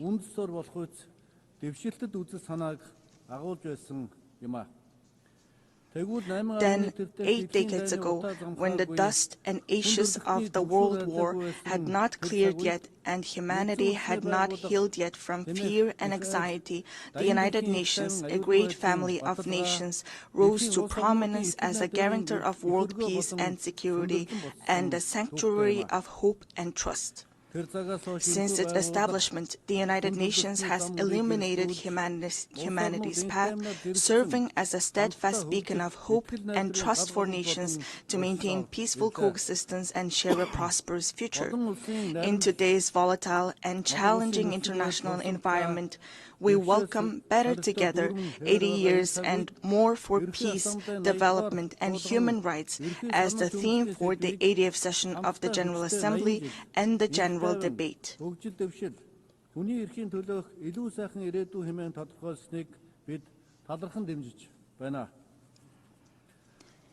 Indeed, this theme calls upon us to assess and reflect upon the United Nations' achievements and challenges over the past 80 years, further strengthen its work in accordance with the United Nations Charter and the principles of international law, and combine our collective voices and efforts in pursuit of concrete and tangible outcomes. Distinguished delegates, Mongolia has consistently upheld the United Nations Charter and universally recognized principles and norms of international law, respecting the independence, sovereignty, and territorial integrity of all states, resolving disputes by peaceful means, respecting human rights and freedoms, and fostering equal and mutually beneficial cooperation. Since becoming a full-fledged member of the United Nations in 1961, Mongolia has steadfastly supported the organization's efforts to strengthen international peace and security. It has demonstrated its enduring commitments to disarmament and non-proliferation and declared its territories nuclear weapon-free status. Furthermore, Mongolia has actively collaborated with the United Nations at all levels, including establishing a dialogue mechanism in Northeast Asia, participating in the United Nations peacekeeping operations, and putting forward various proposals and initiatives in the areas of socio-economic development, environment, and climate change to advance the implementation of development policy and goals. During his visit to Mongolia in 2022, United Nations Secretary General Mr. Antonio Guterres described our nation as a symbol of peace in a troubled world. It is a profound recognition of Mongolia's humble contributions and dedication to the work of the United Nations and its enduring commitment to the cause of peace. Over the past 23 years, Mongolia has continuously deployed personnel from its armed forces to United Nations peacekeeping operations, making a meaningful contribution to global and regional peace and security. During this period, Mongolia has deployed more than 23,000 peacekeepers to 16 United Nations peacekeeping missions and consistently ranked among the top 20 troop and police contributing countries out of more than 120 member states. As we mark the 25th anniversary of UN Security Council Resolution 1325 on women, peace, and security, it is a pleasure to announce that through the steady increase in the deployment of female military personnel, the proportion of women peacekeepers from Mongolia has reached 14% in 2025.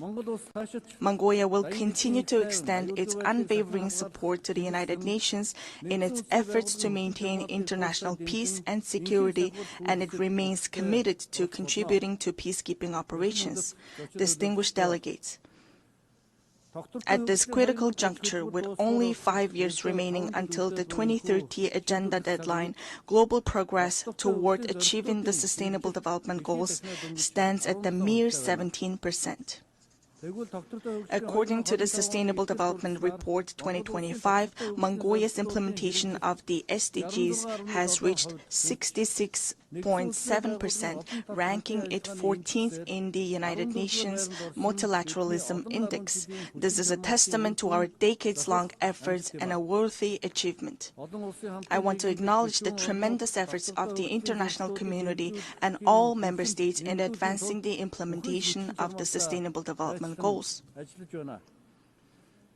We welcome the outcomes of the 4th International Conference on Financing for Development held recently in Seville, Spain, where a broad consensus was reached on the crucial role of financing in achieving the Sustainable Development Goals.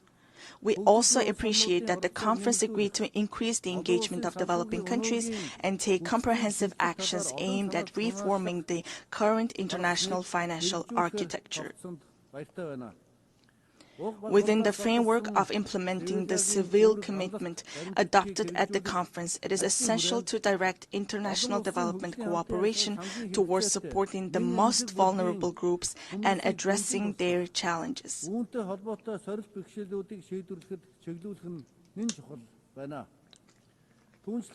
It is my pleasure to note that Mongolia has been playing an active role within the United Nations in advocating the interests of landlocked developing countries, in raising awareness of their special needs and unique circumstances, and closely collaborating with them to ensure their voices are heard on the global stage.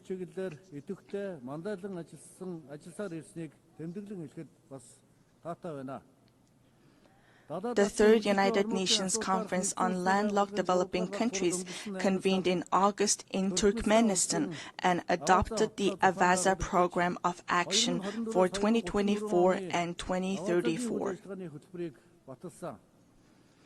Landlocked developing countries have long faced trade and economic development challenges due to their geographic location. Member states have committed to implementing the program to advance the development of landlocked developing countries over the next decade and bring positive improvements to the livelihoods of more than 600 million people living in these countries. To ensure the effective implementation of the AVASA program of action, it is crucial for landlocked developing countries to align their national development plans with the program while mobilizing all available resources to strengthen regional integration and cooperation.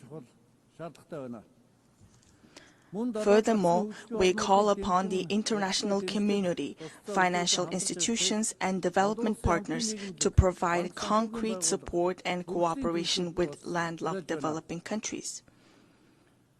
Distinguished delegates, Mother Earth is our one and only home. However, as a result of humanity's careless behavior towards the environment, Mother Earth, with her very existence under threat, is sending a distress call like a patient in critical condition.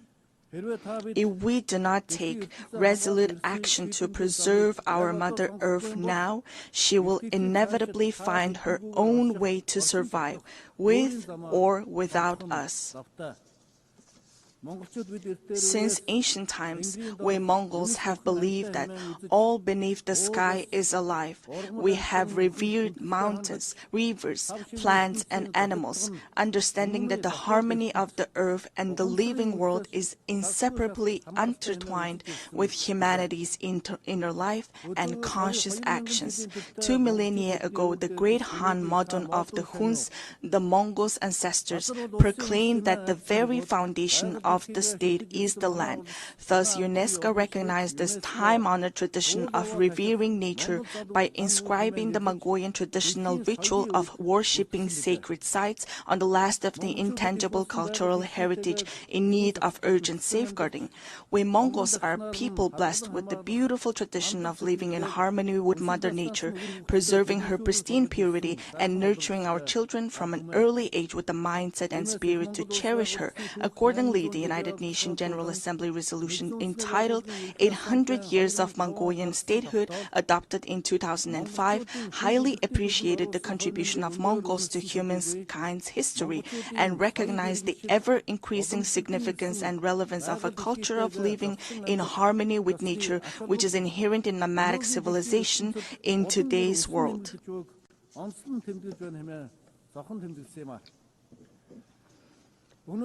Today, we are committed to sharing our cultural heritage and traditional knowledge, rooted in a profound respect for living in harmony with nature, with the international community, as a valuable contribution to building resilience and enhancing adaptation to climate change. In 2026, Mongolia will host the 17th session of the Conference of the Parties to the United Nations Convention to Combat Desertification and observe the International Year of Rangelands and Pastoralists. In this spirit, our country, in partnership with the United Nations, spearheads the international 10-year Rangeland Flagship Initiative. We warmly invite you to join us in supporting and collaborating on this important endeavor. Mongolian people say, the source of life is water, and the source of water is tree. Access to safe drinking water is declining worldwide, with 3.6 billion people currently affected by water scarcity. Therefore, it is imperative for countries to implement integrated management of land and water resources in a coordinated manner and to place special emphasis on preventing water scarcity. I cordially invite you all to participate at the highest level with broad participation in the 17th session of the Conference of the Party to the United Nations Convention to Combat Desertification, scheduled from August 17 to 28, 2026 in Ulaanbaatar. This conference seeks comprehensive solutions to adapt to climate change, protect and enhance water resources, and combat desertification and land degradation. Distinguished delegates, from the moment of birth, we Mongols have grown up on horseback, carrying our glory across the world on noble steeds and contributing to the writing of humanity's proud and enduring history. We Mongols are a nation steeped in a unique cultural heritage. We honor our noble horse in our state emblem, craft our state flag with the mane and tail hair of our swift steeds, and the souls of people around the world are spellbound by the haunting melody of horse fiddle known as the morning whore. Since ancient times, horses have been integral to human livelihoods, culture, and civilization. With the goal of preserving and safeguarding cultural heritage and traditions associated with horses and highlighting their enduring role in humankind's livelihoods, Mongolia proposed a resolution to designate July 11th as World Horse Day. This resolution was adopted during the plenary meeting of the 79th session of the United Nations General Assembly on June 3, 2025. On this occasion, I would like to extend my deepest gratitude on behalf of the horse-loving people of Mongolia to all UN member states for their support in adopting this resolution to designate and observe World Horse Day on the day of Mongolia's National Nadam Festival, which is also inscribed on UNESCO's representative list of the intangible cultural heritage of humanity. Distinguished delegates, this year, countries around the world are assessing the progress made over the past 30 years since the adoption of the Copenhagen Declaration on Social Development and the Beijing Declaration and Platform for Action. Mongolia has undertaken a broad range of policies and activities to advance the social development goals outlined in these milestone documents, related legal frameworks, and the 2030 Agenda for Sustainable Development. These efforts have focused on poverty reduction, promoting social equality and inclusion, supporting families, children, and youth, and protecting the rights of the elderly and persons with disabilities. Among these efforts, the state policy on gender equality aims to ensure equal rights, opportunities, and treatment for both men and women, while actively preventing and eliminating gender-based discrimination. Notably, Mongolia has greatly prioritized advancing gender equality and increasing women's participation in decision-making, with women now making up 25% of our parliament. We are pleased to underscore that, according to the Global Gender Gap Report 2025 by the World Economic Forum, Mongolia ranked 65th globally, improving by 20 places from the previous year and securing 5th place in the Asia-Pacific region. In recent years, Mongolia has regularly hosted international events dedicated to women and gender equality, including the International Conference on Strengthening the Role of Women in Peacekeeping in 2022, the Female Foreign Ministers Meeting in 2023, and the World Women's Forum in 2024 in cooperation with the United Nations. Last month, we successfully hosted the World Women Entrepreneurs Forum under the theme Inspire, Impact, Invest in Ulaanbaatar. I wish to extend my heartfelt gratitude to all countries that supported and participated in the forum. Mongolia will continue to serve as a strong bridge of partnership, cooperation, and solidarity in advancing women's leadership and participation at all levels of social and political life. Distinguished delegates, the ancient Greek philosopher Heraclitus once said, "The only constant in life is change." Supported by its member states, successive UN leadership have consistently pursued reforms to refine the organization's structure and operations across all aspects. In this context, Mongolia welcomes and supports the UN 80 initiative that the United Nations Secretary-General Antonio Guterres presented. We are confident that ensuring gender equality in senior leadership positions within the United Nations will undoubtedly have a positive impact on fostering more transparent, balanced, and inclusive decision-making processes. Therefore, we support initiatives to nominate women candidates for the UN Secretary-General and the Rotation for Equality initiative, which calls for gender rotation in the UN General Assembly President's position. Furthermore, Mongolia upholds and implements the principles of the UN Charter and universally recognized norms of international law, actively contributing to strengthening the UN-centered multilateral system. Mongolia reaffirms its commitment to the UN reform, particularly of the Security Council, to ensure it reflects current realities and embodies equitable and fair representation, inclusivity, transparency, effectiveness, democracy, and accountability. In an era defined by escalating conflicts, rising walls of distrust, and deepening divisions, it is more vital than ever to foster international relations grounded not merely in multipolarity, but on multi-pillar principles that honor each nation's history, culture, civilization, national interests, and unique development paths.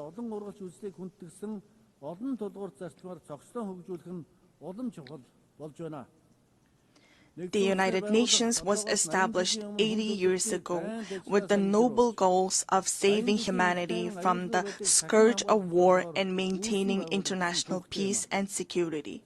The United Nations, the cornerstone for the peaceful and harmonious coexistence among nations, must be reinforced and empowered through strong multi-pillar principles that ensure equal rights and balanced influence.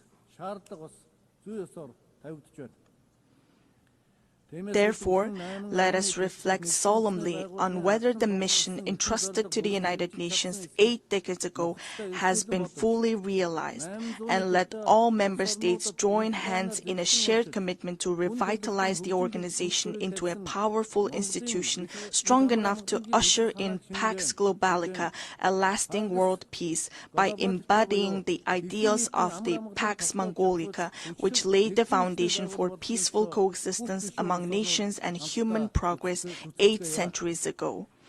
At this pivotal moment, as we commemorate the historic 80th anniversary of the United Nations, I would like to emphasize the growing importance of its role in fostering mutual understanding, trust, and respect among nations, as well as in advancing peace, stability, development, and the vision of a world free from war.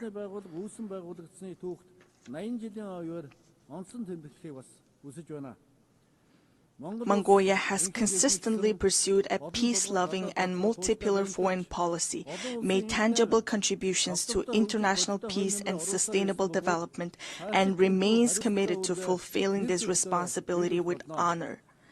I extend my heartfelt congratulations to you all on the momentous occasion of the 80th anniversary of the United Nations. May the eternal blue sky bless us with peace throughout the world.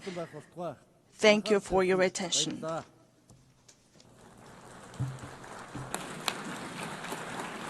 On behalf of the Assembly, I wish to thank the President of Mongolia. The Assembly will hear an address by His Excellency Sardar Bardi Muhammadov, President of Turkmenistan. I request protocol to escort His Excellency and invite him to address the Assembly.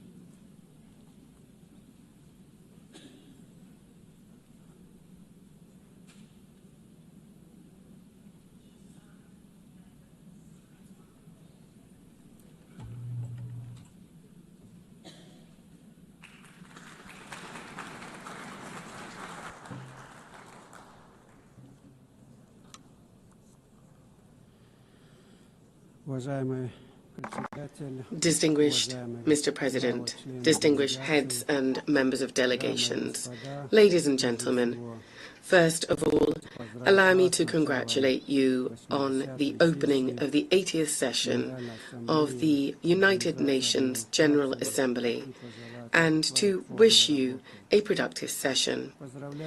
I would like to congratulate Ms. Annalena Baerbock on her election as President of the General Assembly and wish her every success.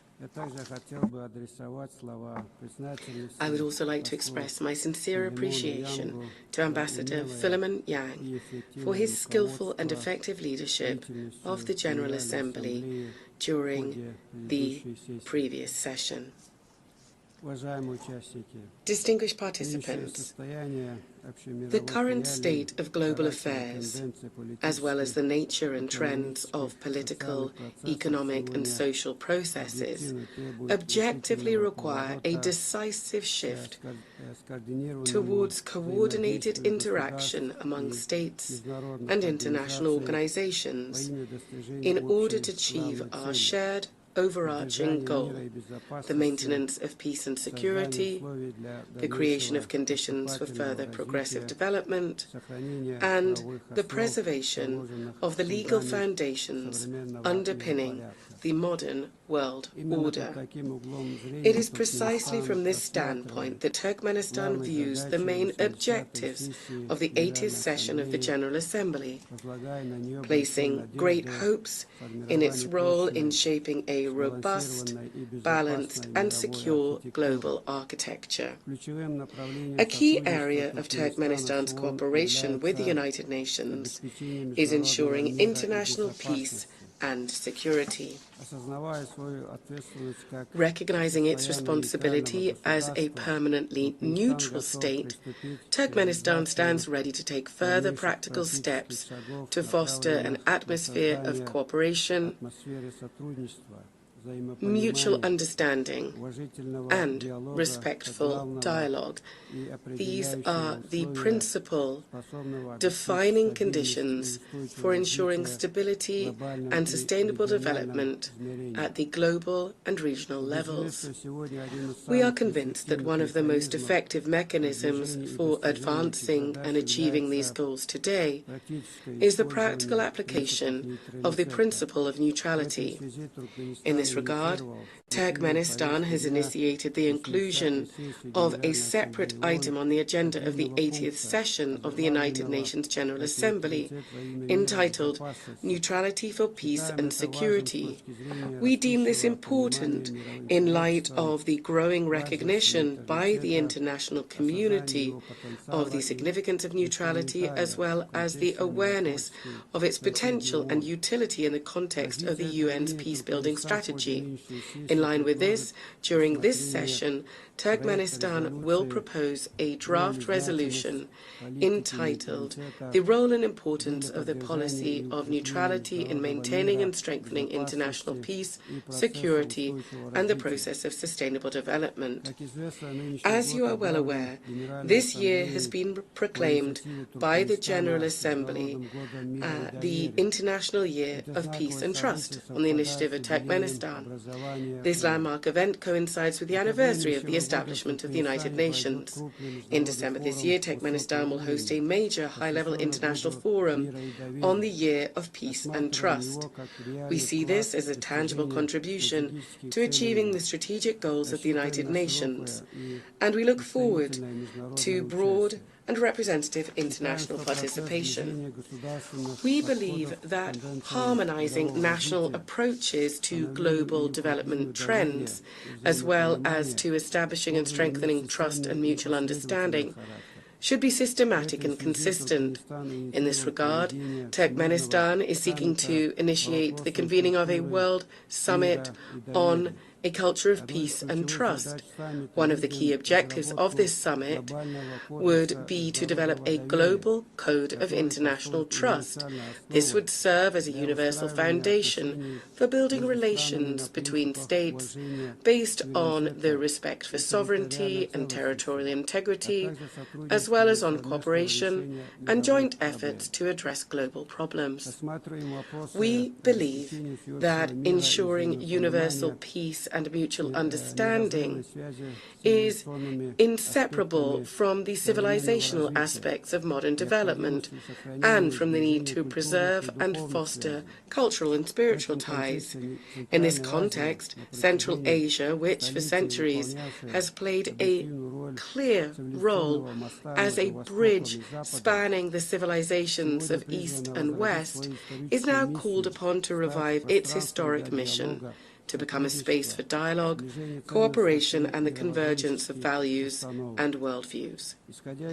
Therefore, during this session, Turkmenistan will propose, in cooperation with the United Nations, an international forum to be held entitled Central Asia, a Space of Peaceful Coexistence.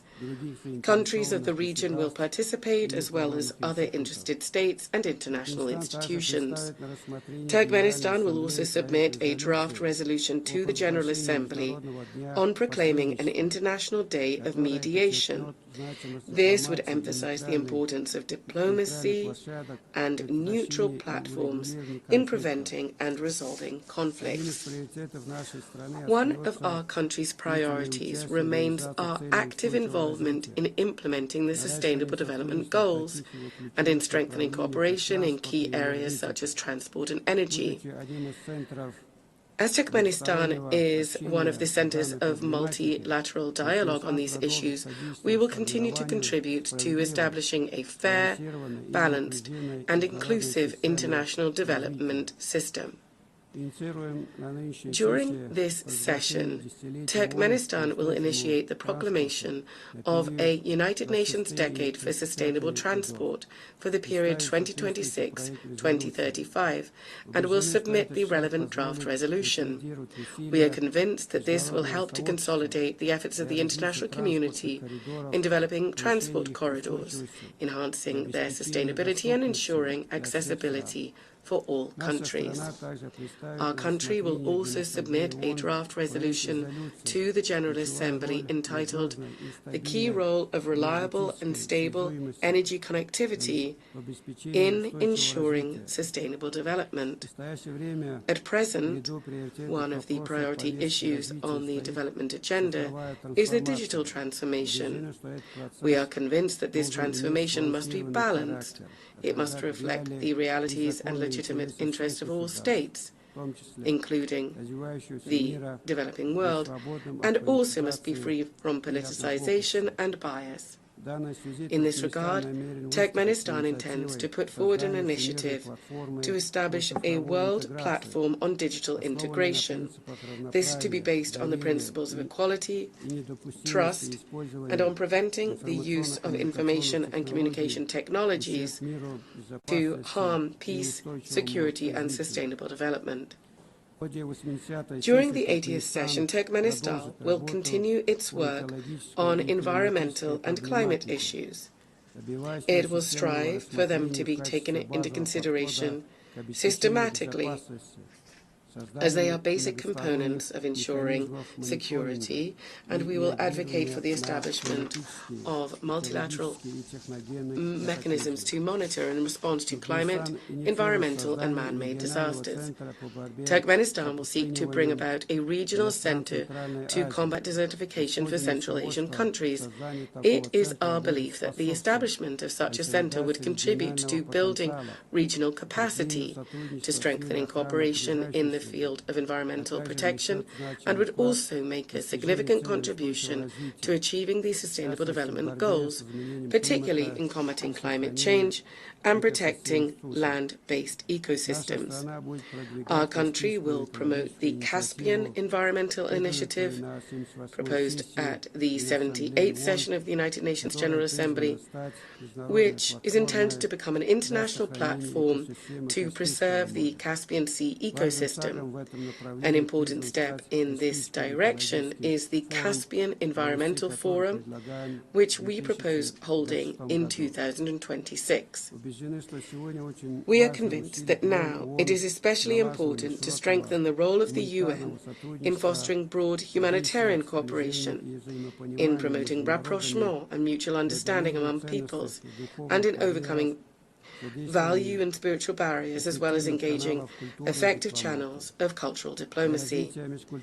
To develop intercultural dialogue and to lend practical support to General Assembly resolutions on multilingualism in international relations, we are proposing proclaiming an International Day of Multilingual Diplomacy as well. Distinguished heads and members of delegations, all of Turkmenistan's international initiatives and actions are always measured against and aligned with the UN Charter and its founding documents, as well as with its long-term goals.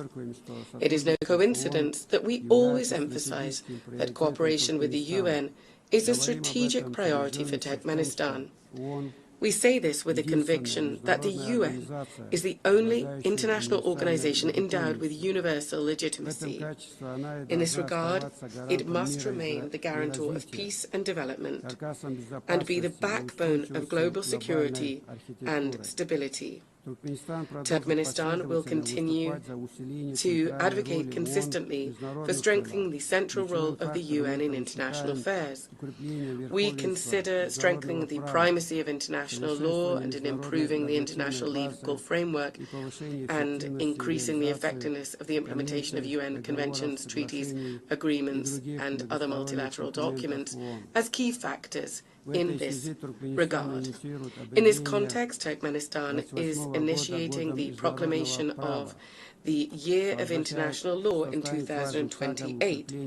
This will become an important step in strengthening the international legal foundations of peace and cooperation. Ladies and gentlemen, this session holds special significance for Turkmenistan. 30 years ago, within these very walls, the United Nations General Assembly unanimously adopted the resolution on the permanent neutrality of Turkmenistan. For our country, this was a momentous historic event. In essence, it determined the entire subsequent course of Turkmenistan's foreign and international policy. International recognition of our neutrality also contributed to boosting the country's domestic development by providing favorable external conditions for this.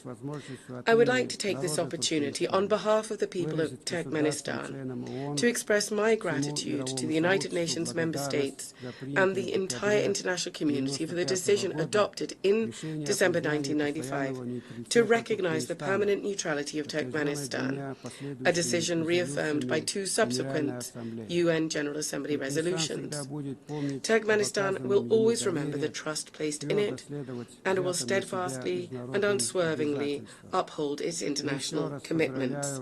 Once again, I would like to congratulate all delegations on the opening of the 80th anniversary session of the United Nations General Assembly and wish you every success in strengthening our cooperation and mutual understanding. Thank you very much indeed.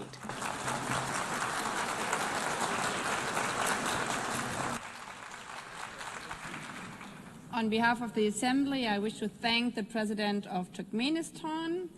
The Assembly will hear an address by His Excellency Gabriel Boric Font, President of the Republic of Chile.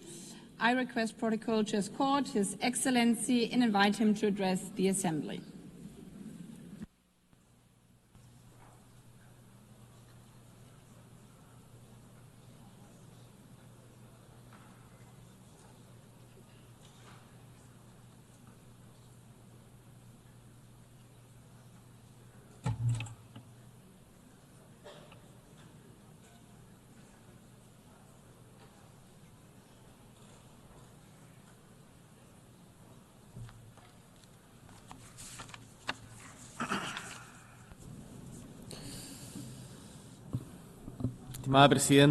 Distinguished President, members of the United Nations General Assembly, guests, peoples of the world, residents of New York, 80 years have elapsed since the creation of the United Nations. 80 years have also elapsed since Gabriela Mistral, a Chilean woman who came from the Elqui Valley,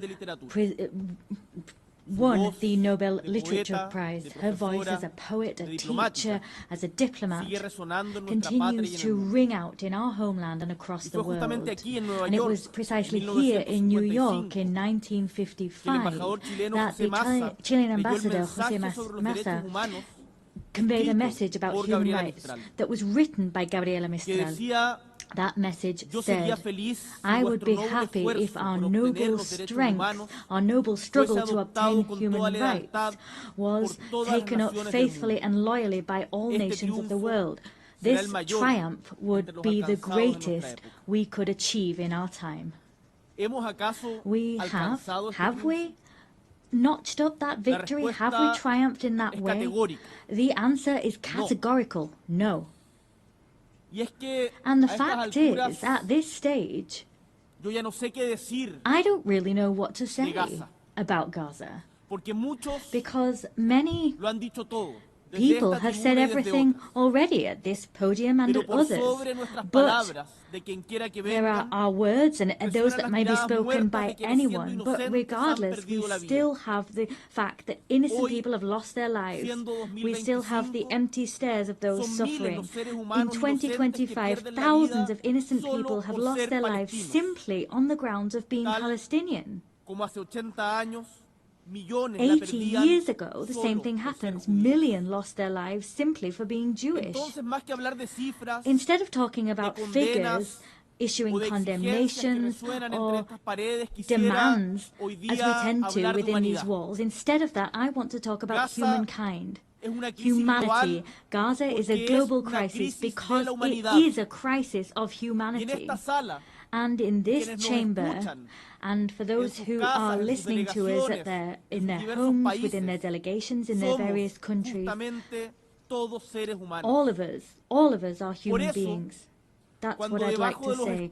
So when under the rubble, we have children, boys and girls lying under that rubble, there is genuine pain and grief in our homeland in Chile. And I know that that pain is shared by the vast majority of the world's nations. And one of the problems we face as humankind is that often pain engenders hatred. But we must face up to pain and that fact and combat hatred with all of our strength. We must transform our desires to hate into a desire for justice. We can't make any concessions to violence. I want to see I don't want to see, Netanyahu destroyed by a missile side by side with his family. I want to see Netanyahu and those responsible for the genocide against the Palestinian people brought to the ICJ and other international courts. In another context, looking elsewhere, the war in Ukraine is also an affront to us. It causes us pain. But some people might ask themselves, what's that got to do with Chile? What's happening in Ukraine got to do with Chile? They're so far apart, we don't understand their language. Some people level those arguments against us and our homeland. We say back to them that we have to see ourselves in the people in Palestine that are searching for food. We have to identify and stand in the shoes of the kidnapped children that have been taken away by Russia. We're all human beings, and one of the reasons we come here and meet today together is that we perhaps continue to have faith in humankind. That's principally what brings us here. Our hearts cannot cease to be moved by pain, and we cannot cease to be moved by the needs of others like ourselves. It's for that reason that we have set down rules which are steps forward for civilizations, and they come from the lessons we've learned from the major challenges we've affronted as humankind. And these rules, we should say this loud and clear from this rostrum and take action here. These principles, these values are not being respected. Let's say that loud and clear. It's not okay to invite people to negotiate, to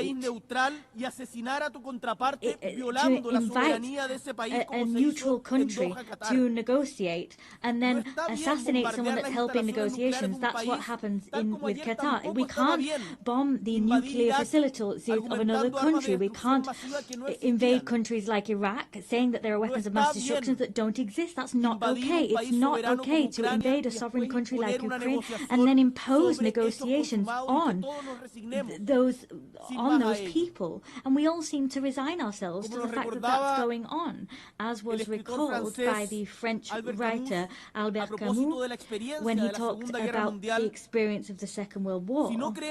If we don't believe in anything, if nothing makes sense, and we can't invoke any values, well, in that case, everything is allowed. There's no good, no evil, and nothing is important. So, if we were to accept that reasoning, we'd have to admit that reason stands on the side of the successful party and no one else, and the rule which we use to assess humankind, the yardstick, would simply be effectiveness. So, in other words, the law of might is right. I want to say to you that ultimately this way of reasoning is the justification of killing. In a world where that occurs, the life of a woman, a man, or their children will always depend on fate or some whims of good or evil, arbitrary decisions. In a world like that, all of those that live without condemning hatred with all of their might are as guilty of homicide as the person dropping a bomb or pulling a trigger. Particularly if you have the voice and the power to say enough, as we do, as all the leaders that we are in this room, we have, with that in mind, greater responsibility. We refuse to rule in favor of those who have might or money, and we say that we're labeled as utopian, nursing pipe dreams. But what is history if not a continued utopian voyage? There will be people who simply want to do things that produce short-term results. But in general terms, shortcuts lead us to the edge of precipices, to the abyss. And the fact is, we don't need to be successful in the way we understand success today in the Western world to continue fighting for a fairer world, because we know that this what we have together has allowed us to change the world, to make it more just, have more loyalty, more solidarity, more inclusion. We've done that. So, distinguished delegates, when we are invited to submit, to bow down, when it is said that intelligence is somehow irrelevant, when people want to show us that you can lie to get an advantage, to get ahead, we want to say no. We're not giving way to cunning trickery, violence, or passivity. Let us say no to all of that.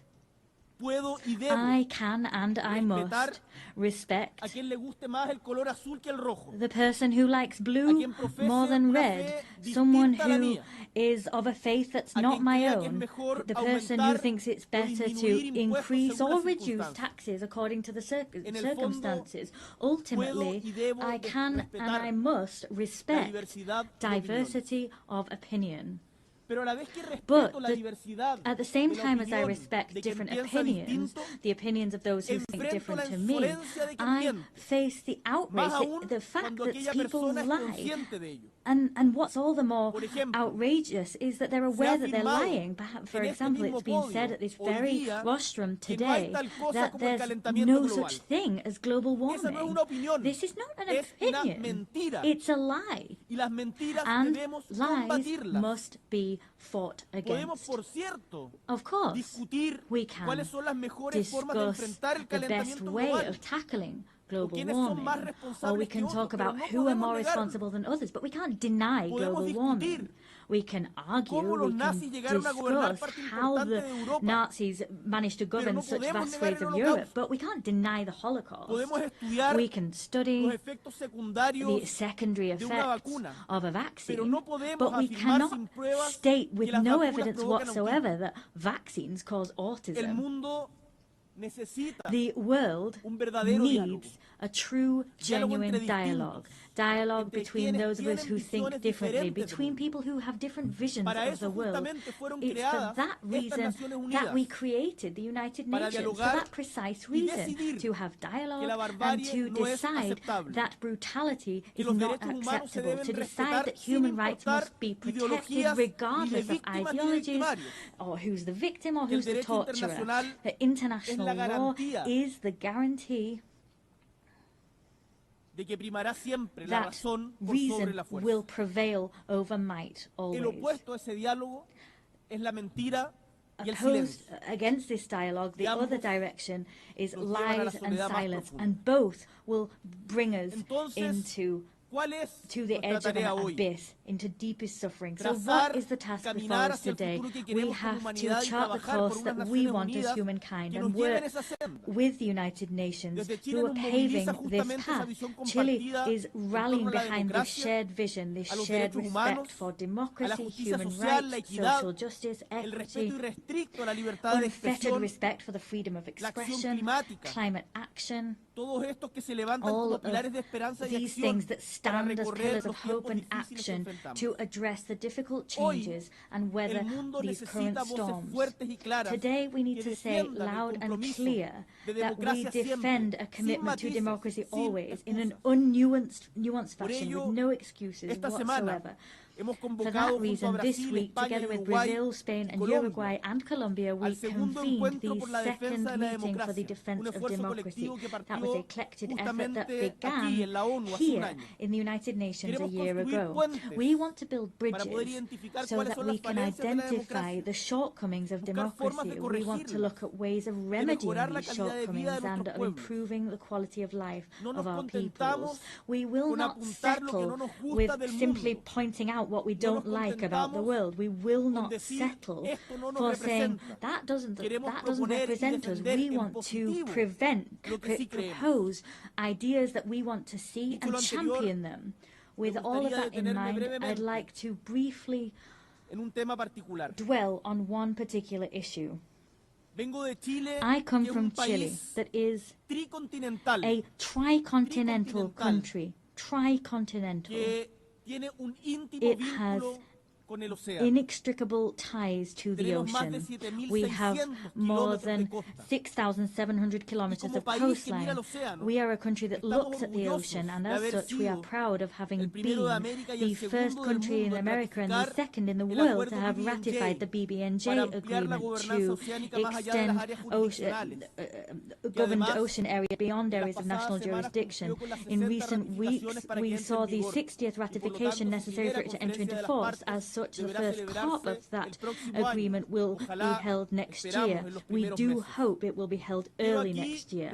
Here, I wish to reiterate the fact that we are ready and willing to have its secretariat established in our Pearl of the Pacific in the city of Valparaiso, because we believe that this agreement is an opportunity to make ocean governance closer to the global south. Chile is always also a country that looks towards and has an Antarctic vocation.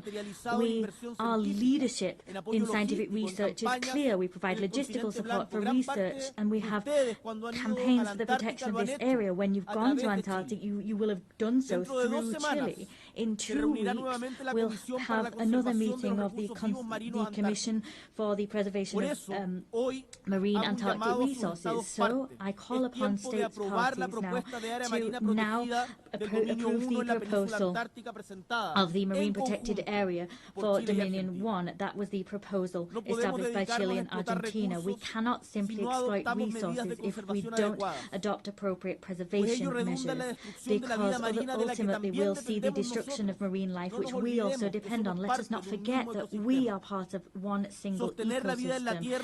Maintaining biodiversity and sustaining life on Earth is something we must urgently grapple with, and we need to do so with a sense of responsibility towards our ancestors, towards those we share the planet with today, and with a sense of responsibility to future generations. Distinguished delegates, as we have a situation of climate crisis, protracted conflicts and humanitarian crises, against that backdrop, the selection and appointment process for the next Secretary General of the United Nations takes on particular significance. I come to this assembly convinced of the fact that always, even in the most difficult circumstances, there is room to take clear-sighted action as a collective body, action which is transformative and imbued with humanity. Human tragedy is never a foregone conclusion. We will not give up on the hope that there will be good in the world and that the United Nations we need can be built, because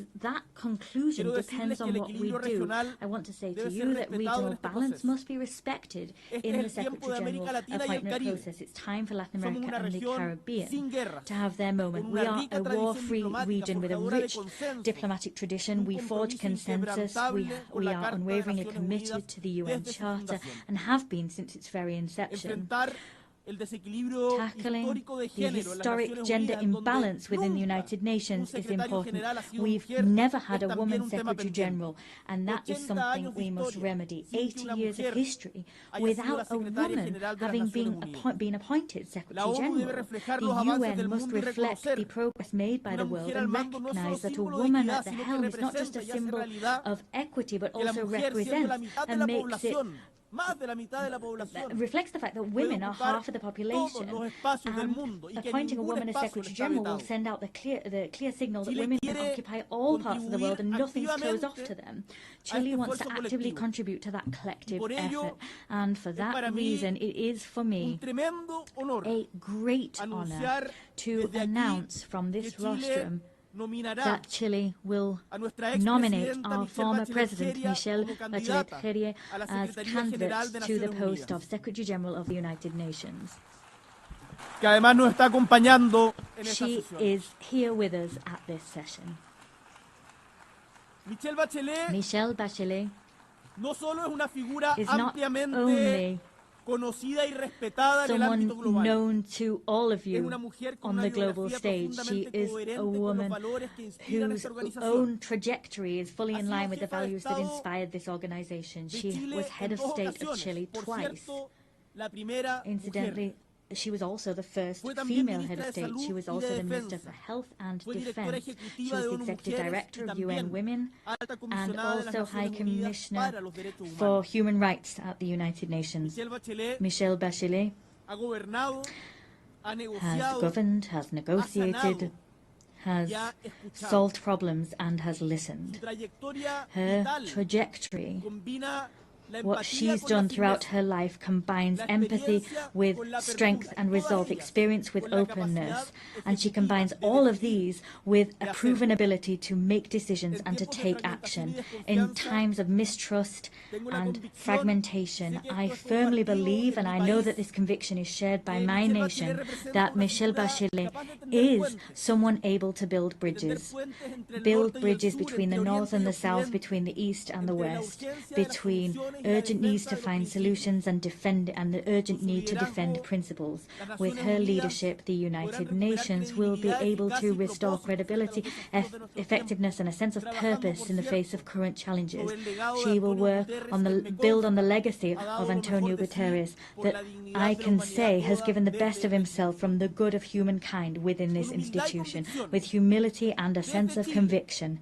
Chile presents this candidacy with the conviction, the certainty that Michelle Bachelet will be able to make a decisive contribution to making the United Nations once more a place for meetings, place for solutions and active hope for the world as a whole. Distinguished delegates, 80 years Let us look back at those decades and let us take stock of these strides forward seen in international governance. In spite of the challenges we're facing, we can also say that we have made progress. But we are eaten away at by the feeling that that progress is under threat. Who will draw the maps of the future? We want to believe that those cartographers will not be those waging assaults on multilateral institutions and eroding their credibility. We don't want them to be those who humiliate the weak. We want all peoples together to draw the maps of the future. Together we represent all of those people, and together we will trace out clear maps so that we have not only a possible and viable future, but one that is full of dignity for everyone and respects them. And to achieve that goal, this organization, let us remember the organization that was built on the ashes of the Second World War after the failure of the League of Nations, this organization is crucial, and renewing it, changing it, reforming it is an urgent need. So, as a renewed organization, but one with the same purpose, it will be an organization that everyone works together in. The words of Victor Jara, that great Chilean singer, great Chilean artist, he talked about this great love of earth which has helped us to live. He loved peace, to enjoy life, love and freedom for everybody. He talked about those things so that his children could exist, his city could exist, and his people could exist. Let us, distinguished colleagues, move together, free and equal, similar and different. Let us walk along this shared path of seeking truth, justice, happiness, and justice. I thank you.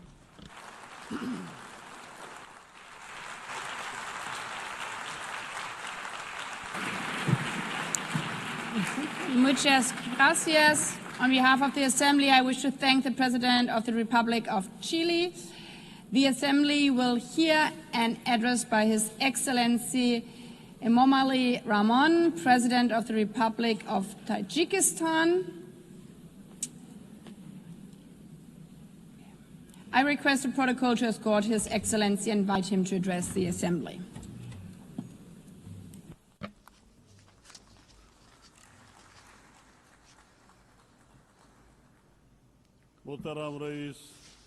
Your Excellency, Madam President, Excellency, ladies and gentlemen, today as we commemorate the 80th anniversary of the adoption of the United Nations Charter, I extend to all member states my heartfelt congratulations and best wishes on this occasion.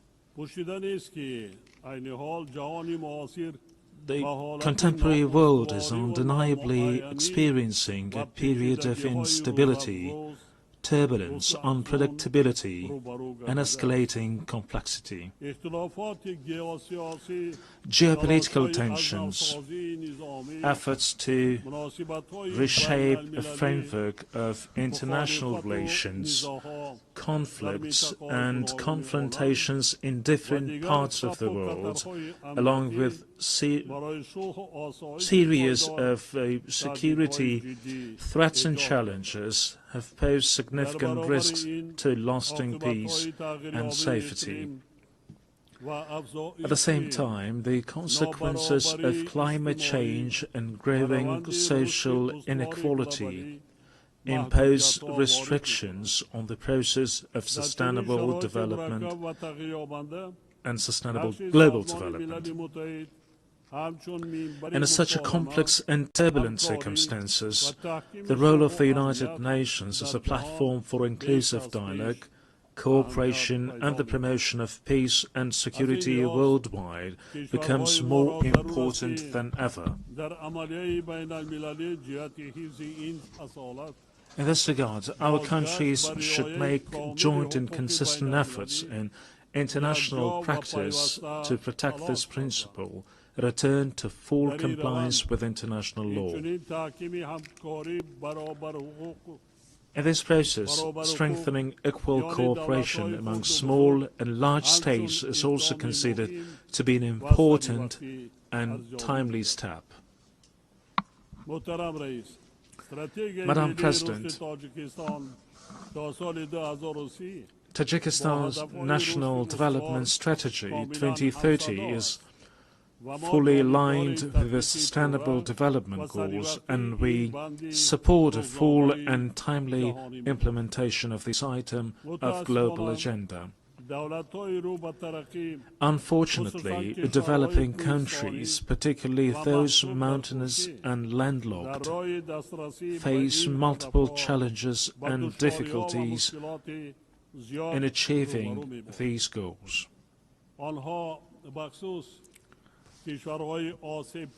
Particularly vulnerable countries feel the need to take serious measures to ensure sustainable development, financing, and improve access to financial resources. Despite significant attempts in this field, the amount of funding for sustainable development offered by the international community continues to be insufficient to address their current need. This situation necessitates timely response, the allocation of additional funds, and a review of approach to the international financial architecture and system. Tajikistan advocates for effective and fair reforms of international financial instruments. At present, we are observing varying degrees of economic progress among nations, and the influence of developed nations and international financial organizations could play a significant role in tackling this issue. Many developing and less developed countries remain vulnerable to the impacts of economic and financial crisis, poverty, infectious diseases, including COVID, natural disasters, and food insecurity. They need to implement effective financial support measures, including debt relief. In our view, now is the high time to seriously consider this important item. Ladies and gentlemen, today climate change-related issues in various countries around the world, including Tajikistan, pose serious obstacles to achieving the Sustainable Development Goals. Our country, with 93% of its land covered by mountains, is deeply concerned of an adverse effect of this situation. Changes in the hydrological cycle, a series of floods and droughts, and severe dust storms over the past decades have had a direct impact on Tajikistan's water and energy resources and food security.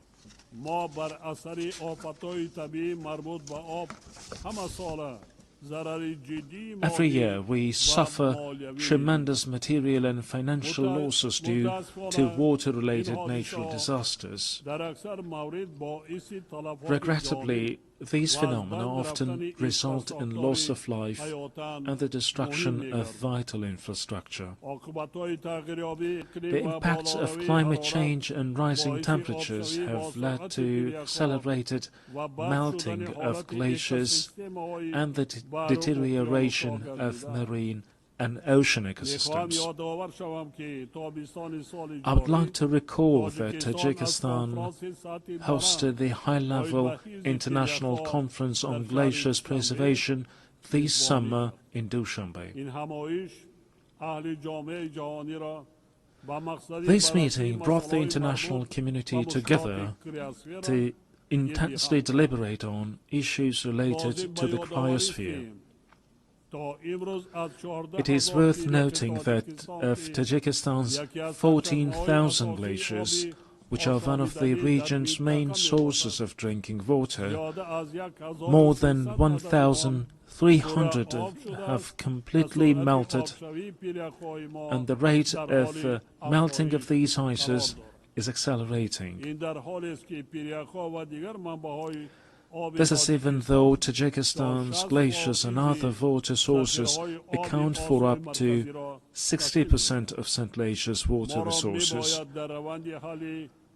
We must not remain indifferent to the matter of addressing issues related to the source of human life, water. Distinguished delegates, ladies and gentlemen, Tajikistan plays a proactive role in water diplomacy. Our country is taking practical steps in cooperation with its international partners as a part of its latest initiative, the International Decade for Action, Water for Sustainable Development 2018-2028.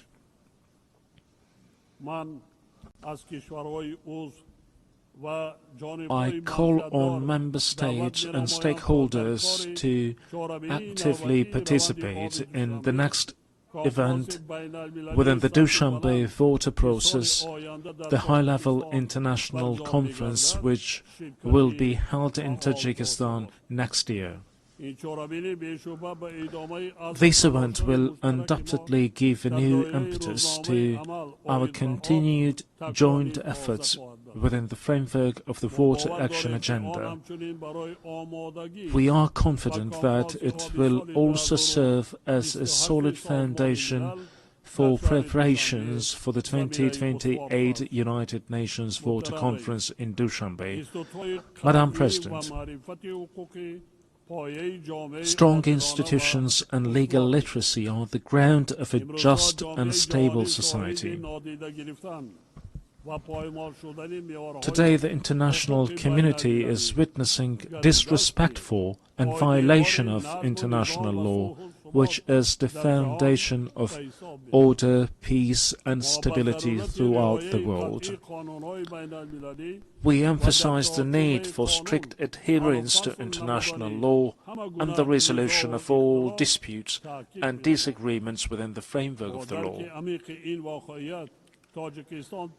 Being deeply aware of this reality, Tajikistan proposes that the United Nations General Assembly considers proclaiming an International Year of Legal Literacy. We call on all member states to join this initiative and strengthen the global culture of transparency and justice. Ladies and gentlemen, the rapid adoption of digital technologies and the effective use of artificial intelligence can noticeably contribute to the achievement of the Sustainable Development Goals. I would like to extend my profound gratitude to all member states for their unwavering support of Tajikistan's proposal to adopt a special resolution entitled "The Role of Artificial Intelligence in Creating New Opportunities for Sustainable Development in Central Asia." I'm confident that the resolution adopted by the General Assembly on July 25th of this year will serve as a key instrument for the safe and equitable use of artificial intelligence in our region. We, in this context, consider the establishment of a regional center for artificial intelligence in Dushanbe to be favorable. This centre would undoubtedly facilitate an implementation of joint initiatives and projects among Central Asian countries in the field of artificial intelligence. It is worth noting that, along with the improvement of digital technologies, a number of new security threats, particularly cybercrime, is also growing. We therefore emphasize that cybersecurity must be an important component of collective security. It is evident that, along with cybercrime, terrorism, extremism, illegal weapons smuggling, drug trafficking, and other forms of transnational organized crime continue to pose a serious threat to the global security. Tajikistan supports the further expansion of international cooperation on global security within the framework of the Dushanbe counter-terrorism process. We are determined and willing to establish constructive interaction within this process with international organizations and the UN member states to even more enhance efforts to counter the aforementioned threats and security risks. We believe that relevant UN agencies, in particular the Office of Counterterrorism, can make an effective contribution to the comprehensive implementation of global counterterrorism strategies and programs and strengthen their support to all member states in this area. Distinguished participants, Tajikistan gives full support of the resolution of all disputes and conflicts through political and diplomatic means.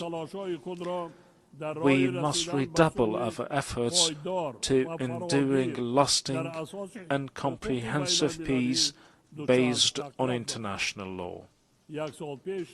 A year ago, from this podium, I proposed considering a special United Nations resolution proclaiming a decade of promotion of peace for future generations. A year later, the adoption of such a resolution has become even more pressing. In today's complex and volatile world, this initiative will create conditions for international cooperation to achieve lasting peace. I call on all UN member states to support this proposal for the sake of our current stability and a better and prosperous life for the generations to come. Ladies and gentlemen, we emphasize our principled, invariable position on the Palestinian issue. We believe that lasting peace in the Middle East is possible only through the implementation of the United Nations resolutions and the principle of the two-state solution. In this regard, we recall the need to resolve this issue exclusively through negotiations and diplomatic means in accordance with the international law, particularly the Charter of the United Nations. We call for a lasting ceasefire in Gaza and access to humanitarian aid. Tajikistan also supports peace and stability, overall security and socio-economic development in neighboring Afghanistan. We are ready to render our full assistance in this process and in this regard call on the international community to provide humanitarian assistance, especially to regions affected by drought and recent severe earthquakes. Distinguished participants, Tajikistan supports the comprehensive reform of the United Nations system within the framework of the UN80 initiative, UN 2.0, and the UN Secretary General's vision for a modernized United Nations. At the same time, we welcome the Pact for the Future as an important collective initiative to promote peace and sustainable development. These initiatives embody the shared aspirations and will of the international community to respond to modern threats and challenges and build a solid foundation for future generations.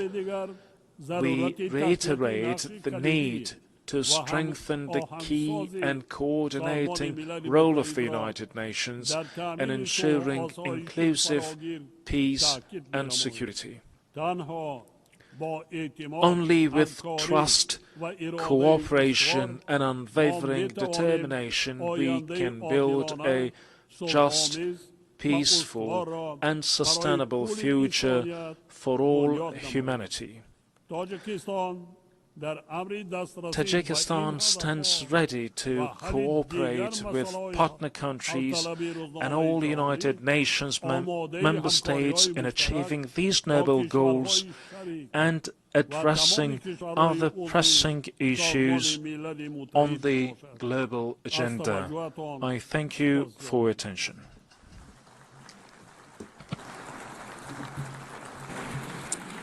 On behalf of the Assembly, I wish to thank the President of the Republic of Tajikistan. The Assembly will hear an address by His Excellency Joseph Aoun, President of the Lebanese Republic. I request protocol to escort His Excellency and invite him to address the Assembly.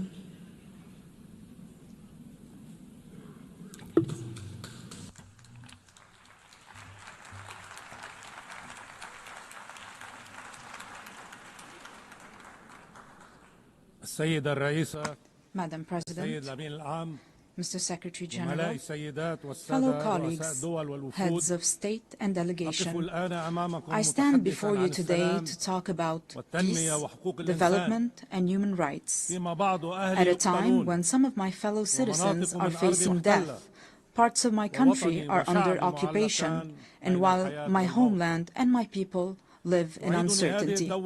This situation takes me back some 77 years ago to the drafting committee of the Universal Declaration of Human Rights in 1948. During one of the debates, the late, great Eleanor Roosevelt stepped in to support one member's opinion so that he is not left alone, as she said to those in attendance.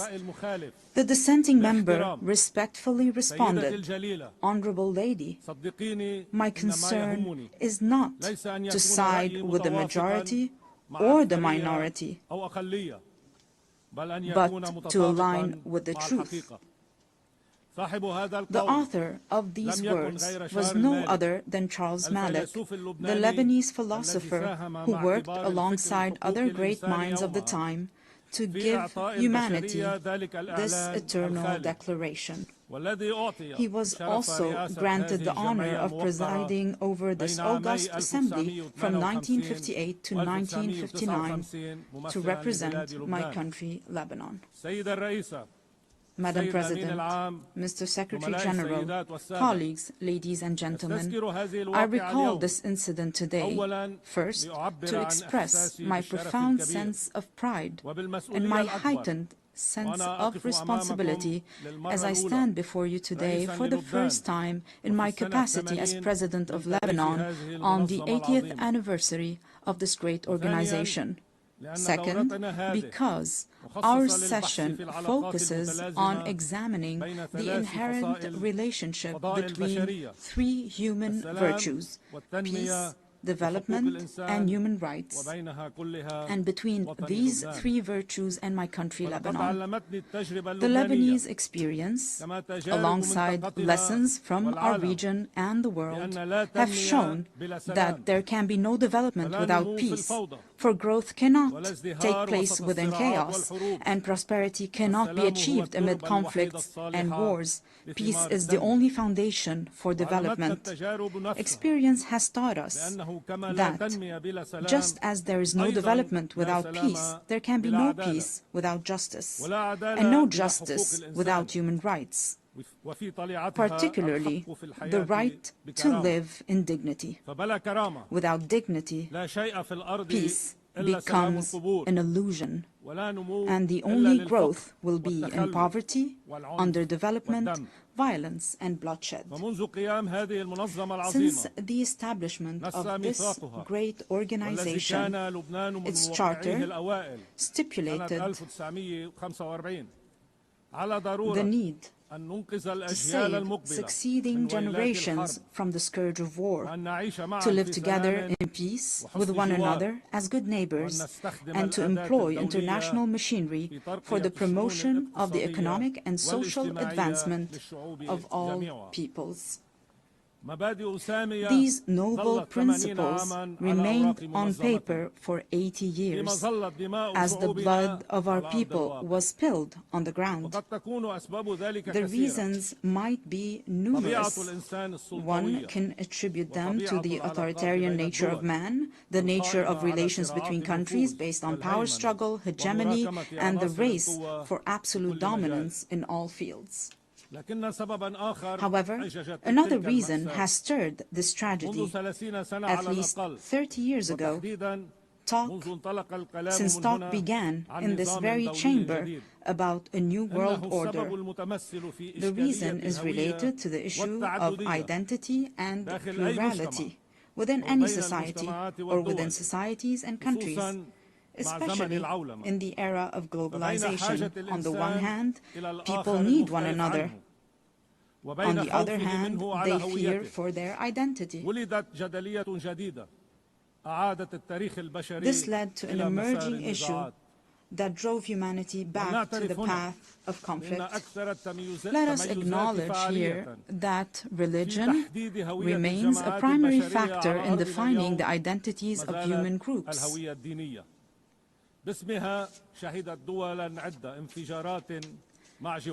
In the name of religion, countries are at war with one another. In the name of religion, many countries have imploded from within. Furthermore, religion continues to shape the world in profound ways. While Islamophobia and xenophobia grow in the West, the East is still haunted by the memory of colonialism and the remnants of old religious wars. Despite remarkable scientific progress, the world finds itself trapped in a bygone era. Madam President, Mr. Secretary General, colleagues, at the heart of this dilemma, Lebanon plays a unique role. This is its raison d'etre.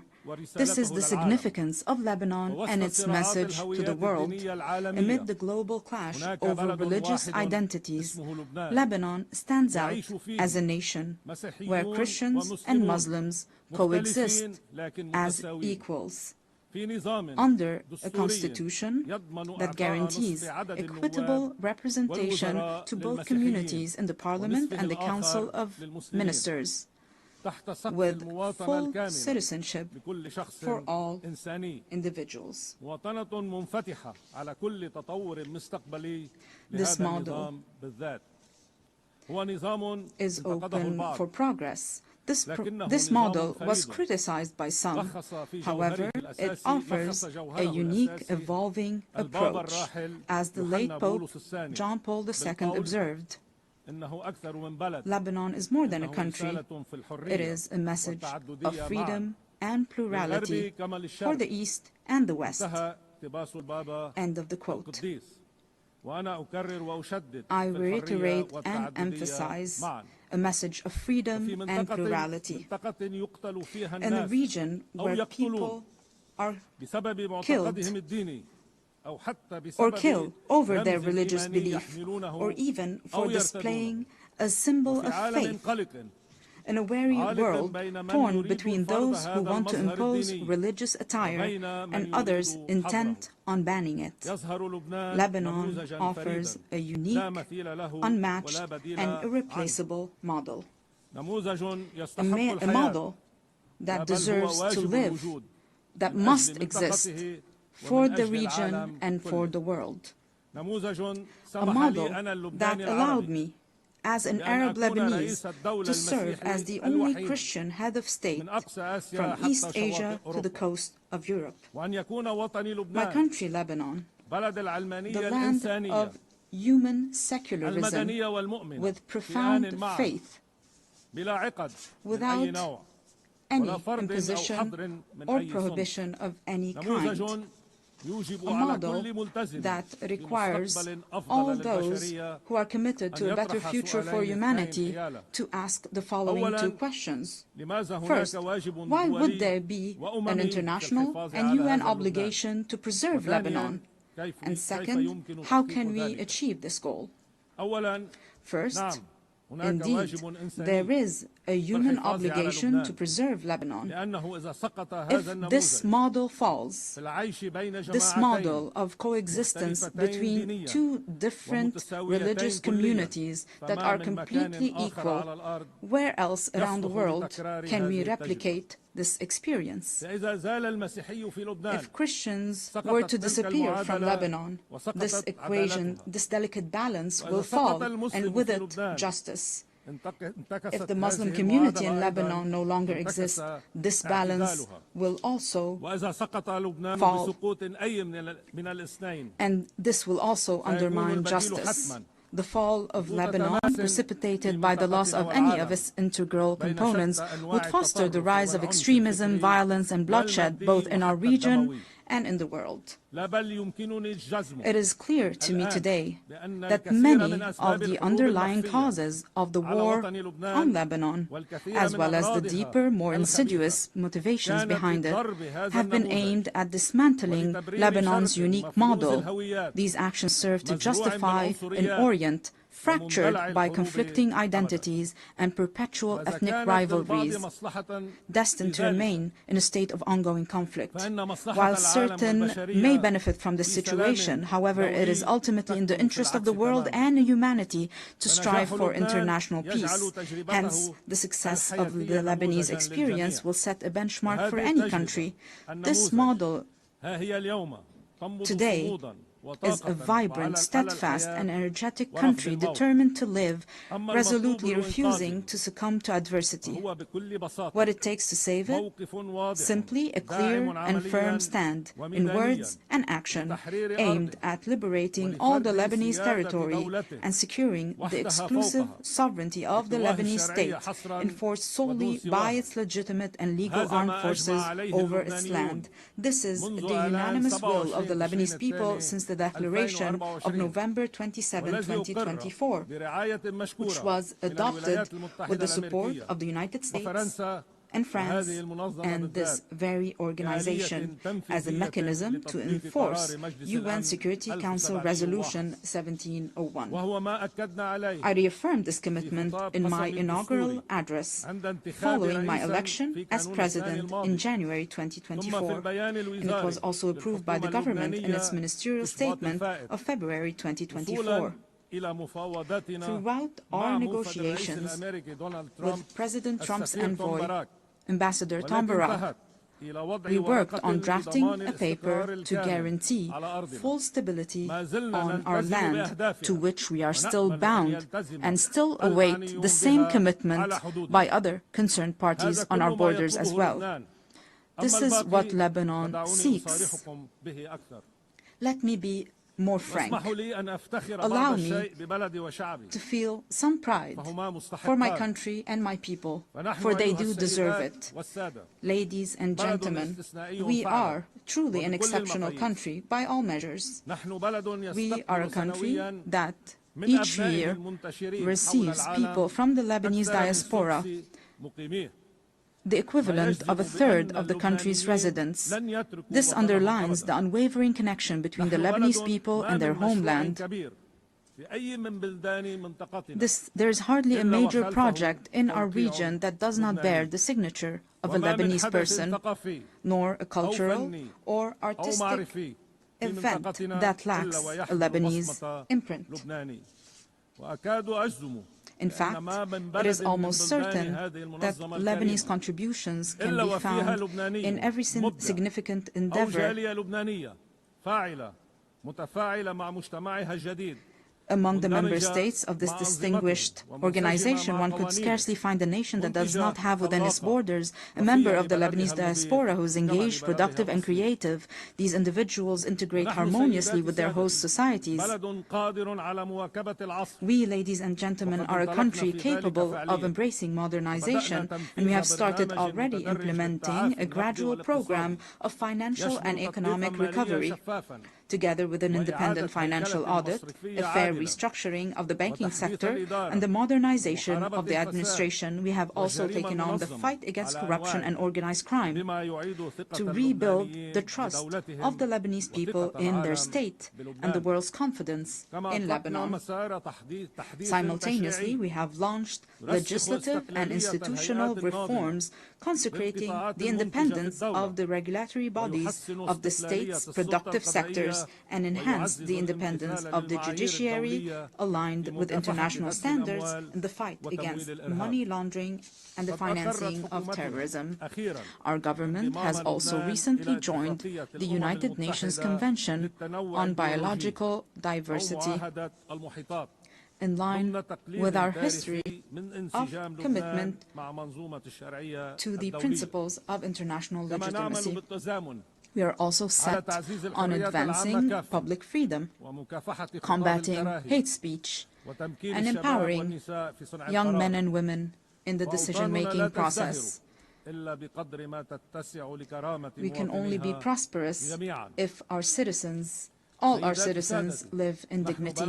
Ladies and gentlemen, our country is dedicated to investing in quality education, and we are expanding today this investment to encompass a knowledge economy. Lebanon is also an essential crossroad for global trade corridors.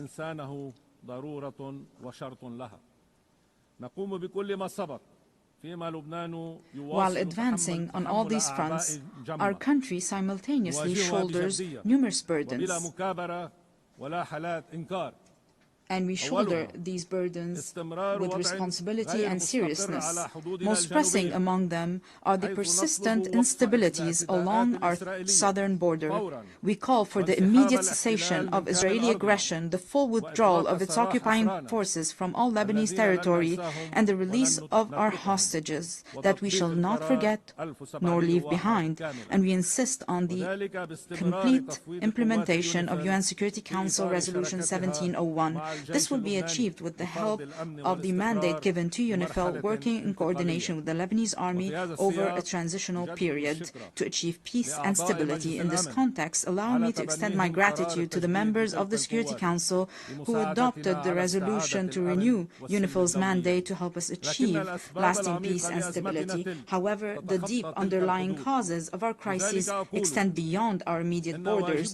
This is why it is our moral, human, and political obligation to call for an immediate end to the devastation taking place in Gaza. We urge the revival of a new political track aimed at finding a just and permanent solution to the Palestinian question based on the resolutions of international legitimacy, the principle of the two-state solution, ensuring the right of both states to a secure and dignified existence, as ratified by your General Assembly with a majority of 142 states out of 164 states in the New York Declaration. The second major burden Lebanon is carrying now is the unprecedented displacement situation taking place on its soil, which, measured by capita, stands as the largest in history. Lebanon looks to the United Nations and its specialized agencies, as well as to the Syrian authorities, to address this critical issue. Through direct negotiations and with the support of the Kingdom of Saudi Arabia, we aim to reach comprehensive understandings and agreements across different aspects of our bilateral relations, the goal being the dignified and safe return of the displaced Syrian citizens, as well as the restoration of the special relations between Lebanon and Syria in good neighborliness and close cooperation in various fields, overcoming the misunderstandings of the past. The third burden crippling us today is the reconstruction of Lebanon following the Israeli aggression on our soil, especially with respect to the infrastructure necessary for the return of the Lebanese Authority to the Lebanese border towns and to the rebuilding of homes and villages bulldozed and demolished by the aggression. For there will be no stability if it is not rebuilt and its beauty restored. Furthermore, there's the issue of providing the necessary means to our legal armed forces so that they may take on the task of defending and safekeeping our national integrity. We remain hopeful about the public initiatives to organize international conferences dedicated to that purpose. Ladies and gentlemen, Lebanon does not seek special privileges or favors. Indeed, it calls upon the international community to act with responsibility, fairness and equality, thereby enabling Lebanon to reclaim its role as a land of freedom and plurality. This very spirit underpinned the Distinguished Assembly's resolution on August 16, 2019 to grant Lebanon's request to establish the Human Academy for Dialogue and Conversions within its borders, a resolution that was for a time overshadowed by the many crises Lebanon has faced in recent years. Today, Lebanon is intent on reviving this vital initiative. Our intention is both to reassure ourselves and to send a message to the world. Lebanon is returning to its rightful place, both within the international community and among the nations gathered at the United Nations, a true platform for human values and the advancement of humanities. In closing, I reiterate the opening theme of my message. While I stand here today advocating for peace, my countrymen are being killed. The conflict is still very fierce between Lebanon being a land of life and joy and a platform that spreads both values to the region and the world, and Lebanon being a place of sorrow and wars, spreading both woes to the region and the world.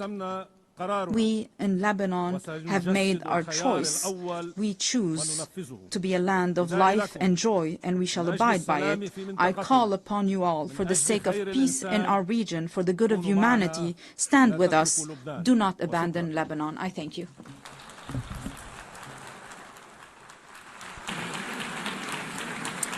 On behalf of the Assembly, I wish to thank the President of the Lebanese Republic. The Assembly will hear an address by His Excellency Emmanuel Macron, President of the French Republic. I request protocol to escort His Excellency and invite him to address the Assembly.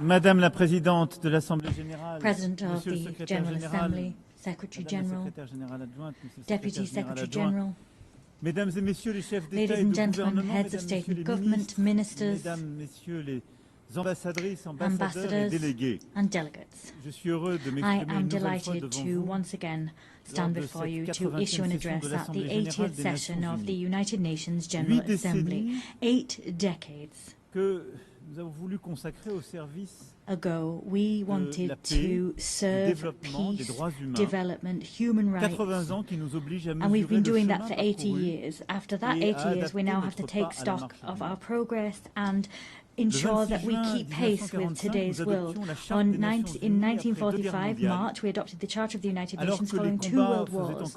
At that time, war was still raging in Asia, decolonization had scarcely begun, the Soviet Union was extending its empire, and we counted deaths in the millions, and we unveiled the horror of the Shoah. Yes, at that stage of the world wasn't yet complete, but at the same time, nevertheless, we were, through resolutions and with resolve, building our desire to spare succeeding generations from the scourge of war, and we declared our faith in the fundamental rights of mankind, and we made a commitment to create the conditions for justice, to foster social progress, to practice tolerance, and to live side by side in peace. We were not dreaming, and we invoked our past to help us. And after 80 years, I want to say before you that we were right to dream. We had the right to dream. Our world today deserves the same resolve we had then in terms of working together.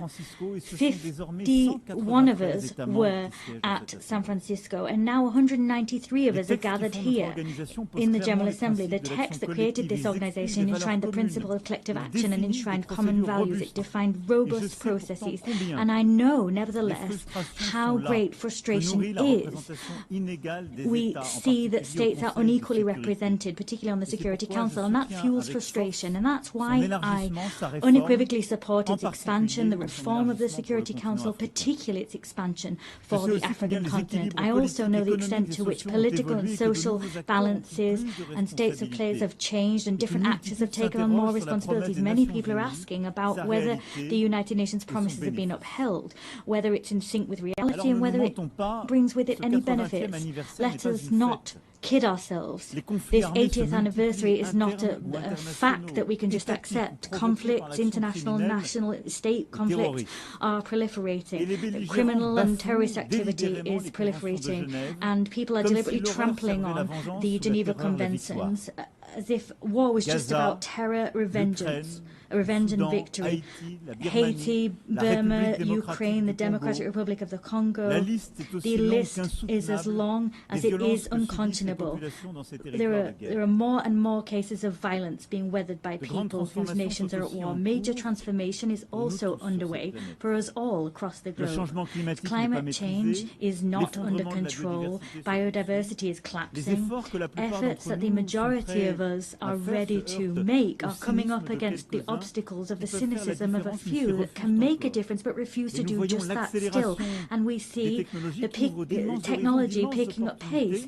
They pave the way to horizons of opportunity, but they also pave the way for dangerous forces because they're dangerous because they're not regulated. Global trade is weathering tariff wars, and that's another form of imbalance, globally speaking.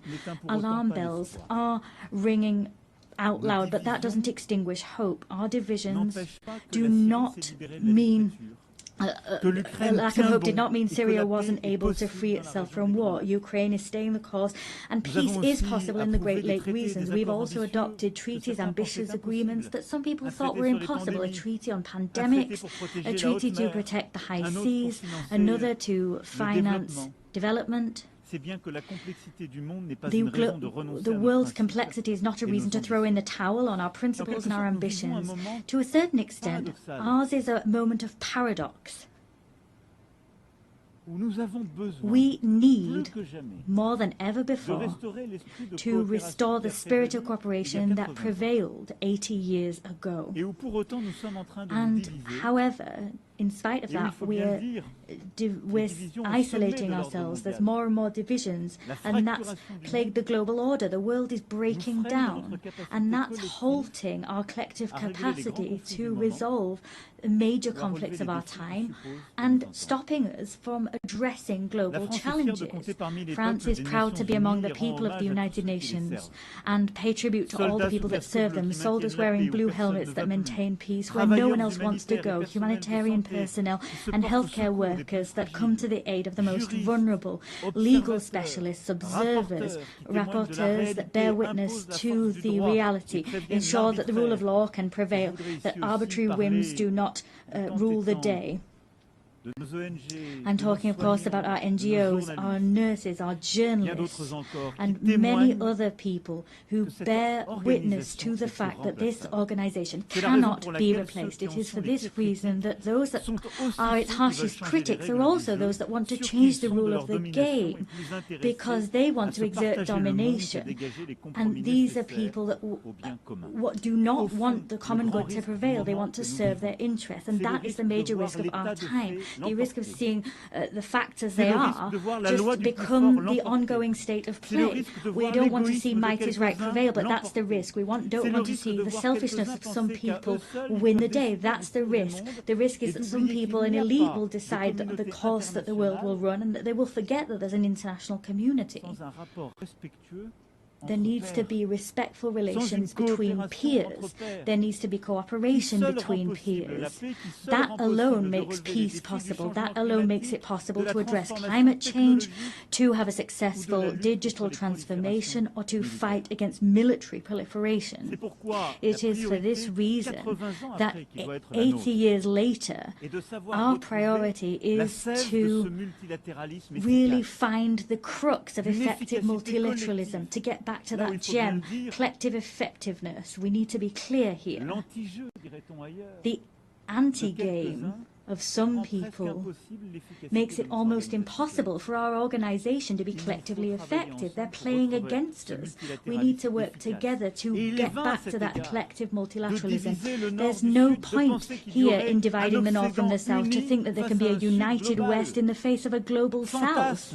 That's a pipe dream. That's a vestige of an era where we wanted to isolate ourselves in blocks, pitting ourselves against each other. Here at this forum, there are only men and women that don't share the same religion. They have different visions. Their civilizations sometimes differ, but they have decided one fine day that building peace, rising up to challenges, particularly the challenge of inequality or the major transitions of the world, they forgot their differences to cooperate together. It is for that reason we need to consolidate existing rules and the institutions that guarantee our collective authority and our collective effectiveness.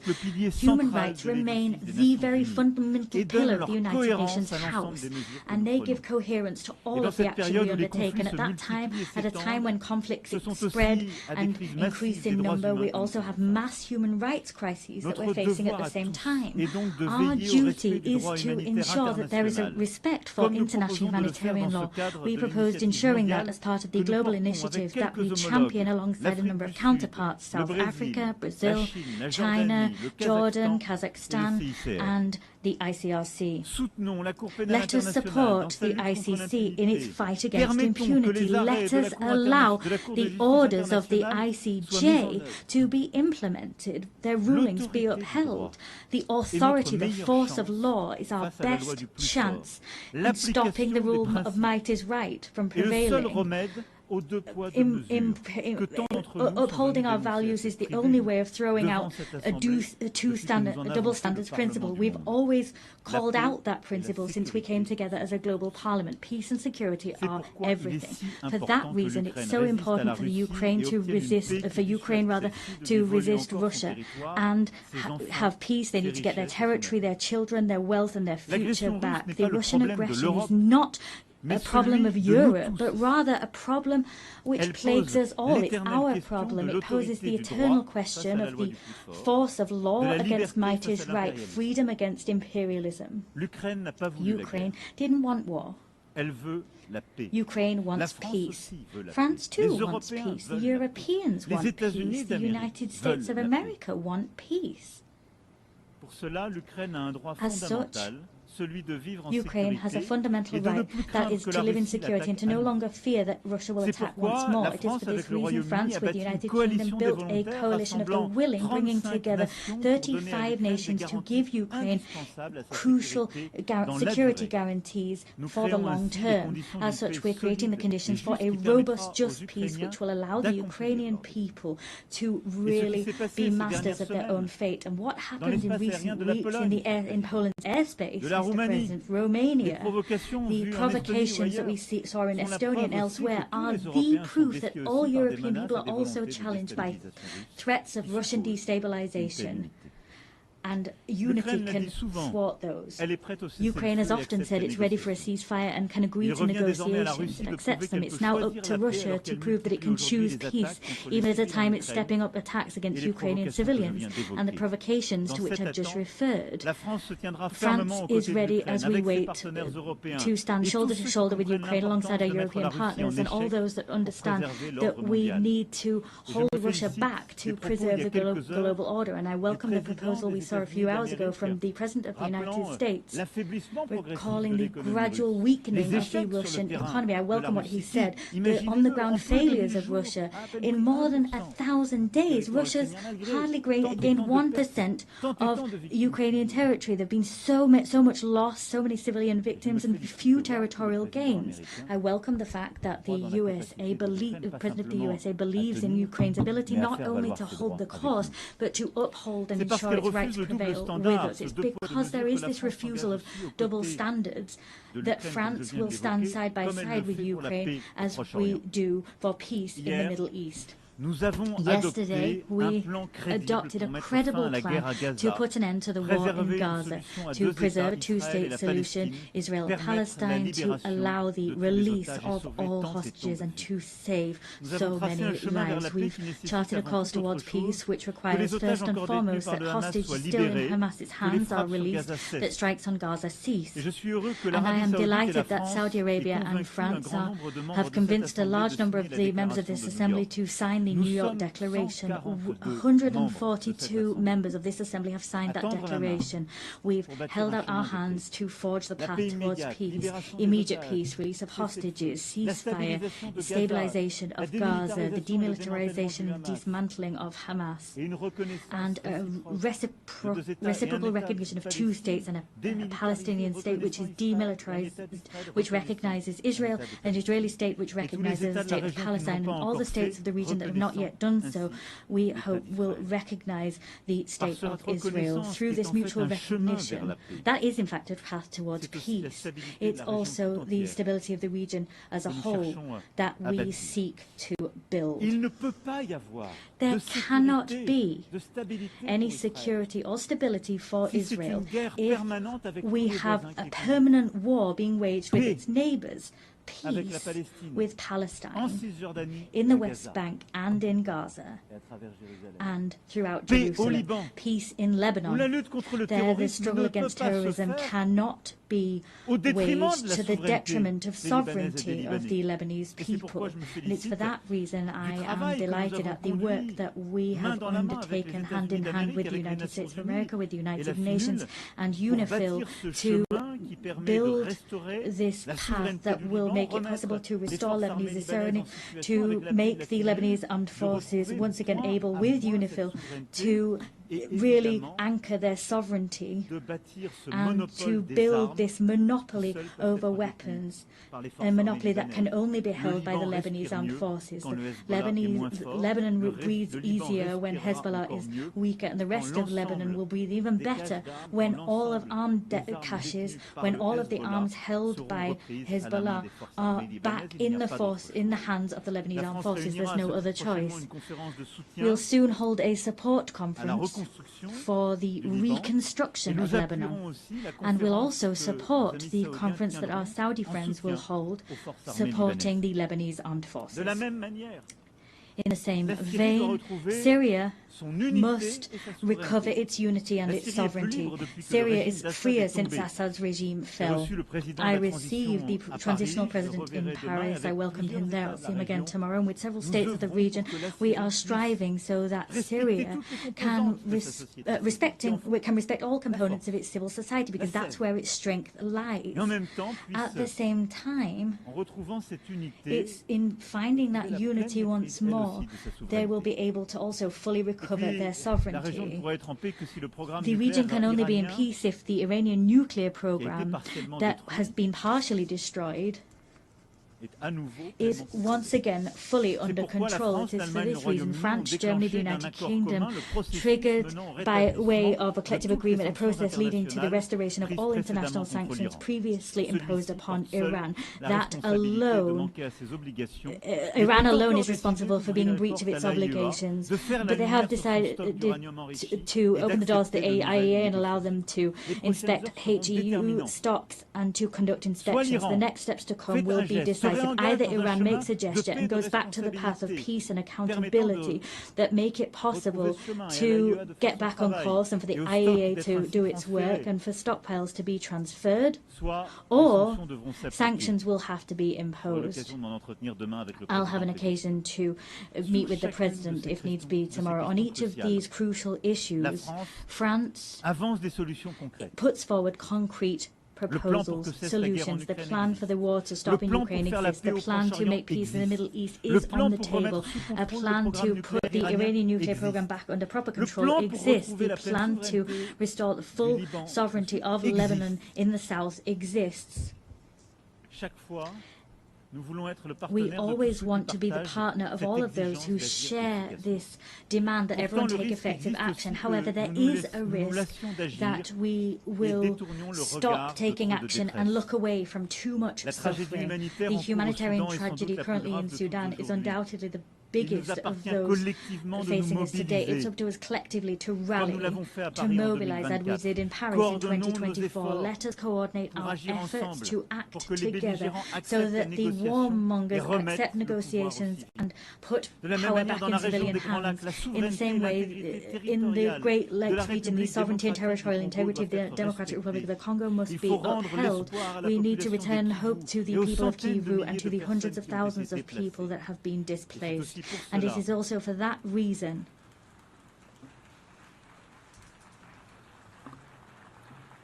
and it's also for that reason that we will meet next month in Paris, all of those able to respond to the humanitarian urgency and bring together initiatives of peace. And I'm delighted at what's been done by the African Union, by so many neighbors, Qatar, USA, but the humanitarian emergency needs to be addressed. We cannot forget any of these conflicts. We have no right at any time to lose heart.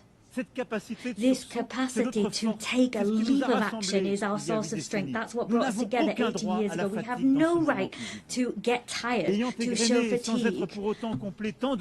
Well, there are so many crises, one after the other. I'm quite clear-sighted alongside you when I look at today's world. Everywhere we see the risks of proliferation once again return and new threats emerge.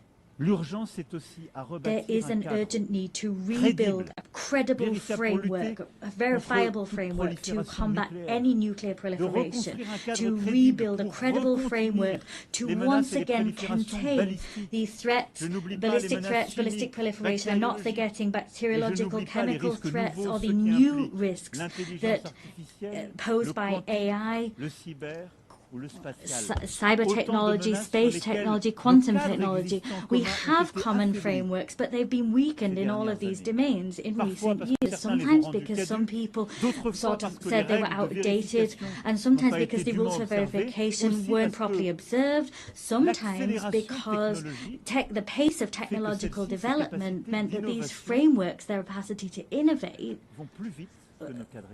was not enough. Technological change was going too quick. However, we've got no right to give up.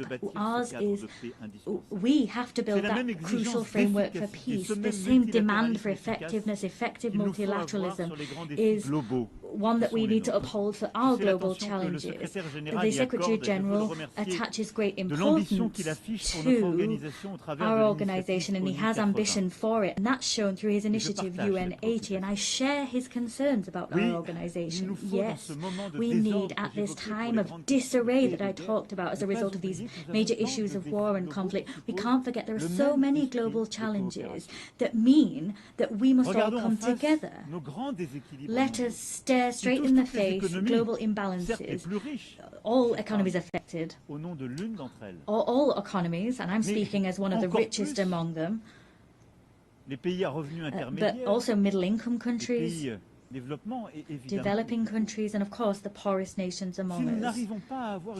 All of us, if we can't have organized international debate on major global imbalances, if our response is a fragmented one and we don't work together, we exacerbate these problems. Today, our challenge is to look at how we can help China to develop the internal demand that it really needs. How can we ensure that productive capacities that China's been able to develop in recent years, these technological capacity, sometimes there's technological transfer and that's good, but they need to be conducted hand in hand with harmonious development and respect for the environment. How can we correct US trade imbalances? How can we do that through corrective measures, not through tariffs that takes the rug out from under international trade? There's Europe that needs to respond to collective needs for collective investment, and we need to shoulder that responsibility. These challenges mean that we need to cooperate. There needs to be cooperation between major economies, but we can't pit the G7 against the BRICS, and that's the very rationale behind our agenda for the French G7 of 2026. Of course, we'll work with the Canadian presidency of G7 and the coming presidents of G20. We need to return to that spirit of cooperation that is vital, because that's what will allow us also to have a common agenda to finance our global challenges. Let's take a look at things today. Everywhere we're reducing, eroding our common ambitions to finance major global challenges. Collective financing for healthcare is plummeting, as is financing for food security, as is financing for education.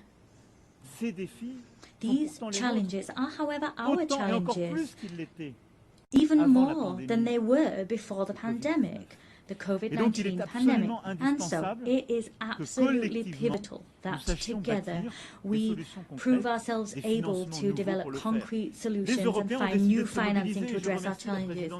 The European Union decided to mobilize. The Commission's President's speech was great in this connection. We are mobilizing financing as Europeans to meet these challenges, but we must do so within a renewed framework. That's what we tried to do together during the pandemic itself with our African partners, during the financing summit which we held in 2021. The work we did there was work we continued at the 4P summit, where we developed this pact for the prosperity of peoples on the planet. Ultimately, the agendas were the same. Together, we need to work together better to address global economic imbalances. We must develop an agenda of growth everywhere, but we must do that to also help countries to finance education, healthcare, stabilization of food security, and help them to address challenges of biodiversity and the climate. Let us come off the horns of a dilemma. We don't need to choose between growth, climate change, and biodiversity. We can do everything if we mobilize private and public financing within a framework that brings together, reconciles East, West, North, and South. That's the framework we've built. And now what we need to do is expedite the transition that's already underway. And I thank you all. The heads of the World Bank, the IMF, have commented on these efforts, but we need to go faster. The frameworks we developed have already become obsolete. We need to mobilize more private financing to accompany transitions in middle-income countries, developing countries, and the poorest nations. We must develop guarantee mechanisms that losses will be covered, and we need to mobilize more private financing to help those countries and help them to grow. That is vital if we want to avoid crises, destabilization tomorrow. This agenda is an agenda which brings us together. And in some way forces some people to cast aside selfishness and avoids a situation whereby others are alone facing their challenges. It is for that reason we must also continue, whatever the ill winds that blow, continue to mobilize to stop biodiversity loss and help the climate. As I was saying, together we were able to notch up victories recently. The Nice Treaty that entered into force through collective rallying. We finally have a regulation framework for our oceans. That was something we've been waiting for decades. The same collective mobilization is what we must see on plastic. We need to develop an international treaty that aims to put an end to plastic pollution. The same mobilization is what we need to have to mobilize biodiversity credits and give more consistency to our carbon credits. This same rallying needs to be seen as we move towards the Berlin COP. France and Europe will be at that meeting, and we will be in step with the 2030 goals. We will mobilize all financing necessary to usher in this transition, whether that be public or private financing. We have no right to turn away, stray from the course towards the goals we set ourselves. We have no right to simply crumble and become isolated. As you've seen, all of these global challenges, education, healthcare, agriculture, food security, biodiversity, climate, the fight ultimately against all inequalities that destabilize our global order require the same spirit of cooperation. The same spirit that I talked about, the spirit we showed in the face of war and destabilization. Our challenge is the fact that crises, there's a plethora of them, they're growing in number. My speech was long and quite comprehensive, but I do reassure you I'm coming to an end. But I forcefully say to you once more, in spite of all that, in spite of the long list that sometimes gives the impression that we might be overwhelmed, our duty is to remain on our feet and to continue to act together. 80 years ago, those that preceded us were facing collapse. The war hadn't finished. The worst had just come to pass. A world already divided was kind of stuttering, and it was up to them to build the treasure that is the United Nations. We could overwhelm our assembly, level criticism against it, reproach it for everything. Not all reproaches are fair, some are. This assembly is us. If it's ineffective, it's because some people are blocking it. Sometimes it's the most powerful. If it's not going fast enough, it's because people don't have enough resolve to make things move forward. The United Nations is all of us. There's one thing. It's that we don't have a right to be cynical. We don't have the right to get fatigued. We can't have this defeated heart, because our world is here before us, and our risk, the risk that we face, is that of fragmentation, that the law might is right will prevail, the status quo prevailing, cynicism, and to some extent that we will lose control. Yes, the loss of control. That's what all of our peoples are experiencing. Fear in the face of a future they no longer control. The fear in the face of migrations that they're weathering, a climate that we can no longer control, fear of inequalities that we can't bring under control, a fear in the face of a war we can't stop. This fear has one friend. The strongest friend, the mightiest person that was able to prevail, the cynic that was allowed to prevail. We have one responsibility, that is to act together, build this multilateralism once again with the same faith, with the same resolve as the founding fathers of this assembly. We need to do that with even more effectiveness, but with the same will. We cannot give ground to injustice. We can give nothing to fatality or the sense of the inevitable. We need to act, act, and act. So it's up to us to do just that together. I thank you.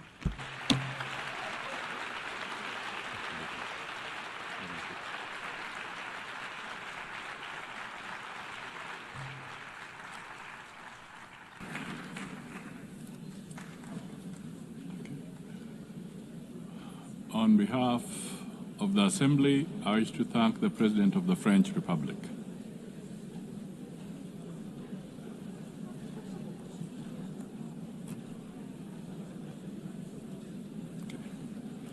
The Assembly will now hear an address by His Excellency Shadia Zaparov, President of the Kyrgyz Republic.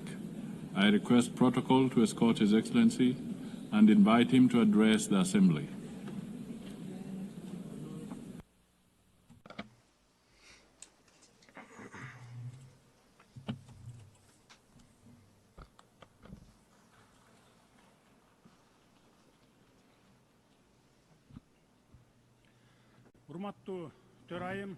Madam President, Mr. Secretary General, distinguished heads of delegations, ladies and gentlemen, allow me to sincerely congratulate Ms. Annalena Baerbock on her election as the President of the 80th session of the United Nations General Assembly and to wish her every success in her work. This year, we mark the 80th anniversary of the UN, a unique institution that has stood guard over peace, security, and development for nearly a century. Over these 80 years, despite numerous conflicts, the world has fortunately been spared the outbreak of a Third World War. The United Nations has undoubtedly played a key role in this achievement. The organization has become not only an international platform for dialogue, but also played a special role in preventing global conflicts. Today, the trend of regionalism in world politics is strengthening.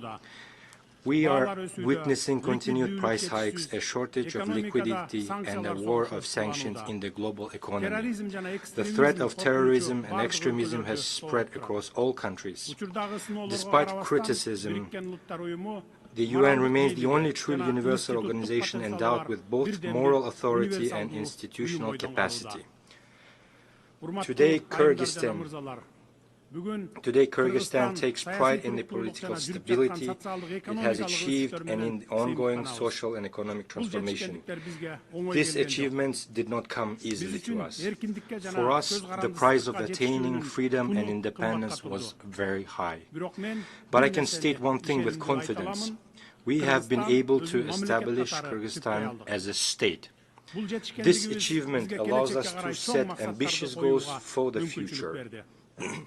International organizations, including the UN, recognize Kyrgyzstan as one of the freest and most stable states on the Eurasian continent with a strong civil society. A large-scale and irreversible fight against corruption and crime is considered a priority area of state policy in Kyrgyzstan. Today, our task is to pursue political modernization and economic development in line with the demands of tomorrow. We are committed to improving the investment climate, building an information society, and establishing fair and transparent public governance. Ladies and gentlemen, every year in New York, leaders of all world's nations gather to once again remind themselves and each other of the great mission for which the UN was created. I too have come to New York with this mission. Today, my diplomatic staff have prepared a polite text that takes into account the international diplomatic situation. However, this year, standing at this high podium, I decided not to speak as a diplomat. This year, from this podium, I wish to speak not only as the head of state, but as an ordinary person and a citizen of my country, openly expressing my true thoughts and reflections on the international events happening in the world. This year marks the 4th time I am delivering a speech at the UN General Assembly. For 3 consecutive years, I came here and delivered pleasant, beautiful words. But today, I have decided to speak openly and directly about the problems that trouble the hearts of millions of people. In different parts of the world, in Europe, the Middle East, Africa, and Asia, new armed conflicts and wars are erupting. Millions of people losing their homes are forced to abandon their native lands, and millions become victims. Who suffers the most? First and foremost, ordinary people. We cannot turn a blind eye to the suffering of many peoples. Palestine, Ukraine, Sudan, Syria, and others where hostilities continue. Civilians are dying and human rights are being violated. The world community, applying double standards, prioritizes these conflicts as more or less important, depending on its own geopolitical interests. The conflict in Ukraine has lasted nearly 4 years, with people continuing to die and flee their country. We support the efforts of US President Donald Trump and Russian President Vladimir Putin to seek solutions for a peaceful settlement of conflict in Ukraine. We are interested in this outcome because we too are suffering from the consequences of Russian-Ukraine conflict. Unilateral sanctions negatively affect us as well, a country that is only just getting back on its feet. Kyrgyzstan is making every effort to strengthen its economy independently.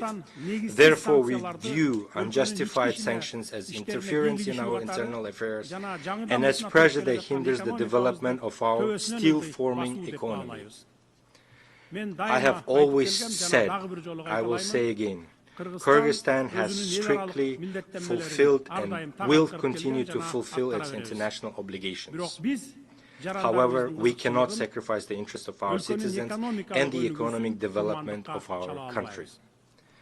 The sanctions imposed on Kyrgyzstan are based on false information spread by certain non-governmental organizations and dishonest people. We are ready to accept independent international audits to thoroughly review the activities of Kyrgyzstan's banks. In 2024, EU countries traded with Russia to the amount of $141 billion, of which $36 billion was Russian imports. And the UK, which imposed sanctions on 2 of our banks, the same year traded with Russia for $2.2 billion. Frankly speaking, some keep the option of cooperating with Russia in defense of their own interest, but forbid others from doing the same. How should this phenomenon be called? Before demanding something from others, be an example to yourself. You demand from us not to cooperate with Russia, yet you yourselves are cooperating extensively. We, in fact, have far deeper economic relations with Russia than you do. Therefore, economically speaking, we cannot refuse cooperation with Russia. We do not seek confrontation with others. We cooperate with virtually the entire world, pursuing a multi-vector foreign policy. For example, every year we sell gold worth of $1 billion to the UK alone. My foremost duty as the president of the country is to ensure the security of my citizens and my nation, and to improve their economic well-being. We oppose the politicization of economic cooperation and trade. Therefore, we demand the lifting of sanctions against 2 of our banks. Distinguished ladies and gentlemen, the UN Secretary General has already described the Gaza Strip as a graveyard of thousands of children. One more is needed to stop the war and the horrific events in Gaza. We must empathize with Palestinian people who have suffered enormous losses as a result of inhuman conflict in the Gaza Strip. We must not remain indifferent to the human tragedy unfolding before the whole world. We demand an end to genocide against the Palestinians and the commencement of international judicial investigation by the UN International Court of Justice. My country has always firmly condemned violence and terrorism in all their forms, including the terrorist attacks on Israel on the 7th of October, 2023. Such terrorists must be punished harshly. However, the fight against terrorism and the methods used to eliminate terrorists have their own rules and procedures.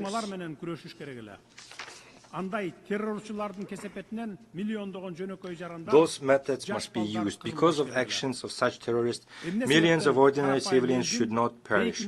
Why do we allow the mass deaths of ordinary people and innocent children by the hundreds of thousands? The only way to establish a lasting peace is to implement the principle of 2 states for 2 people. Palestine must gain independence based on 1967 borders.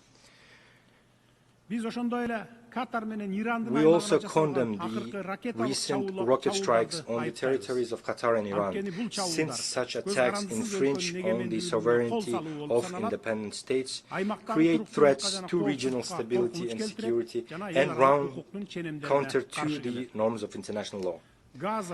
The fight against terrorism and modern threats in Gaza, Iran, Lebanon, and other regions must be proportionate to their scale and nature. Civilians, women, and children must not suffer and be sacrificed. Distinguished ladies and gentlemen, as a neighboring country, Kyrgyzstan considers it important, especially in these difficult times, to provide comprehensive support to the Afghan people by integrating Afghanistan's economy into the regional and global economic processes. To isolate Afghanistan at the international level and deprive it of foreign assistance is wrong. It is unjust. We believe that the use of financial instruments for geopolitical and ideological gain, thereby deepening the humanitarian crisis, is an act of injustice and inhumanity. Therefore, we are convinced that the assets of Afghanistan frozen by Western countries in the amount of $9 billion must be returned to the Afghan people as soon as possible. These funds could contribute to the restoration of infrastructure, expansion of access to credit through local banks, the development of agriculture, and the creation of new opportunities for millions of people living in poverty. Бул акчаларды ушул тапта өзүңөр колдонуп, пайдасын көрүп жатасыңар. Эмне деген уятсыздык. According to the UN data, in 2025, 15 million people in Afghanistan faced hunger and 24 million required humanitarian assistance. As we all know, at the beginning of September, more than 2,000 of our Afghan brothers lost their lives as a result of an earthquake.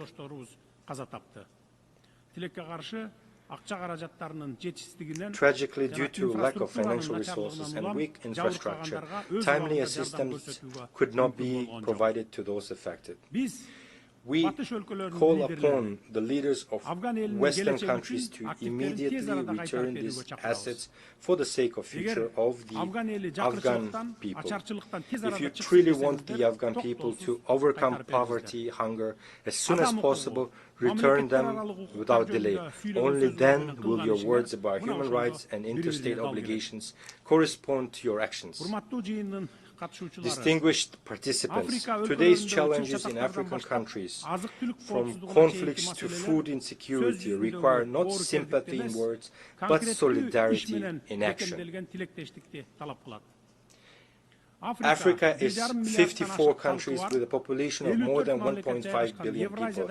It is the second largest continent after Eurasia. Africa possesses enormous reserves of resources, and we are confident that in the near future Africa's role in the global economy and international politics will multiply several times. Therefore, the continent's colossal natural wealth must serve the accelerated development of Africa itself and the fulfillment of its own interests. The peacekeeping work of the UN must be strengthened.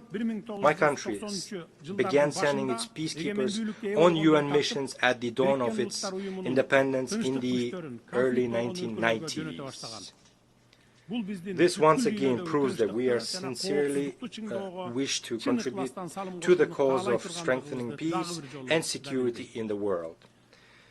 The contribution of a state should not be determined by its size, but by the depth of its commitment and sincere desire for peace and solidarity.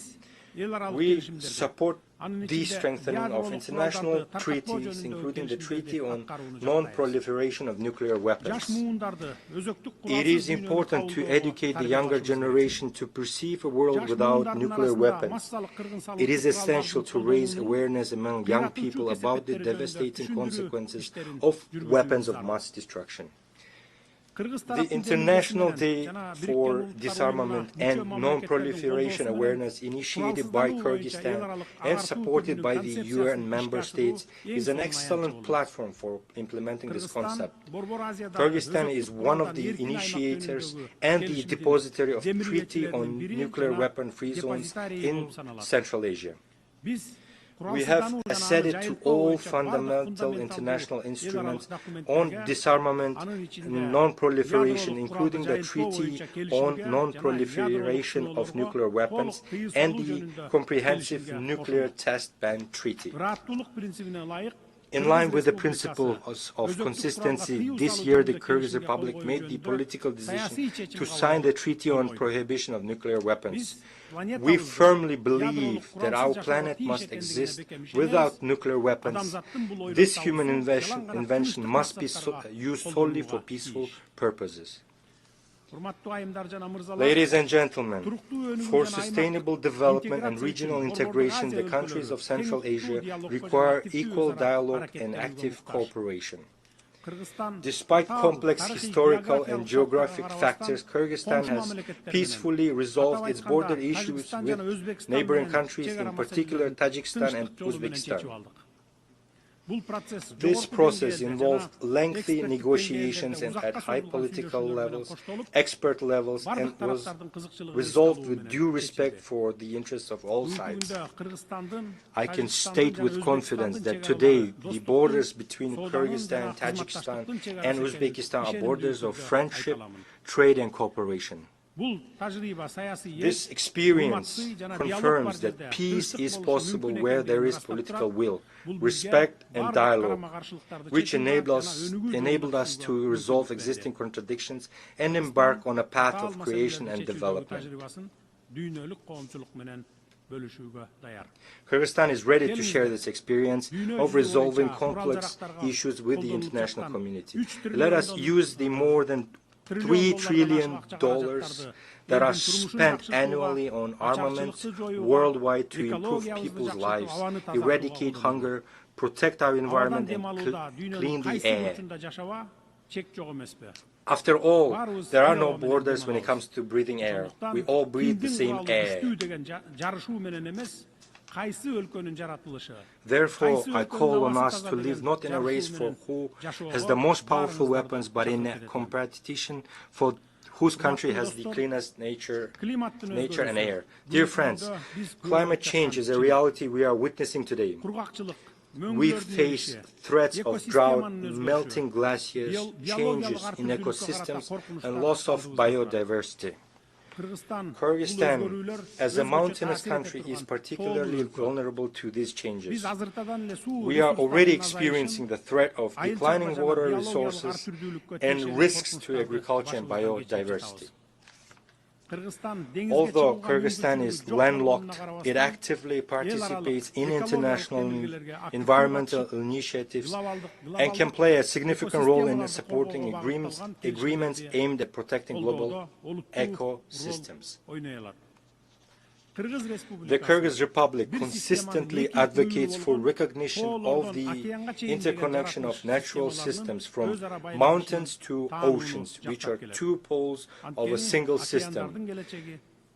The future of the oceans begin on the mountaintops. In this context, we ratified the agreement on conservation and sustainable use of marine biological diversity and became among the first 60-plus countries to join the agreement. Rivers that sustain marine and coastal ecosystems originate in mountains. Thus, the protection of mountain ecosystems and the sustainable management of the oceans are interconnected. At present, the country is preparing the second Bishkek Plus 25 summit, scheduled for 2027, as a central platform for states, international organizations, and experts on sustainable development of mountain regions. We invite all of you to take an active part in this event. Dear friends, as former UN General Secretary Dag Hammarskjöld once aptly said, the UN, was not created to lead humanity to heaven, but to save humanity from hell. Today these words are more relevant than ever. The organization was born from the horrors of war, but lives and on thanks to faith in cooperation, dialogue and respect. Now more than ever, it is important to preserve and strengthen the system of multilateralism as a shield against anarchy and unilateral decisions. There is an urgent need to develop fundamentally new international mechanisms that adequately respond to contemporary challenges and threats. Our organization needs to change. This is no longer a choice, but a requirement of time and today's realities. In this context, we support the effort of the Secretary General to reform the UN under the initiative UN-80. It is also time to improve the reform work of the UN Security Council. At present, 50 members of the Security Council effectively decide the fate of all world's states. Questions of war and peace, security and stability depend on whether they can reach a consolidated position. Moreover, the 5 permanent members of the Security Council can always block any decision. Kyrgyzstan advocates for a necessary measure to improve the UN Security Council in a way that takes into account the interests of majority of states. In this regard, it is important to achieve a compromise on all aspects of Security Council reform as soon as possible. This reform must be based on principles of universality, broad geographical representation, and wide support among UN member states. Kyrgyzstan considers it legitimate and fair to expand the rights of African states to membership in the Security Council and to eliminate historical imbalances. More than 60 member states, including Kyrgyzstan, have never been elected to the Security Council, while some countries have been elected 5 or 6 times. We think it's not fair. Distinguished delegates, Kyrgyzstan strives to make its contribution to peace, global security, and sustainable development. In order to draw the attention of the UN and the world to the challenges faced by small states, Kyrgyzstan has put forward its candidacy for non-permanent membership in the UN Security Council for the period 2027-2028. The support of countries that have never been elected to the Security Council will strengthen confidence in equality among members and thereby raise the authority of organization and reinforce trust in it. We sincerely believe in the principle of justice, and I ask UN member states to support us in the elections in June next year. Every country should have the opportunity to serve as a member of the Council and contribute to the cause of maintaining peace and security. I can confidently say that Kyrgyzstan is among those states with the experience needed to raise meaningful issues in the Security Council. We will firmly uphold international law, justice, the protection of human rights, and support the multilateral system based on mutual respect, balance of interest, and responsibility to future generations. Distinguished ladies and gentlemen, our challenges are shared, and our responses must be united. Our words must match our deeds. We cannot afford inaction. Peace requires effort. The future of our planet is in our shared responsibility. Thank you very much for your attention.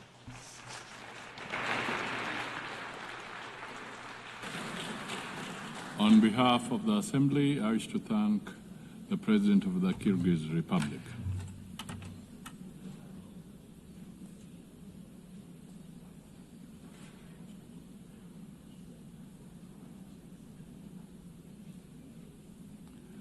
The Assembly will hear an address by His Excellency Gustavo Petro Urrego, President of the Republic of Colombia. I request protocol to escort His Excellency and invite him to address the Assembly.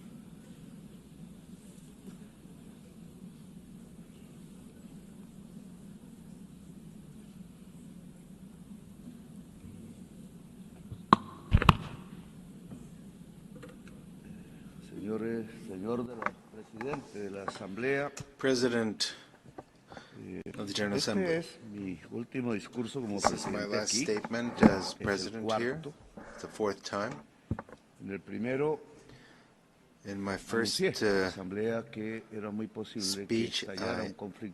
announced that it was very likely that there would be conflicts in Ukraine and Gaza and Palestine, and that I suggested that there be a peace conference. But those who don't have bombs or large budgets are not heeded here. Well, 4 years later, the horrific situation in Palestine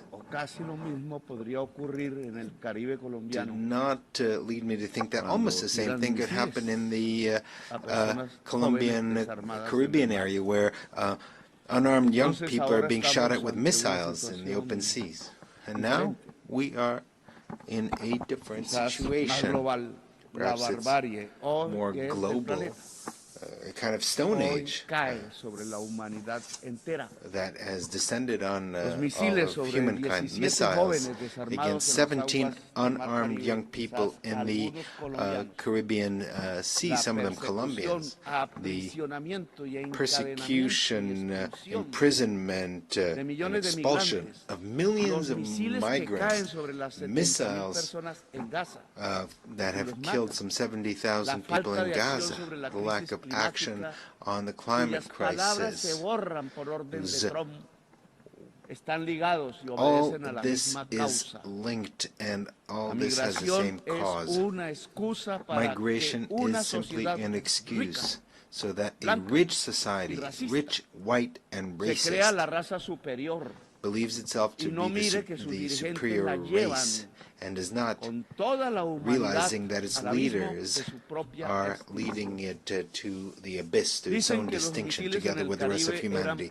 They said that the missiles in the Caribbean were used to stop drug trafficking. That is a lie. Stated here in this very rostrum.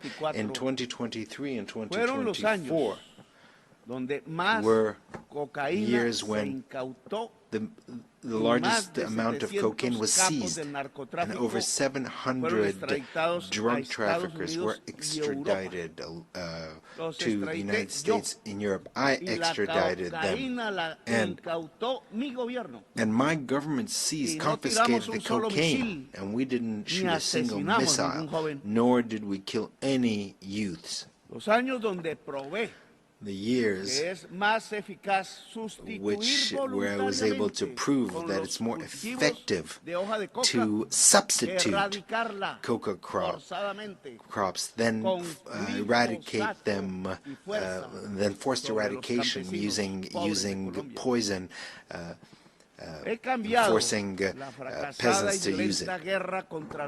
The violent war against drugs was a failure, and I replaced it with an effective anti-trafficking policy, not based on a mix-up between an inert substance, that is drugs, with people who actually use it and practice it. But what was necessary is to destroy dialogue and to shoot missiles. Was it really necessary on unarmed, poor young people in the Caribbean? The anti-drug policy is not meant to stop cocaine that is coming to the United States. Anti-drug policy is to dominate the peoples of the South as a whole. You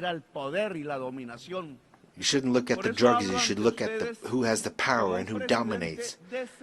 This is why I speak to you as a decertified president. I've been decertified by President Trump, without him having any right to do this, a human right or divine right, or any sensible reason.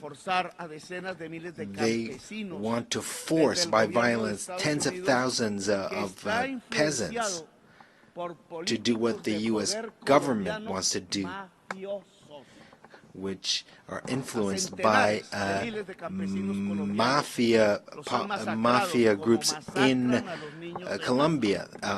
Thousands of peasants are massacred in Colombia by politicians who were senators, who were presidents, who were ministers that were bribed and on the payroll of the drug mafia. And at the same time, they were allies of the extreme right based in Florida of the United States, and now allies of the Trump administration. They've been allied for decades with drug lords, cocaine drug lords in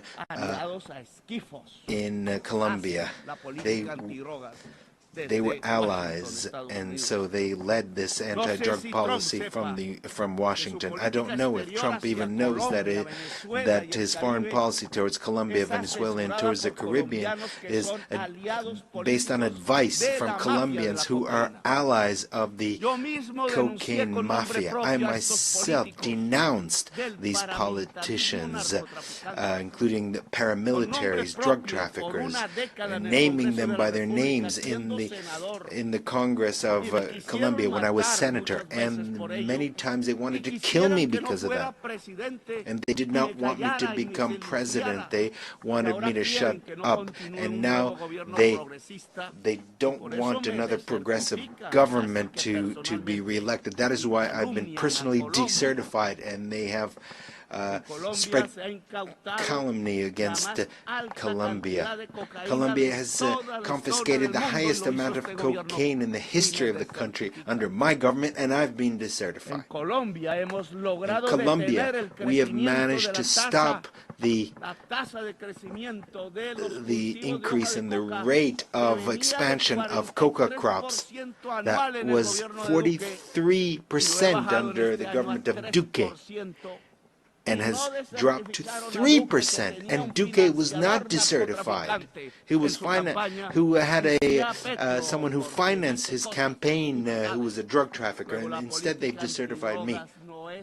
So the anti-drug policy is not aimed at the public health of a society, but rather to prop up a policy of domination.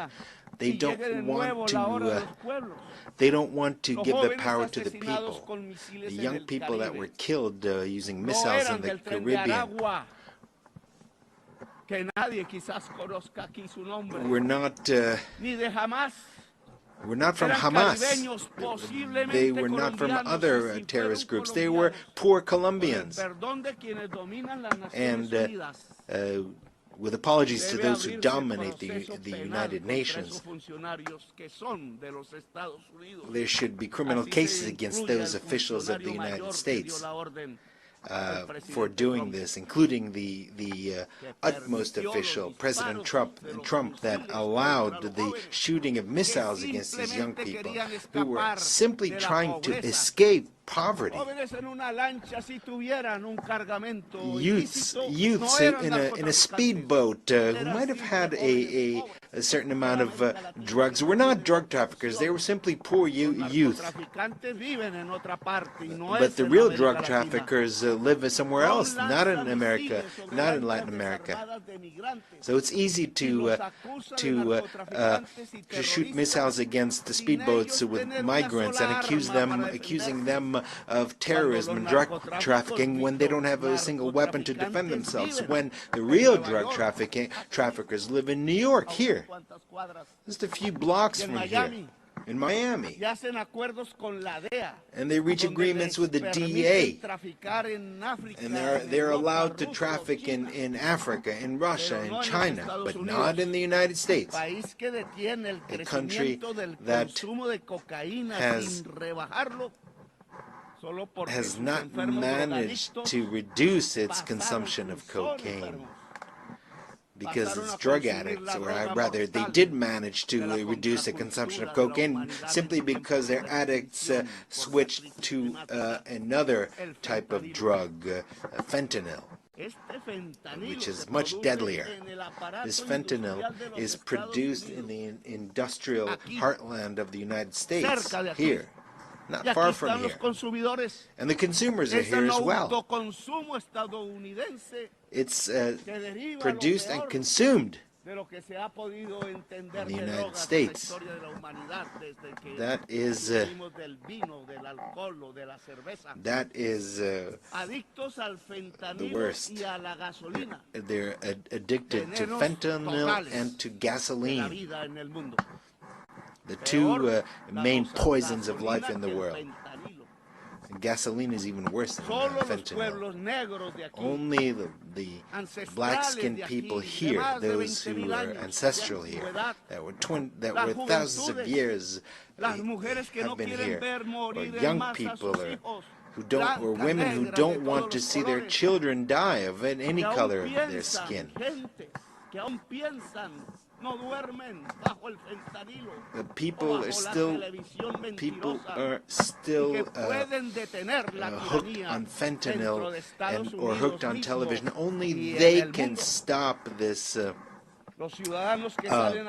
domination by the United States. The people who have taken to the streets in California, in New York, in Philadelphia, where the Liberty Bell stands, in spite of the National Guard that Trump sends out against its own people to shut them up, to the states that are free. These states are no longer uniting their efforts in the face of tyranny. The President of the United States does not know that 1 million Latin Americans have died. The largest share of them from Colombia, and another 1 million will die in North America in 10 years because of fentanyl. Cocaine killed 3,000 people a year to date. Fentanyl kills 130 per year, 30 times more. That is the outcome of 30 years by the United States of a policy that is absurd, and that is leading its society to the horrific death due to drugs that kill the brain. In this situation, Trump not only allows missiles to be fired at young people in the Caribbean, does not only imprison migrants, but also allows missiles to be killed against children, women, and old people in Gaza. He is an accomplice to genocide. It is a genocide, and we need to prevent it. This forum is a mute witness to a genocide in a world where we thought that this was something only a legacy of Hitler. Here they don't speak of life, of the climate crisis. What is happening is the death of thousands of children. Meanwhile, we in Colombia have not increased the rate of killings. We have the lowest unemployment rate in the country this century. We have the lowest unemployment rates. We have developed our agriculture by 10% and our industry by 5%. We have more tourists than ever who have come to see the beauties of our country, our cultural and natural beauties. And we are seeking peace by negotiating with drug traffickers and with rebels. I will always be ready to discuss, to negotiate, to save lives. and to eradicate coca crops, but based on their own voluntary decision by Colombian peasants. Let us not be bribed by the drug traffickers, as was the case in previous governments in Colombia. And 25,000 hectares have already been eradicated voluntarily. We have been successful in this new policy. It's not an anti-drug policy, but an anti-drug traffickers policy. That is something different. And we're grateful to the countries that have helped us, such as Qatar, Cuba, Mexico, Vatican, Norway, Brazil, and Venezuela. We don't want to thank those who want to sow war between us. People of the world, listen. Latin America does not only mean drug trafficking or coke or cocaine. Latin America has a massive potential for clean electrical energy, renewable alternate energy based on wind, water. The United States has a huge demand for energy, and 70% of it is filled by fossil fuels, in other words, based on carbon, coal, gas. Latin America is developing its clean energy potential, and we can satisfy the entire demand of the United States for energy. What is necessary is investment, and we would make the biggest contribution to fighting climate change.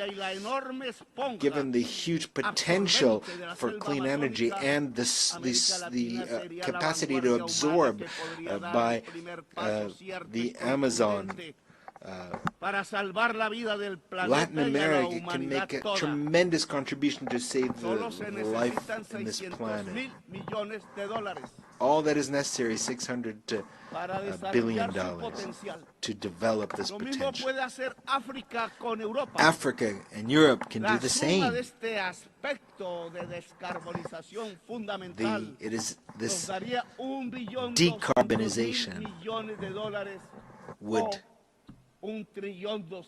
provide us with over $1.3 trillion. This is money that is already in the treasuries of the United States, Europe, and China, but not a dollar is spent because it's not profitable. Or rather, it might be profitable in terms of human life, including life in the United States, in Europe, and China. However, they don't want to depend on Latin America and Africa. They know that to bring together the clean energy of Africa and Latin America would not only decarbonize the planet, save it from the climate collapse, but it would also change the global power, which is discussed here, but that power is spoken in terms of bombs. But this would truly create a global democracy and change the means of production, because life and humanity would become the priorities, and they would edge out greed. Greed is the poison of life. And Mao spoke of this. Chairman Mao. According to science, we have 10 more years until we reach a point of no return in terms of the climate. And once we reach that point, we won't be able to do anything. We will simply observe the disasters, and we'll feel them in our own families and cities.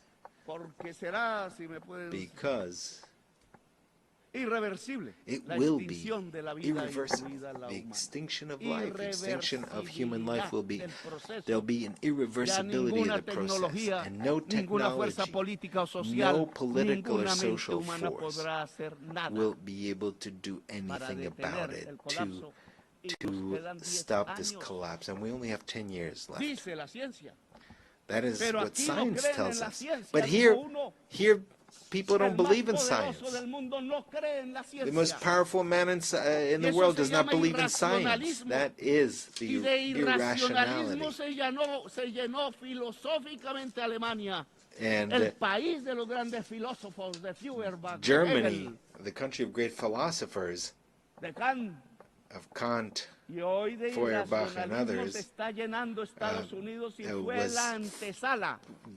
became prey of irrationalism in 1933, and today it's this country that is becoming irrational. The solution is to stop consuming fossil fuels and to quickly switch to water, wind, hydrogen.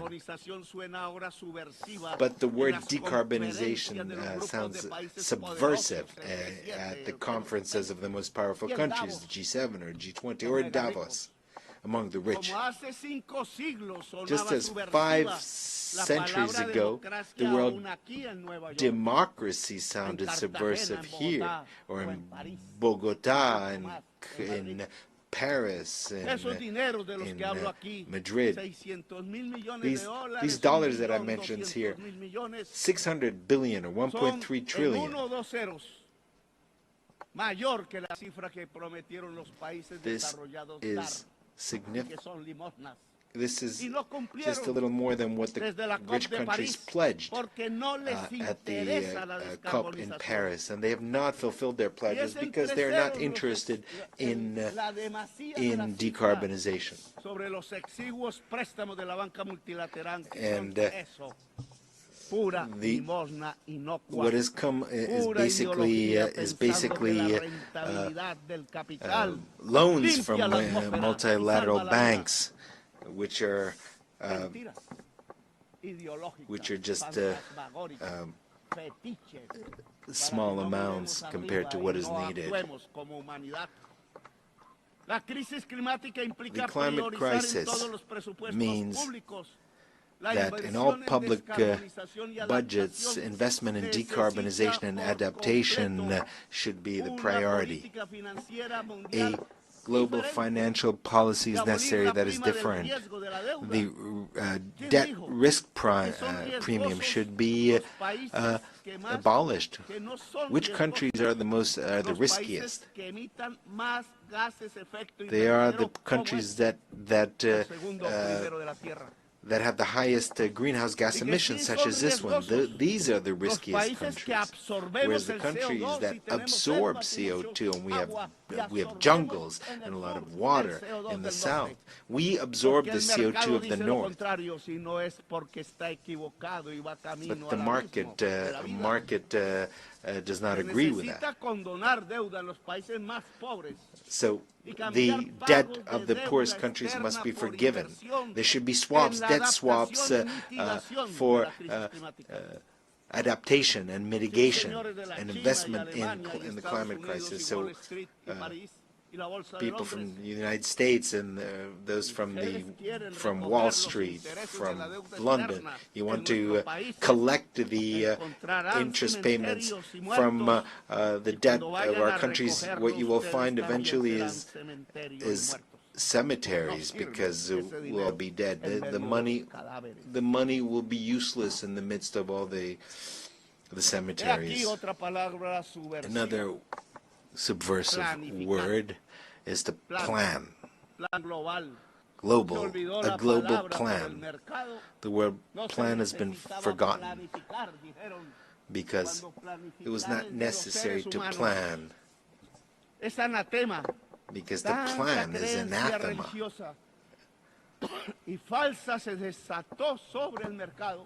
And there was a fundamentalist belief in the markets, thinking that markets would bring happiness. The Swiss economist Arras said this. And in fact, the market leads to an abyss. It leads to death, as we are already witnessing today. Malras, that was his name, was wrong. Neoliberalism was mistaken from the very beginning, and it's been guiding our countries for the past 50 years based on completely erroneous formulas. The plans should be binding on national states. There should be a global democracy supervised by a Security Council that does not have the right to veto. Because we have to understand that the market will not resolve the climate crisis, because it has produced that crisis. It was capital, which is based on unequal relationship between those who own the means that create the carbon and those who work, who are salaried employees. And this is a system that has to produce more and more objects that the boss, the owner, has to sell. And the same thing for the production of fossil fuels. That is what has produced the climate crisis. Produce more, to consume more, to sell more, and thus create more carbon, more oil until we die. But this will not last forever, because carbon and fossil fuels have reached the end, because that is perhaps will mean the end of capital in general, because if it's not the end of capital, it'll be the end of life. The owner of capital is an individual that has power. It's not a thing. It's not some kind of puppet. It is a human being with his greed, a slave to his greed. That is the individual who will seek to make sure that more and more oil is produced in their countries, even if it poisons his life. And continue to dig for more oil, even if it destroys the atmosphere and destroys life. So we have to choose either life or greed, either the Stone Age or local and global democracy. Freedom or death, as Bolivar said, and that was his slogan, his red and black, white and white banner. Freedom red, death black, and possible peace white. That is what is necessary, is a revolution by the peoples of the world to overcome the climate crisis and not to allow this crisis to reach a global collapse. It is a revolution of the united peoples, of civilizations that need to engage in dialogue, more than states themselves. It is a revolution of entire humanity to save life on the planet, and perhaps with the cooperation of certain governments that want to support life. Today, the United Nations is experiencing a crisis, and there's a need to transform it. Today, we have nation-states gathered here who no longer have power, and that no matter how much they vote, they are ignored, because the nation-state has also reached its decadence, its ultimate fall. Because capital has become global. It's not contained in a state. Socialism was supposed to be global. Stalin, in fact, in Yalta, condemned a global revolution that was occurring in Spain and in Greece, and it might have occurred in Latin America and other places. So humanity is a new political subject that is emerging, rather than the nation state. And so the United Nations has to become a united humanity, even though a diverse but united humanity, a new subject is appearing in human history. And this is very important. I think that this is wonderful because we have to overcome the idea of a nation-state to convert, to become humanity, but that humanity must be united. For that, there needs to be democracy around the world. There needs to be permanent dialogue in the midst of diversity. It is our differences that compels us to coordinate our action at the global level. Dialogue, yes. Humanity, yes. Humanity, profoundly democratic, yes. Hopefully, a humanity based on leaders who are free, rather than a humanity that is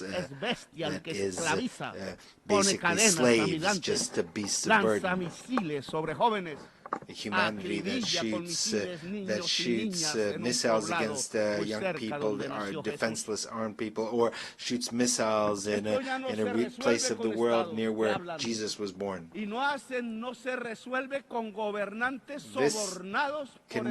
These problems cannot be resolved with governments who are bribed by oil producers, by oil corporations. So a new political subject is emerging. A united and diverse humanity, united despite its diverse cultures. Meanwhile, the old societies of Europe are collapsing, and the United States is applauding its new Hitler.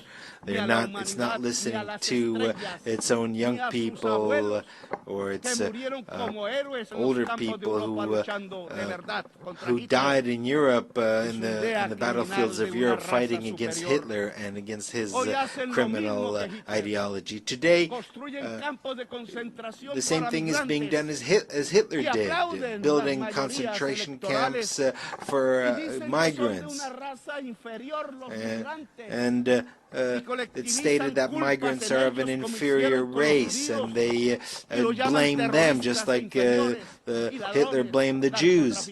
They call them drug traffickers and thieves, whereas the majority of drug traffickers are blonde and have blue eyes, and they keep their fortunes in the largest banks in the world. And they don't live in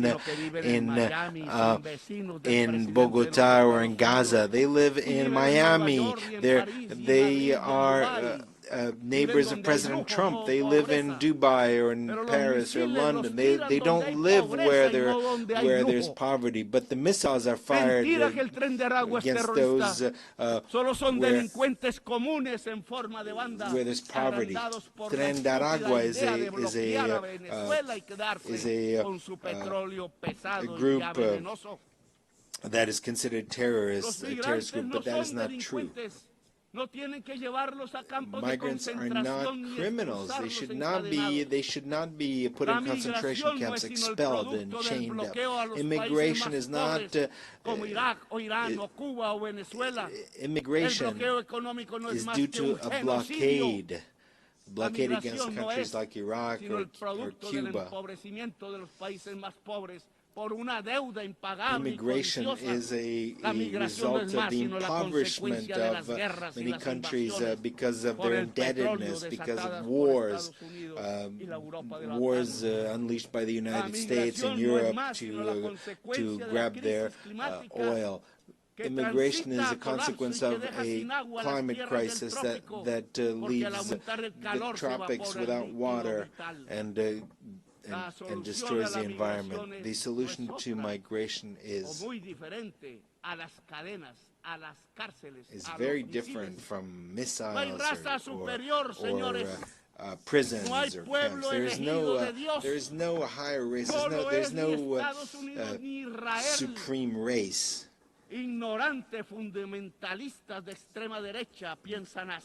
Only ignorant extremists think like that.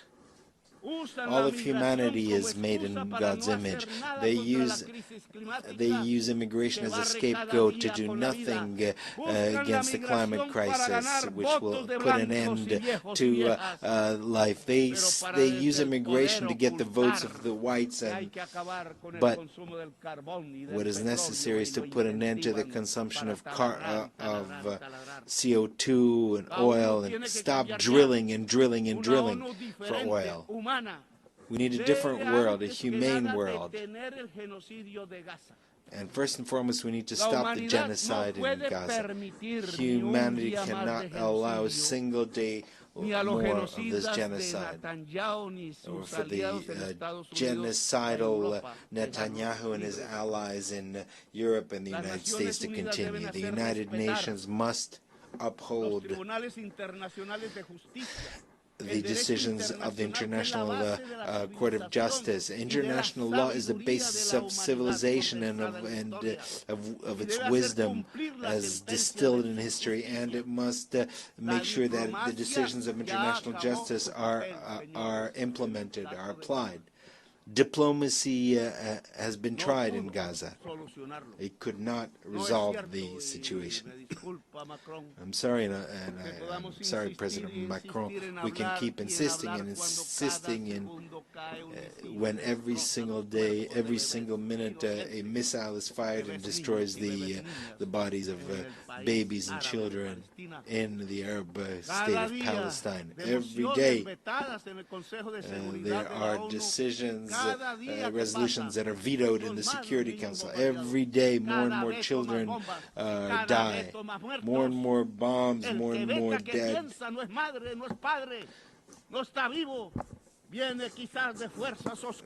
Perhaps those who do this, who shoot this, are robots. Maybe they don't have their own children. They're not human.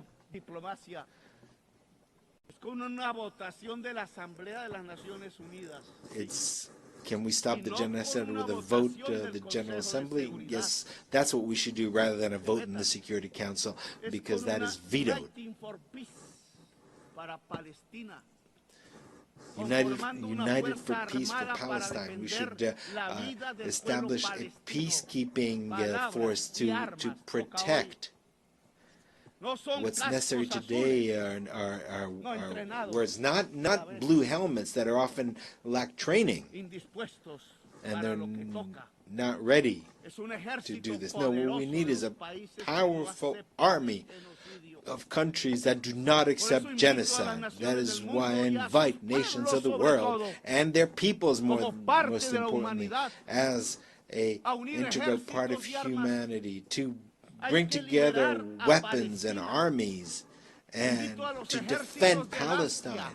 I invite the armies of Asia and the brave people, the brave Slavic people who defeated Hitler, and the Latin American people of Bolivar, of Garibaldi and others. I think there's enough. We've had enough words. Today, the time has come to use the slogan of Bolivar, freedom or death, because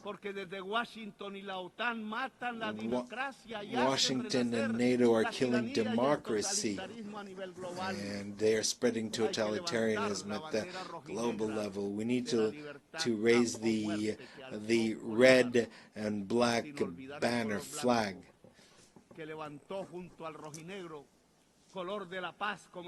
without forgetting the white color, which was the color of peace and the color of hope in the heart of humanity. The United States no longer teach democracy, but rather kill democracy, especially among its immigrants, filled with greed. The UN should begin its change by stopping the genocide in Gaza with an army of liberation and salvation, and there should be a decision here taken in the General Assembly without any veto. After Gaza, we can start working on decarbonization so that we can found a truly global democracy and a new Security Council can be established without any vetoes, and where its decisions would be binding, and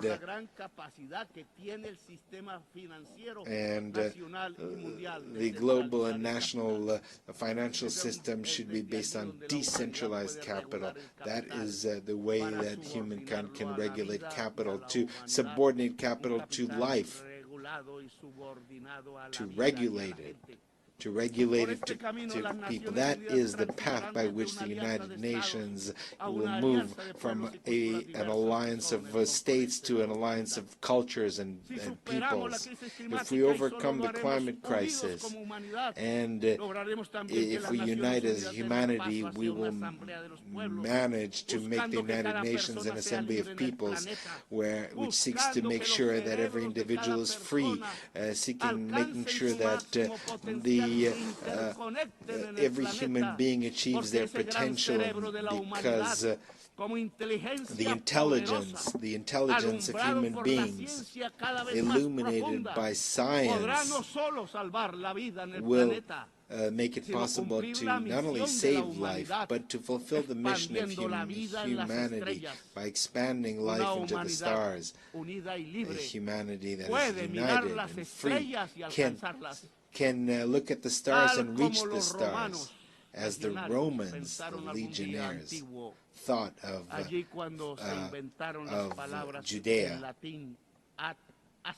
when they used the word astra, or star. It's the time of freedom or death. Real death from missiles, but freedom is also real in the heart of human beings and its capacity to rebel and to resist. Thank you very much.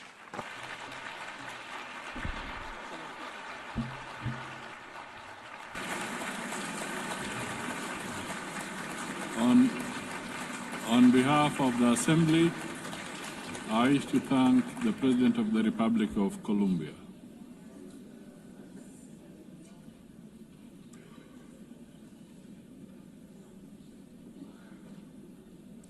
The Assembly will now hear an address by His Excellency Karol Nawrocki, President of the Republic of Poland.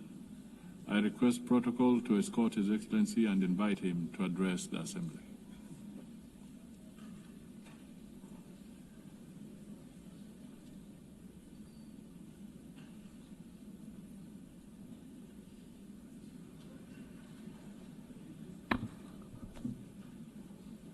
Ladies and gentlemen, Excellencies, I like and appreciate a lot English language, but I love Polish language, which epitomizes more than 1,000 years of Polish heritage, Polish culture and Polish history, so I would like to share with you Polish language. Szanowny Panie Przewodniczący, Distinguished Mr. President, Your Excellencies, esteemed delegates, I am standing here for the first time as President of the Republic of Poland.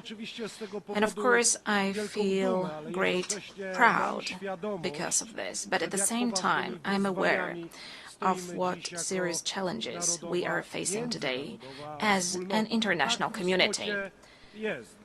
This is indeed so, for the world has changed completely over the last couple of years since the start of the Russian invasion of Ukraine. On February the 24th, 2022, we were brutally, all of us, awakened from our blissful dream of a world at the end of history. The history did not finish, and the history will not finish, and we need to be aware of that.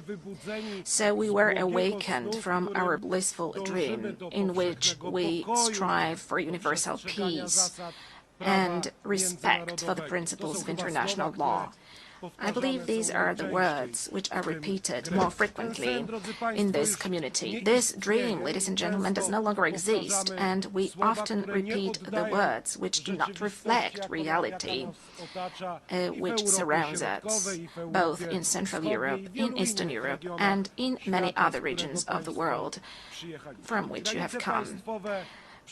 State borders have ceased to be untouchable, as a matter of fact, and international law, which has so far been considered the compass of the world order, began to be treated more as a suggestion rather than a rule. Let me remind you that shortly after the outbreak of the war and the attack of the Russian Federation on Ukraine, Polish men and women demonstrated incredible solidarity with the fighting Ukrainian nation. We opened our hearts, our borders, we opened up our homes. We provided material, financial, and military assistance, as well as diplomatic one. Today, ladies and gentlemen, 1 million Ukrainian refugees live in Poland. Ladies and gentlemen, the Russian invasion of Ukraine is not only the most serious conflict in Europe since World War II, but it is also a turning point. The existing international order is crumbling before our eyes. The world has entered a new and dangerous era of rivalry between great powers, breaking rules and testing how far one can go before someone says a clear enough stop. The principle of sovereignty. You can ask this question. It is increasingly trampled upon. The prohibition of aggression reduced to a dead letter. Instead of law, an attempt to use naked and brutal force. We are at a turning point in history, a time when the decisions made today will have consequences for decades to come. And all of us need to be aware of this. And all of us are taking responsibility for this. That is why now, as a community of democratic states, or those aspiring to be democratic states, we must view the current situation as a battlefield for principles whose observance may determine the future of our civilization. Ladies and gentlemen, I think this is the last moment to take concrete action. Ladies and gentlemen, Russia's aggression against Ukraine is not just a regional conflict. It is a test of whether the principles on which the UN is based will stand the test of time, or whether they will succumb to the weight of the imperial and colonial ambitions of a state which considers itself above the law and which has repeatedly ignored the resolutions of the assembly, of this assembly, of other assemblies, and to a certain extent all of us take responsibility for that. Further repeating the words about peace and security, which have to be spoken out loud, but which should be followed by concrete action. Moscow speaks of the need to address, and I quote, the root causes of the conflict. I share this view, but I believe that the root causes of Russian aggression are primarily ideological. Russia refers to an imperial vision that treats entire nations as a colonial property. It denies them subjectivity on a regular basis, claiming that they are artificial constructs, and it justifies the invasion as a historical correction. And ladies and gentlemen, in Poland, in Central Europe, in Eastern Europe, we know all of that. We have known it for at least 86 years. It is the same set of notions which appears also in the 21st century during our discussions, plenary sessions, and assemblies. To us in Central Europe and in Eastern Europe, this set of notions is nothing new. Whether we are talking about Poland, the Republic of Poland, in the first half of the 20th century, or whether we are talking about Ukraine today. As a historian, I view the present also through the lens of the past. That is natural. After centuries of conquests, wars, partitions, deportations, rapes, and crimes, in the 20th and in the 21st century, Russia has simply not abandoned its imperial ambitions. One of my great predecessors, the late President Lech Kaczyński, understood this perfectly well when he spoke in front of the Georgian parliament in 2008. His words, spoken at that time, have stood the test of time. President Lech Kaczyński said, ladies and gentlemen, today Georgia, tomorrow Ukraine, the day after tomorrow the Baltic states, and later, perhaps, it will be time for my country, for Poland. When Russia attacked Georgia, it was not clear to everyone that this was only the beginning of the Kremlin's new imperialism. Unfortunately, the wind of history, which we know and understand so well in Poland, is beginning to blow again. Once again, we are experiencing Russian imperialism also on our soil, in Poland. 2 weeks ago, on the night of September 9th to 10th, the Russian drones attacked the territory of a NATO member state.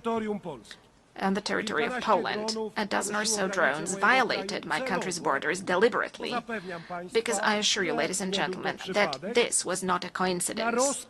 It happened on orders issued in the capital of a country which is a permanent member of the Security Council. As a result, for the first time since World War II, Poland was forced to open fire on hostile objects over our territory. And rest assured, ladies and gentlemen, as Commander-in-Chief of the Armed Forces and as President of Poland, that Poland will always react adequately and it stands ready to defend its territory. Poles, ladies and gentlemen, were not scared of the Soviets in 1920, and they defended the European civilization. They defended the Soviets in 1920. Polish people and the countries of Central Europe did not give up their spirit of freedom and sovereignty for 45 years of Soviet colonialism after 1945. And Polish people, as well as countries of Central and Eastern Europe, will not be scared of Russian drones either. But, ladies and gentlemen, this is not the point. The point is, how long are we going to agree to such acts of violating our international community? And that is precisely why, ladies and gentlemen, in Poland we're allocating significant amounts to develop our defense capabilities. That is why we are building the resilience of our country, but also of our part of Europe. Since the victims of similar provocations by Russia are also the Baltic states, our friends, the Estonians, for example, as well as Romania. As a leader in the region, we are working to strengthen the close ties among the Bucharest 9 countries, and that is why we are developing cooperation within the 3 Seas initiative. As the voice of the region, we emphasize that we do not consent to Moscow's ruthless acts of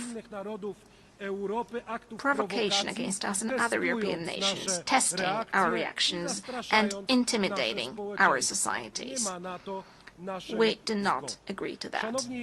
Distinguished delegates, neo-imperial and neo-colonial Russia is attempting to destroy the architecture of international security before our eyes. It violates international law, reinforces divisions, and strives to revive the concert of powers. Many countries present in this hall today are well aware of the tragedy of borders drawn by force and decisions taken over the heads of nations.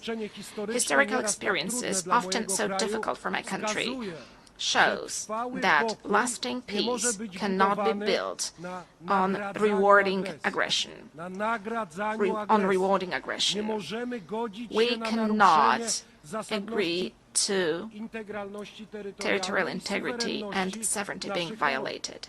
Russia's current actions do not indicate a willingness to pursue genuine peace, declarations of dialogue, and this is something we know as well, are accompanied by military offensives and attacks on more attacks, with victims being civilians, including children.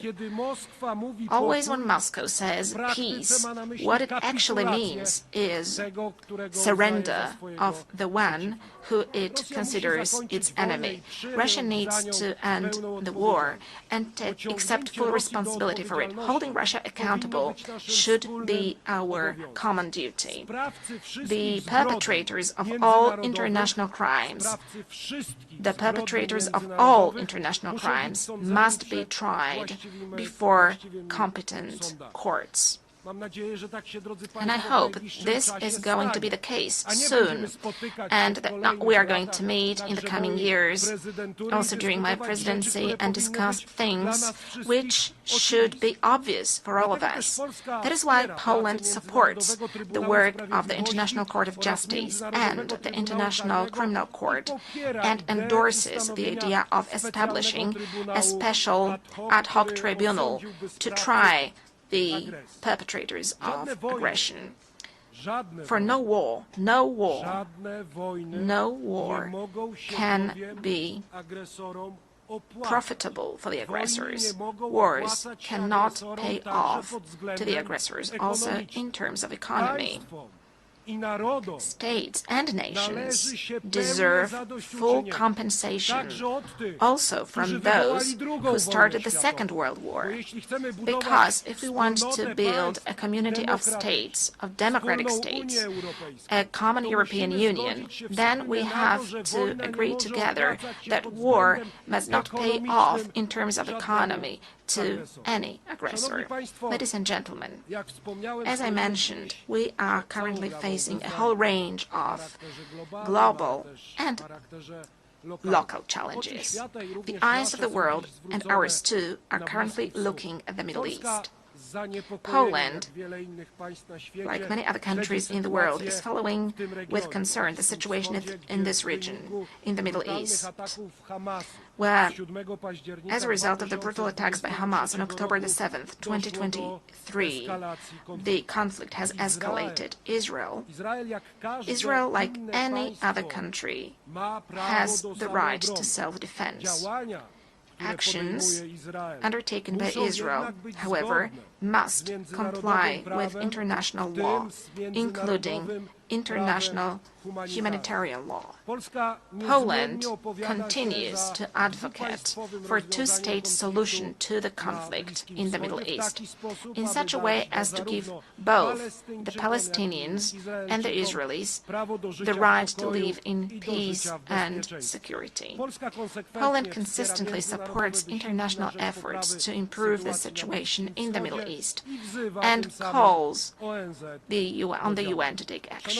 Ladies and gentlemen, Poland has no colonial past, which is why we are a reliable and trustworthy partner for Asian and African countries. What is more, we ourselves, we Poles, were victims of colonial policies pursued by superpowers, so we understand perfectly well the instruments used by neo-imperial powers, and we do not consent to them destabilizing certain regions of the world. As President of the Republic of Poland, I will pay particular attention to developing our cooperation with various regions of the world. I'm referring to the African continent. We can all see how the ongoing wars, conflicts, and terrorist attacks undermine the efforts of proud African nations to live and develop in safe and just conditions. The world must stand with all those affected by insecurity and help them restore peace. We do not consent to neo-imperial powers destabilizing, for instance, the Sahel, in order to arbitrarily manage global migration flows or apply migratory pressure. Nor do we consent to international criminal groups profiting from human trafficking and slave labor. We also want, and it is obvious as Poland, to develop relations with the countries of Asia and the Pacific. The role of this region in shaping the international order in the 21st century has significantly grown. This dynamic economic development is, however, accompanied by growing geopolitical tensions, which affects stability, prosperity, and security also in other regions of the world. Ladies and gentlemen, as Polish people, we are concerned about the negative impact of global crises. But as President of Poland, I want to say openly here in front of this international community that we are also deeply concerned and we are aware of the mistakes made by our Western partners, friends and neighbors. Yes, I agree with President Donald Trump that in recent years, and that is something that we were warning against as Poles, and this was the signal sent also by Central European countries, Eastern European countries. Europe is deep in ideological madness. This led to bad decisions on migration. This led to green craziness, green madness, the Green Deal, which is destroying economic markets and also agricultural markets. Yes, the very same Europe, our friends and our partners with whom we want to build a common European Union. For many years, we're subsidizing the Russian Federation buying Russian cheap gas. Ladies and gentlemen, in Poland as well as in Central Europe, we know all of that, and we are glad whenever the leaders of the European countries, Western European countries, draw conclusions and when they listen to our voice. Ladies and gentlemen, development and humanitarian aid are an integral part of our country's foreign policy in terms of building global peace, security, and development. We see it as a joint investment in our future, security, stability, and prosperity. We are present with our support in many areas in Africa, in Eastern Europe, and in the Middle East. Distinguished delegates, Poland, a co-founder of the United Nations, is the world's 20th largest economy and a country which has successfully transformed itself over the past 30 years from a developing country into a developed country and from a centrally planned economy into a market economy. This unique experience allows us to make a significant contribution to UN discussions on development, combining the perspectives of the global East and the global West, as well as North and South. Given our potential and experience, we consistently seek to participate in the works of the G20, a format that serves as a bridge in these turbulent times. We also hope that the invitation to cooperate and to participate in the next summit of the group issued by the United States of America, for which I'm grateful to President Donald Trump, will translate into Poland's permanent presence in this community. Ladies and gentlemen, human rights are one of the three main pillars on which the United Nations system is based. We cannot talk about true peace if we do not protect human rights of everyone, of every person without exception. Peace is not only an absence of armed conflicts, it is also justice, equality, and respect for human dignity. Therefore, the protection of human rights must be a priority in any process of building peace and security. We can clearly see dramatic consequences of the Russian aggression, also in terms of human rights and humanitarian issues. Our priority, the priority of Poland, of Polish people, is also the situation of human rights in Belarus. We must firmly defend human rights also in the most fundamental dimension. I'm speaking about the right to life of the defenseless, from conception to natural death. We are protecting our families as the place of happiness, love, and bringing up children. We are speaking up as Poland in a loud voice for one of the most persecuted groups in the world, Christians. We consider the Human Rights Council to be the main human rights body within the United Nations system, playing a key role in ensuring compliance with human rights standards. That is why Poland has submitted its candidacy for membership of the Human Rights Council for the period 2029-2031. Our candidacy reflects our commitment to promoting and protecting human rights around the world.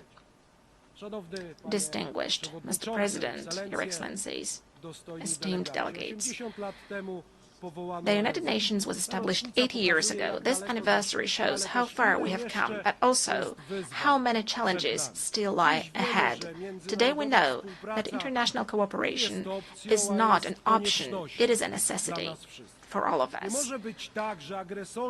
It is unacceptable that aggressors begin to march with impunity through other people's territories and perpetrators of war crimes sleep peacefully without accountability every day. Let me remind you that after World War II, there was no room for relativizing crimes, at least in case of the most important commanders who gave orders. There was Nuremberg, there was a court, there was a name and a family name, there was a charge and a sentence, because it was not just about revenge, it was about principles, and today it's also about principles to make sure that crime is not rewarded and that the law is never replaced by force. Today we must return to that spirit. We must build an international system of accountability that will not hesitate to call evil by its name, regardless of the flag it bears on its shoulder. We must make it clear there are borders, there are human rights, there is international law, and anyone who violates it should face severe consequences. But it is not going to happen by itself, ladies and gentlemen, for the world order is not given once and for all. It depends precisely on us, on the governments, institutions, but most importantly, on societies. As one of the Nobel Peace Prize laureates once said, neutrality helps the oppressor always, never the victim. Silence encourages the tormentor, never the tormented. Let these words be not just a warning, but also a call to action. To action, here and now. Thank you for your attention.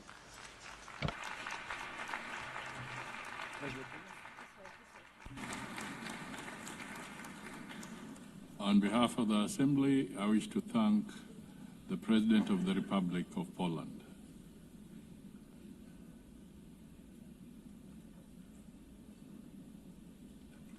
The Assembly will now hear an address by His Excellency Daniel Francisco Chapo,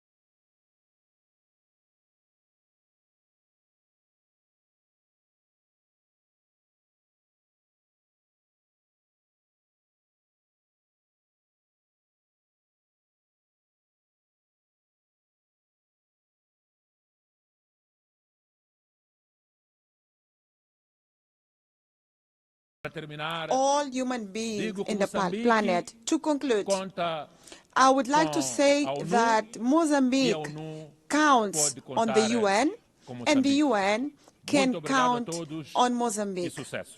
Thank you so much, everyone, and wish you success. Thank you. On behalf of the Assembly, I wish to thank the President of the Republic of Mozambique. The Assembly will hear an address by His Excellency Luong Kong, State President of the Socialist Republic of Vietnam. I request protocol to escort His Excellency and invite him to address the Assembly.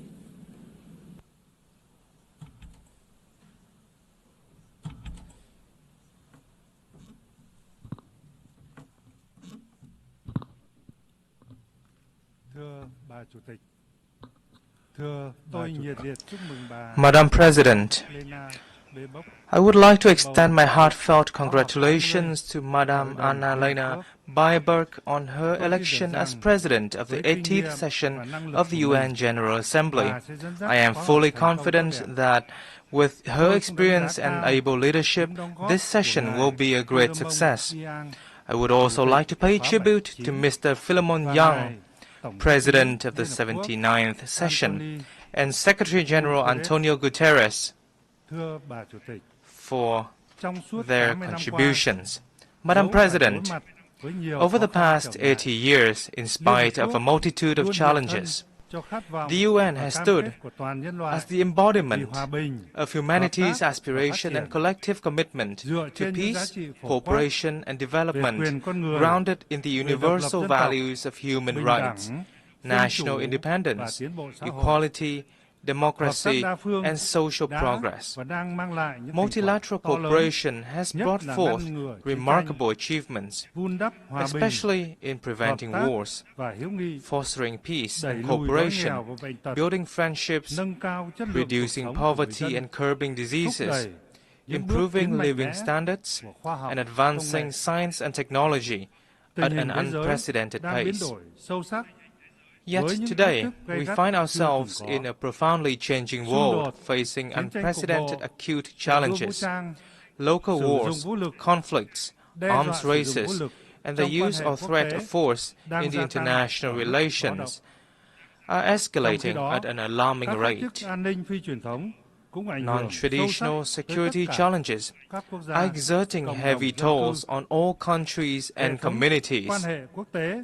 The global governance, trading, and economic systems are becoming fragmented and volatile. Multilateralism itself is under strain from strategic rivalry among major powers, unilateralism, and a sharp decline in political will and necessary resources. This is precisely the time to stand united and together promote the irreplaceable role of multilateralism and a rules-based international order, with the UN at its heart. Madam President, as a nation that has endured immense pain and losses from wars, Vietnam treasures more than most the priceless values of peace. The spirit of peace, amity, compassion, and altruism is deeply woven into our national identity. This forms the bedrock for us to overcome previous sufferings, mend old wounds, shove the past, and look towards the future with the hope to become a friend and reliable partner to all nations around the world. Peace is both the goal and the prerequisite for our journey towards a stable, just, democratic, and prosperous future. Honoring the value of peace and driving robust transformation for a sustainable future is the sincere message that Vietnam wishes to share with the international community on the occasion of the UN's 18th anniversary. In this spirit, allow me to share my reflections as follows. First, Honoring the value of peace requires concrete actions rather than just words. We must reaffirm the role and primacy of international law as the cornerstone for peace and equal relations among nations. All countries should clearly demonstrate their responsibility towards upholding international law and the UN Charter, and respecting such principles as independence, sovereignty, territorial integrity, non-interference, non-use or threat of force, and peaceful settlement of disputes. Vietnam welcomes recent efforts to achieve peace and reconciliation which have yielded important results in many regions, such as the peace agreements between Rwanda and the Democratic Republic of the Congo, and between Armenia and Azerbaijan. We value and support all diplomatic efforts and hope that they will lead to peaceful solutions to regional and global security issues. We must nurture and practice a culture of peace by building trust, enhancing international cooperation and solidarity, promoting dialogue, listening and understanding, respecting differences, and cultivating friendship among nations. On this occasion, Vietnam calls for ceasefires and an end to all acts of violence, protection of civilians, and facilitation of humanitarian access in conflict zones. Vietnam welcomes the recent recognition of the State of Palestine by more countries and urges the international community to act swiftly to end the humanitarian crisis faced by the Palestinian people. We also reaffirm our solidarity with the state and people of Cuba and call upon the United States to lift its embargoes against Cuba and remove Cuba from the list of state sponsors of terrorism. We must further promote the role of regional organizations in promoting peace, cooperation, and development. International efforts for peace and development will be truly effective when driven by regional organizations in line with the particularities of each region and countries. As an active ASEAN member state, Vietnam is proud of ASEAN's growing strength and its centrality in the Asia-Pacific's security and development architecture. Most recently, ASEAN contributed to the ceasefire agreement between Cambodia and Thailand, and we are committed to upholding ASEAN's core values of solidarity, consensus, and unity in diversity, building a resilient, inclusive, and sustainable ASEAN community, and effectively implementing the 5-point consensus on Myanmar. We shall also strive to maintain peace, stability, security, safety, and freedom of navigation in the South China Sea in accordance with international law, particularly the UNCLOS 1982, while fully implementing the Declaration on the Conduct of Parties and working to finalize the Code of Conduct in the area. Second, in a world at a historic crossroads, we must transform boldly to shape a sustainable future. Global governance institutions, particularly the UN and international monetary and financial bodies, must undergo vigorous reforms to become more adaptive, ensure equitability, transparency, coherence, and efficiency in their operations, and better respond to the needs of all countries and peoples. Vietnam welcomes and supports efforts to reform the UN, including the UN APT initiative, to build an UN 2.0 that is leaner, more coherent, effective, and efficient. This initiative must follow a holistic and integrated approach, being driven by member states. Vietnam stands ready to share its experience in successfully implementing the Delivering as One initiative of UN organizations in the country. We must build sustainable development models based on digital transformation and green transition, two mutually reinforcing drivers that can spark a sweeping revolution, as they stand for convergence of scientific and technological advancements and environmental sustainability. To optimize this dual transformation, countries must formulate relevant master plans, invest strongly in R&D, train high-quality human resources, and develop green technology infrastructure. Furthermore, it is of great importance to advance international cooperation on technology transfer and mobilization of green finance to ensure that no one is left behind. Developed countries must take responsibility in sharing and transferring technology to developing and underdeveloped countries. In this digital era, societies are undergoing transformation of an unprecedented pace, scope, and depth, accompanied by rising challenges such as poverty, inequality, unemployment, and a crisis of information and trust. We must ensure that social transformation remains a human-centered process, with focus on such priorities as comprehensively eradicating poverty, providing full and decent employment, and ensuring social justice and inclusion. Vietnam hopes that the Second World Summit for Social Development this November will deliver important outcomes and add momentum to the implementation of the 2030 Agenda for Sustainable Development. Madam President, from the ruins of wars, once poor, outdated, and isolated, Vietnam has made historic progress.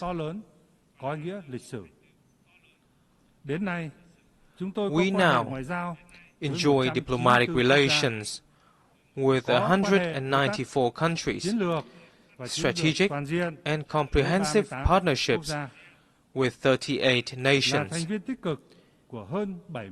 and membership in over 70 international organizations. Vietnam is now among the world's 32 largest economies and top 20 trading nations. The lives of over 100 million Vietnamese citizens have vastly improved, with a sharp drop in multidimensional poverty rate. We have met the Millennium Development Goals ahead of schedule and are striving to fulfill international commitments and are on course toward two strategic centennial goals: becoming a modern, industrialized, upper-middle-income developing country by 2030 and a developed high-income nation by 2045. On behalf of the state and people of Vietnam, I express heartfelt gratitude to the UN and its agencies, member states, and partners who have been working with us and supported us on this journey of development.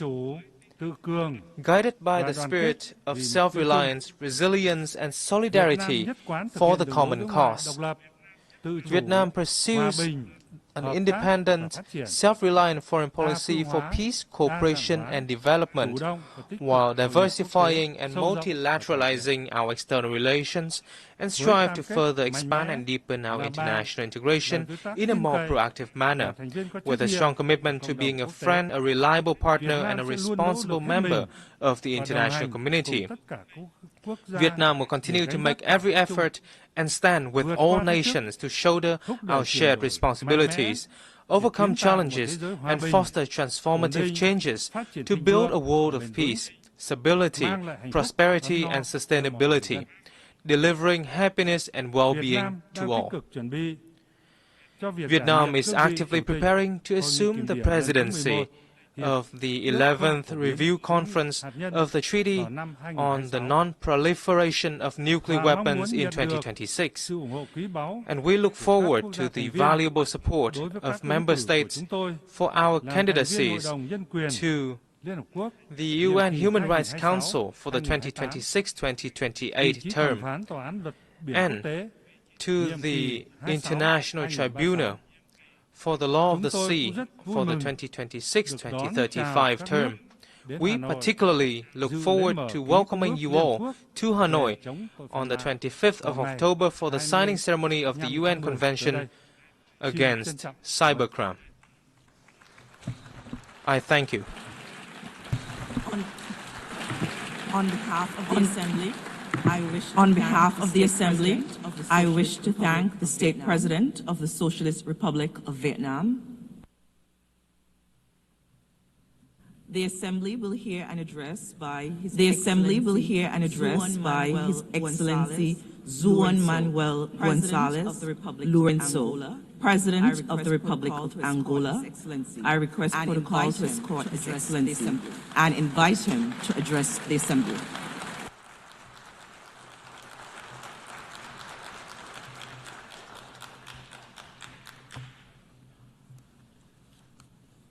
Sua Excelência, Presidente, Your Excellency, da Assembleia Geral, Suas Excelências, Chefes de Estado President of the e de General Governo, Assembly, Your Excellencies, Heads of State and Government, Excellencies, Heads of Delegations, ladies and gentlemen, perante Vossas Excelências, I stand na minha qualidade before Your Presidente da República Excellencies de Angola, in my capacity as President of the Republic of Angola and the current chairperson of the African Union, to speak about my country, to share our perspective on the evolution of the events unfolding in this increasingly troubled world, and to discuss matters concerning Africa, a continent that mobilizes our energies and efforts as we seek solutions to finally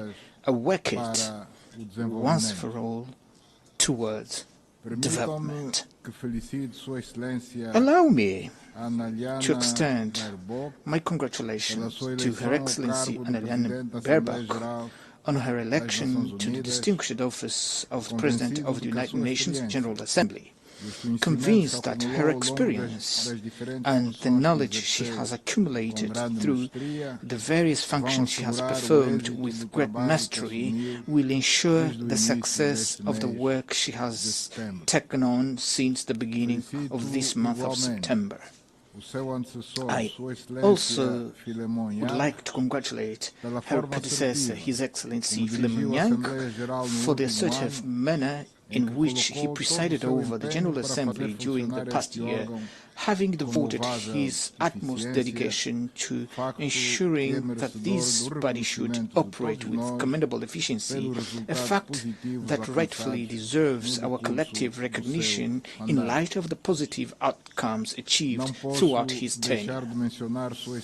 I cannot fail to acknowledge His Excellency Antonio Guterres, Secretary General of the United Nations, for the role that he has so ably played with a profound sense of commitment, underpinned by his admirable qualities as a man of dialogue and peace amid prevailing geopolitical complexities. Madam President, Excellencies, 80 years have elapsed since, compelled by imperatives of that era, a group of nations and their respective leaders took the wise decision to establish the United Nations organization, which from that moment, through both turbulent and peaceful instances, had succeeded in fulfilling its great mission of maintaining the global peace and stability, contributing to the advancement of humanity and to preserve and deepen respect for human rights. This is a great achievement of the peoples of our planet, which cannot and must not be neglected and underestimated by any power, political leaders, or by anyone, lest by magnifying egocentric visions and interests, we forfeit the benefits of peace bequeathed to us by women and men who, over time, led us so far in an environment of harmony and global understanding. This journey has not always been linear. Yet, in the most critical moments, prudence has prevailed over the Western impulses of large-scale conflict, and this has been possible solely through continual dialogue, which has proven to be the only factor capable of bridging differences, overcoming obstacles, and appeasing even the most troubled and belligerent spirits. Today, these lessons from the past are of great value and must serve as our sole references that guide us toward solution to the conflicts in Africa, Europe, the Middle East, Latin America, in Asia, and wherever they may arise. Under the context of uncertainty in which we celebrate the 80th anniversary of the United Nations, the theme, Better Together, 80 years and beyond for peace, development and human rights, holds a significance that compels us to reflect upon the profound meaning of the appeal by Her Excellency the President of the General Assembly for the renewal of multilateralism and solidarity in action within a framework of collective and complementary undertakings by a more agile, effective and responsible UN as envisaged in the roadmap of the Secretary General's Initiative 80. In light of these perspectives, it is urgent that we revitalize the United Nations and lift it from the complex situation in which it finds itself currently, in order to restore the active role that he has always played, a strongly valuable role that, during the Cold War, gave us assurance of never feeling as close to a global conflict as we do at this moment, amid the profound dissonance prevailing in international relations. The main world powers appear to be turning their backs on one another, distancing themselves from even the most basic points of convergence that would allow them to remain committed to, above all, to the dialogue and concerted action. Today's challenges confront us with a choice, either to do everything in our power to preserve peace or to face war with all its consequences, thus jeopardizing the future of humanity.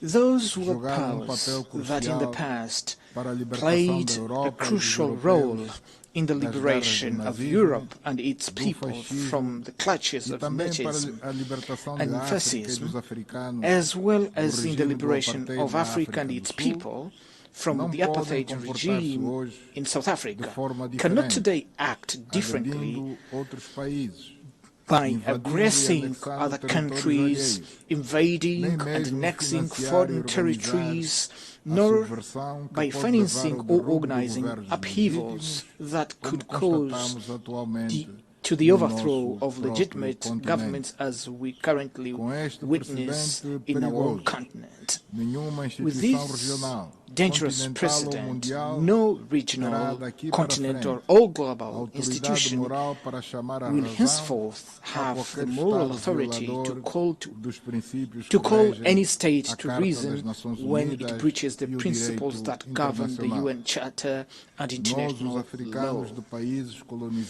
We Africans from countries that endured centuries of colonization perhaps understand better than anyone else the importance of peace, for we have had to face daily struggles to provide our people with food, clean water, health care, education and other fundamental necessities.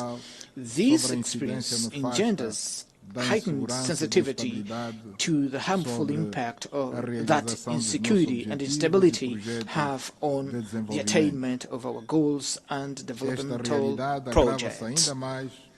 This reality is further exacerbated by numerous conflicts and wars afflicting countries and regions across the globe from which we had hoped to find cooperation and fruitful exchanges, so that together we might overcome our difficulties and contribute with our immense resources and capabilities to global prosperity.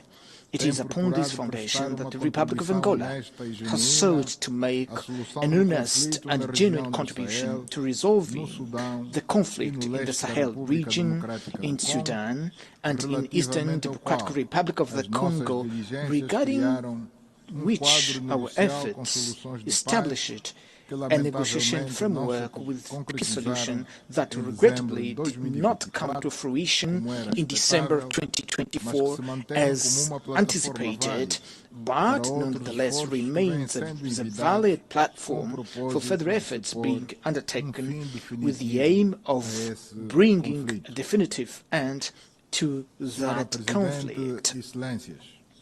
Madam President, Excellencies, that conflict and so many others that we recall are to a large extent the result of passivity of the United Nations member states, who have often revealed themselves to be ineffective in the face of invasion of third-party territories and interference in internal affairs of sovereign countries that occurred over the recent years and have not provoked a firm, resolute and assertive reaction, therefore have become fait accompli that lie at the very center of the major tensions that the world is currently experiencing.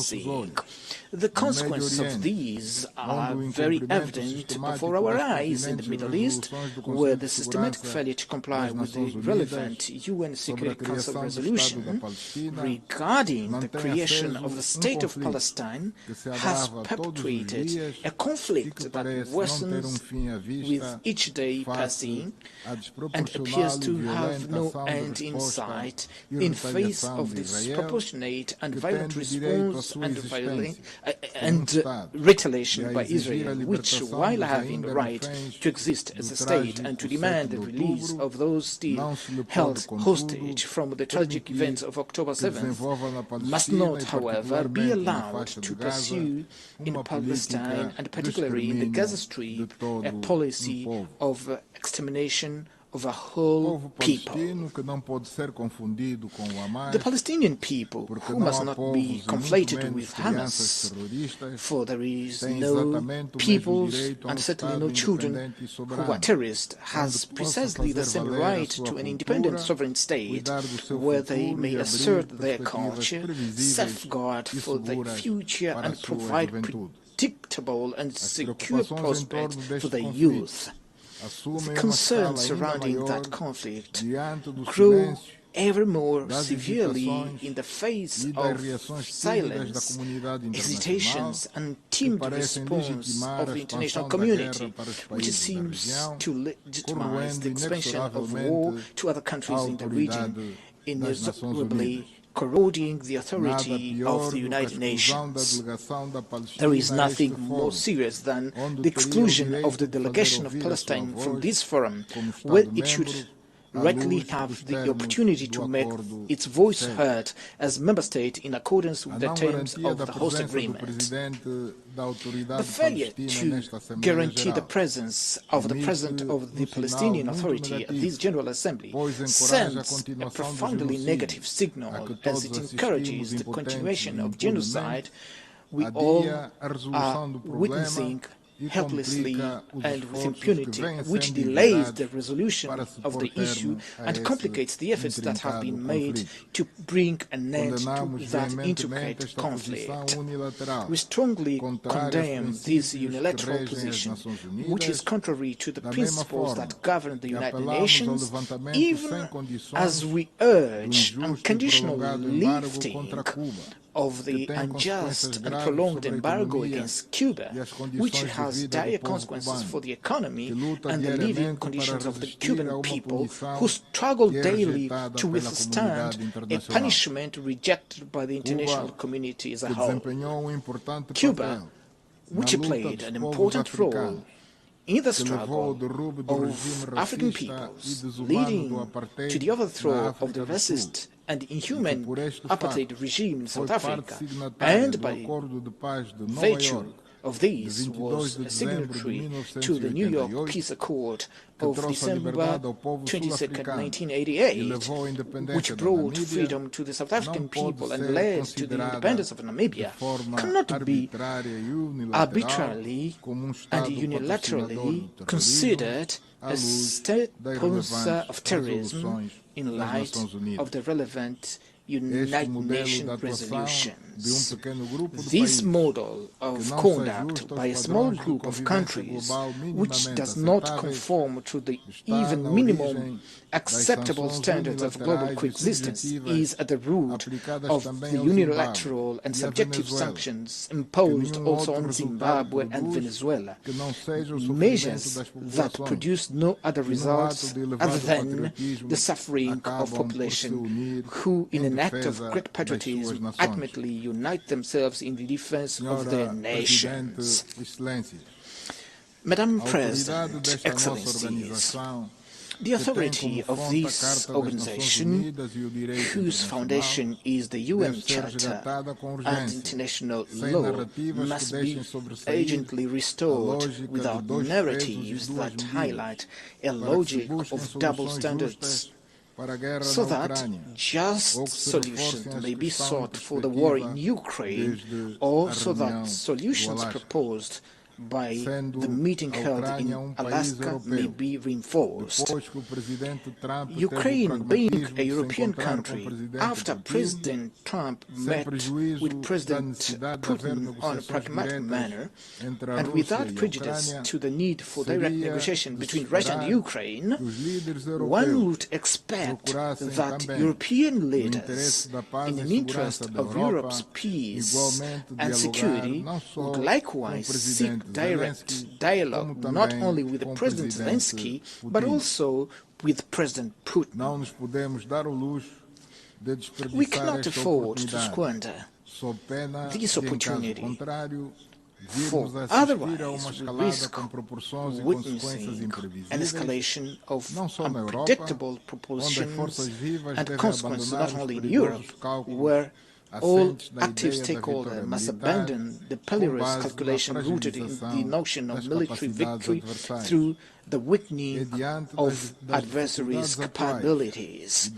It is in the light of the present challenges and the ongoing global crisis that the United Nations must re-emerge and become more proactive, lest its role as the main entity for global governance be diminished and be transformed into an institution incapable of ensuring world peace. Therefore, it is our responsibility as states and sovereign nations not to allow the UN to succumb. The United Nations, in its present form, is the sole organization with capacity to act on behalf of all of us in the quest for worldwide consensus in favor of peace, with the legitimacy to call to reason those member states who undermine its foundational principles in their conduct on the international stage. For this reason, we must preserve it at all costs and adapt it to the realities of the contemporary world through the urgently required reforms. In this most particular regard, I advocate for the reform of the Security Council in line with common African positions set forth in the Esalen Consensus and in the CERT Declaration adopted 20 years ago, which called for 2 permanent seats and 5 non-permanent seats for the African continent in an expanded Security Council that is more representative and consistent with the contemporary geopolitical realities. Without this indispensable step, which has already experienced an unjustified delay, we will not be able to ensure the realization of the Pact for the Future adopted last year, which recognized the urgent need to endow the United Nations with a more democratic and balanced Security Council. This pact represents a significant opportunity to revitalize multilateralism, rendering it more inclusive and capable of serving as a broader foundation for discussion on critical issues facing today's world. Amongst these, I wish to underscore, alongside many other relevant issues, the issue of financing for development and climate challenge. With regard to matters concerning support for development, there remains much to be discussed, but also it's appropriate to recognize the recent progress achieved with the adoption of the Seville commitment reached at the fourth conference on financing for development, which advocates the urgent reform of international financial institutions so as to render them more representative, inclusive and equipped to address the pressing needs of the developing countries, especially those of Africa. I am convinced that this instrument, combined with the Pact for the Future, the United Nations Fiscal Convention and the United Nations Debt Convention, still under discussion, will together serve as a political, financial and normative platform that will provide significant momentum to the achievement of the Sustainable Development Goals. Madam President, Excellencies, it is essential that we confront the climate crisis as the greatest existential threat of our time, which can only be overcome through joint, coordinated and united action.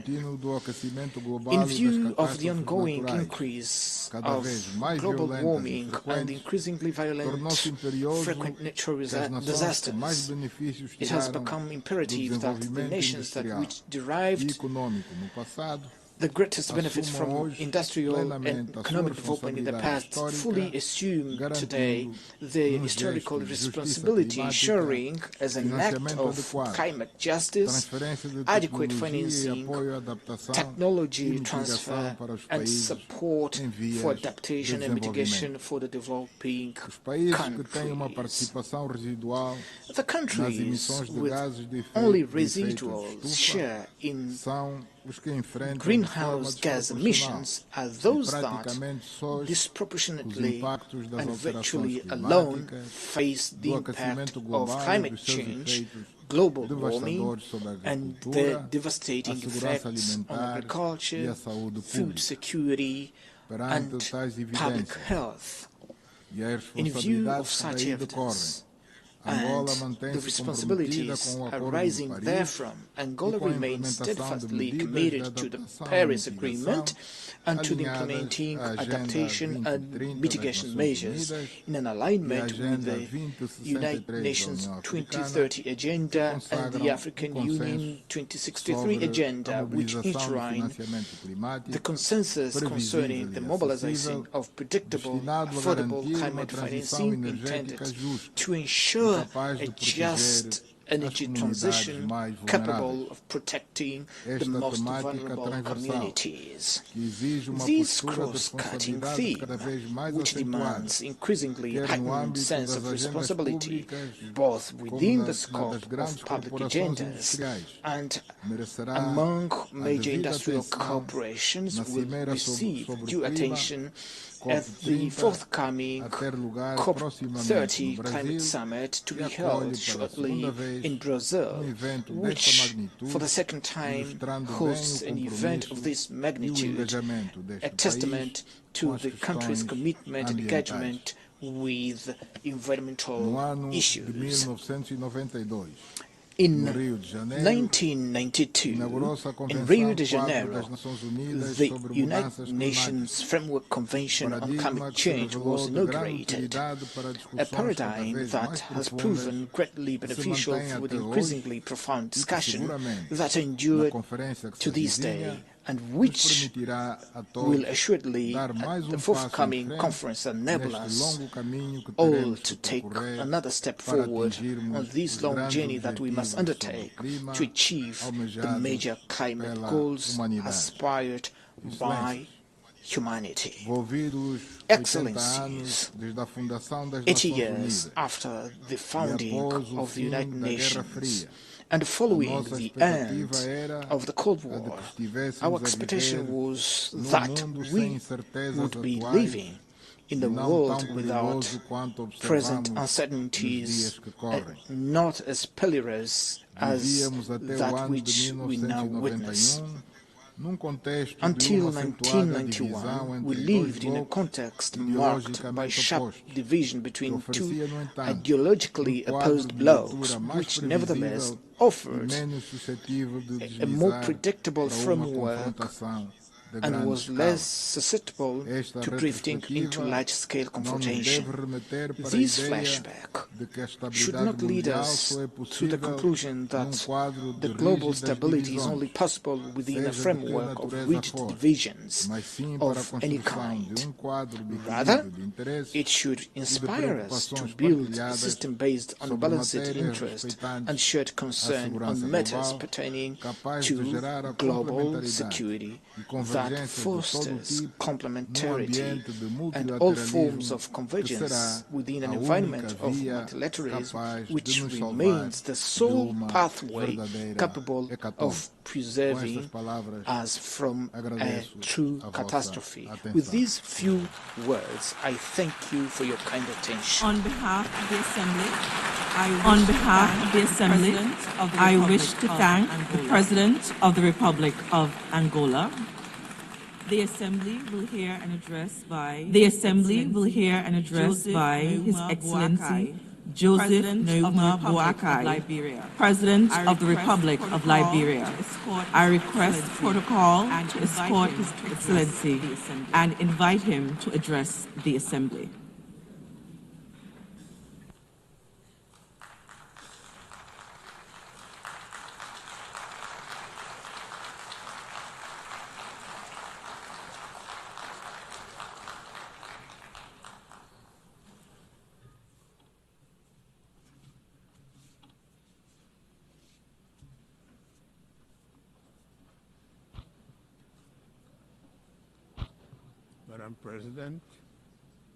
Madam President, Secretary General, Mr. Secretary General, Excellencies, delegates, distinguished delegates, I'm honored to address the 80th session of the United Nations General Assembly on behalf of the people of Liberia. 8 decades after its founding, in which Liberia was involved, our country is proud that the United Nations remains the most critical multilateral platform for international cooperation and collective action.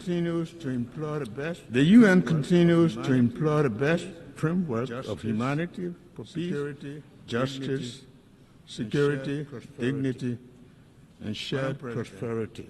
Please accept, Madam President, the congratulations from the delegation of Liberia on your assumption of the esteemed office of President of the 80th session of the General Assembly. In your leadership, we trust in your leadership to guide the affairs of this august body. We also extend our commendation to your predecessor for his stewardship on the 79th session, and I am grateful to the Secretary General for his leadership. Excellencies, distinguished delegates, please accept the gratitude of the Liberian government and the people, the overwhelming trust demonstrated by the General Assembly, members in electing Liberia to serve on the non-permanent seat of the United Nations Security Council for the 2026-2027 This marks Liberia's first full term on the UN Security Council, 80 years after the country signed the charter in Herbst Theater Auditorium in San Francisco. Why the nameplate during this 2-year term will read Liberia? The seat, however, belongs to Africa. We are committed to ensuring that Liberia's contribution to the Security Council's discussions and the decisions are shaped by hard-earned experiences in conflict resolution, as well as our successes in peace-building, democratic reform, political transition, and governance. Additionally, the collective experience of the continent will be taken into consideration. Liberia looks forward to advocating for Africa's fair representation on the UN Security Council, which can only be achieved through permanent representation as a key part of the UN Security Council reform agenda. When the UN was founded in 1945, nations came together in the belief that peace will only be secured through cooperation. After 2 world wars, it became a widely held conviction that nations are stronger when united than when divided. 80 years later, that conviction is being tested like never before. From wars and displacement to terrorism, threats to technological advances, climate change, and widening inequalities, today our world faces challenges that no country can solve alone. At the same time, and paradoxically, when the world needs to strengthen multilateralism, its credibility and efficacy have been questioned. As one of the 4 African countries to sign the Charter of the United Nations, Liberia feels morally obligated to call for renewal rather than reversal of multilateralism. Reversal of multilateralism is not an option for a just and peaceful world. We call for greater inclusion, effectiveness, and respect for international law, recognizing that the credibility of the United Nations depends on our ability to act together in the service of humanity, rather than apart in the pursuit of narrow interests. Madam President, wars in Europe, Middle East, and Africa remind us that peace is often fragile and must be constantly defended. Therefore, as in 1945, Liberia once again reaffirms its commitment to the dialogue, diplomacy, and the peaceful resolution of disputes. In this spirit, Liberia supports all credible mediation efforts aimed at resolving conflict between Russia and Ukraine, as well as Israel-Palestinian conflict. Liberia stands on a common African position for the realization of the two-state solution, where Israel and Palestinians can live side by side in peace and security in accordance with international law and the relevant UN resolutions.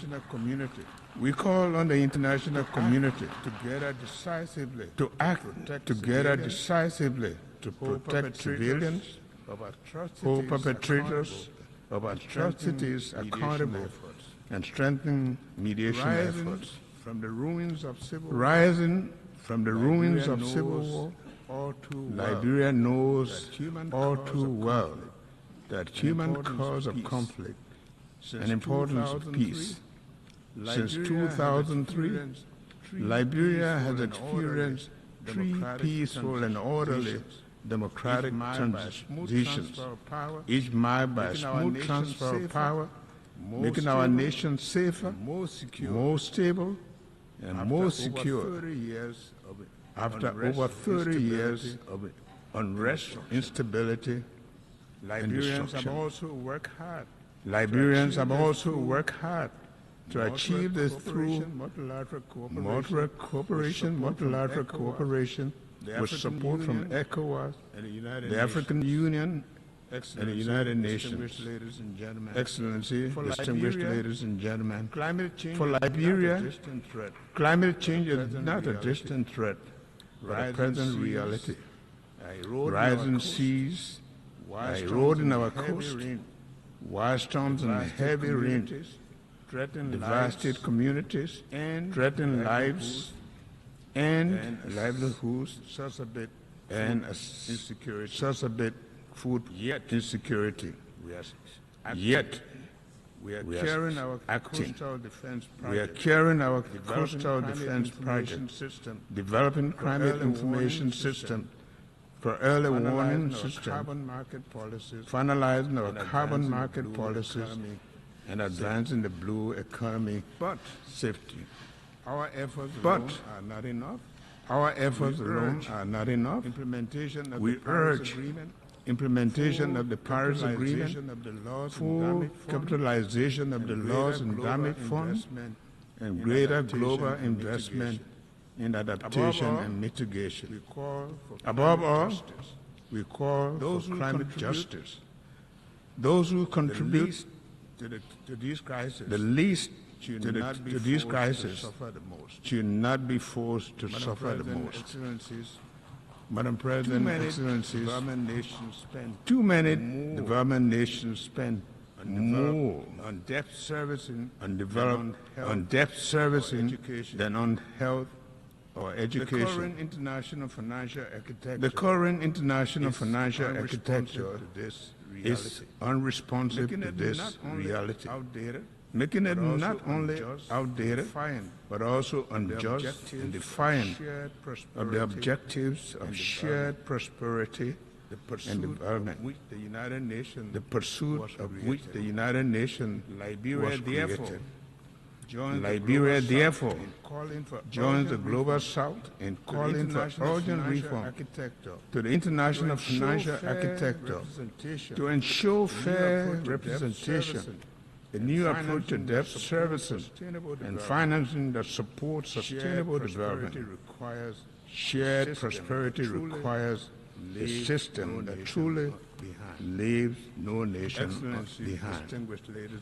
Excellency, distinguished ladies and gentlemen, at home, inclusive development remains our top priority. To this end, our government has launched the Arrest Agenda for Inclusive Development, which focuses on agriculture and food security, roads and infrastructure, rule of law and good governance, education and skill development, sanitation and health, tourism, technology, and innovation. The Arrest Agenda aligns with our National Vision 2030, which aims to transform Liberia into a lower middle-income country and lay the foundation for a capable state by 2030. Through this agenda, we are committed to improving the livelihoods, reducing inequality, and ensuring that every Liberian benefits from the dividends of peace and development. We are taking tangible steps. To improve governance, by implementing accountability and anti-terrorism, corruption measures, such as asset declaration. We are strengthening institutional capacity to promote integrity, transparency, and improve public service delivery. Everywhere has endured some of the darkest chapters of human suffering. Having experienced one of the most brutal conflicts in recent history, over the past 2 decades, we have remained firmly on the path of recovery, working to heal our nation and rebuild from the painful legacy of war. My government has taken deliberate, meaningful steps toward national reconciliation. These include honoring the memory of the victims, supporting initiative for memorialization, and upholding the commitment to justice and the rule of law. While we recognize that these efforts are complex and challenging, they are essential steps towards achieving lasting peace and genuine national healing. May I now take the opportunity to renew my government's request for the international support and assistance in establishing a war and economic crimes court, which will further the Liberian people's aspiration for national healing and reconciliation through justice. Madam President, for the United Nations to remain relevant and practical, it must adapt. Liberia therefore supports the path for the future and global digital compact. We also call on the UN that more responsive and reflective of today's world, using outdated 1945 solutions to tackle 2025 challenges is neither reasonable nor realistic. Regarding sustainable development goals,